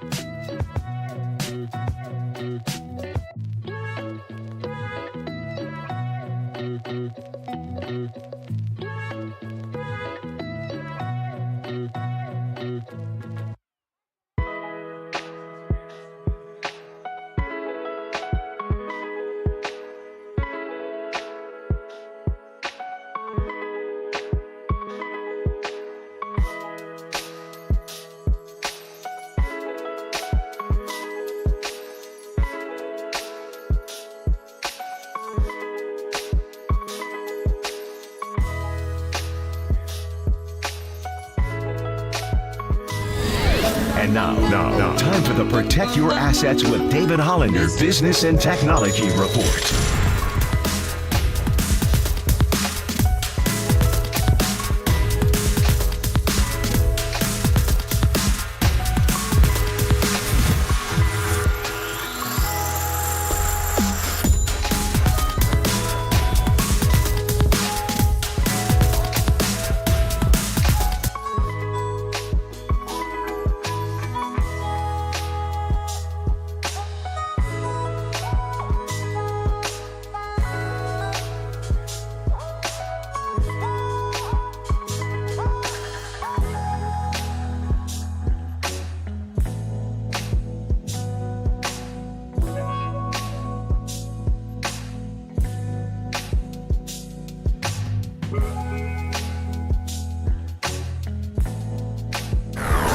Faithful, filter out the noise, and kick it with KNBR on the gram for everything 49ers. Follow the sports leader on Instagram at KNBR. Yeah, man, really crispy routes. Way better than I even thought he was. And I knew that he was already good, but seeing it up close and personal, kind of every day from OTAs to now, I think that he's just become such a better receiver than when he first got in the NFL, for sure. But yeah, I mean, he's just really detailed in his routes, really explosive, quick off the line. So I think he's poised to have a really, really good year. Really crispy, John. Crispy. That's Isaiah Oliver out of Ayuk. I like it. Let's get the latest from camp. Quarterbacks, Nick Bosa. What we've learned so far, Matt Barrows does a tremendous job, the whole crew, but Matt Barrows in particular does a tremendous job with The Athletic. At Matt Barrows, he is down in Santa Clara. He joins us courtesy of the UMA guest line. What's happening? Oh, I'm coming off the assistant coach availability. So little Daniel Bullocks, little Nick Sorensen, some Chris Kasarik, Brian Greasy. So sort of getting into the nitty gritty of the roster, the not so obvious guys, and there've been a couple of sort of under the radar guys who have popped in this camp so far.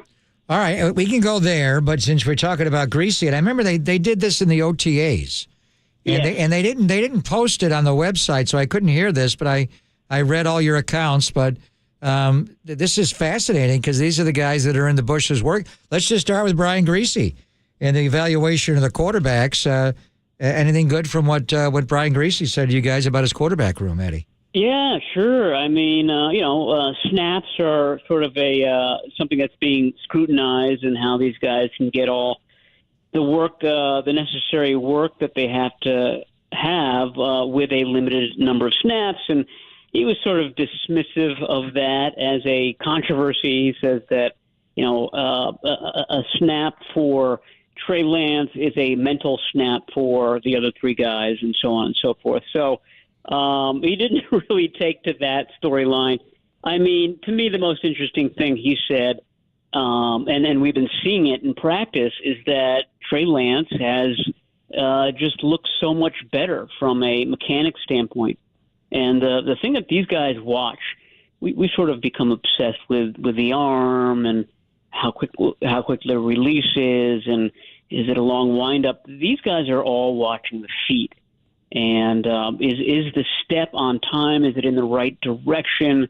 Is there an extra shuffle? All those things. And the last two practices, I thought that Trey Lance, his timing, his rhythm was really good. And because of that, I think the ball placement sort of follows suit, which was good as well. There was one pass, I don't know if you were there, Greg, but it was just a low Ray McLeod. Ray over the middle. Yeah, I saw the video. Yeah, on it. Ray over the middle. Well, Yeah. there's only one spot where he could put the ball, and it's not a sexy pass or anything like that. It was low, it was to the inside. Ray had to go down and make a diving catch. But, that's the type of precision, type of placement that Trey Lance doesn't always have. But the last two practices, I thought, have been certainly his best of 2023 so far. Matt Barros is joining us. We're getting the latest from camp. Adam Schefter was on this morning with Pat McAfee. And Schefter thought, well, he is going to be the highest paid AAV, which is 31.7 over Aaron Donald's deal. There was some discussion, obviously, T.J. Watt's at about 28 and Aaron Donald's at 31.7. But the way I was looking at this thing, knowing that in 24 there's a bunch of contracts that jump up, and Brandon Ayuk, and they've really got, $271 million already committed to 54 players, that I would imagine at this point in the Bosa contract, it may not be about how much he's going to get or the bonuses. I think he'll exceed T.J. Watt, and I think he'll exceed Aaron Donald, but it's going to be how it's constructed, because 2024, they are really up against it already. Yeah, no, for sure. Like you just illustrated, they've got, and they've been kicking the can down the road with a lot of these contracts, so that they didn't have big impacts on, the 2020, the 2021, and 2022 salary caps. But the chickens come home to roost for some of these deals in these coming years. So, yeah, that's what it's all about. My question is, both parties knew about this all off-season long. Why is this now becoming an issue?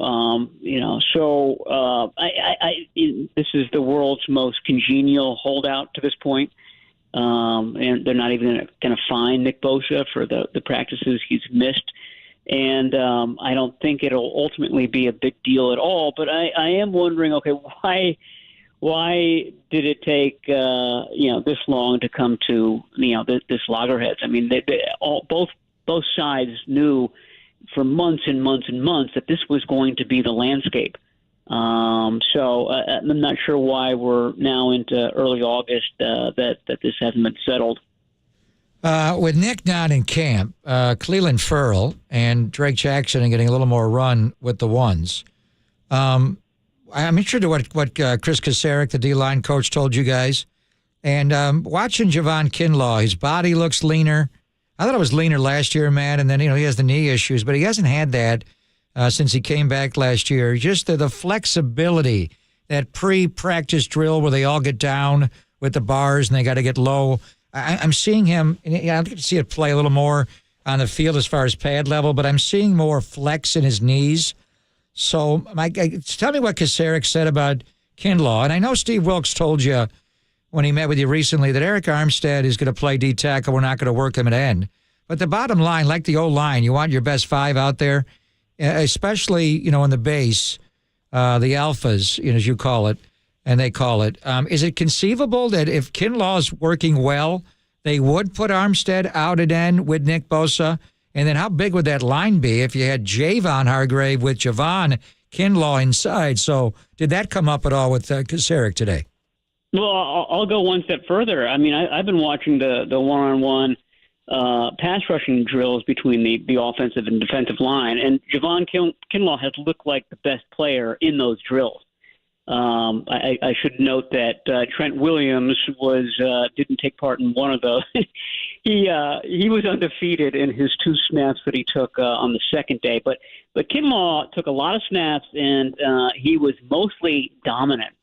And I'm not using that word casually here. He really whipped up on who he was going against. And one of his snaps, Greg, came at right defensive end, which in previous years was unheard of. Oh, Kinlaw was out at end? I haven't seen that. Wow. Kinlaw was out at end, and he beat, I can't remember.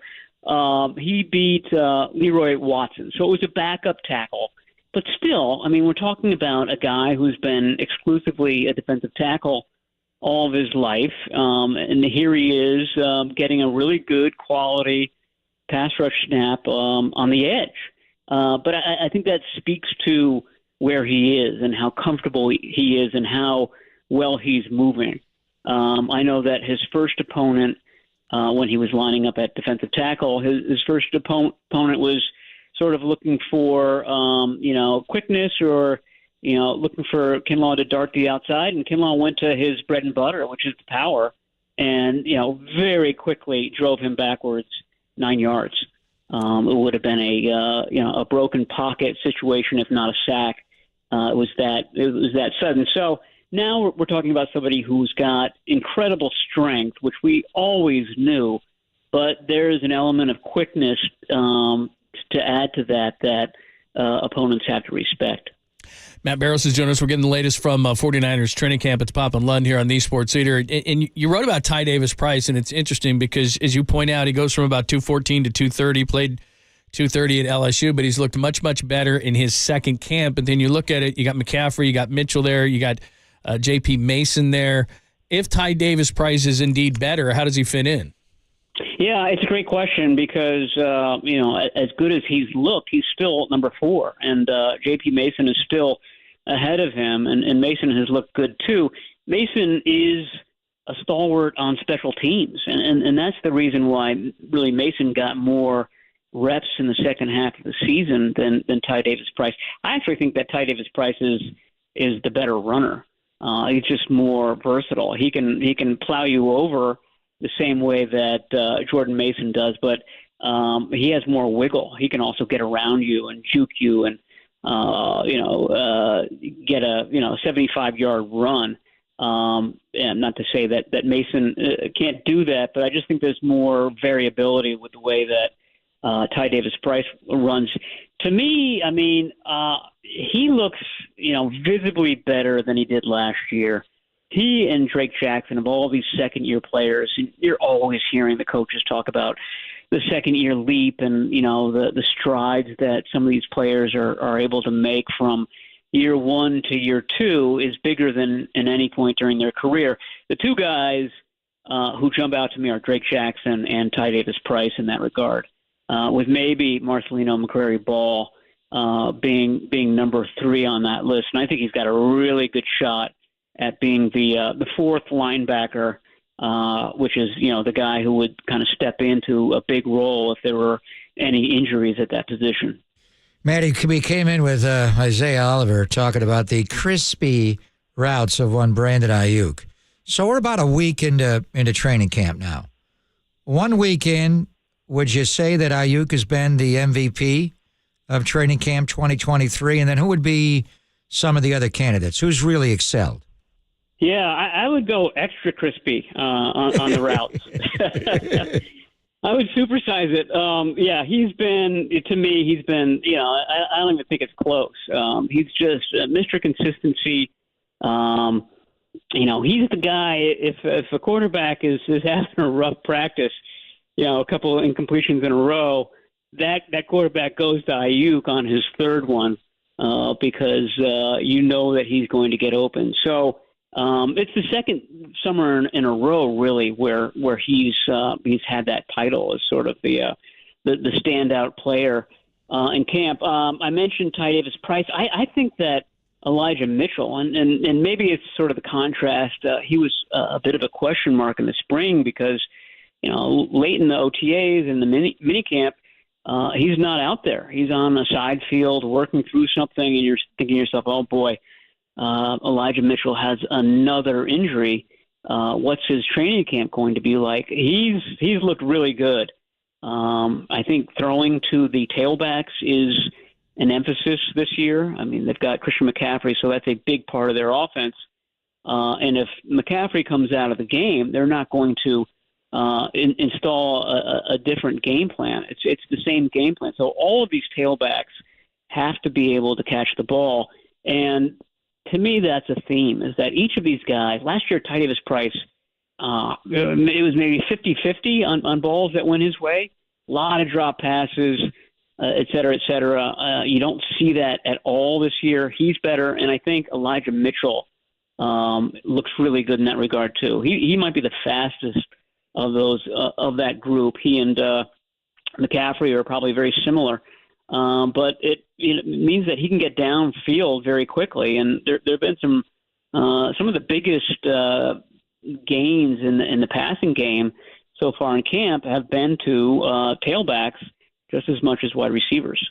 Matt Barrows joined us, the latest from camp. I ask this question because I have to, not because I want to. How impressive has the kicker been, the third-round kicker? Why are you down on the kicker, John? He had a miss yesterday. He's only one. He's 19 for 20. Why are you rooting against the 49er kicker? Round. Stop it. Kept Move Zane on. Gonzalez. You know who came up with Jake Moody before anybody in his pre-draft scouting reports? Who? Matt Barrows was on it. I know he was. You were on it. Yeah. Yeah, I cornered the kicker market in terms of journalism this spring. It's the most I've ever done. I actually learned quite a bit. Did you? About kickers, yeah. But to answer your question, I'm just kidding. I want him to succeed. He's Mr. Smooth. It's the same motion whether he's kicking a 29-yarder or a 60-yarder. I liken it to a golfer, like somebody like Ernie Els, who just has a really smooth swing. There's no straining to it, no effort. It looks effortless, but he gets a lot of distance with the same consistent swing. And I think that's basically the secret to his success. He doesn't really change it up. No matter where he is on the field, it's just the same consistent, smooth motion of that leg. And most of the time, it's not just a successful field goal. Most of the time, it's right down the middle.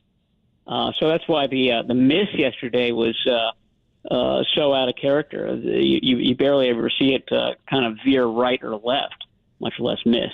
And I love when you guys asked him about the long one, the 60-yarder. He talked about the miss right away.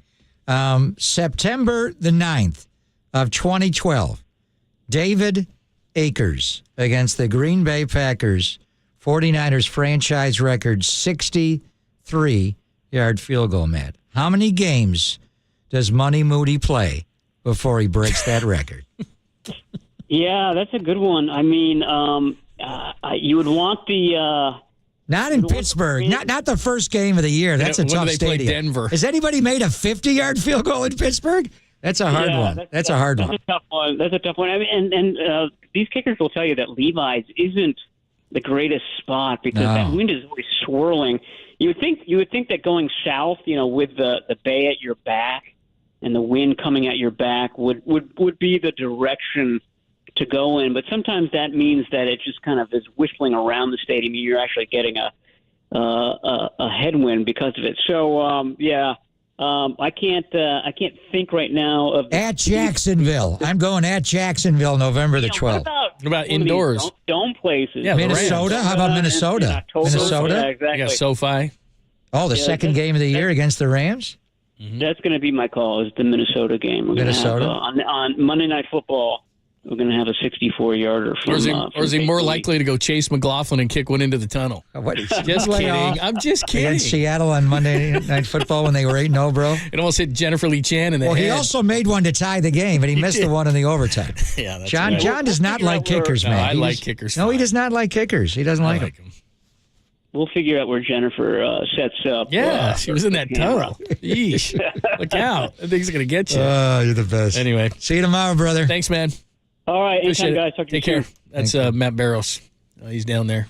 Had to get him on a day off because they're grinding, but they still got the assistant coaches. Yeah, that's pretty good. By the way, the quote was, because I knew I had seen this before, he's the Michael Phelps version of a kicker, is what they said about Who said Jake that? Moody.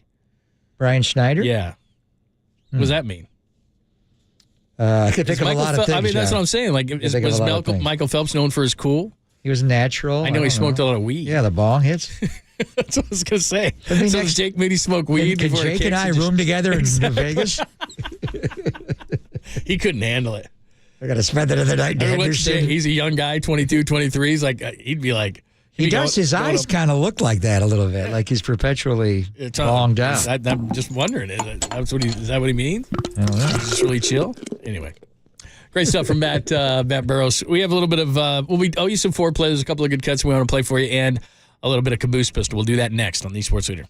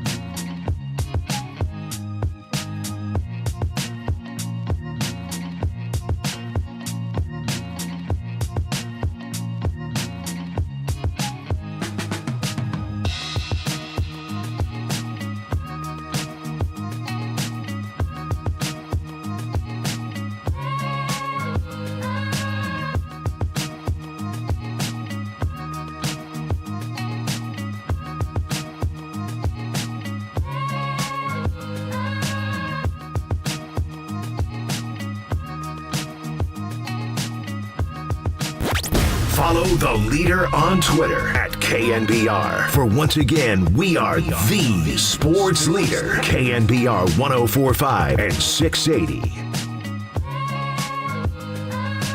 It felt good, especially having a miss earlier. That's one I want back, and one that I want to kind of, prove that, that's not what I'm about, and, it's a good way to end practice. He's 19 for 20, and he's talking about the one he missed when they asked him about a 60-yarder. That's what we want. That's what I think we're going to get, Jake Moody, either Friday or Monday. Oh, we have to. So what are you going to say? Tell me about the one you shanked. That's my first Shank question. a lot. My first question. Yeah, that's my first question. No, I'm excited to have him on. In fact, you guys had him on, and I think I was gone, right? I think it was Waterboy. I think it was Marcus then. Yeah, so I'm excited to have him on. Yeah. That'd be nice. Yeah, that whole thing. So, all right, couple of sweet, clean, family-friendly stories for you. We will start with a family-friendly story. They do this every year. Mas Ocho, ESPN's biggest, boldest edition of ESPN 8. The Ocho, of course, that comes Dodgeball. from Dodgeball. Which we are having a sequel, right? Yeah. By the way, we haven't heard anything Dodgeball 2. on that. So what is this called? The what? The Ocho. They do this every year. 43 straight hours of seldom-seen sports, August 3rd through the 5th. Okay. By the way, I would imagine that our friend Eric Burns is going to be in this. 20 hours of live content kicks off with the Savannah Bananas in primetime, August 3rd. I wanted to see them in San Jose last week. Well, did you see Hunter Pence? He came in on the in a scooter. I mean, that was kind of cool. Oh, are they in the Bay Area anywhere? That looks like a good... They were at the Giants game on Sunday. I had some friends go to that thing, and they thought it was hilarious. They thought it was great. I've seen a tons of Are they clips. done? I mean, they were in San Jose. Yeah. They went to Sacramento. Fresno. They went to Sacramento. Yeah, they didn't come up Are they here. coming back? Yeah, I don't know that. Savannah Bananas. So again, 52 different sports, 31 brand new Ocho programs. We going cornholing? Does that still count? That was one.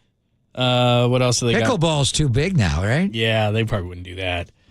Let's see, table hockey, slam like in a ball. bar?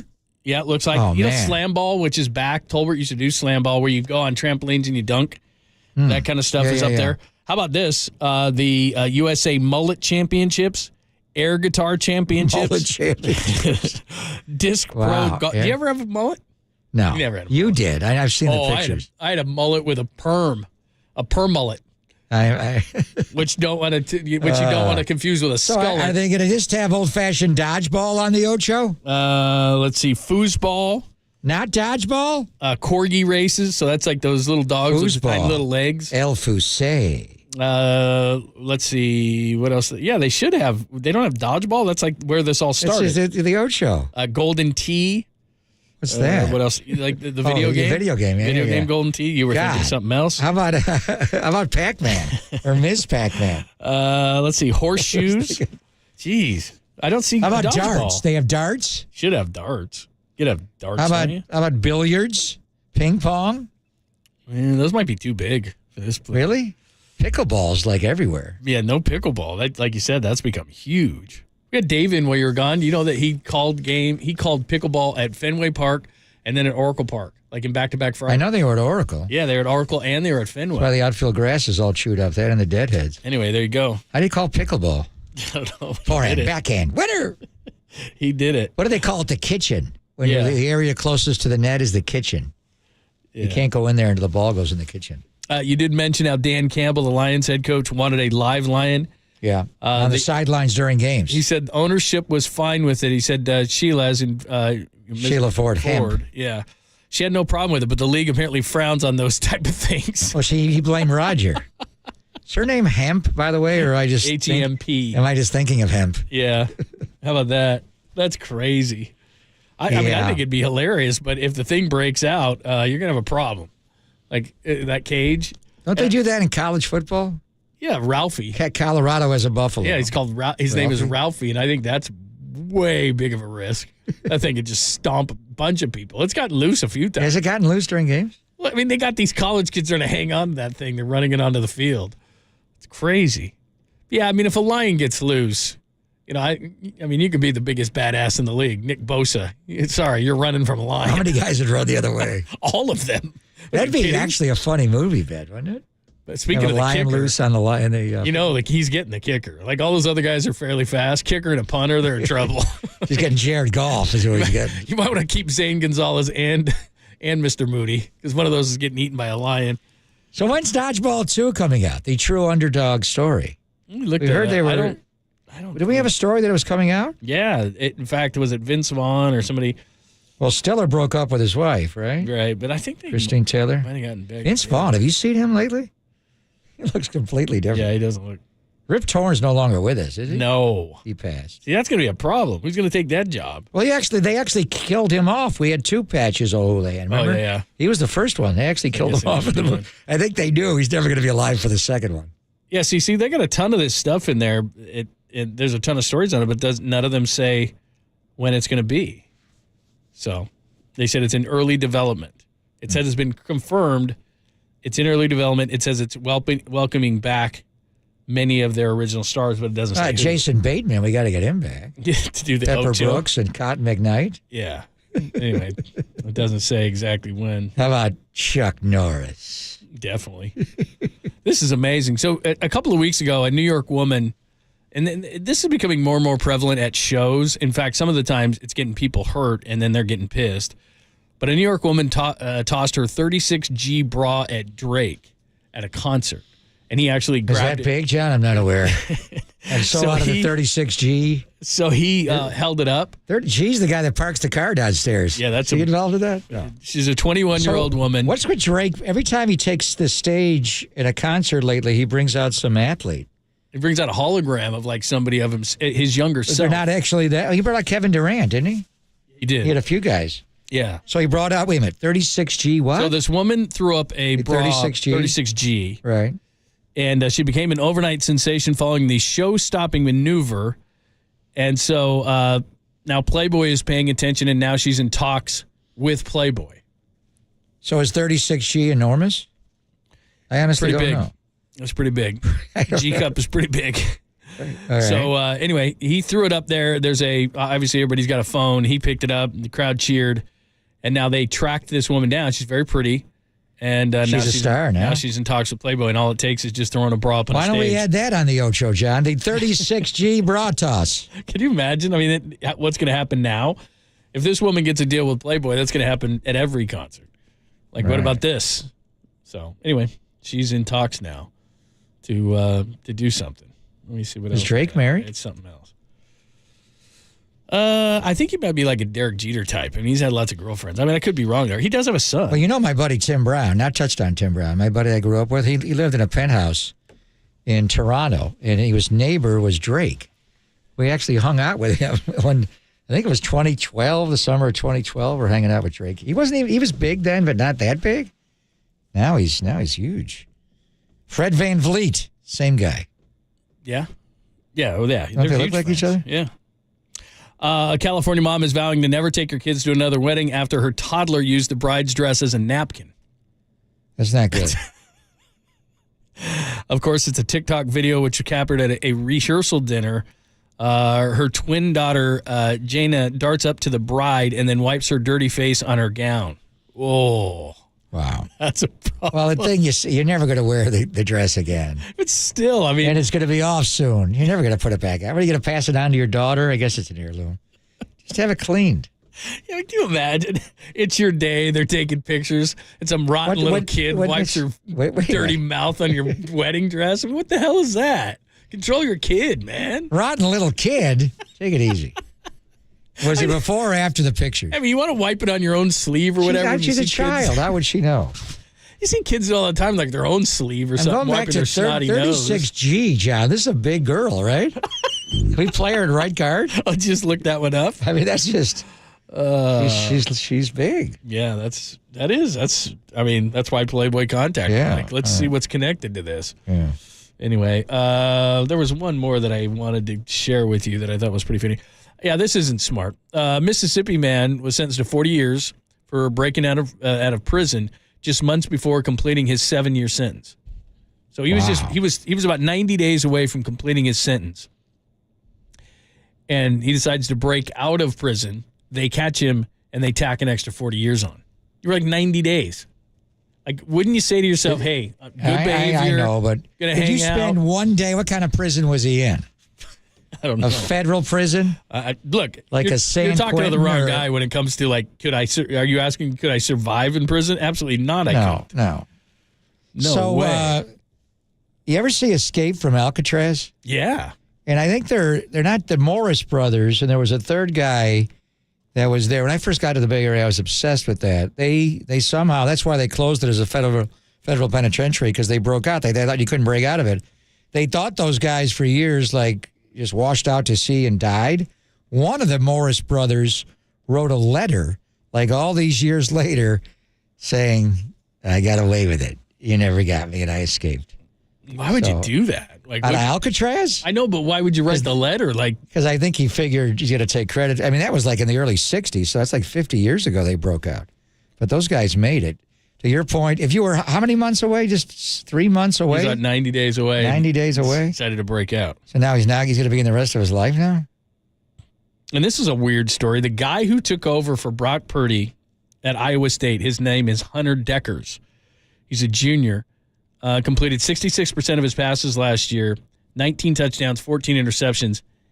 He's been accused of betting on Iowa State football games and a number of different games. He threw the game? No, he didn't. They're not saying he threw the game. He threw 14 picks, so maybe. Yeah, maybe. But they're not saying that he threw the games. But he's linked to 4 people with gambling, and he's charged with tampering as well. He's been accused of betting on events involving the Cyclones, including a 2021 football game. And there's 4 athletes. Anyway, he bet. Now, get this. Here's the crazy part. It alleges that he bet 366 bets totaling about $2,800 on DraftKings in an account that was linked to him, including 26 on Iowa State sporting events and a football game in particular against Oklahoma State on October 23rd, 2021. He did not play in the game. Brock Purdy played in the game, but he didn't play in the game. He was a backup quarterback in that game. But still, he would know, obviously, the game plan and all that kind of stuff. But he started all 12 games last year, and now they're saying that he bet 366 times. Wow. on an app. It's like, bro, really? Not good. He was their starting quarterback last year and took over from Brock Purdy. We'd make light of it, but dude, it's an addiction. It's an addiction, just like drugs or alcohol. Art Schleister's story in the NFL, John, was terrible. Unbelievable. Anyway, There you go. So he was in school when Brock was there. He was a backup quarterback. And then last year he was a 12-game starter for him. Wow. So Brock leaves. He started for him. He was betting on games the whole time. So the job's wide open now at Iowa State? It's going to be now. Yeah. My gosh. What are you thinking, dude? 36G. I knew. I could say anything. I knew it was going to go back there. I don't know anything about it. You just Google it? Well, I'm looking at it. G, it's more. 36G? She's big, but 36, that's big. Big girl. Make sure Andrew doesn't come in here, because the last time you did stuff, he was mad at you over the cigar. I'm not touching the computer. I'm staying away. I'm doing it on my own personal device. What are you writing, Googling? How big is 36G? No, I need visual evidence, John. I'm that kind of learner. I'm a visual learner. All right, that is your Sweet Clean family friendly caboose pistol. Something about C. Zion Williamson when I go 36G. That thing is still crazy. I follow her just for the entertainment. I just don't bring it up every day. All right, we got some remnants for you before the top of the hour. Tolbert and Cope's coming up. Remember, Brandon Crawford at 2:15. So basically, they're going to mess around for 15 minutes, and then Brandon Crawford's going to talk about that 2-run shot he hit last night. That was a bomb. That was a bomb. It was nice. I give him credit. A ton of credit. He's at 2:15. It's Pop and Lund only here on the Sports City.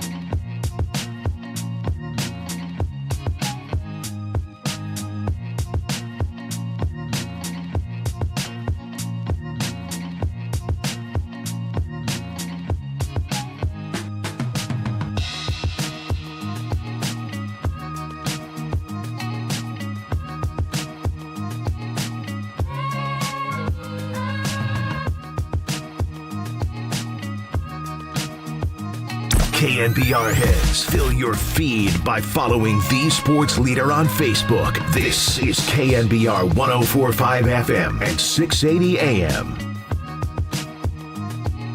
Las Vegas, a city built upon sand, broken dreams, and $5 lobster. A city where you can get a happy ending, but only if you pay a little extra. A city home to a sporting event greater than the World Cup, World Series, and World War II combined. Live from Las Vegas, it's the Las Vegas International Dodgeball Open here on ESPN 8, The Ocho, bringing you the finest in seldom-seen sports from around the globe since 1999. If it's almost a sport, we've got it here. Yeah, the Ocho, August 3rd through 5th, 43 straight hours of seldom-seen sports. What year was Dodgeball the original? They never made the remake. It was years ago. 20 years ago, plus 20 plus, actually. We need the sequel. Tolbert is here. Brandon Crawford at 2:15. Very cool. Well, they tell me. 2:15. Nice two-run shot. Nice win last night. Huh? One of the best wins of the year, I think. That was a good one. They needed Bailey is ridiculous. You guys had him. I didn't get to listen. The personality? Yeah, I think he started. I heard him on with Marty one day. He's a little quiet, so I told John, let's see. But he got into it right away, got into the throwing from the knees, the pitch com. Mm-hmm. He bashed the automated balls and strike system. Did he? Oh, yeah, because he went off on it. He's going to lose money because that's going to devalue. Exactly. Said it's going to devalue a position that's already been devalued. We'd like to give you $200 million, but we don't need your pitch for I mean, he's just special. Isn't he? You ever see a guy, a catcher, just walk in the way and he just change the game? I mean, Posey was like him in the fact that he earned the pitcher's trust, but I've never seen a guy throw like this guy has. And the accuracy is silly. You just hold your glove there and he hits your glove and you just leave your glove there and the guy slides into your glove. Always on the second base side. Unbelievable. Never on the shortstop side. I mean, the throw he made to first was right there. Wade got him by a mile. Tag and boom, it's done. I mean, he comes in late in the game and throws two guys out. From his knees. From his knees. I mean, it does that. It's insane. And maybe it's catching because Sable, he made an incredible throw. He's getting better. I'm like, everybody's doing it now. He's getting better. He's doing it? Yeah, we should do this. That was nuts. Why can't Joey Bart do that? Oh, boy. Good question. But no, that was a really, really good win. you're down 3-0, they got Gallen on the mound, you're thinking it's going to be tough. And all of a sudden, get a hit, double play. Yeah. Right. And Sable gets a hit, and then Matos gets a double, Crawford homer. You're like, oh, damn, they're right back in this thing. And then they win it. So I thought it was such a huge win just because it knots you up at 1. If you go down 2-0 in the series, you're probably looking at losing 3 out of 4 unless you can take the next 2. You put yourself in a tough situation. So now tonight's game becomes one where if you win that, then you could win the series 3-1. At worst, you could be 2-2. So, yeah, I thought last night. I mean, all these games now, this is what's fun about this time of year in baseball when you're playing teams that are right around you. The games are a little bit bigger, a little more fun. Like, it seems a little more like postseason, like every little thing kind of matters. We're in June, it's like, whatever. And they got Logan Webb going tonight. Or what's their 1-loss record? They're with 1 Webb? under 500 with Logan Webb. 14-5 with the opener. So who knows? Go figure. It's baseball. Crazy. Like I said, if they get to the playoffs, they had to just do the opener every game, and where the City connects with the opener, they'll never lose. Exactly. They won't lose. Yeah. City Connect opener, boom, we're good to go. Good point. That's a good theory to bet on. All right, Tolbert and Copes are coming up right now. Brandon Crawford at 2:15. Thanks to Danny. Thanks to Walter. Great stuff from everybody. Matt Barrows, Patrick Bailey. Who else we have? We got John Miller.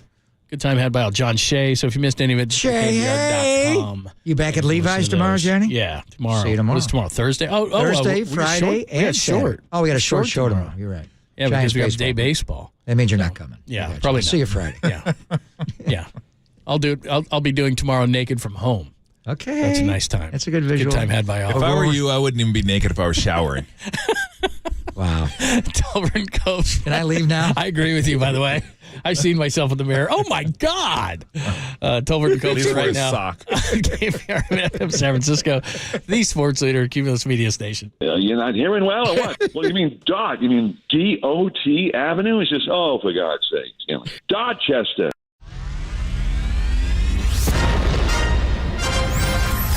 The NBA brought him to the Bay. Oh, what a move by Tolbert. Tolbert is really feeling it.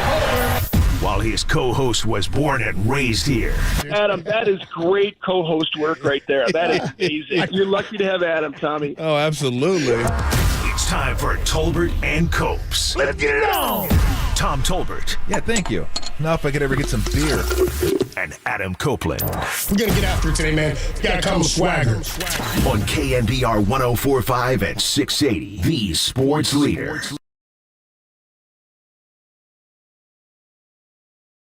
Here's the pitch.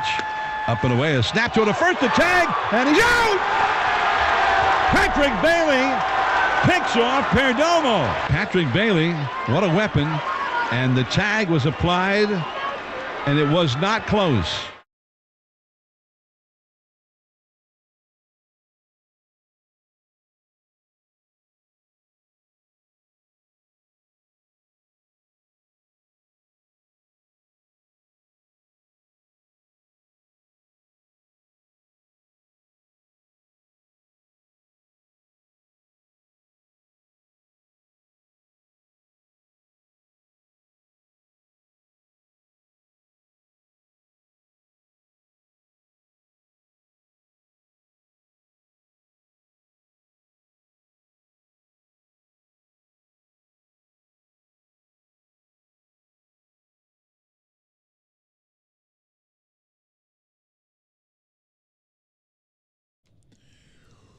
What is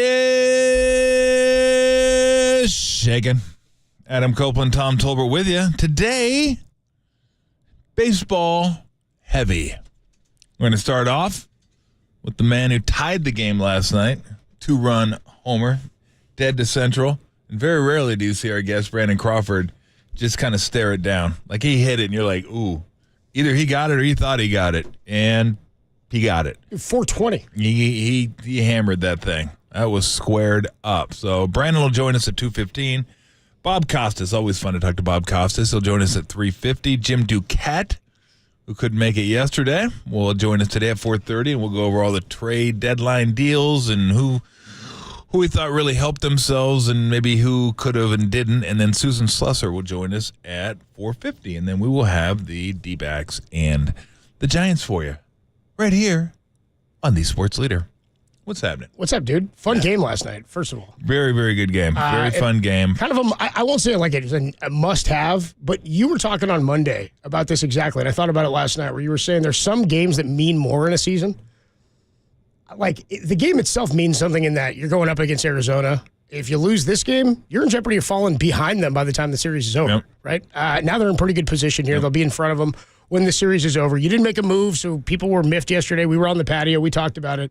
If they lose that game, I think we wake up today going, Giants fans, our sky is falling. I think today is a rough day for Giants fans if they lose that one.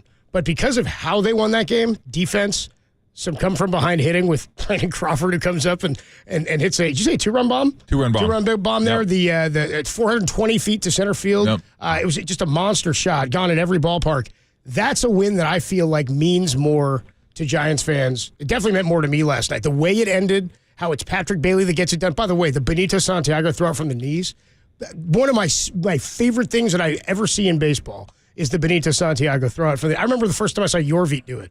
He was like filling in for Benito, and he did it from the knees. And Patrick Bailey, as Kruk talked about when Benai was coming in, he goes, yeah, he's quick to the plate for a big guy. He can get there fast. And Bailey catches one on the outside, didn't even have time to stand, throws the guy out at second in the 8th inning, and then gets Perdomo to backdoor him for the last down in the 9th. It was a game that meant a lot, I think, on a day where they didn't do anything. The Diamondbacks did do something, and they're coming. But it's funny how quick moves can sour, too, right? I mean, you get a shiny toy. Lucas Giolito had a horrible outing today and looked really good for the first 3 innings, and the Braves destroyed him. Now, it's the Braves. It is the Braves. It's the Braves, but he got hit hard. Like a bunch of hits in 1 inning. He gave up 6, I think, in 1 inning. They lost. I don't even know how many the Braves scored. It was 9-2 at one. 11-5 maybe is what it was. I think it was something like that. It's a big scoring game. Anyway, I thought last night's game, one, great win. It's what you want to see from Bailey. It's what you talk about if you're not getting it done at the plate. And right now they got some. We were just talking about it in the bullpen, close to automatic outs. That's one I wanted to have, but to have it in the fashion that they did, come from behind, throw out a guy behind at first base. And by the way, you see that's the fastest pop time since the StatCast era started in 2015. Yep. The second fastest ever, the fastest ever recorded out for a catcher pop time to any bag. So, or to first base. Pretty incredible. That was a good win, I thought. Oh, it was a tremendous win. You're down 3-0. They got their ace on the mound. And you get a leadoff single. What was that, in the 6th? I guess it was. Maybe it's the 5th. I'm not sure. And then all of a sudden, Sable gets a single. Montos gets a double. Crawford gets a homer. Bam. You're tied. And you're good to go. And just huge cojones from Cobb. Dude, who was sick as a dog. Feeling well, and then gives him 6. 3 solos? I don't even care. Yeah. You give up solo shots. You can do that. You can give up 5, and I'd be like, that'd be a lot. And then but 3's pretty good. 3's like you're throwing strikes. And then bullpen's beat up. So Walker says, I can go 3. I'm a Walker guy. They're almost 3. Where would they be with 2 and 2 1/3, I guess. Wow. Really, give those guys a lot of credit because Cobb knew he had to suck it up and get it done, and he did. And you could tell he wasn't feeling good. And then Walker knew that he was probably, he was going to go 2 plus, which he did. And I thought those two guys were incredible. I mean, obviously what Bailey did was awesome. He comes in late in the game and impacts the game with his arm. But he's so cool. Yeah. He's so cool. Yeah. Dude, he throws a guy out at second and he just got to chill. He's always chewing gum. Yeah. He looks so cool when you chew gum. He's sticking out of his mouth, too. It's a Seinfeld thing. I don't know how sanitary that is, but it's anyway. like you can never look serious or caring about anything if you're chewing gum. Yeah. It's like Steph with his mouthpiece always sticking out, chewing it. I'm like, put that thing back in. I don't care. That's not hygienically sound. 40-footer. This is something I thought about last night, and we can ask Farhan. I'll ask him tomorrow. Are we getting close to the time where Stripling or Minaya can actually enter the game out of the dugout instead of the bullpen? I mean, aren't those two guys, at least one of them, like pitching well enough now to like come in and start games? Well, Stripling has. Right, Stripling went like 5 or 6 in his last outing. I think. Was that what it was the last game he started? He's made 2 starts since he came maybe off. I missed on him. Maybe I'm so conditioned to think these guys never start games. Dude, it's almost like there's no rotation. Tom. Yeah. It's hard. I don't even, I almost every day, I kind of, it's sort of by feel when it's going to be Logan Webb. Like is he pitching tonight? I think Webb's pitching tonight. Yeah, it feels like he's pitching tonight. That's what I mean. I don't really know what the rotation. It feels like he should be pitching tonight. Is he pitching? I think he's pitching I think tonight. he is. Yeah. And it's funny, too, because now when they do the featured starter, we're always like, is it DeSclafani's day? Is it Wood's Webb day? against Sassoni? C-E-C-C. Could be Caccioni. Could be Saccioni. I don't know. Anybody know? Anybody know what this guy's name is? I have no idea how to pronounce it. I don't know. He could be a middle reliever, too. It could be an opener. Or is he a starter? Does he have innings pitched? I do not know. I've never heard of this guy before. Never heard of this dude. Why don't we figure it out, and we can actually ask Brandon Crawford. Saccioni. Saccioni. I don't know. Saccioni? Sounds like a restaurant. Saccioni. Picconi? Yeah. Pepperoni? Oh, if I know. I don't know. It sounds like a topping. You want the vodka Ciccone? You put on a salad or something. Well, they're seeing him tonight. Well, he's 0-0 with a 0.00 ERA, so this could be the first time he's pitched this year. Having a good year. He's having a tremendous year. Nobody's hit him. Tremendous year. Nobody's hitting this guy. Maybe Brandon Crawford will.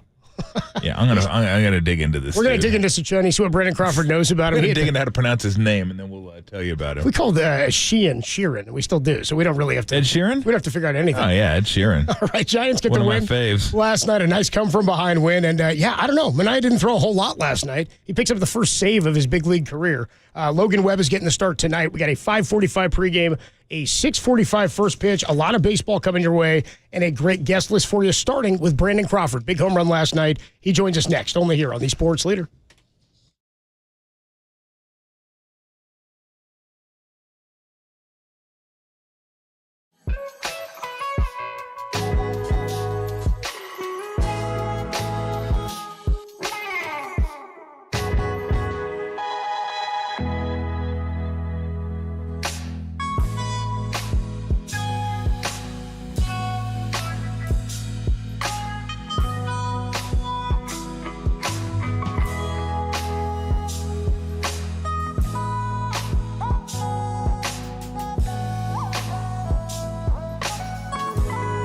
The Giants came back down 3-0 to win 4-3 last night thanks to Brandon Crawford, Patrick Bailey, and Lamont Wade Jr. That story and more are trending on the all-new KNBR app.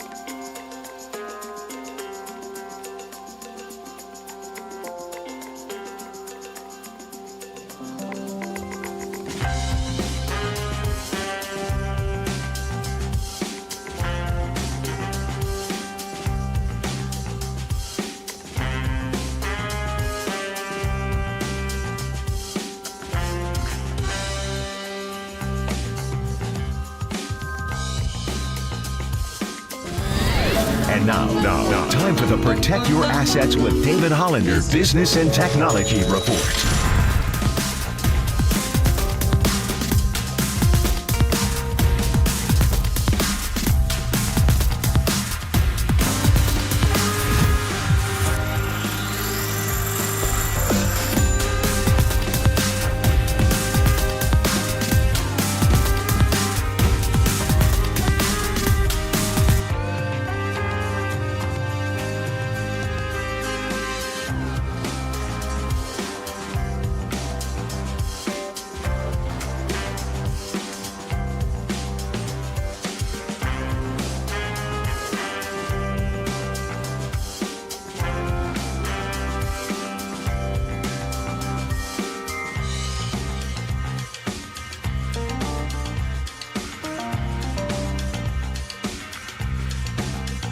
Fairfax, shout out to you for supporting KNBR, Fairfax's sports leader.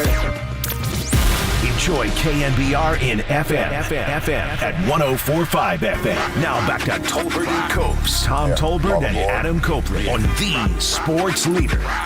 Crawford swinging. He hits a high drive into center field. That's hit well, but back, all the way back to the wall. It's gone! A home run! Thomas went back and stopped as if he were going to catch it. And then he really was saying, I don't have a clue, I don't see it. And it hit the back wall of the bullpen out there, and the Giants have tied the game. That was one of the biggest hits of the night, bottom of the sixth inning, 2-run blast to tie the game up at 3, and it was delivered by Brandon Crawford. He joins us now on the UMA guest line. What's going on, Brandon? What's up, man? How's it going, guys? Tremendous. I don't remember, I've seen you hit quite a few home runs. I don't remember seeing you posing for a half second for most of them. Yeah, I mean, you knew you got that one, didn't you? It had been a long time coming against Gallen. I think that's the first barrel I've ever found off of him. So, you found pretty good. And if that one's not going out, then I'm not hitting anymore. Well, you found all of the barrel on that one, and that was huge because, as I was saying before you came on, Brandon, you got a leadoff single, and then double play, and then Sable comes up with a hit, Matos with a nice at bat with a double, and you capped it off with the home run. I mean, that looked like it. It looked like it was heading toward, okay, we're going to 3-0, top of the 7th. And all of a sudden, you get to the top of the 7th, and you were tied at 3. That seemed to kind of change momentum a little bit. Yeah, I mean, I think Matos had the at-bat of the game, really, to set it all up. But I think he got behind 0-2, and then battled back to a 3-2 count and hit a rocket to right center to score Sable. I mean, that set up my at-bat, so... And yeah, I mean, it's just I was trying to hit something hard, find something in the middle of the plate, and at least get Matos in, and got one over the fence. What are you looking for in, let's say, that situation? But are you looking for pitch? Are you looking for location? How long are you going to be committed to that pitch in that location? I would assume until you get to 2 strikes. But what's the process when you're heading up there, and what are you kind of looking for? Mostly looking for something kind of in the heart of the plate. He does such a good job of working on the corners, and then having stuff break off of the plate. Whether it's his fastball that has a little bit of cut sometimes, especially when it's into lefties, or a breaking ball down and in, something like that, or the changeup going the other direction, fading off the outside corner. So I think you typically just want to try to avoid corners with him. Yeah. And see something in the middle of the plate, and that's kind of just what I was thinking there. And how about the effort from Cobb last night? I mean, this guy's not feeling good. The bullpen's in a little bit of, I don't want to say disarray, but needing a day off. And I'll get to Walker in a minute. But man, I thought that was a really, really gutsy effort by that guy last night. Yeah, totally. I mean, I think I heard he had like 6 IV bags the last 2 days. Jeez. And, losing weight and throwing up. I think even yesterday morning, still throwing up. So for him to be able to go out there and give us, 6 innings of really, quality pitching. He made a couple of mistakes and that they capitalized on. But other than that, I mean, he looked like the normal all-star Cobb that we've seen all year. Talking to Brandon Crawford on the Uma guest line, I'll ask about Ryan Walker because he's been, as an opener, you guys have a loss behind him. He was awesome yesterday. He was maybe the key to getting the ball to the ninth inning and letting you guys make a play there at the end to win the ball game. But for a guy that young to pitch in this many different roles as a late inning guy, and he was like a sixth inning guy kind of in the early part of the year, he's opening. To me, that's like, I don't know if that's a regular thing now. Guys are just used to it, or if he's kind of an anomaly, that he's a sort of a chameleon. You don't see that kind of usage all over the place with pitchers, it seems like, in today's game. I think with this team, you kind of have to get used to playing any role you can in the bullpen. Yeah. But yeah, he does a great job of just, he's quiet. He goes about his business and is asked to do does whatever he's asked of here on our team in the bullpen. So yeah, whether it's opener and he throws a couple innings or coming in, for a couple of huge innings here with a tie game and a one-run lead late in yesterday's game. He's just done a great job. We've kind of been talking about the openers and can you go the whole season like that, and maybe once a rotation, maybe not twice, but I do got to go back to early in the year. I don't think I've ever asked you this. Did you, when you walked into the clubhouse the second day Brebbia was starting in back-to-back games, did you think somebody left the scorecard up from the night before? No. I think that kind of just goes along with what I said before. You never really know, how we're going to use our bullpen from day to day. So, or really, I guess, in that case, even starting pitcher or opener or whatever you want to call it. You just never really know what you're going to get. So, it's been a little bit different or unique, I guess, but they've also done a great job. Yeah. Well, I texted these guys that day, and I go, didn't this dude start yesterday? Yeah, I was at the game. I was like, dude, he's out there again. I can see him. He's out there. Yeah. He started yesterday, he's in the he? pen right now. I thought my scoring app was like bugging out on me. Like, what the hell we got going on here? I want to talk about the young guys and the energy they brought. It really has been fun from a viewing standpoint to watch these guys kind of go through some struggles, learn, but bring a lot of energy to the ball club. What's it been like to have not 1, 2, 3, but 4, 5 young guys come up and contribute the way they have and the energy that they have? It's been great. It's a big reason why we're in the position we're in right now. Only a couple games back in the West is largely in part to these guys coming up and contributing right away. Good. Yeah, Casey obviously came up on fire, has cooled off since, but is still playing great defense. Whether he's a short second or third. And I think he's been having a lot better at bats lately too. He's been working really hard and kind of grinding, but I think the hits are going to start coming for him again. And then Patty's been unbelievable behind the plate. Sable's hit, wherever he's playing that day, he's always been able to put good at bats together, whether it's in left field or catching. He's improved a lot behind the plate. I can go on and on about these guys, but they've all done a great job. Have you texted Buster yet and go, have you seen this Bailey guy? He throws it better than anybody I've ever seen. It's incredible. I haven't dug in a whole lot on that yet. Maybe when I see him in person. Oh, man, his accuracy. It's like you just put your glove there and it just hits your glove and somebody slides into your glove. I've never seen anything quite like it that consistently. It's got that little tail on it. It's like a little cut. And it's it the just, pocket. Yeah. It just ends up right there. It's wild how quick it is. Yeah, he's quicker and maybe slightly more accurate than Buster was. I think Buster had maybe a little bit more behind the throw, but Buster always put it around the bag too, so it's hard to say he's more accurate. But the way Patty does it, I think, is impressive because he'll throw it from his knees like he did last night. He'll throw almost like behind a left-handed hitter sometimes, where he's like almost throwing it sidearm. So he can do it from a lot of different angles, it seems like, and always puts it right on the back.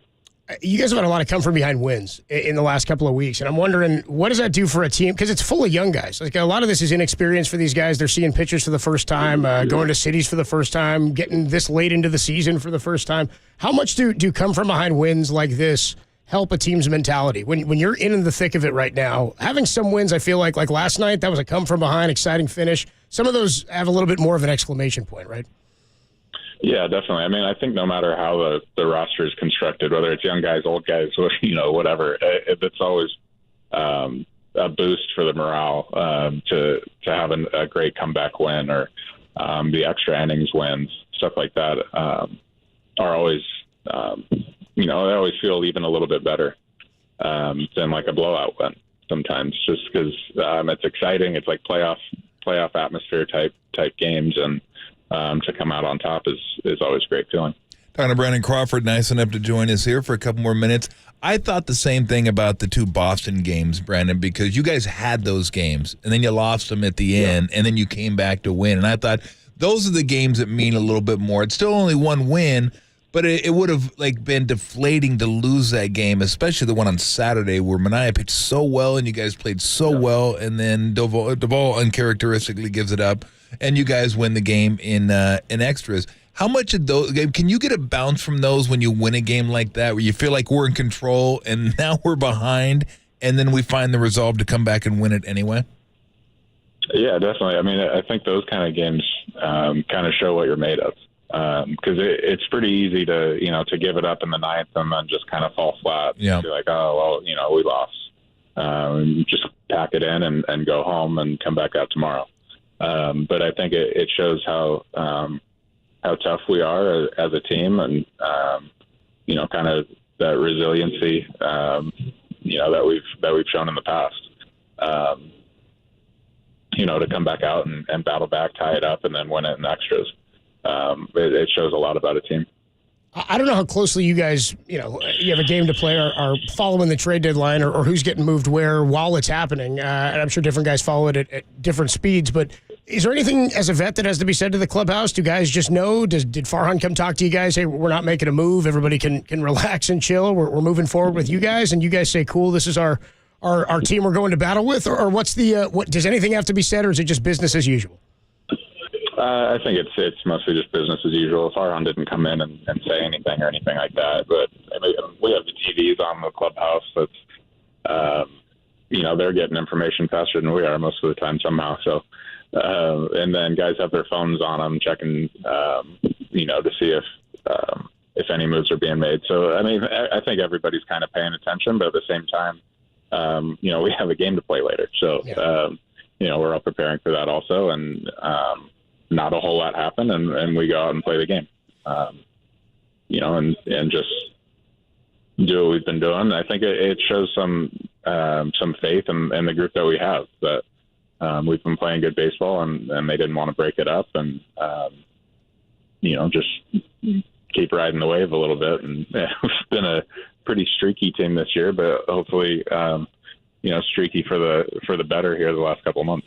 So we've been a couple months into the no shift. Is it just feel like normal baseball now? Does it feel different at all? Do you ever find yourself looking at second base going, okay, I can't go over another half a step because I'll be behind the base, and that in fact, I don't think I've ever seen that called this year. But does it just feel normal now? Has it been a pretty easy transition for everybody? Yeah, it feels pretty normal. I mean, for me personally, I was when I came up, it was so long ago that guys didn't shift that much. That's right. Back in the day. So, there were like a couple of guys in the league that I remember playing on the second base side for when I first came up. So, to me, it just kind of feels like that again, where it's like if there's a big pull guy, I'm playing pretty much right behind second base. If, the other guys, I'm playing a little straighter shortstop. So I don't know. It feels pretty natural to me. I'm pretty sure most other guys feel the same way at this point in the season. Now, I may have missed this because I'm not looking at every player before every pitch, but I don't know that I've ever remembered, Brandon, seeing you look at a card like take a card out of your back pocket and look at it. Maybe you have. I don't know, but that's all. I've always hated that, the damn cards. I'm like, you should be able to figure out. Like, there's only 9 guys that are batting. It shouldn't be that difficult. There's so many places you could walk.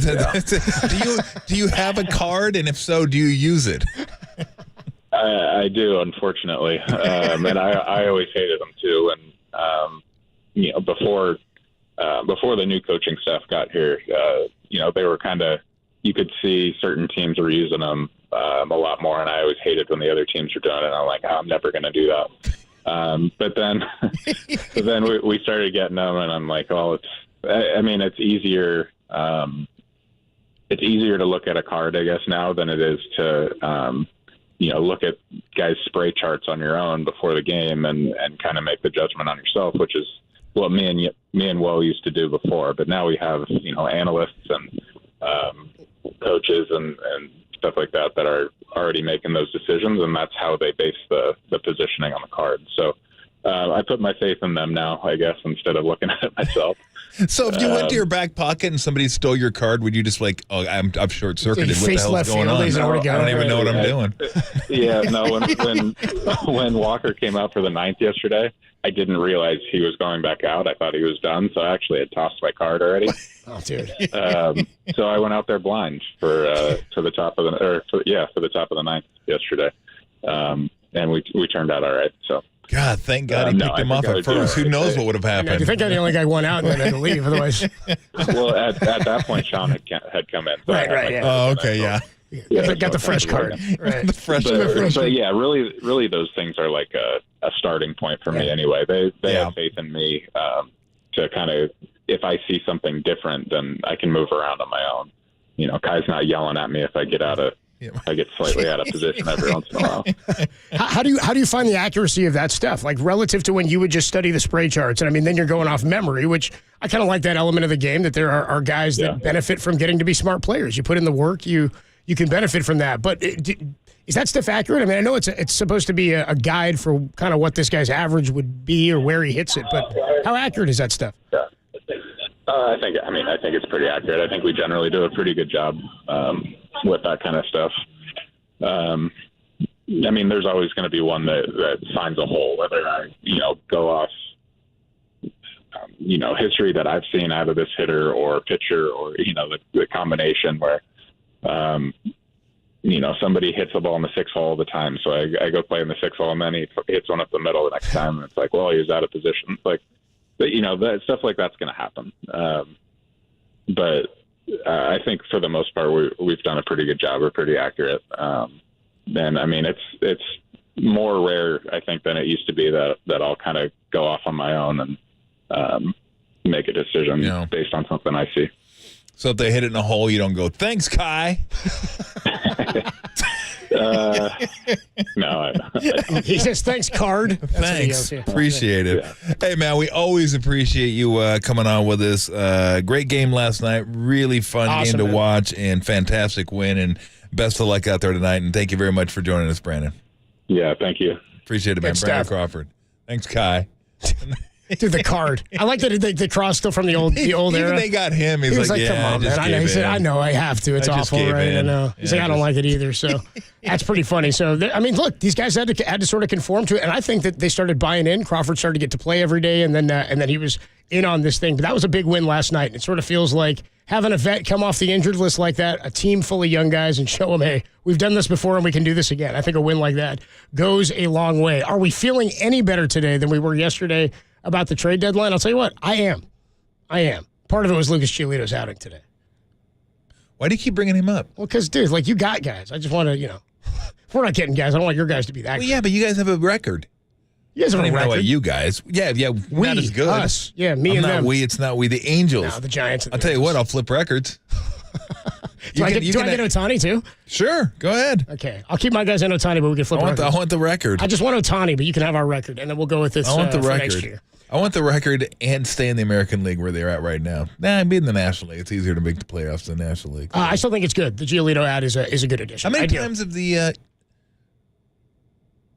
Giants played the Braves yet? No, I don't believe so. Oof. I don't believe they played them at all yet, have they? Did they go to Atlanta early in the year and I forgot? They went to the East Coast a bunch. They've gone to the East Coast already a handful. It's the new schedule throws me off. They played Detroit like 4 times, it feels like. Anyway, we'll get into who the Giants are seeing in the second half a little bit later. But how are we feeling about the trade deadline today? There is a player, by the way, who was released and DFA'd by the Cubs. Could be out there for the Giants to claim off of waivers. Would he be an upgrade over anybody in the outfield? We'll talk about that. Talk about if anybody, again, it doesn't, as I sort of reflect on it, not sure anybody made a big enough move in the National League to take over. Certainly not to top the Braves. We'll talk more about this and if that win last night eased some of that pain. Tolbert and Copes on the Sports Leader.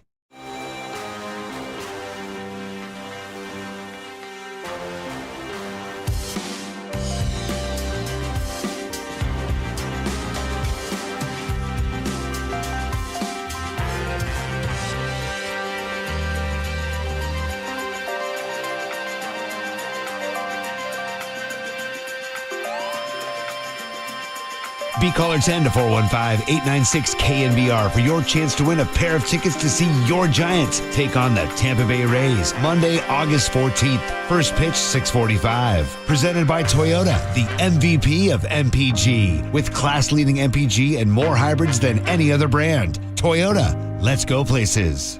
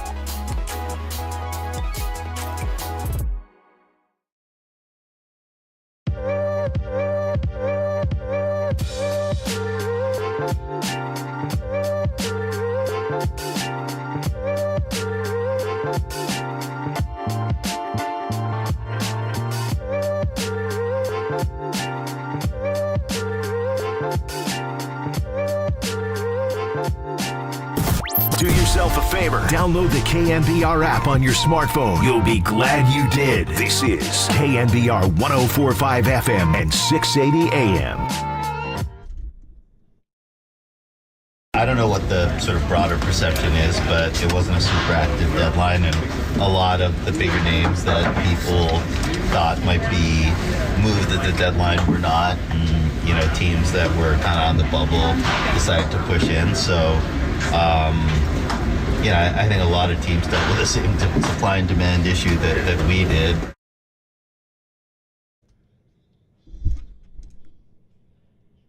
Farhan Zaidi there, talking to the media yesterday about the trades that were not had by the Giants.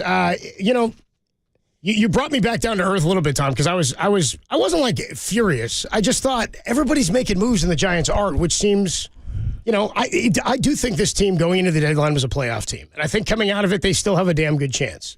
I'm just always concerned when you don't shore up what it is that is a deficit for you. What's interesting is the deficit for the Giants is basically the same deficit for every team in baseball, save I don't know, who has pitching? The Rays, the Braves? I mean, there's teams that have a lot of it, but like top to bottom, best rotation in baseball right now. Boy. The Astros might be close now, adding Verlander. Rangers are pretty good Rangers now. are pretty good. Depending on what Scherzer and Montgomery do. It's Montgomery, Scherzer, Dane Dunning. Eovaldi. There's somebody else, too. Martin Perez, who's not been good this year. He hasn't been great. But he's in the rotation. Yep. Who'd you say there, Jacob? John Gray is there. John Gray, yeah. Right, former Rocky. Yeah, he actually pitched okay. He was a big prospect for the Rockies. Anyway, Bochy got a guy. It's funny, I was looking at the coverage last night, and there was a debate about who now has the deepest rotation. We were saying at the start of the year we thought the Giants had 8 guys, like 9 guys. They were even saying Sean Jelly is an extra guy. Tristan Beck can start games. Like, well, damn, what are they going to use all these guys for? They've needed all of them, not because everybody got hurt, because they haven't been good enough to go deep. Every team that they were showing with deep rotations had 7 guys, 6 starters. But none of them are being used for 6-7 innings at a time, right? Yeah. They're all being used for 3 or 4. Like Dane Dunning is in fantasy, he's qualified as a starter/reliever, but he's mostly a starter and pitches in bulk. But even Boch is piecing together outs. I mean, he's doing it the way you have to do it in today's game. No, I mean, it just, I don't know what happened. I don't know what happened. Again, I think a lot of it's analytics, that they just felt this was a better way.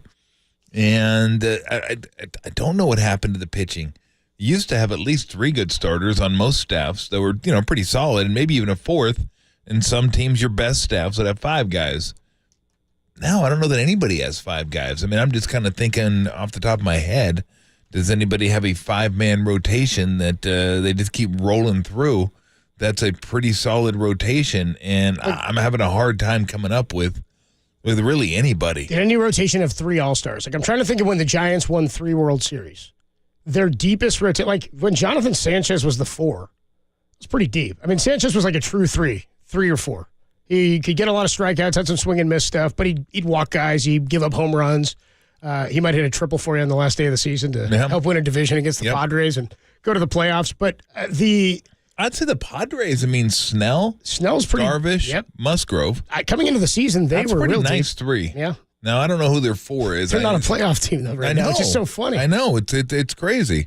Like, I'm trying to think who their 4th guy is for the Padres. I mean, those 3, like, if you get into a playoff series, you'd feel pretty good about that. Right. You feel pretty good about having those guys. They just traded for Rich Hill, and they'll probably use him out of the pen or in like a bulk relief role or go with an opener and stuff like that. I mean, that's kind of what everybody Darvish, Musgrove, Lugo. Seth Lugo? So go the Padres.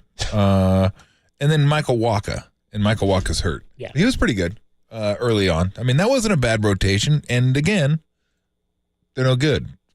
I don't know why. I mean, Snell, Darvish, and Musgrove are all, Darvish isn't great. 4.5 ERA. Musgrove's 3.05. Snell's 2.5. Lugo's 3.5. Wacha was 2.8 when he was healthy. So, I mean, that was, I don't know, that's one that I can think of, like off the top of my head, that was pretty good. And still isn't bad, even though Darvish isn't. The Braves are probably it, right? Because good. they're getting reinforcements too. Like at some point, I think Kyle Wright's coming back. I don't know about Max Fried. I think they said Fried was coming back at some point. I'm not sure exactly when, but you never know when a pitcher He's going to start Friday. Back. He's pitching Friday in Chicago. It was announced about a half hour ago. So, by the way, the Giants have not played the Braves yet. We mentioned this, Tom, a minute ago. It's like, have they played the Braves? No, they play them 6 times in about 2 weeks. 6 times in a 9-game stretch. The good news is you fight. Now, the good news is the in-between 3 games is the Phils.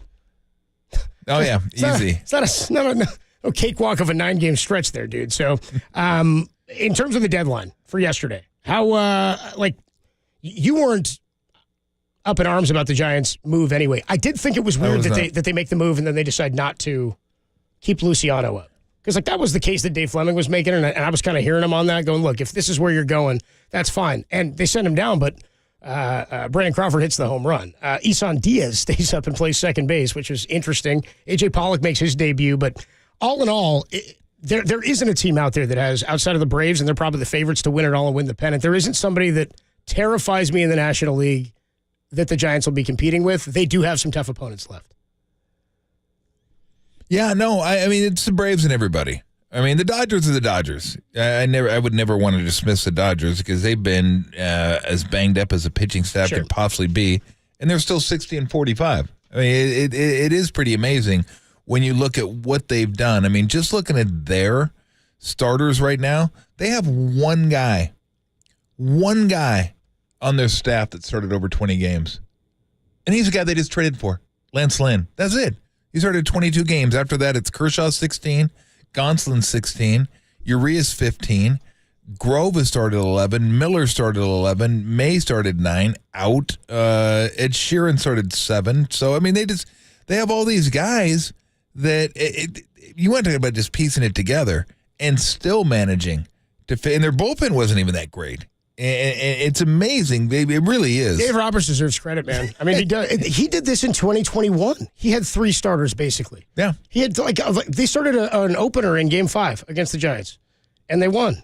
They pitched well. I mean, they went to the, who they go to, Urias after that or something, and I think he pitched the middle of that game. I think you're right. He was like the 20-game winner or something that year, and they opened with him, and it worked. And then they go to Scherzer in the 9th. It all worked out. So you can do it, but again, that team ran out of gas. They didn't have enough pitching to get by the Braves, and that could very well happen again. The Braves are deep. The bulk guys for the Giants have pitched fairly well. Mm-hmm. And yeah, I don't know how those bats are going to fare against a bullpen of guys coming at you. It's tough to hit 3 different pitchers and 3 different at-bats, which is, I think, the plan and why this thing works out. And that's why Bochy's using it that way. He would do it for 3 hitters if he could. Yeah. I mean, that's how he absolutely. managed. That's how he managed this World Series. So I mean, look at the Giants right here. Webb 22, Cobb 20. Those are 2 guys over 20. And mind you, I just told you the Dodgers don't have one guy that started over 20 games except for Lynn, and he hasn't been there. DeSclafani 18. And then after that, it's Wood 11, Stripling 10, Brebbia 8, Walker 7. I mean, that's the bulk of your starters right there. They only have 2 guys that have started over 20 games. I mean, it's pretty wild to go through this and look at all these teams and see that nobody has a bunch of guys that have started. Like most teams that have 3 or 4 guys right now that have started over 20 games. You're at that time of the year, but nobody does. Rangers have 2 guys. Perez, we forgot, and Montgomery. And he just got there. And Evaldi's 19, Gray's 19, Scherzer's 19. He just got there. Dunning's 15. And then DeGrom's 6. So I don't know if they have a bunch of starters, but it's just baseball. They just label the starters. I don't look. It's funny because I don't even look when it comes playoff time and say, ooh, that's a really tough staff to contend with come playoff time. I don't know that it exists. Like when I think of the Braves, I just think, geez, how can you get through that lineup like in 3 games? Like, how are you going to take 3 games off that lineup, like shut that lineup down, especially with the pitching the way it is right now. You don't have pitching out there that's going to shut these guys down, and they've proven it. I mean, these guys mash. I mean, they mash from top to bottom. It's scary. I haven't even considered the Braves like down the road because I'm just like, if you get to the LCS, that's who you're playing. That's kind of like, I haven't even thought about it. I'm like, they're going. Like, that team is one of the best teams I think they've ever had in Atlanta. They won 15 straight division titles. I mean, they don't have the 3 Hall of Fame pitchers, but that lineup is as good as they've ever had in that city. Super deep. And it's going to be there for a decade. Super deep. It's wild. It kind of reminds me of the old... Riley hit a homer today, too. Yeah, they don't have the star power, but it reminds me of the old Yankee Red Sox lineups, back in the early 2000s, where it's just like, good night. Like, you can't breathe at all. In that lineup. Ruben Sierra's down there hitting 20 bombs from the DH spot, hunching his bat over. Julio Franco at age 92. Kareem Garcia's barreling into Veritek. Exactly. But that's really what it is because, and that's why I think if you're the Giants, you feel like, hey, if we could just get there, Cobb and Webb match up with anybody. Now, the third guy might be a little problematic. You have the third guy in the helm. Who knows? Maybe they do go with a starter because it's been so good to him, which would be odd. But, there's nobody out there that's scary in the National League. I mean, Dodgers, who would you get?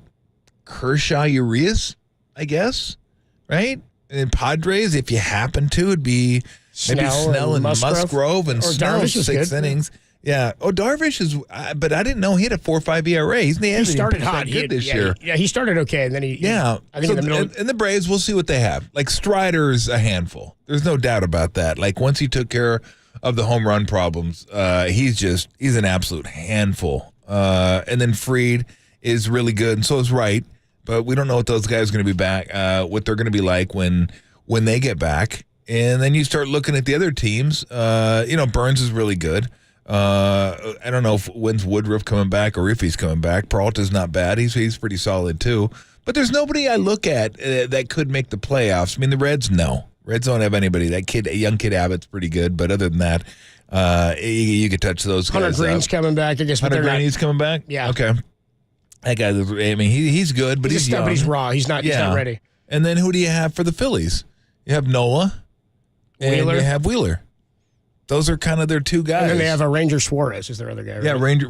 I love that. That's Ranger a great name. Suarez. Used to be a Ranger, too. I was like, dude, now his name's Philly Suarez.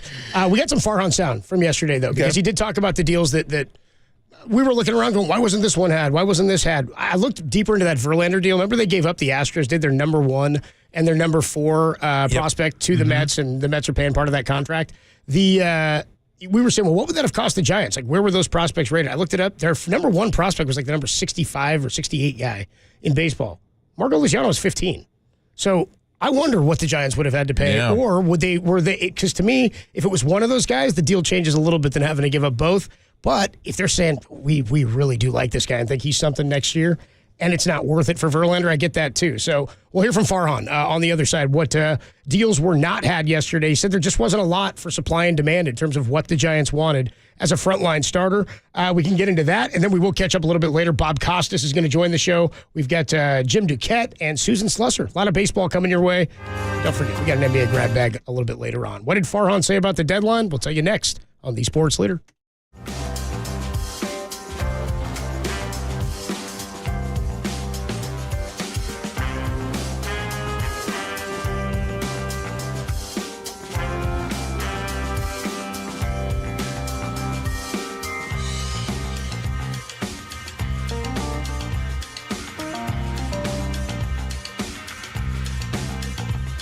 Giants rookie catcher Patrick Bailey joined Papa and Lund today and discussed his game-winning pickoff to help the Giants even the series against Arizona. Check out that podcast and more trending on the all-new KNBR app.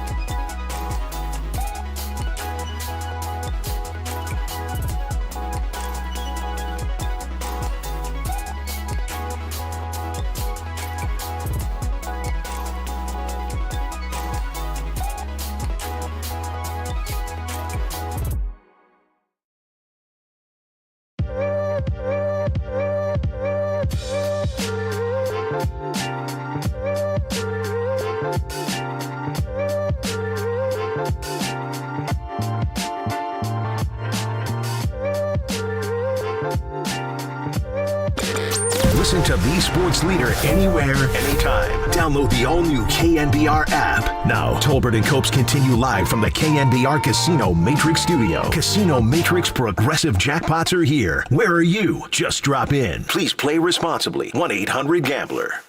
Mahomes in the shotgun. Here comes Bosa. Bull rush. Mahomes throws over the middle. Wide open. Juju Smith-Schuster. 10-5. Touchdown, Kansas City.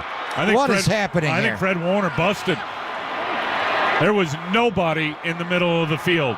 Nobody. We called an audible. See what I did there?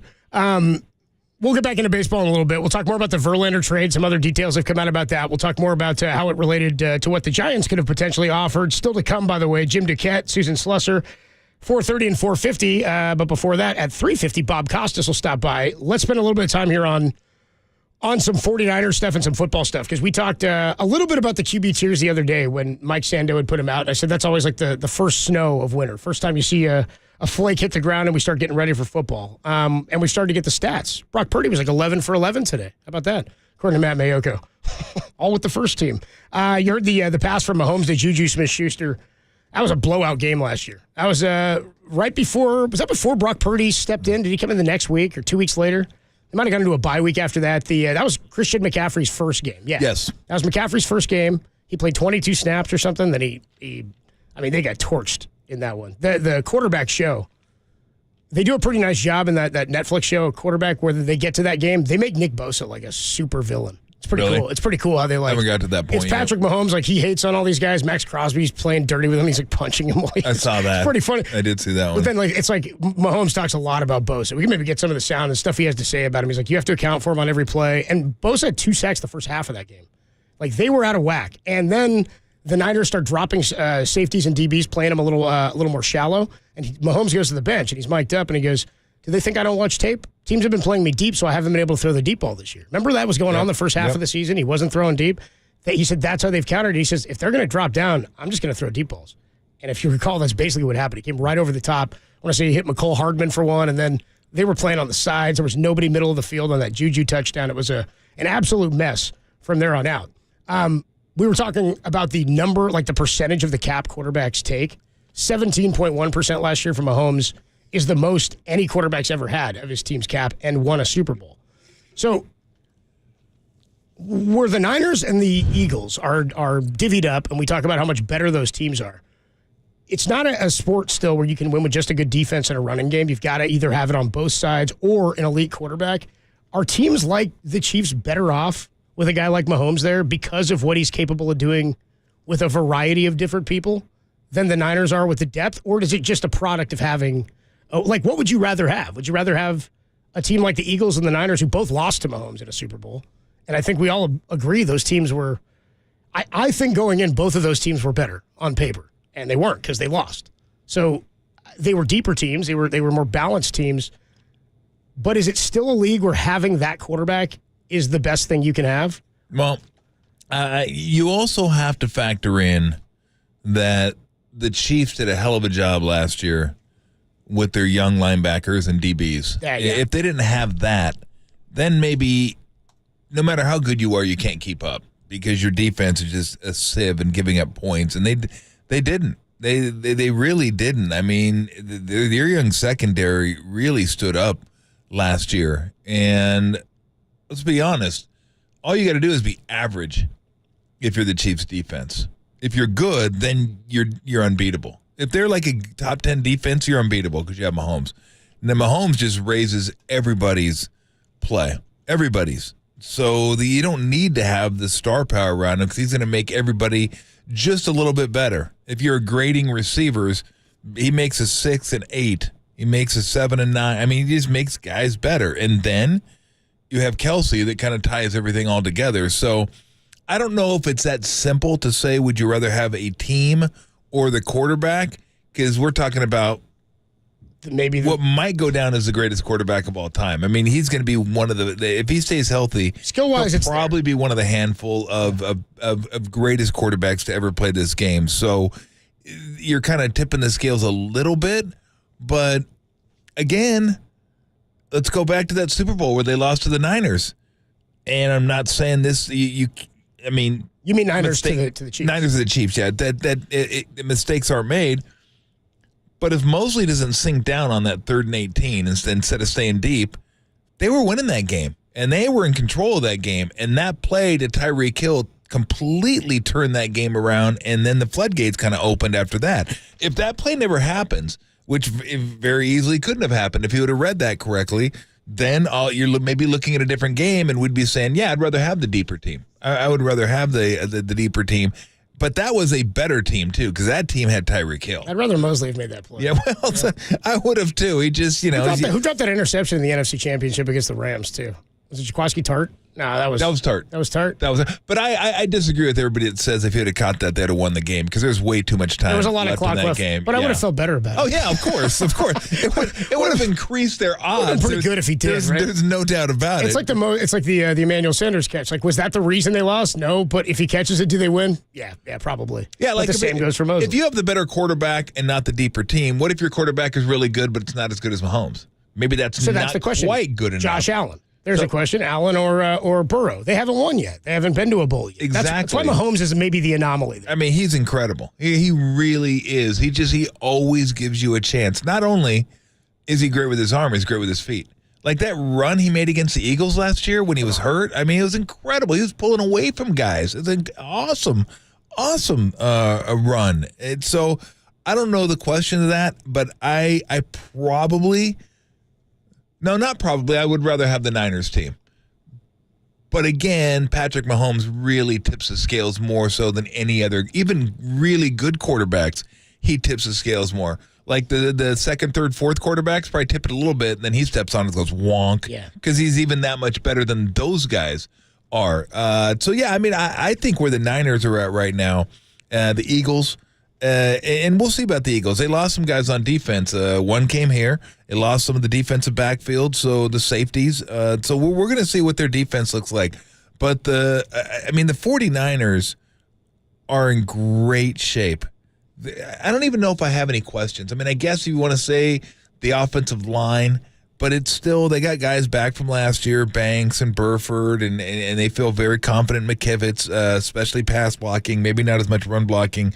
With McGlinchey, Brendel. So I don't know when I look at this team that I say, okay, if they're going to lose this year, let's say they go 10-7 this year, which I think would be a disappointment because I think this team is a 12 or 13 win team if they get off to a good start. That's the one thing they haven't done. I think you got to get 13 to get to 1. They've always gotten off to slow starts. Yeah. They just do. I don't know why. Except for the 19 year. Yeah, that they were one. 7-0 that year. Correct. So we'll see. The last couple of years they've come from off the pace and reeled teams in got hot and won in the playoffs. So if they get off to a good start, I think 13 wins is probably what they're looking at. I think they're that good, but are they deficient in the secondary? No. Safeties? Good. Corners? Good. Linebackers? Great. Defensive line, great. Offensive line, I won't say great, but much better than average. Skill position players, fantastic. I mean, the quarterback's the one guy you could look at and say, okay, is he the guy? Based off last year, yes. I won't say that yet because it's only, 7 games last year? So it's not even half a season last year. But based on early returns, you're like, okay, that's the guy that he may not be as good as the rest of them, but he doesn't have to be. He's got the offense. He's got Shanahan. He's got the team around him. All he's got to do is here are the keys to Ferrari. Just keep it on the road. Keep it on the road. We're all going to be good. The car will take care of everything. It's the opposite of a number one pick like Trevor Lawrence, where you go and you talk about this a lot, where you go on to a team and not only are you the face of the franchise and the number one guy, you're the quarterback, and you're the best talented guy out there. Like there may be some fullback or something, or some O-lineman is like a good tackle or something for you on the team. But if you're rebuilding and your team is taking you number one, the team was bad.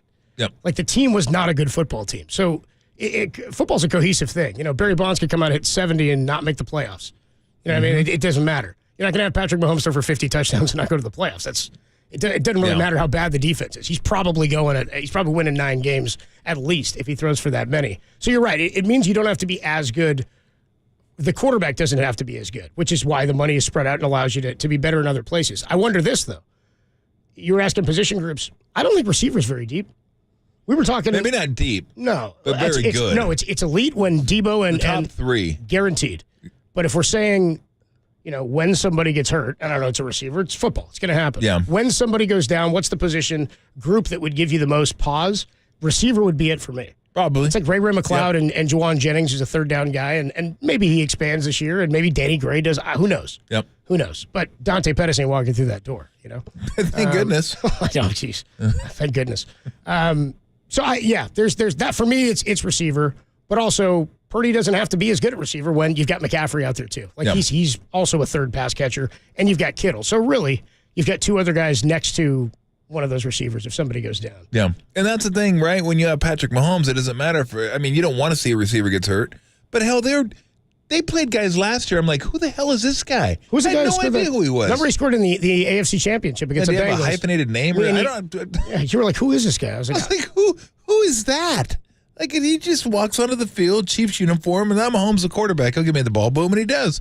And you end up scoring. You pick the guy up in fantasy. If he's a Chief, I say it at the end of the fantasy football podcast with Creative Tony. Every week we say, get a Chief, dude. Pick a Chief up.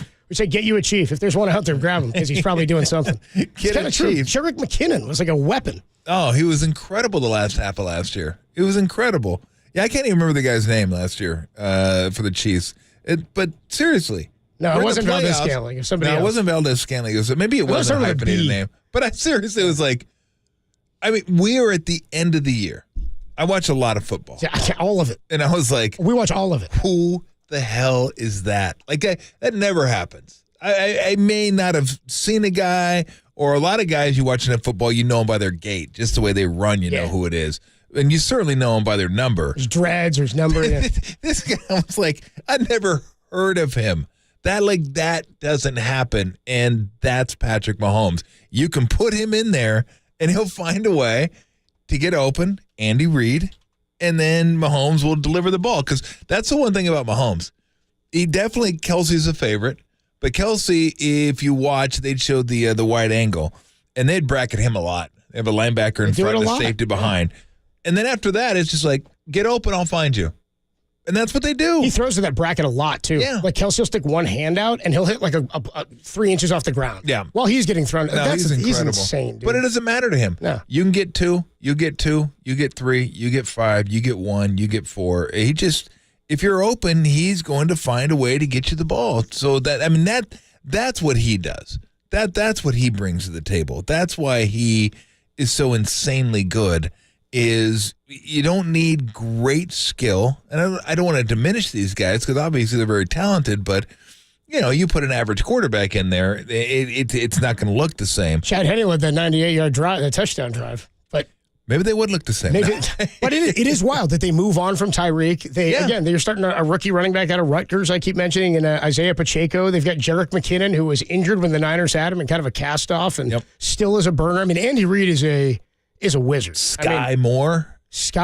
Out of what, Western Michigan? Come on.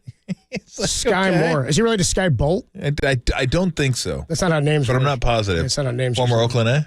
Former Giant. He might be the A again. Derek, is Sky Bolt still an A? Great name, though. Great name. What an incredible name.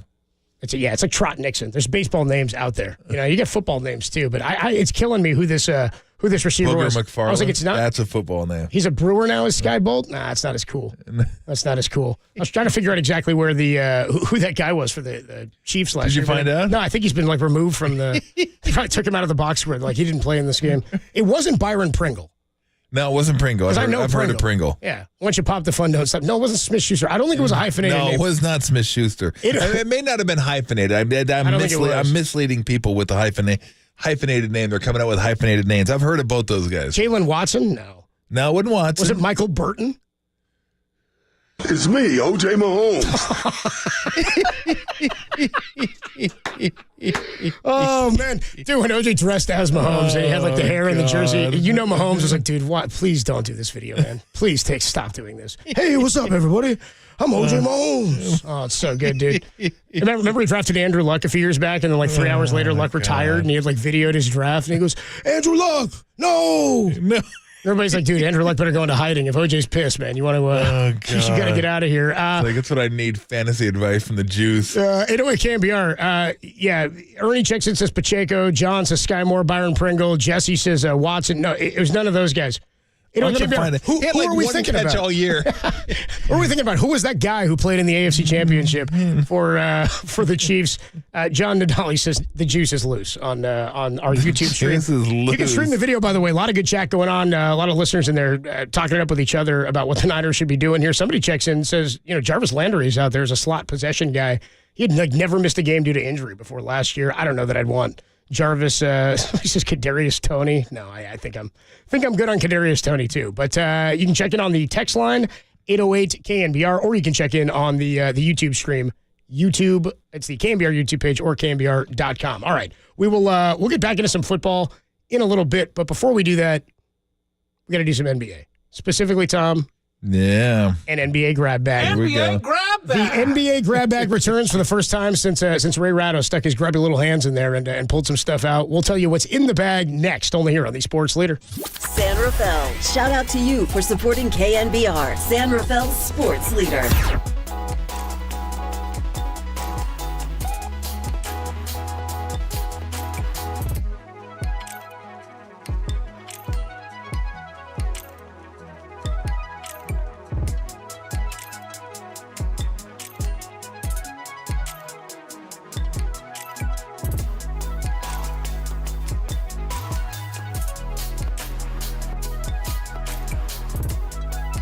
Giants president of baseball operations, Farhan Zaidi, explained why many moves were not made at the trade deadline and when we could see Kyle Harrison this season. That story and more are trending on the all-new KNBR app.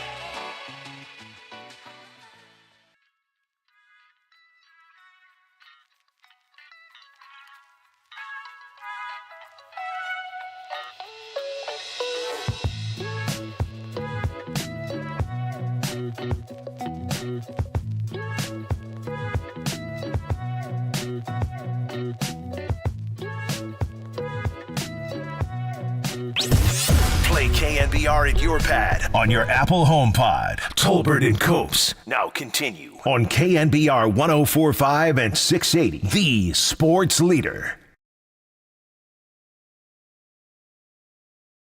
It's an NBA grab bag for Wednesday, August 2nd, 2023. Happy birthday to my little sister. It's her birthday today. Happy birthday. Happy birthday, Carolyn. Hope you're having a good day and have a good birthday dinner tonight. Good celebration over the weekend. All that good stuff. All right. First, before we get into the NBA grab bag, we figured out who the player was. The reason he wasn't, I couldn't find him in the AFC Championship is because he did not play in the AFC Championship. His name is Marcus Kemp. Correct. And maybe the most egregious thing, Tom, he's played 47 NFL games. That was his 48th, that playoff game. And they're all he's a Commander now. He was with the Chiefs for every year. I think he spent half a season a couple of years ago with Miami and then came right on back to Kansas City. Been in the league since 2017. Never even heard of him before that catch. Well, he has 4 catches. Yeah. In his career. That's why. He's 4 catches in 47 games? I believe so. It's a lot of route. This guy is fast. It's for love of the game routes for this guy. They put him out there. It's like you never throw to him. They just heave it down there. All right, moving on here into the NBA grab bag. NBA grab bag. I like it, dude. He's already got a grip of what we're doing here in said NBA grab bag. Boy, see, now I lost my grab bag here, dude. This happens all the time. Derek's staring daggers at me here. We got the Jesus. I'm crashing this whole thing. NBA grab bag. Here we go. Thank you. NBA sent a memo. Did you see this last week? NBA sent a memo, Tom, to all 30 teams stating that Damian Lillard and his agent, Aaron Goodwin, are telling teams not to trade for him. Remember, we found that out. Correct. So the memo that the NBA sent out was regarding that. They said any further comments about that are going to result in punishment, and a trade to the Heat could possibly be vetoed. So we talked about it last week on Friday. Ray and I did that. It sort of doesn't matter. Like, is there any way the Heat pull this trade off now? Will anybody else even try to offer, knowing you've already sort of poisoned the well here in that everybody knows he doesn't want to go play there. You've put it out there anyway. Whether he says he'll show up and do the work remains to be seen. Would you give up that much, pay that much money to get Dame Lillard, knowing he may be unhappy? And will the league veto a trade to the Heat if they pull one off now? I would trade for him. Now, look, there's only going to be a few select teams that would trade for him anyway. Because you're going to have to give up a lot of talent to get him. You got to have and big you better talent. be a team that has championship aspirations. Philly? So, Philly, Boston, maybe Milwaukee. Yep. I mean, you're looking at the top 5-6 teams in the league. So, Boston yeah, would be sick. I would trade for him. And the reason I would trade for him, because what I know of Damian Lillard, he's a pro. Yeah. And he loves to play basketball. You remember we were wondering about Kevin Durant being unhappy when he wanted Steve Nash fired and Sean Marks fired, the GM. And then he came back and he played. Why? Because he loves basketball and he's a pro. He wasn't going to sit out because those guys kept their jobs. Damian Lillard would play. If he goes to Boston, he's not going to say, I'm not playing. Guy's a killer. Yeah, and he's making $60 million. He's going to play. He's not going to pout. He's not going to be bad Damian Lillard. That's just not him. He loves to play basketball. This is what he's all about. I don't see there's any way he would do that. So, yeah, if I'm a team other than Miami that feels like I can get Damian Lillard and have a chance to win a championship with him, absolutely, I would trade for Damian Lillard. I wouldn't feel like, let's put it this way. It wouldn't be like if I was like, well, do you want to get Kyrie? He doesn't want to be here. Hell no. Even if he does, I don't want that guy. Yeah, Kyrie's like, can I play for you? I'm like, no. You can't. Damian Lillard, different story. So, yes, I would trade for Damian Lillard. I feel like if Kyrie came to my house, he'd like wipe his shoes on my carpet. You know what I mean?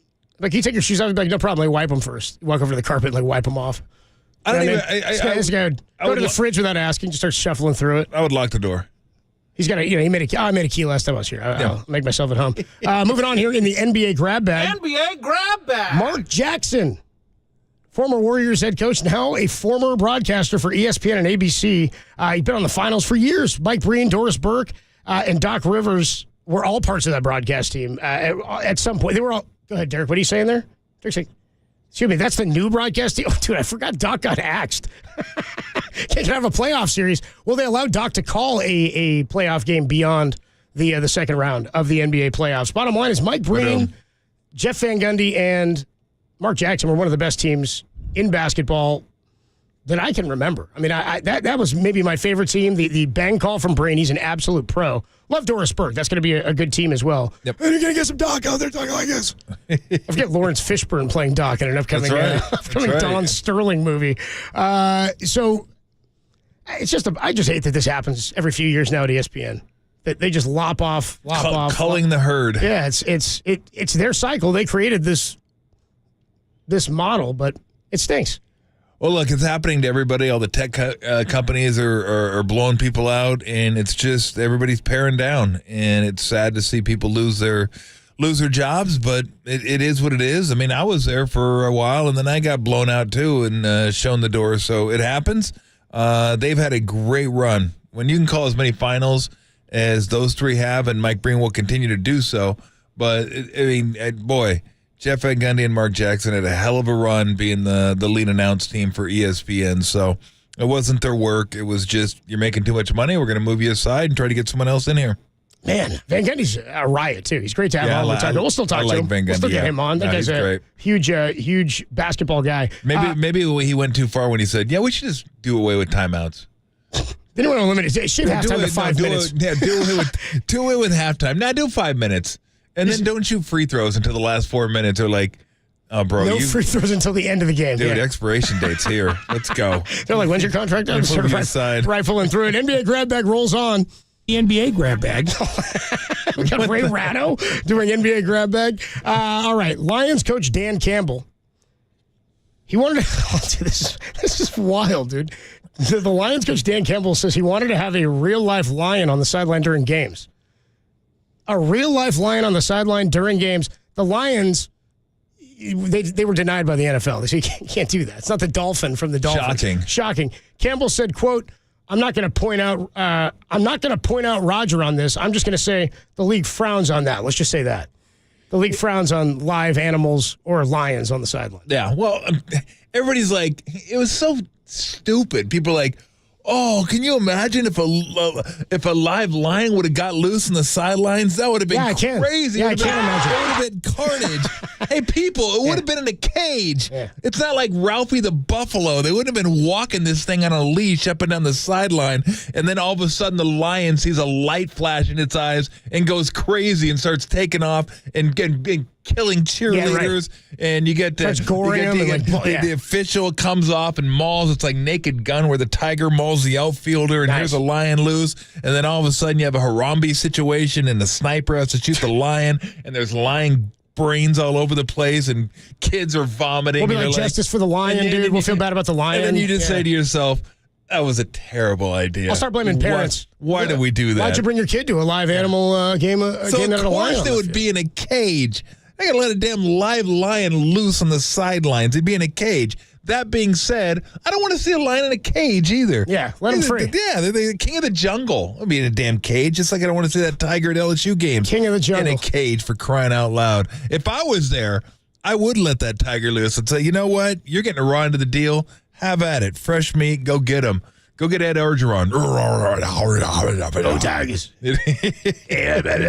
You're like Farmer Fran in The Waterboy. Remember that Babu Shea was that Babu Shea show at halftime and the Mud Dogs won the Bourbon Bowl? It's not Ugga, you know? No, it's not Ugga. It's not Bevo. It's not Ralphie. You're sleeping at the foot of your bed. I mean, Ralphie's enough, right? Ralphie, they got like 4 people holding on to Ralphie. And if Ralphie gets loose, Ralphie can definitely cause carnage. And I think they got Bevo in it's like a fenced area. Yeah, that'll stop him, right? Bevo almost gave Bevo almost gave it to Ugga one night when they had that bowl game. Yeah, I was like, look out, Ugga, because Ugga went up there and Bevo wasn't having it, and Bevo turned on Ugga, and I was like, damn, Ugga's about to get gored. Dude, I do not.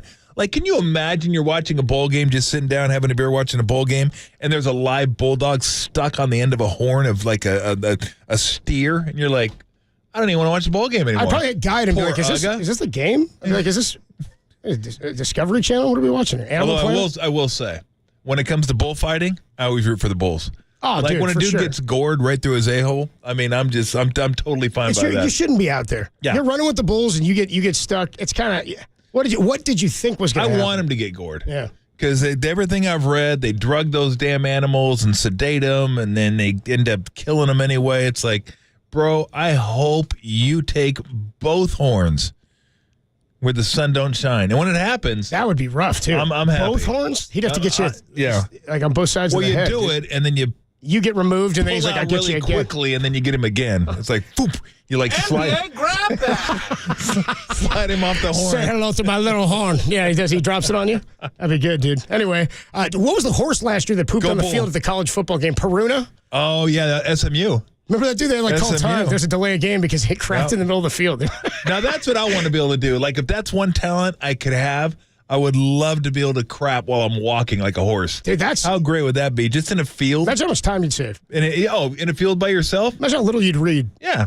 You're just walking naked across the field, and all of a sudden you're just like, boop, boop, boop, and you just keep going. Tom wouldn't be in pants. He'd be in shorts, so he'd just fall. Shorts? Yeah. I'll just pull the shorts to the side and keep moving. To the side. Incredible. Yeah, just lift it to the side, dude. We're good. We're good on that. I am. I'll give you one compromise. You can go Siegfried and Roy as a halftime show if it fits in the 5 minutes that Jeff Van Gundy is allotted. Yeah, how'd that work out for Siegfried? Well. Or Roy. What one was it? I don't know. Are they still doing that thing? Well, no, because there's only one. Remember the guy that got mauled by a tiger? He didn't off. The tiger didn't off that guy. I don't think he offed him, but I think it kind of ended the... Ray, it wasn't fun anymore. Siegfried's like, yeah, dude, I'm not into this. After that, it became a very extremely limited engagement. Yeah. Creative differences, right. But they had them all at their houses and all the tigers and stuff like that. I mean, that was pretty... No, but one of them died not that long ago. I don't remember which one it was, because I'll be honest with you. I don't know if Siegfried was a blonde or Roy was a blonde. I know there was a blonde and a brunette, but I don't know which one. I don't know. I never saw him. I wouldn't know marking on the street. I wouldn't be able to tell you. I'd be, yeah. So are you AJ Pollock? I don't know who you are. Is this AJ Pollock? Derek Jackson? He goes, no, I'm hitting 190. I'm sorry. That was I know, cheap. Especially because he's over 3 as a Giant. That was cheap. Derek Good Jackson. at bats, though. Yeah, good ABs. I love when people, they said it again. Good at bats, though. Yeah, good. Hey, he's bad. Yeah, struck out and he didn't get a hit. And? Siegfried and Roy, they're both dead. Coming up on the... So I was right. One of them was dead. That's going to do it. I just didn't know the other one was dead. For your NBA grab bag. NBA grab bag. So, Justin Verlander yesterday traded from the New York Mets to the Houston Astros. Astros give up their number 1 prospect in their system and their number 4 prospect in Drew Gilbert and Ryan Clifford. Plus, the Mets paid $35 million of the $53 that he could be due by the end of the contract. Would the Giants have had to give up that much? Would it have cost one guy? If it was, would it have been Luciano? We'll tell you next where those guys rated. Tolbert and Copes only here on the Sports Leader.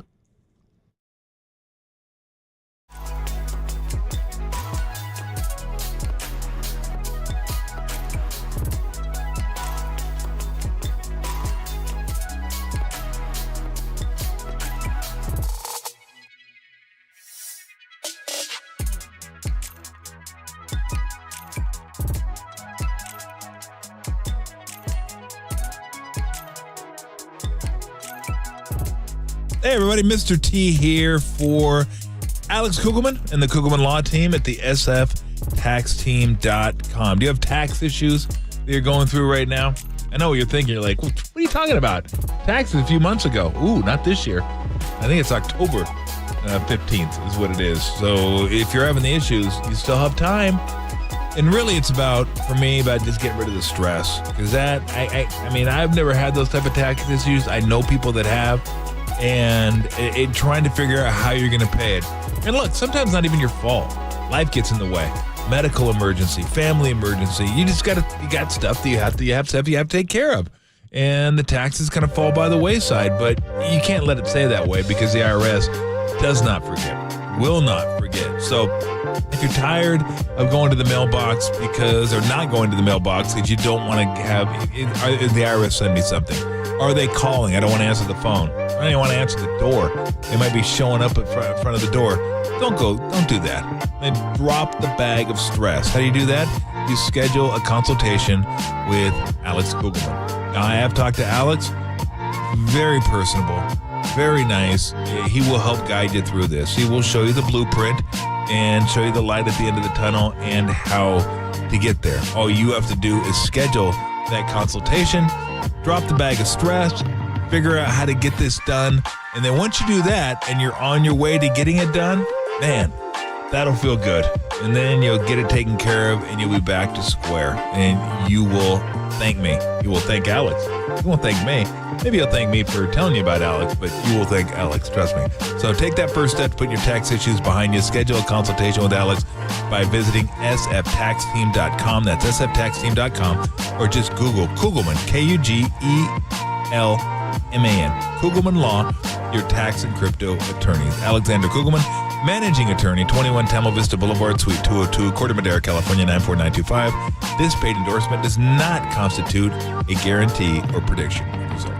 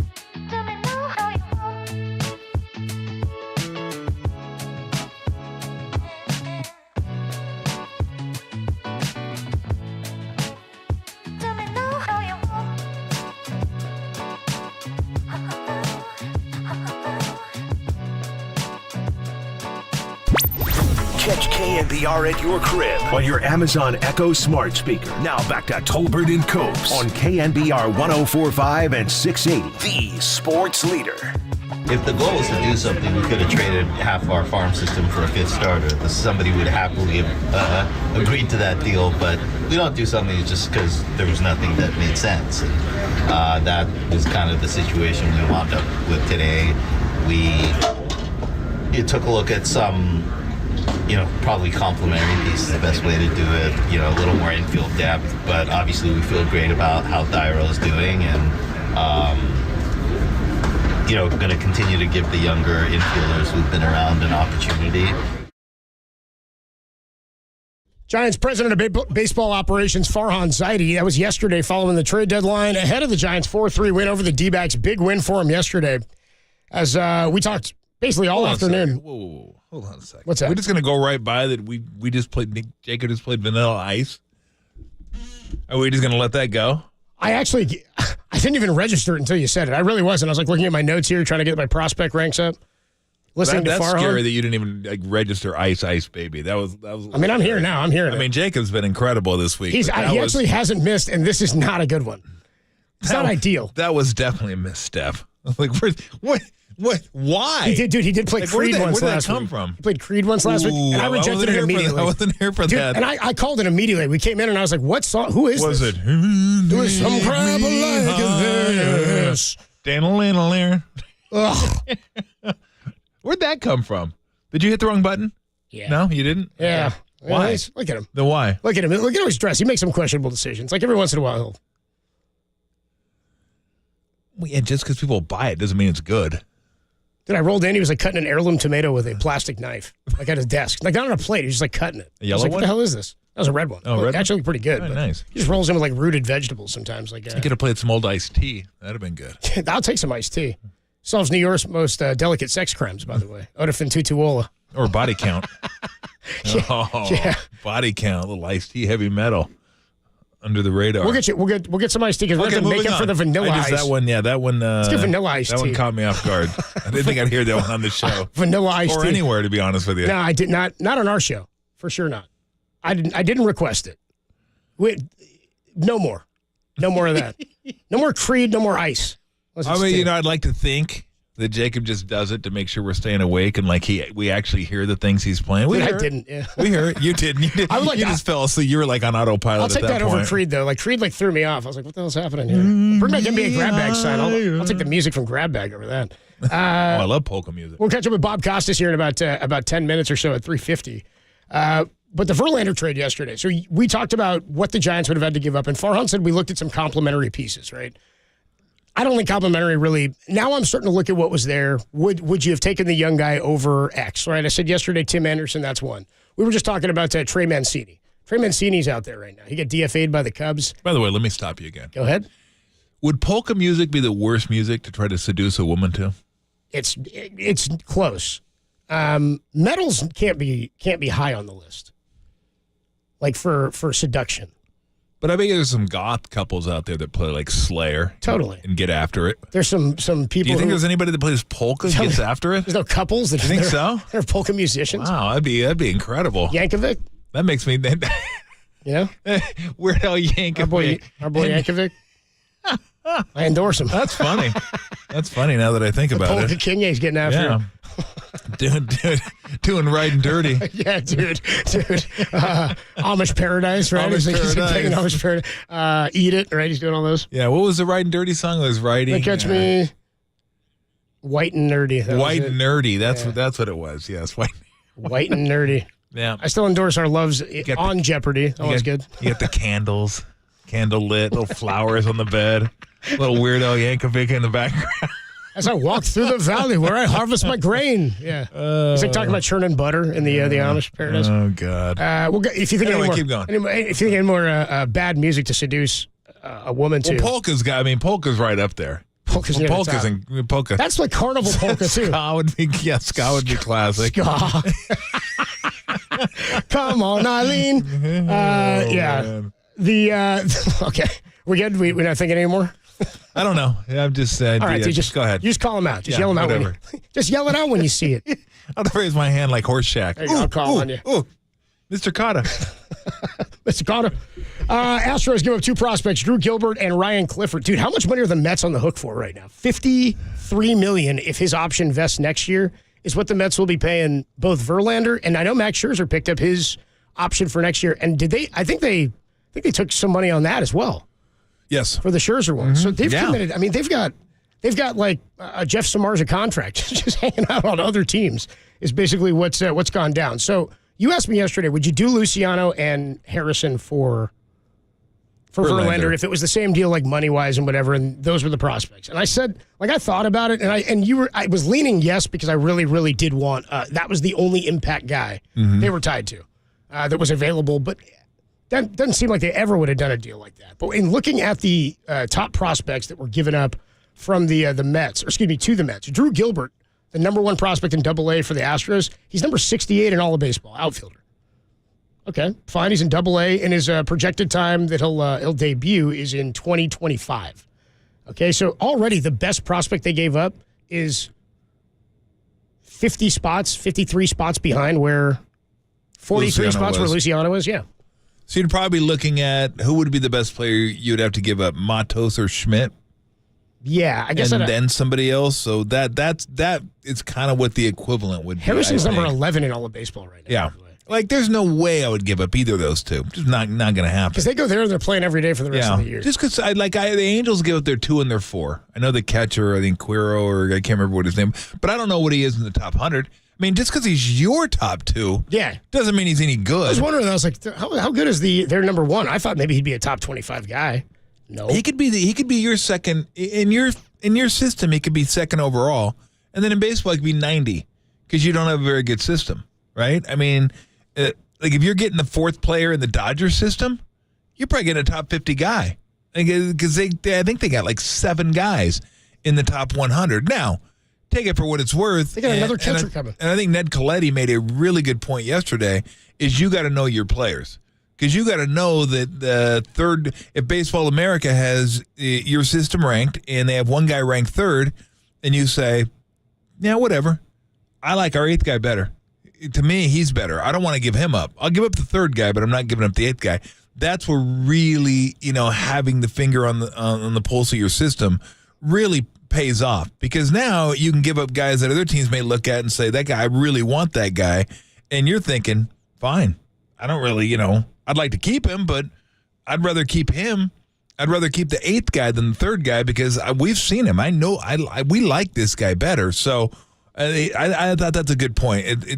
If you know your system, you know exactly what the numbers should be, what numbers you look at, and what numbers you pay attention to, and you may have your system completely ranked completely differently. You might fall in love with guys in different ways for different reasons. I mean, you're not going to tell anybody. Why would you? Why would you want to let them know exactly what you're thinking? So the Yankees wouldn't let go of Jabba Chamberlain, Ian Kennedy, and somebody else forever. They wouldn't let him go because they were like, these are our top guys. All three of these pitchers are coming. Had they moved one of them or two of them, they could have gotten Johan at one point. Yep. And it would have changed the game. I mean, they committed too much of their prospects. Yeah, exactly. None of those guys were anything. Ian Kennedy became like a closer later in his career. So the Dodgers have no top 10 prospects right now. The Giants have number 11 and 15 in Kyle Harrison and Marco Luciano. The scary thing is the D-backs have a couple coming. Jordan Lawler, shortstop at 21 years old. He's coming next year.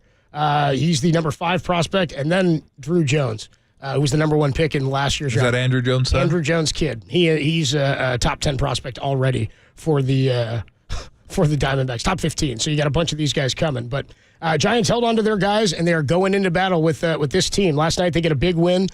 Big help from a rookie, big help from a vet in Patrick Bailey and Brandon Crawford. We will talk about all of it next. Bob Costas joins us on the other side, only here on the Sports Leader.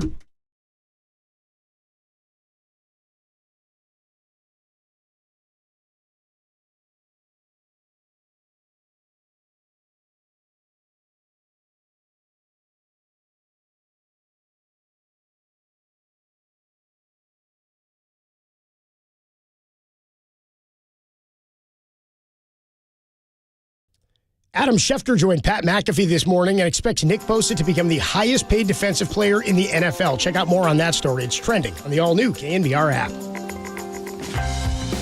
Hey, what's going on, everybody? Adam Copeland back here. My good friend Steve Moskowitz hanging out on the line. Steve, it's a scary question and a scary situation for people to deal with. What do they do if they can't pay their taxes? Take calls. It's so common, Adam, that people just don't file the tax returns. And year one, they don't file it. And then year two comes around. They say, well, how are they going to file year two when they didn't file year one? And the number one reason people don't file returns is because they didn't have the money to pay it, and they still don't. Number two reason is a change in life. Like you got divorced and their spouse did everything. They don't know where the records are and they give up. The bottom line is none of that has to be a problem. We want to do everything for you. We want to talk to the government for you so you don't have to talk to them, deal with them, have anything to do with them. There's a lot of good deals. And the bottom line is whether you didn't file 1 year or 5 years or 10 years or more, that's okay. We'll talk to the IRS agent. We'll figure out what's needed. We'll do it. And if you owe money, and a lot of you will owe money because you know that you couldn't pay them, that's okay. We want to make a good deal, and then you can have a normal life and enjoy your life. Thanks so much, Steve. Let Steve take care of it for you. Give him a call, 1-888-TAX-DEAL, or find him at MoskowitzLLP.com.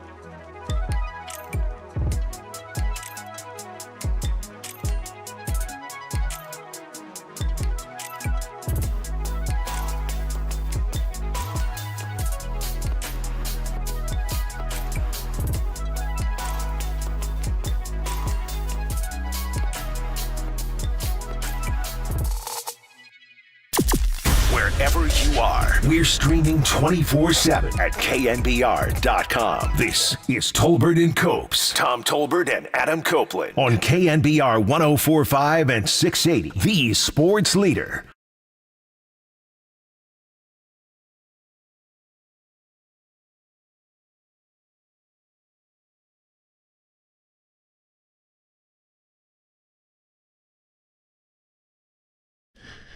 Adam Copeland, Tom Tolbert with you. Always a distinct pleasure to welcome our next guest to the show. You know him from, well, if you watch sports or if you watch TV over the last 30 years, you will know Bob Costas. He joins us now. Talk a little baseball on the trade deadline. How are you, Bob? Thank you very much for joining us. Hey, we appreciate it. Tom, I'm great. And Copes, here's my question, and maybe it's been posed to you before. How do you cope, Copes, with Tolbert? It's nobody ever goes that route. They always go with my first name, Adam, and make an Eve joke. And I go, I've never heard that before. That's original. But we're going. Tom's good. It's easy to cope. Tom's chill. I just sit here. Yeah. That's basically what I do. Just throw him Bob, stuff. you know that. Yeah, he's good. Just give me a beer and a piece of meat, and I'm fine. A taco or something. And a TV with sports on it, and I'm good to go. You know, something we were talking about earlier on, Bob, when it comes to baseball, and it just kind of occurred to me, when you go to the playoffs, you like go, oh, they're going to be that team would be really tough when you get to the playoffs because they got three really good pitchers. And we started thinking about the teams that are like going to be in the playoffs. Where have all the pitching staffs gone? Like maybe two. Rarely does a team have three. Forget four.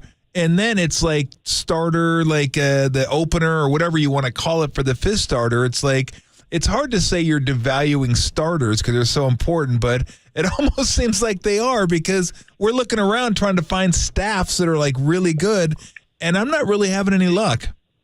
Well, Houston might be able to make that claim. Yeah, I think you're right. That they acquired Verlander. You know, Framber Valdez was at the beginning of the year, looked like a Cy Young candidate, then hit a kind of a divot, but then pitched a near-perfect game last night, just one walk. So, and we know what Framber Valdez can do. Christian Javier is probably their third starter, and he is not having a typical year for him, but he has been lights out the last couple of years, including in the postseason. When you think about them going forward, maybe they'll make some moves, but they've got Jose Urquidy, Luis Garcia, and Lance McCullers on the injured list and out for the year. Mm-hmm. So in theory, they would have 6 quality starting pitchers in 2024. It's funny because I mean, what do you make of the start? Because I've always talked about this, and I think we've talked about it when you've come on before too. The efficiency versus entertainment in sports and starting pitching. We've talked about it. Like starting pitching goes 6-7. We don't get to see as many quality matchups. But now we're getting into the openers. Like every team seems to have a slot that they've dictated to be their opener. And I'm wondering if it's a lack of pitching in baseball, if it's a lack of being able to develop that pitching in the minors. What do you think that is? Because it used to be you might not have 5 great pitchers, but you had 3 that were good, 4, and then a 5th one that was, it would give you 5 innings maybe. They don't even have that anymore. Now, sometimes the Rays started it a few years ago. Sometimes using an opener can be an interesting strategy. But the overall idea that we're sending a guy out there that we hope gives us 5 innings, and we'll give a guy a standing ovation if he walks off after 6 innings, and the announcer will say, "Unbelievable performance by Smith tonight." What's so unbelievable about it? We have really lowered the bar here, folks. And to your point, though, Tom, when you talk about theater and drama, you're never going to get a front office to go for theater over what they view as efficiency or competitive edge. But even though this sounds like old school, there was something deeply dramatic about Tom Seaver taking his cap off, wiping the sweat from his forehead with his forearm while he looked at Johnny Bench or Willie Stargell in the 9th inning and saying, "What did he hit for the double? Oh, that was a slider in the 4th, but I struck him out with the changeup in the 7th," or whatever. And that's what Willie Stargell and Johnny Bench are thinking too. And the good broadcaster is highlighting that dynamic. That's largely gone. And I think some drama is lost with it. Yeah.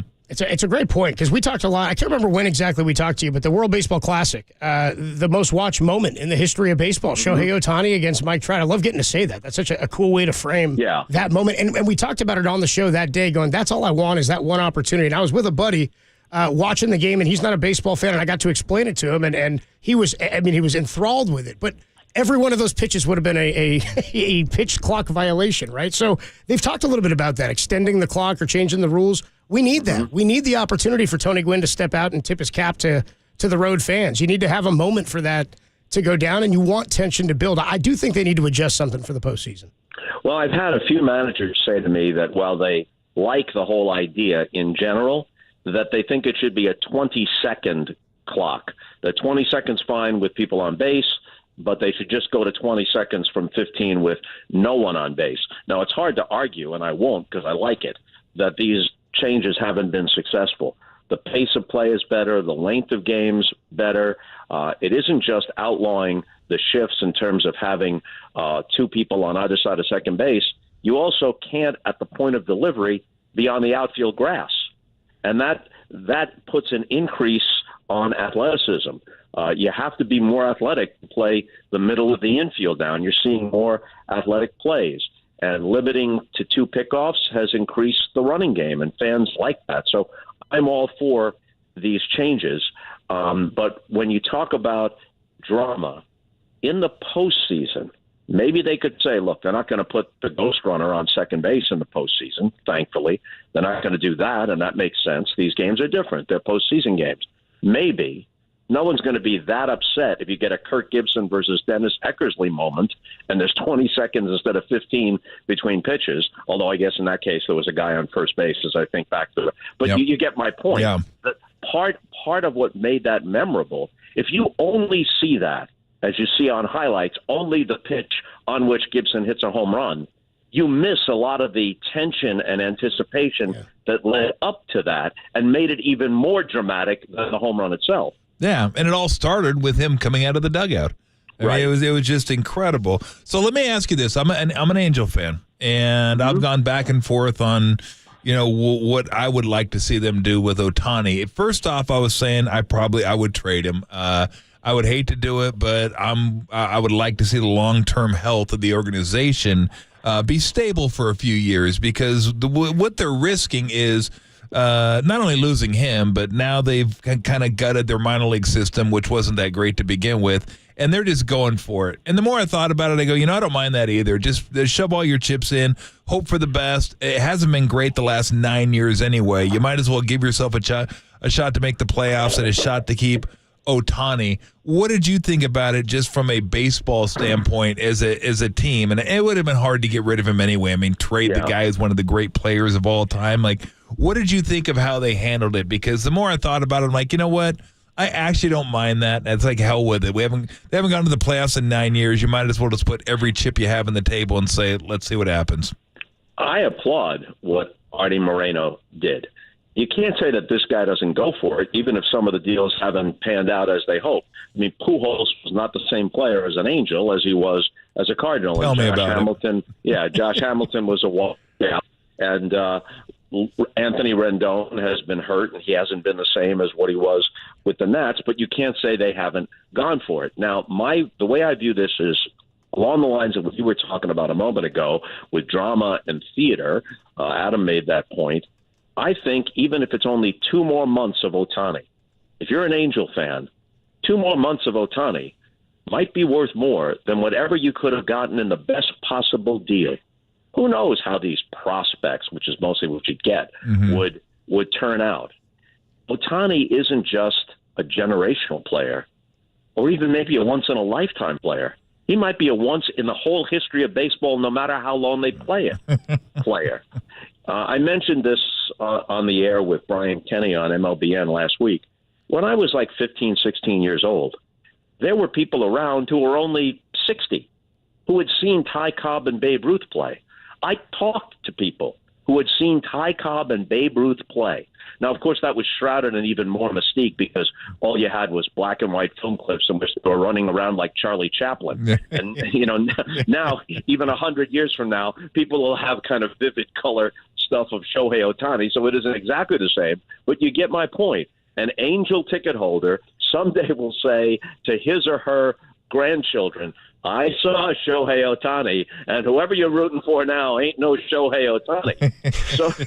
So I think you break faith with your fans when you trade not just a star, but a unicorn like Ohtani. Plus, at the time that they made that decision, they'd won 8 out of 9, and they've fallen off a little bit since then, but they're still within hailing distance of the third wild card.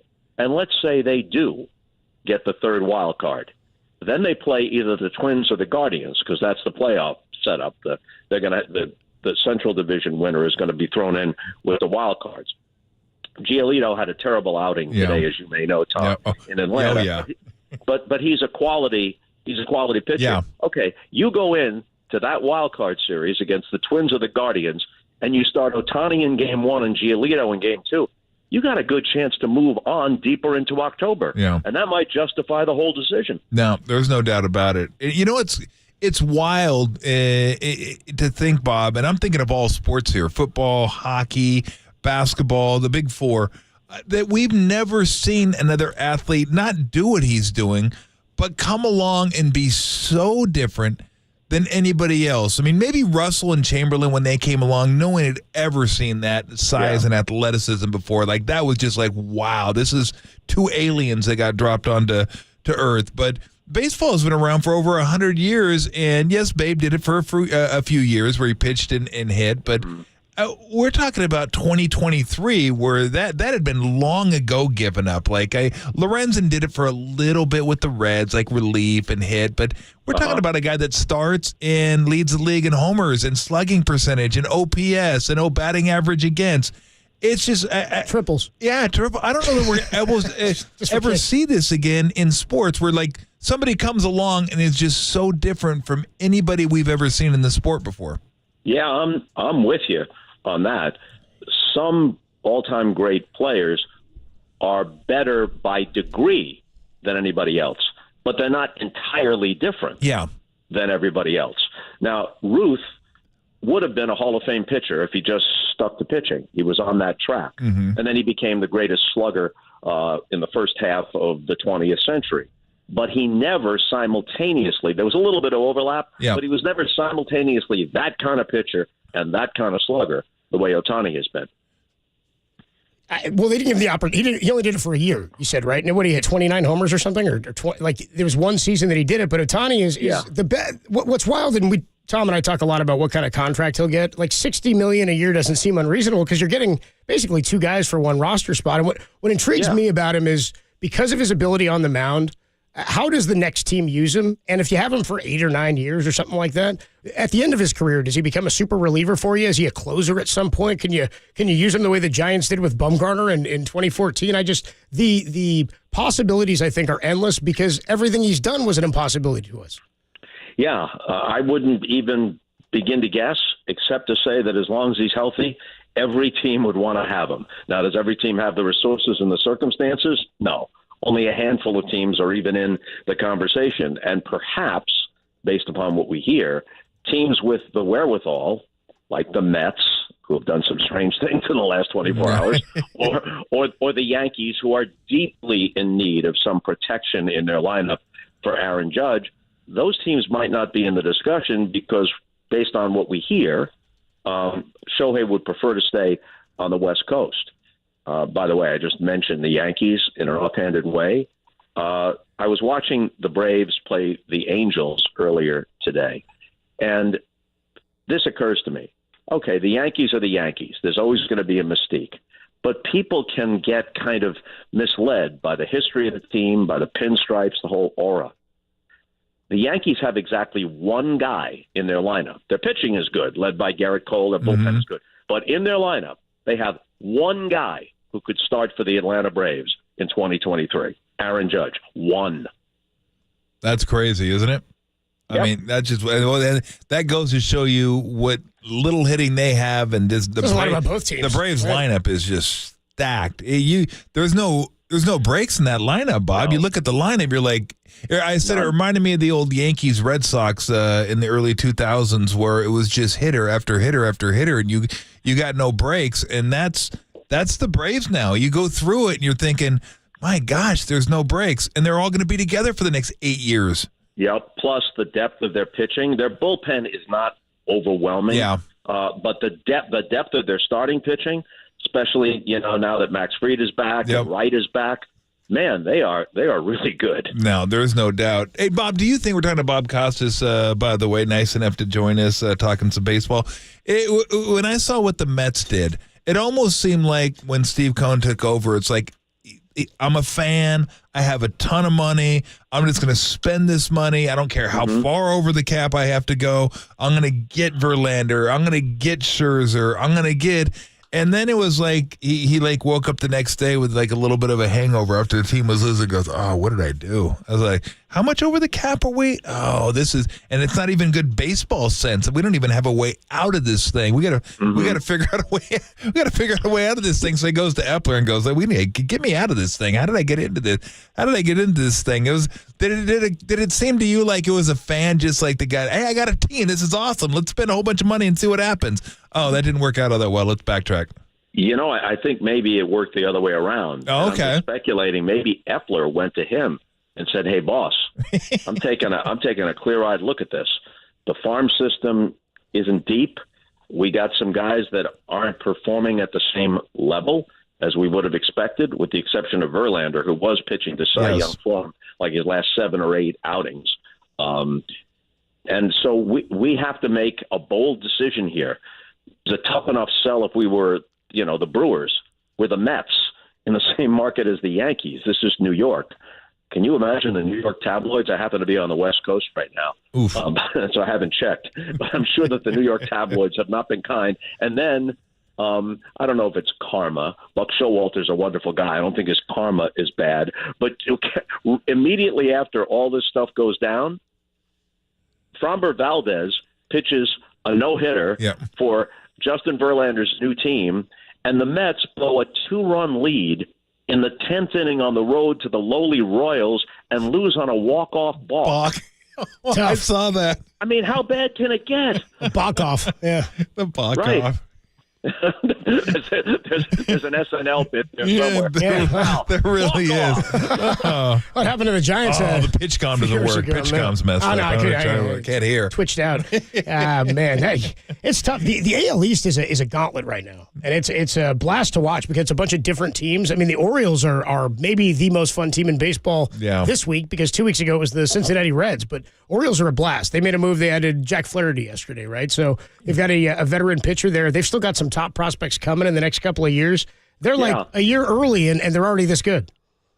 And they say that their farm system, as you mentioned, is one of the deepest in baseball. Plus, they've got a young team on the field, and they added Flaherty without going too deep. They gave the Cardinals their 18th best prospect as rated by the various scouting services, and they're deep enough to be able to do that.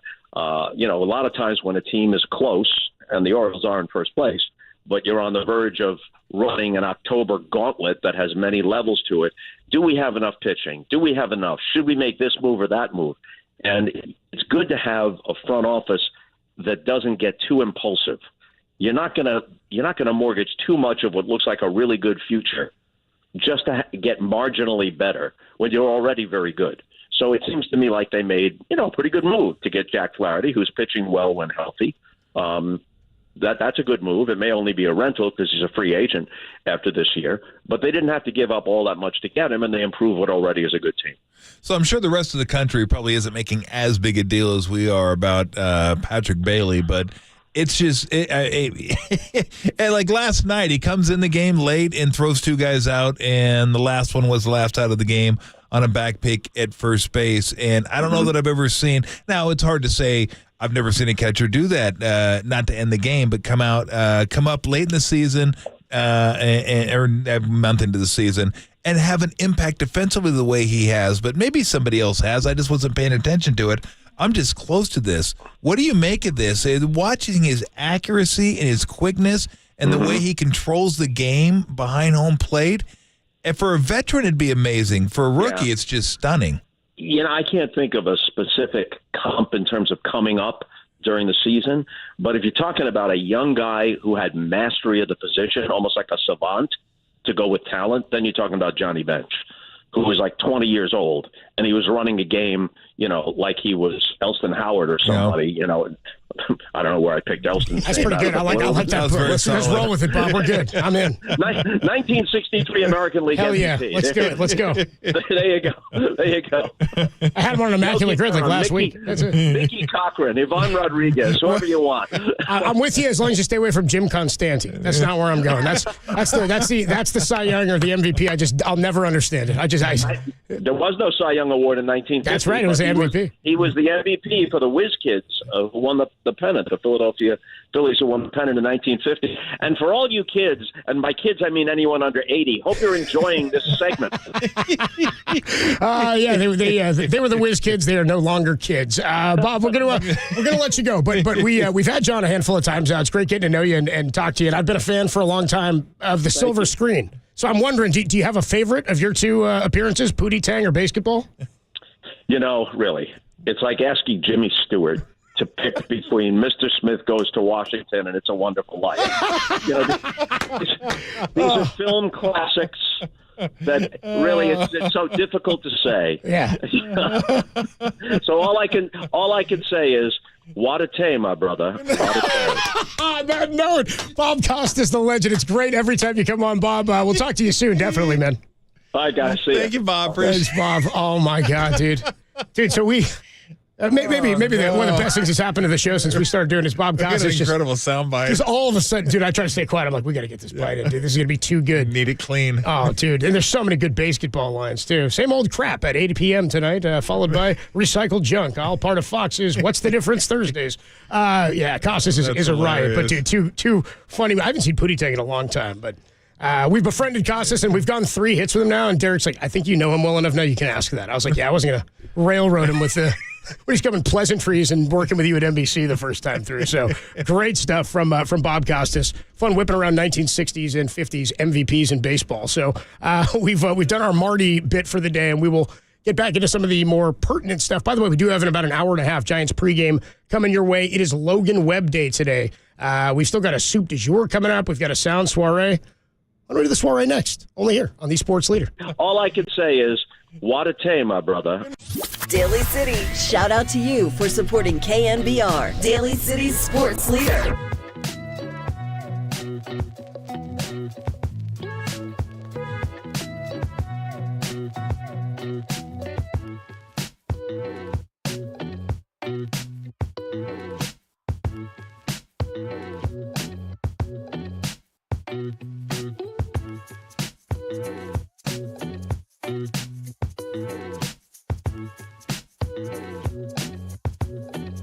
The Giants came back down 3-0 to win 4-3 last night thanks to Brandon Crawford, Patrick Bailey, and Lamont Wade Jr. That story and more are trending on the all-new KNBR app.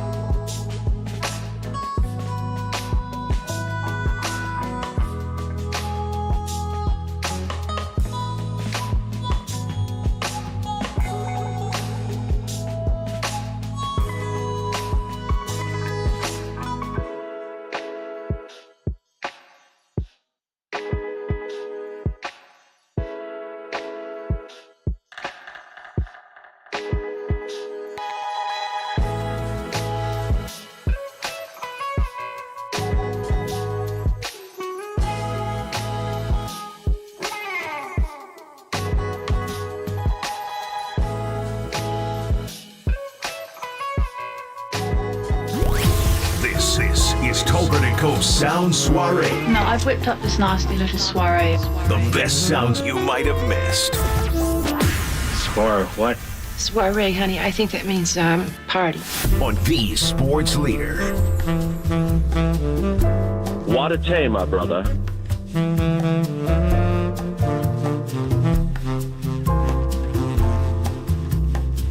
What a day, my brother. Nice way to open up the Sound Soiree with Bob Costas. Just, I mean, hysterical. He himself is a legend. Probably still got the Mickey Mantle card in his pocket or something. You know, doing that a thing with him. Confessions of a Baseball Purist. Like, he used to be really, really strict and stringent on, like, do not change my game. And now he's not as curmudgeon-y. And he wasn't a curmudgeon before, but he's not as grumpy about baseball changing and evolving. You get a little bit older, you're like, whatever. Does it really make that much difference? Yeah. Like, he used to be very strident that the steroid guys don't get in the Hall of Fame. And, like, I used to be fairly strident about that. But after a while, you're just like, don't even know. Whatever. If you want to let him in, let him in. Because I know who took it. And the players know. JT said it to us yesterday. Yeah, JT said some guys slipped through, and that's when you're like, come on. It's like, whatever. It was an era. I just don't.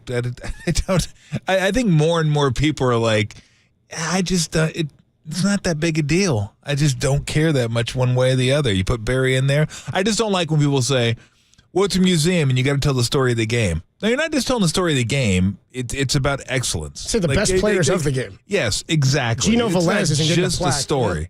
So that always bothered me. But put him in. But whatever. Doesn't bother me. Adam Schefter was on Pat McAfee today, and it's he's talking about Nick Bosa and his contract situation. Still hasn't signed yet. We're waiting for that to happen, and he has a thought on what he's going to get. Here's Adam Schefter. They love Nick Bosa. They're going to sign Nick Bosa. My guess is Nick Bosa will be the highest paid defensive player in NFL history. But the agent for Nick Bosa has a very busy summer because he's representing Nick Bosa and he's representing Joe Burrow. Same guy. Here's the deal. Like, let's say it takes him, I'm making this up, 20 days. 20 days. That would be $1 million in fines, right? So what is Nick Bosa's signing bonus going to be? Yeah. It's going to be enormous. Yeah. I think the Niners want to get it done. I think Nick Bosa wants to get it done. But I think both sides are practical and logical enough to know it's going to get done. He's going to be there. And if Nick Bosa misses a week or 2 weeks or 3 weeks of camp, do you think that that's going to slow him down in the regular season opener? I do not. So he's going to be just fine. They'll figure out a way. My guess is that it'll be a deal that makes him the highest paid player, highest paid defensive player in NFL history. He'll beat Aaron Donald, and the two sides will be connected here for a long time, and it won't be an issue. Boy, really went on a limb there. Well, Schefter's fine, but that was like the biggest waste of time. That was crap. I mean, that was like 60 seconds no one's ever going to get back. He's going to sign. They're going to get it done.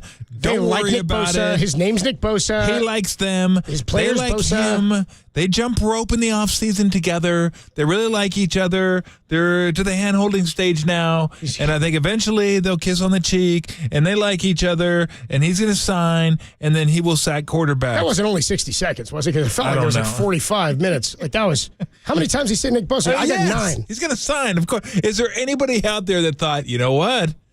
This keeps dragging out. Nick Bosa might be gone. He might be upset. They're not going to let him go. Of course they're not going to let him go. And, of course, he's not going to leave. If he does, we can go back and play this and go, you're an idiot. And I'll come back on and I'll say, I am an idiot. So, what was the point of that? I don't know. I think Derek wanted us to hear that he said Nick Bosa. It was almost like he had nothing to say. So he said his name 9 times. Derek was counting with me. Was it 9? Dude, he said, should we do it? I don't. Maybe we shorten it up a little bit because I don't want to hear all this babbling crap in between that doesn't get to anything. Is that what it was? Dude, about the first 45 seconds. I was dulled. I couldn't even tell anymore at the end. Because he said it like 3 times in the first 5 words. It was like Nick Bosa, Nick Bosa, Nick Bosa, for Nick Bosa, Nick Bosa, Nick Bosa. That was dude. It was. He just kept going. He said the first 2 sentences. I don't know why he's saying his whole name. Like every time he mentioned him, he went Nick Bosa. Had to go with the proper. So, thanks, Shefty. All right. Not a lot to. So he's gonna be here to offer there. He better start coming up with some content. I mean, guys at ESPN are getting lopped off by the dozen, dude. Like you better. If this is what Schefter's bringing, you're in some trouble, dude. It's gonna be Jeff Darlington sooner than later. Here's Steve Kerr. How about this? You asked about this. Your guy, Steve, Dr. Junk. Steve Kerr? Dr. Junk? Yeah. So the Chris Paul gif, the video where they're on the court together a few years ago. Remember they asked Chris Paul about it, and he's like, well, it wasn't funny. Like, it wasn't that funny. Well, now they asked Steve about it. Can you explain your side of the famous interaction video where you laugh with him and Chris Paul walks away, doesn't think you're funny, but Steve's obviously still laughing? Here's Steve Kerr. Well, I didn't know. I think we were joking about traveling, and but he was not joking. I was joking about traveling. He didn't want any part of it. One of the funny things about this league is that you compete against people, and especially if you see someone in the playoffs over and over again, like we did with Chris in Houston. And then all of a sudden you're teammates or you're coaching someone and you laugh at moments like this where, you're at each other's throats for much of your career. Reminded me a little bit, when I played, Reggie Miller and I played against each other in college and then the pros as well. And I used to hate Reggie. Oh man, like he was, and then we became broadcast partners and he became a great friend. And so I feel like that's kind of how it's going to be with Chris. We've all hated him, because we were competing and he was so good, and now that's our guy, and we love him. No, you don't. Oh man, Tremont said he doesn't. Yeah. What was it? What show was that on? What was he doing? What was that? Derek, do you know where that came from? Where Steve was talking there? No. You know where Derek? No, dude. Where Steve was talking? Where that? that kind of. Oh, that was on NBA Today show, on their show. They were doing like a live show. It's not like on a set. And he's right though. It does happen all the time. There's no doubt about it. You end up working with people that you didn't expect to work with, and you get into it with them. So it's not that big a deal. Now it may become a big deal again when Chris is sitting at the end of the game and he's not in the finishing lineup. Will Steve be laughing then? No, Steve will laugh. Chris won't be laughing again. Now who's not funny, huh? We go, oh, you think that's funny? Watch this. Yeah. Chris, sit down over there. And now that's our guy, and we love him. That's our guy. That's our guy. Kind of sound like a college football coach at the end there. That's our guy. Oh, man. That's awesome. Did he hate Reggie like that in college? Yes. Went up against him? all hated Reggie. Reggie went trash talker too, right? Trash talker. It was UCLA. We were Arizona. We were competing against them to win Pac-12, Pac-10 championships. They were competing against us. So, yeah. And Reggie talks smack. And then when he was with the Bulls, Reggie was with the Pacers. So, of course, they had those battles as well. Didn't go so well for Reggie then. No, it didn't. Nah, didn't go well for him against you guys. Went okay. Team-wise, it didn't go that well for him. No. What are you going to do when you got Black Jesus, as they called him, out on the court? Then it's kind of tough. Yeah, kind of tough. You can tell Spike Lee that he choked the game away from the New York Knicks, which is still one of the all-time trash talk moments. Let's go to Bill Belichick here because we got to. We got to jump to talk to Jim Duquette is going to join us on the other side. Then Susan Slusser at 4:50 ahead of the Giants and the D-backs game 3. All right, so Bill Belichick, this has been so funny. It's random. You just asked me during the break, where did this Barbie Oppenheimer thing come from? Like, why is everybody seeing it together? I didn't get it. I don't think they're even the same studio. Like, I'd understand if it was like both Warner Brothers and they're like, doing some marketing thing, but they're not. I think it's just that they're so opposite in theme and reality. It's sort of hysterical to see them both, but there's no connectivity between the two of them. So they asked Bill Belichick, because why wouldn't you? Of course you would. Scott Pioli asked him. They asked by Scott Pioli, what movies he would have his team see.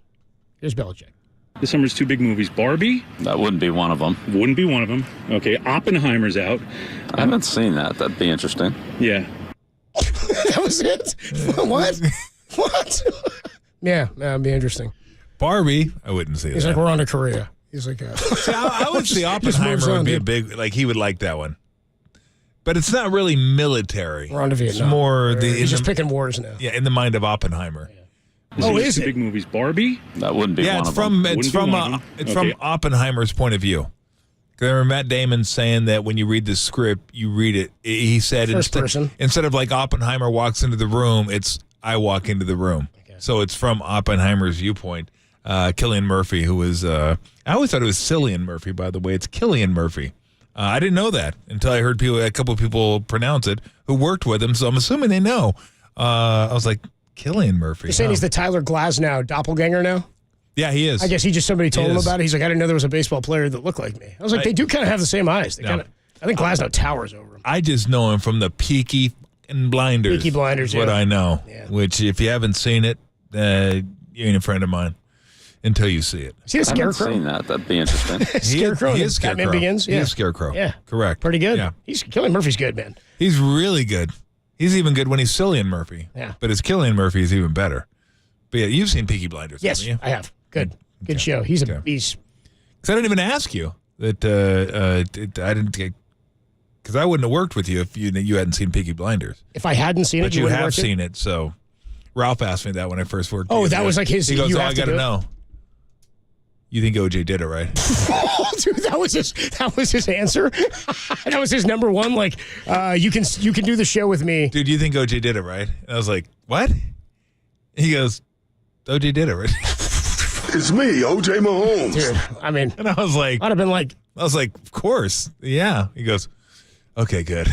I was like, "What? I pass a test? I get like a special bracelet, a ring, or something, like a Dakota ring? Like, woo! I'm in the club now. Let's go."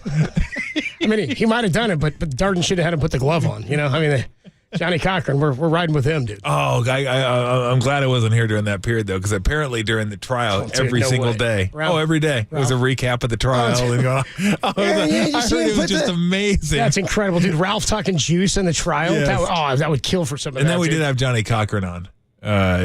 You had Cochran on to talk trial? We had Cochran on, yeah. Dude. Well, it wasn't trial. Was he like a promoter? I think Cochran was doing like something on True TV, like his new TV show or something. And Ralph asked him, he goes, "So how'd the blood get in the Bronco?" No way. Yes. And Cochran goes, "Well, we're not going to relitigate the day or relitigate the Have you heard of Double here." Jeopardy, Ralph? Yeah. And then Ralph just laughs, and he goes, "At least I got to ask that question." Dude, that's incredible.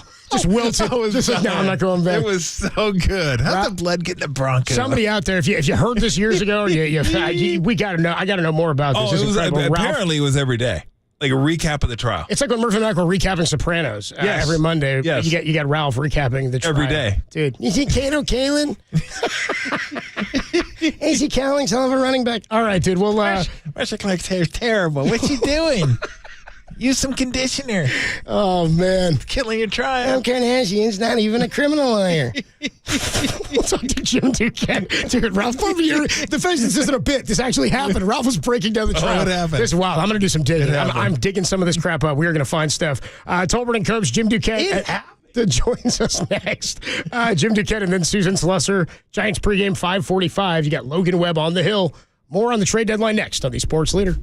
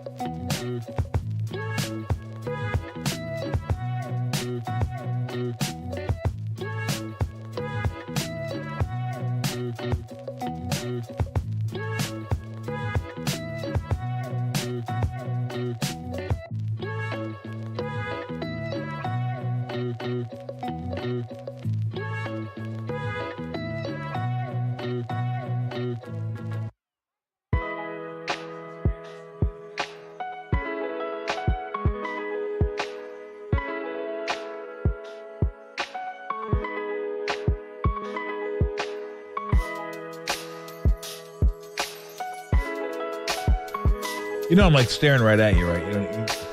You're pointing at me. I'm like staring right at you. I see what you're doing. I see you push a button. You Vanilla Ice playing mother. Hey, everybody, Mr. T here for Xfinity. Nah, Jacob's doing an awesome job.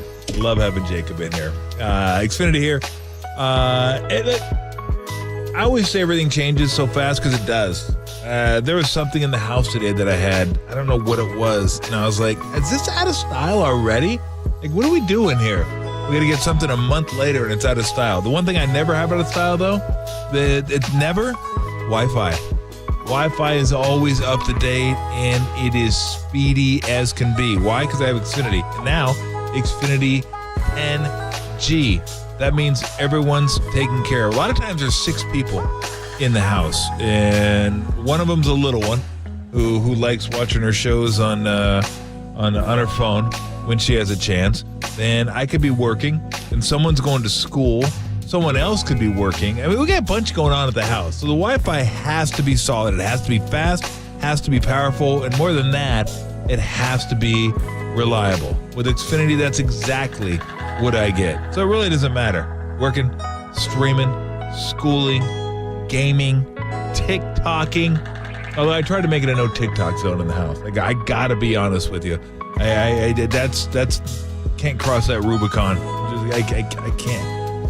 I'm sorry. Can't do it. No TikToking. But if you like to TikTok, I guess you gotta have a strong Wi-Fi. I would have to have a strong stomach. But you do have a strong Wi-Fi because if you have Xfinity 10G, you are good to go. So now through September 21st, new customers can get 1.2 gigabit internet with unlimited internet data and Wi-Fi equipment included. All for just $25 a month for 2 years with no annual contract when you add Xfinity Mobile with unlimited data at regular rates. Go to Xfinity.com/10G, call 1-800-XFINITY, or if you're out and about, visit an Xfinity store today.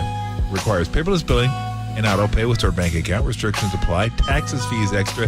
Xfinity Mobile requires Xfinity Internet after promo. Regular rates apply to internet services and Wi-Fi devices. Actual speeds vary. You love sports, you love high def. You love blazing fast Wi-Fi. That's ultra powerful and, most importantly, reliable. You will love Xfinity.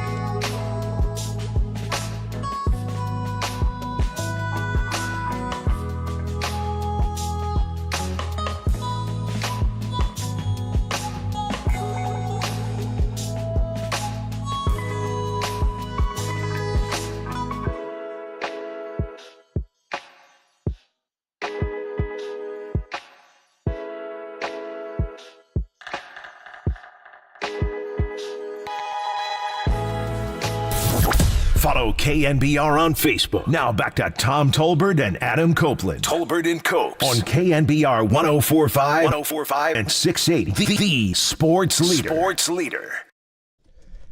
MLB's trade deadline went down yesterday. Giants stayed quiet after acquiring A.J. Pollock. Then they optioned Marco Luciano to AAA. Farhan said afterwards they didn't have a lot on the market as far as the top-end player they were looking for. Couldn't find a fit. They looked on the margins and didn't grab anything, but a nice win last night. Here to talk about it, former MLB GM, and you hear him on Sirius XM MLB Network Radio, Jim Duquette. What's going on, Jim? Adam Copeland, Tom Tolbert here in San Francisco. How are you? Hey, Adam, Tom, what's going on today? How are you? We're pretty good, man. I was saying to Tom after the Patrick Bailey backdoor at first base to win the game last night, come from behind victory. Things could have been a lot dimmer this morning waking up in San Francisco after the no-move deadline for them only acquiring Pollock, but big win, and they're going to battle with these guys. I don't think anybody in the NL got that much better.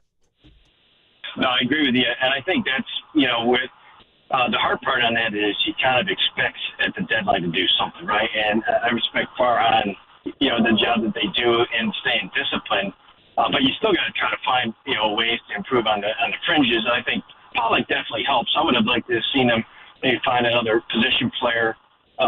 Maybe it's an outfielder you would have covered for, Yastrzemski being out or something along those lines. But, their roster is pretty interesting the way they put it together. I don't think there are many teams who piece it together quite like they do. And I was talking to Alex Cora, the Red Sox manager, who was on my show the other day. He goes, we just played the Giants, and their pitching is really sneaky good. And the way they mix and match and throw guys at you for 3 innings at a time, and they bring in a different look and a different arm angle and a different side, handedness. And it's kind of the way they do it with their position players, too. So I kind of respect the way they put this thing together. It's not necessarily conventionally the way it's conventionally done, but it works.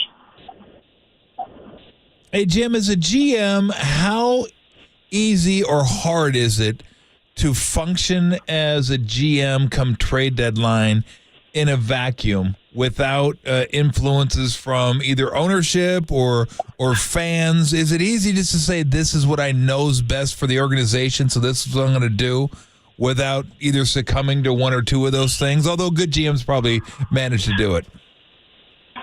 They do. I guess, my question is, how long is my contract? If I've got 1 year That's a great question. I'm listening to the noise a little bit more. If I've got a little longer term, then I'm like, hey, listen, this is the right thing to do. I think with the Giants, their ownership group has been so good over the years. So they're having that conversation pretty regularly. Yeah, you can't. Pretty much any team now, you have to be communicative with the ownership, because they're paying the big dollars on, and their payrolls have gone through the roof. The Giants are over $200 million. Like, there's a lot of teams that are that's just further than when I was a GM. The highest payroll I had was, I think, $120 million, which is still high for the time, but like 120 now is like maybe the average in the league, maybe, or even slightly below that. It might be the median in the league. So yeah, you try to block out the fan noise and just, but you really have to include your owner these days. What would you say about the Justin Verlander trade? We were looking at that yesterday. The Astros give up their number 1 and number 4 prospect, but he's only like the first. I think the number 1 guy was number 68 overall in baseball, still top 100. We were talking about if the Giants had gotten in that negotiation, they probably would have had to give up Marco Luciano or give up Kyle Harrison. Those are 2 top 15 guys for them. They could have pieced something together elsewhere maybe, but it seems like a big deal to make. Astros are right there, though. That's a huge ad for them. It's a huge ad for the Astros. I got to give them credit and their owner. As soon as they saw the Scherzer deal and how much money the Mets took back to move Scherzer to Texas, Dana Brown, their GM, told me and our channel, he said, I went right to Jim Crane and said, hey, is there a way we could do something with Verlander here? And Crane was all for it. So you got to have that kind of support, right, from your ownership group. And those 2 guys are going to be pretty good prospects. They're new to the scene. Like, Gilbert was just drafted last year. He's out of college, out of Tennessee. So I think he's going to move up on the list pretty quickly.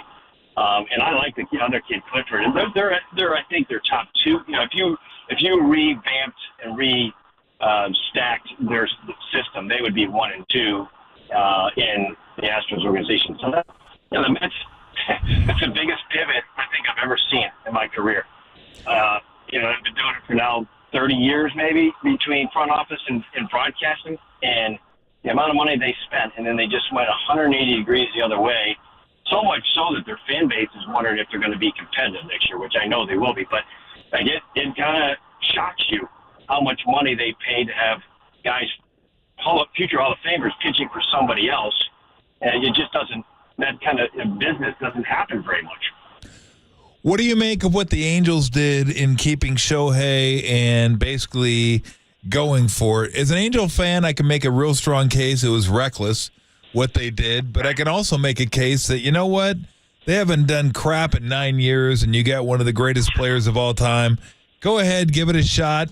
Maybe you make the playoffs, and maybe you can keep him and change the fortunes of your franchise, because it hasn't been going great over the last decade. Right. It's a fascinating conversation that we're not going to really know the answer till the winter and where he signs. But they believe that holding him and will help their chances to keep him. Now, I don't believe that. It's going to be about the money and about more. I think it's going to be about winning more often than what the Angels have done. So, but if you take that mindset. And I can understand that, and you're at the time only 3 games out. You're going, well, we're going to try to sell Ohtani on the comfort level of this organization, how we treat him, and that we're trending in the right direction. We're trying to win this year. We're going to try to win next year, and we're going for it. So I understand. I just think that they're almost all in, and it's at a huge expense that I question whether they'll be able to win next year or the year after. Because they really run out of prospects. What do you think about this? What if they signed his translator to a 5-year, $5 million deal? Just to try to keep him that way. We got him. Yeah. Keep him. Ohtani will learn English pretty quickly. Yeah. All of a sudden, he's like, you're not cutting into my money, I dude. don't need you anymore. I don't think so, dude. Jim, it's a busy time of year, man. Fun catching up with you. Really appreciate the time, and we'll talk to you down the road, man. All right, we'll talk to you down the road. Thanks, Jim. Appreciate Thanks, it. dude. Jim Duquette there, former MLB GM. Dude, that's your first, that's the most outside the box one you've come with yet. Because your other idea was trade him for a bunch of good prospects. And then try to get it back. Dude, we're better. We're better with these We're prospects. better now. We're ready for the next decade. Yeah. So. Well, look, and now I keep repeating this, but here's what we don't know. We don't know how much he likes it there. We don't know if they get the feeling that if they show that they are willing to go beyond the tax threshold and willing to compete, that's enough for him. We don't know what it would mean to him to win for a team that hasn't won. Does it mean more to take a team that has been kind of downtrodden for a decade and lead them to the Mariners promised have land? never been to the World Series. Or go to a team, the Mariners. Have never been, but yeah. But I'm talking about the Dodgers who always go. Right. Do you want to go to that team who, I don't want to say it's like KD joining the Warriors. It's not just it's that. Not that but far off. You're it's joining a star-studded organization. You're going to the playoffs. You're gonna have a chance to win. Do you want to win that way, or would you rather be the guy that leads the team that hasn't won since 2002? But they've been brutal the last decade. So who knows? Who knows if he likes it down in Orange County? I guess he could stay there, but trust me, it ain't easy getting from Orange County. But he's like, oh, you just stay in Orange County and go to Chavez Ravine. No, it's not that easy to get there on a daily basis. So those are things I don't know. On its face, it appeared a little reckless doing what they did, but you know what? If you're a fan, I don't know how you could. You want to keep him, right? How you could bitch? Obviously How you could bitch about it? You're like, let's go. Let's just go for it. Let's see what happens. The next 2 months are going to be fun. Hopefully, if they're not, then it's really bad. But if they're fun, if they're out of it with 3 weeks to go and did this, tough if it gets worse, right? Ooh, then you're like, that really hurts. But why not? Well, you went for it. That's what I'm saying. Is how can you get mad at going for it when it may be your only opportunity? Yeah. Right? You got to do what you can do while he's here. It's like the Giants with Bonds. That's why Sabian went in every year. Yeah, because he's like, we got this guy. He's a unicorn. You got to try to win while he's here. And they went and they acquired talent around him. But the comments that came through Ohtani's translator that. Yeah, he's getting tired of losing. He's sick of losing. That's not a veiled comment to the organization saying do something or I'm definitely not. Yeah, it's so funny when it's like he wants to win. Well, yeah, who doesn't? You know what? I want to go somewhere that loses. I'm so tired of winning. It's becoming old. Everybody's happy all the time. You might have a teammate who feels that way. Yeah, everybody's patting me on the back. There might be a guy in center field who feels that way. He doesn't mind You better just go to break. I'm just saying. You better just go to break. Mike Trout? Don't make me hop this table. Dude, come on. I agree with you on OJ. We're good. Dude, that's Mike Trout. Come on. I agree on OJ, dude. I do respect him. Have some respect. He doesn't even have a hamate bone anymore. Give him a break. What about both hands are gone? Yeah, no, just one. He has one hamate. Pablo Sandoval, no more hamate. No more hamate bone. They're gone. Just ham. Yeah. Pablo will get after it. You know what he did? He ate it. Oh, dude, come on. That's I'm Pablo sorry. Sandoval. I'll show myself out. When Mike Trout hits 3 homers in a World Series, or just, in a playoff game, we can.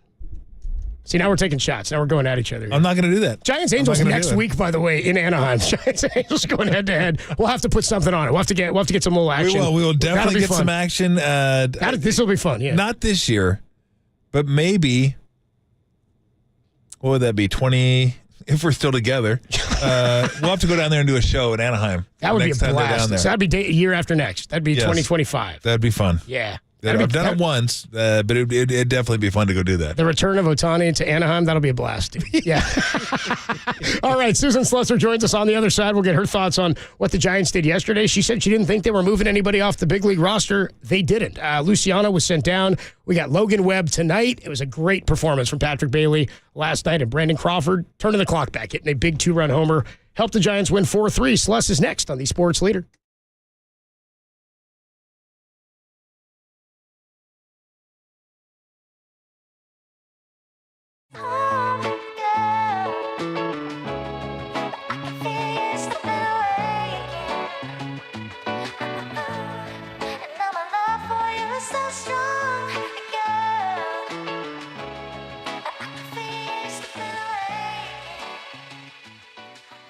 Giants rookie catcher Patrick Bailey joined Papa and Lund today and discussed his game-winning pickoff to help the Giants even the series against Arizona. Check out that podcast and more trending on the all-new KNBR app.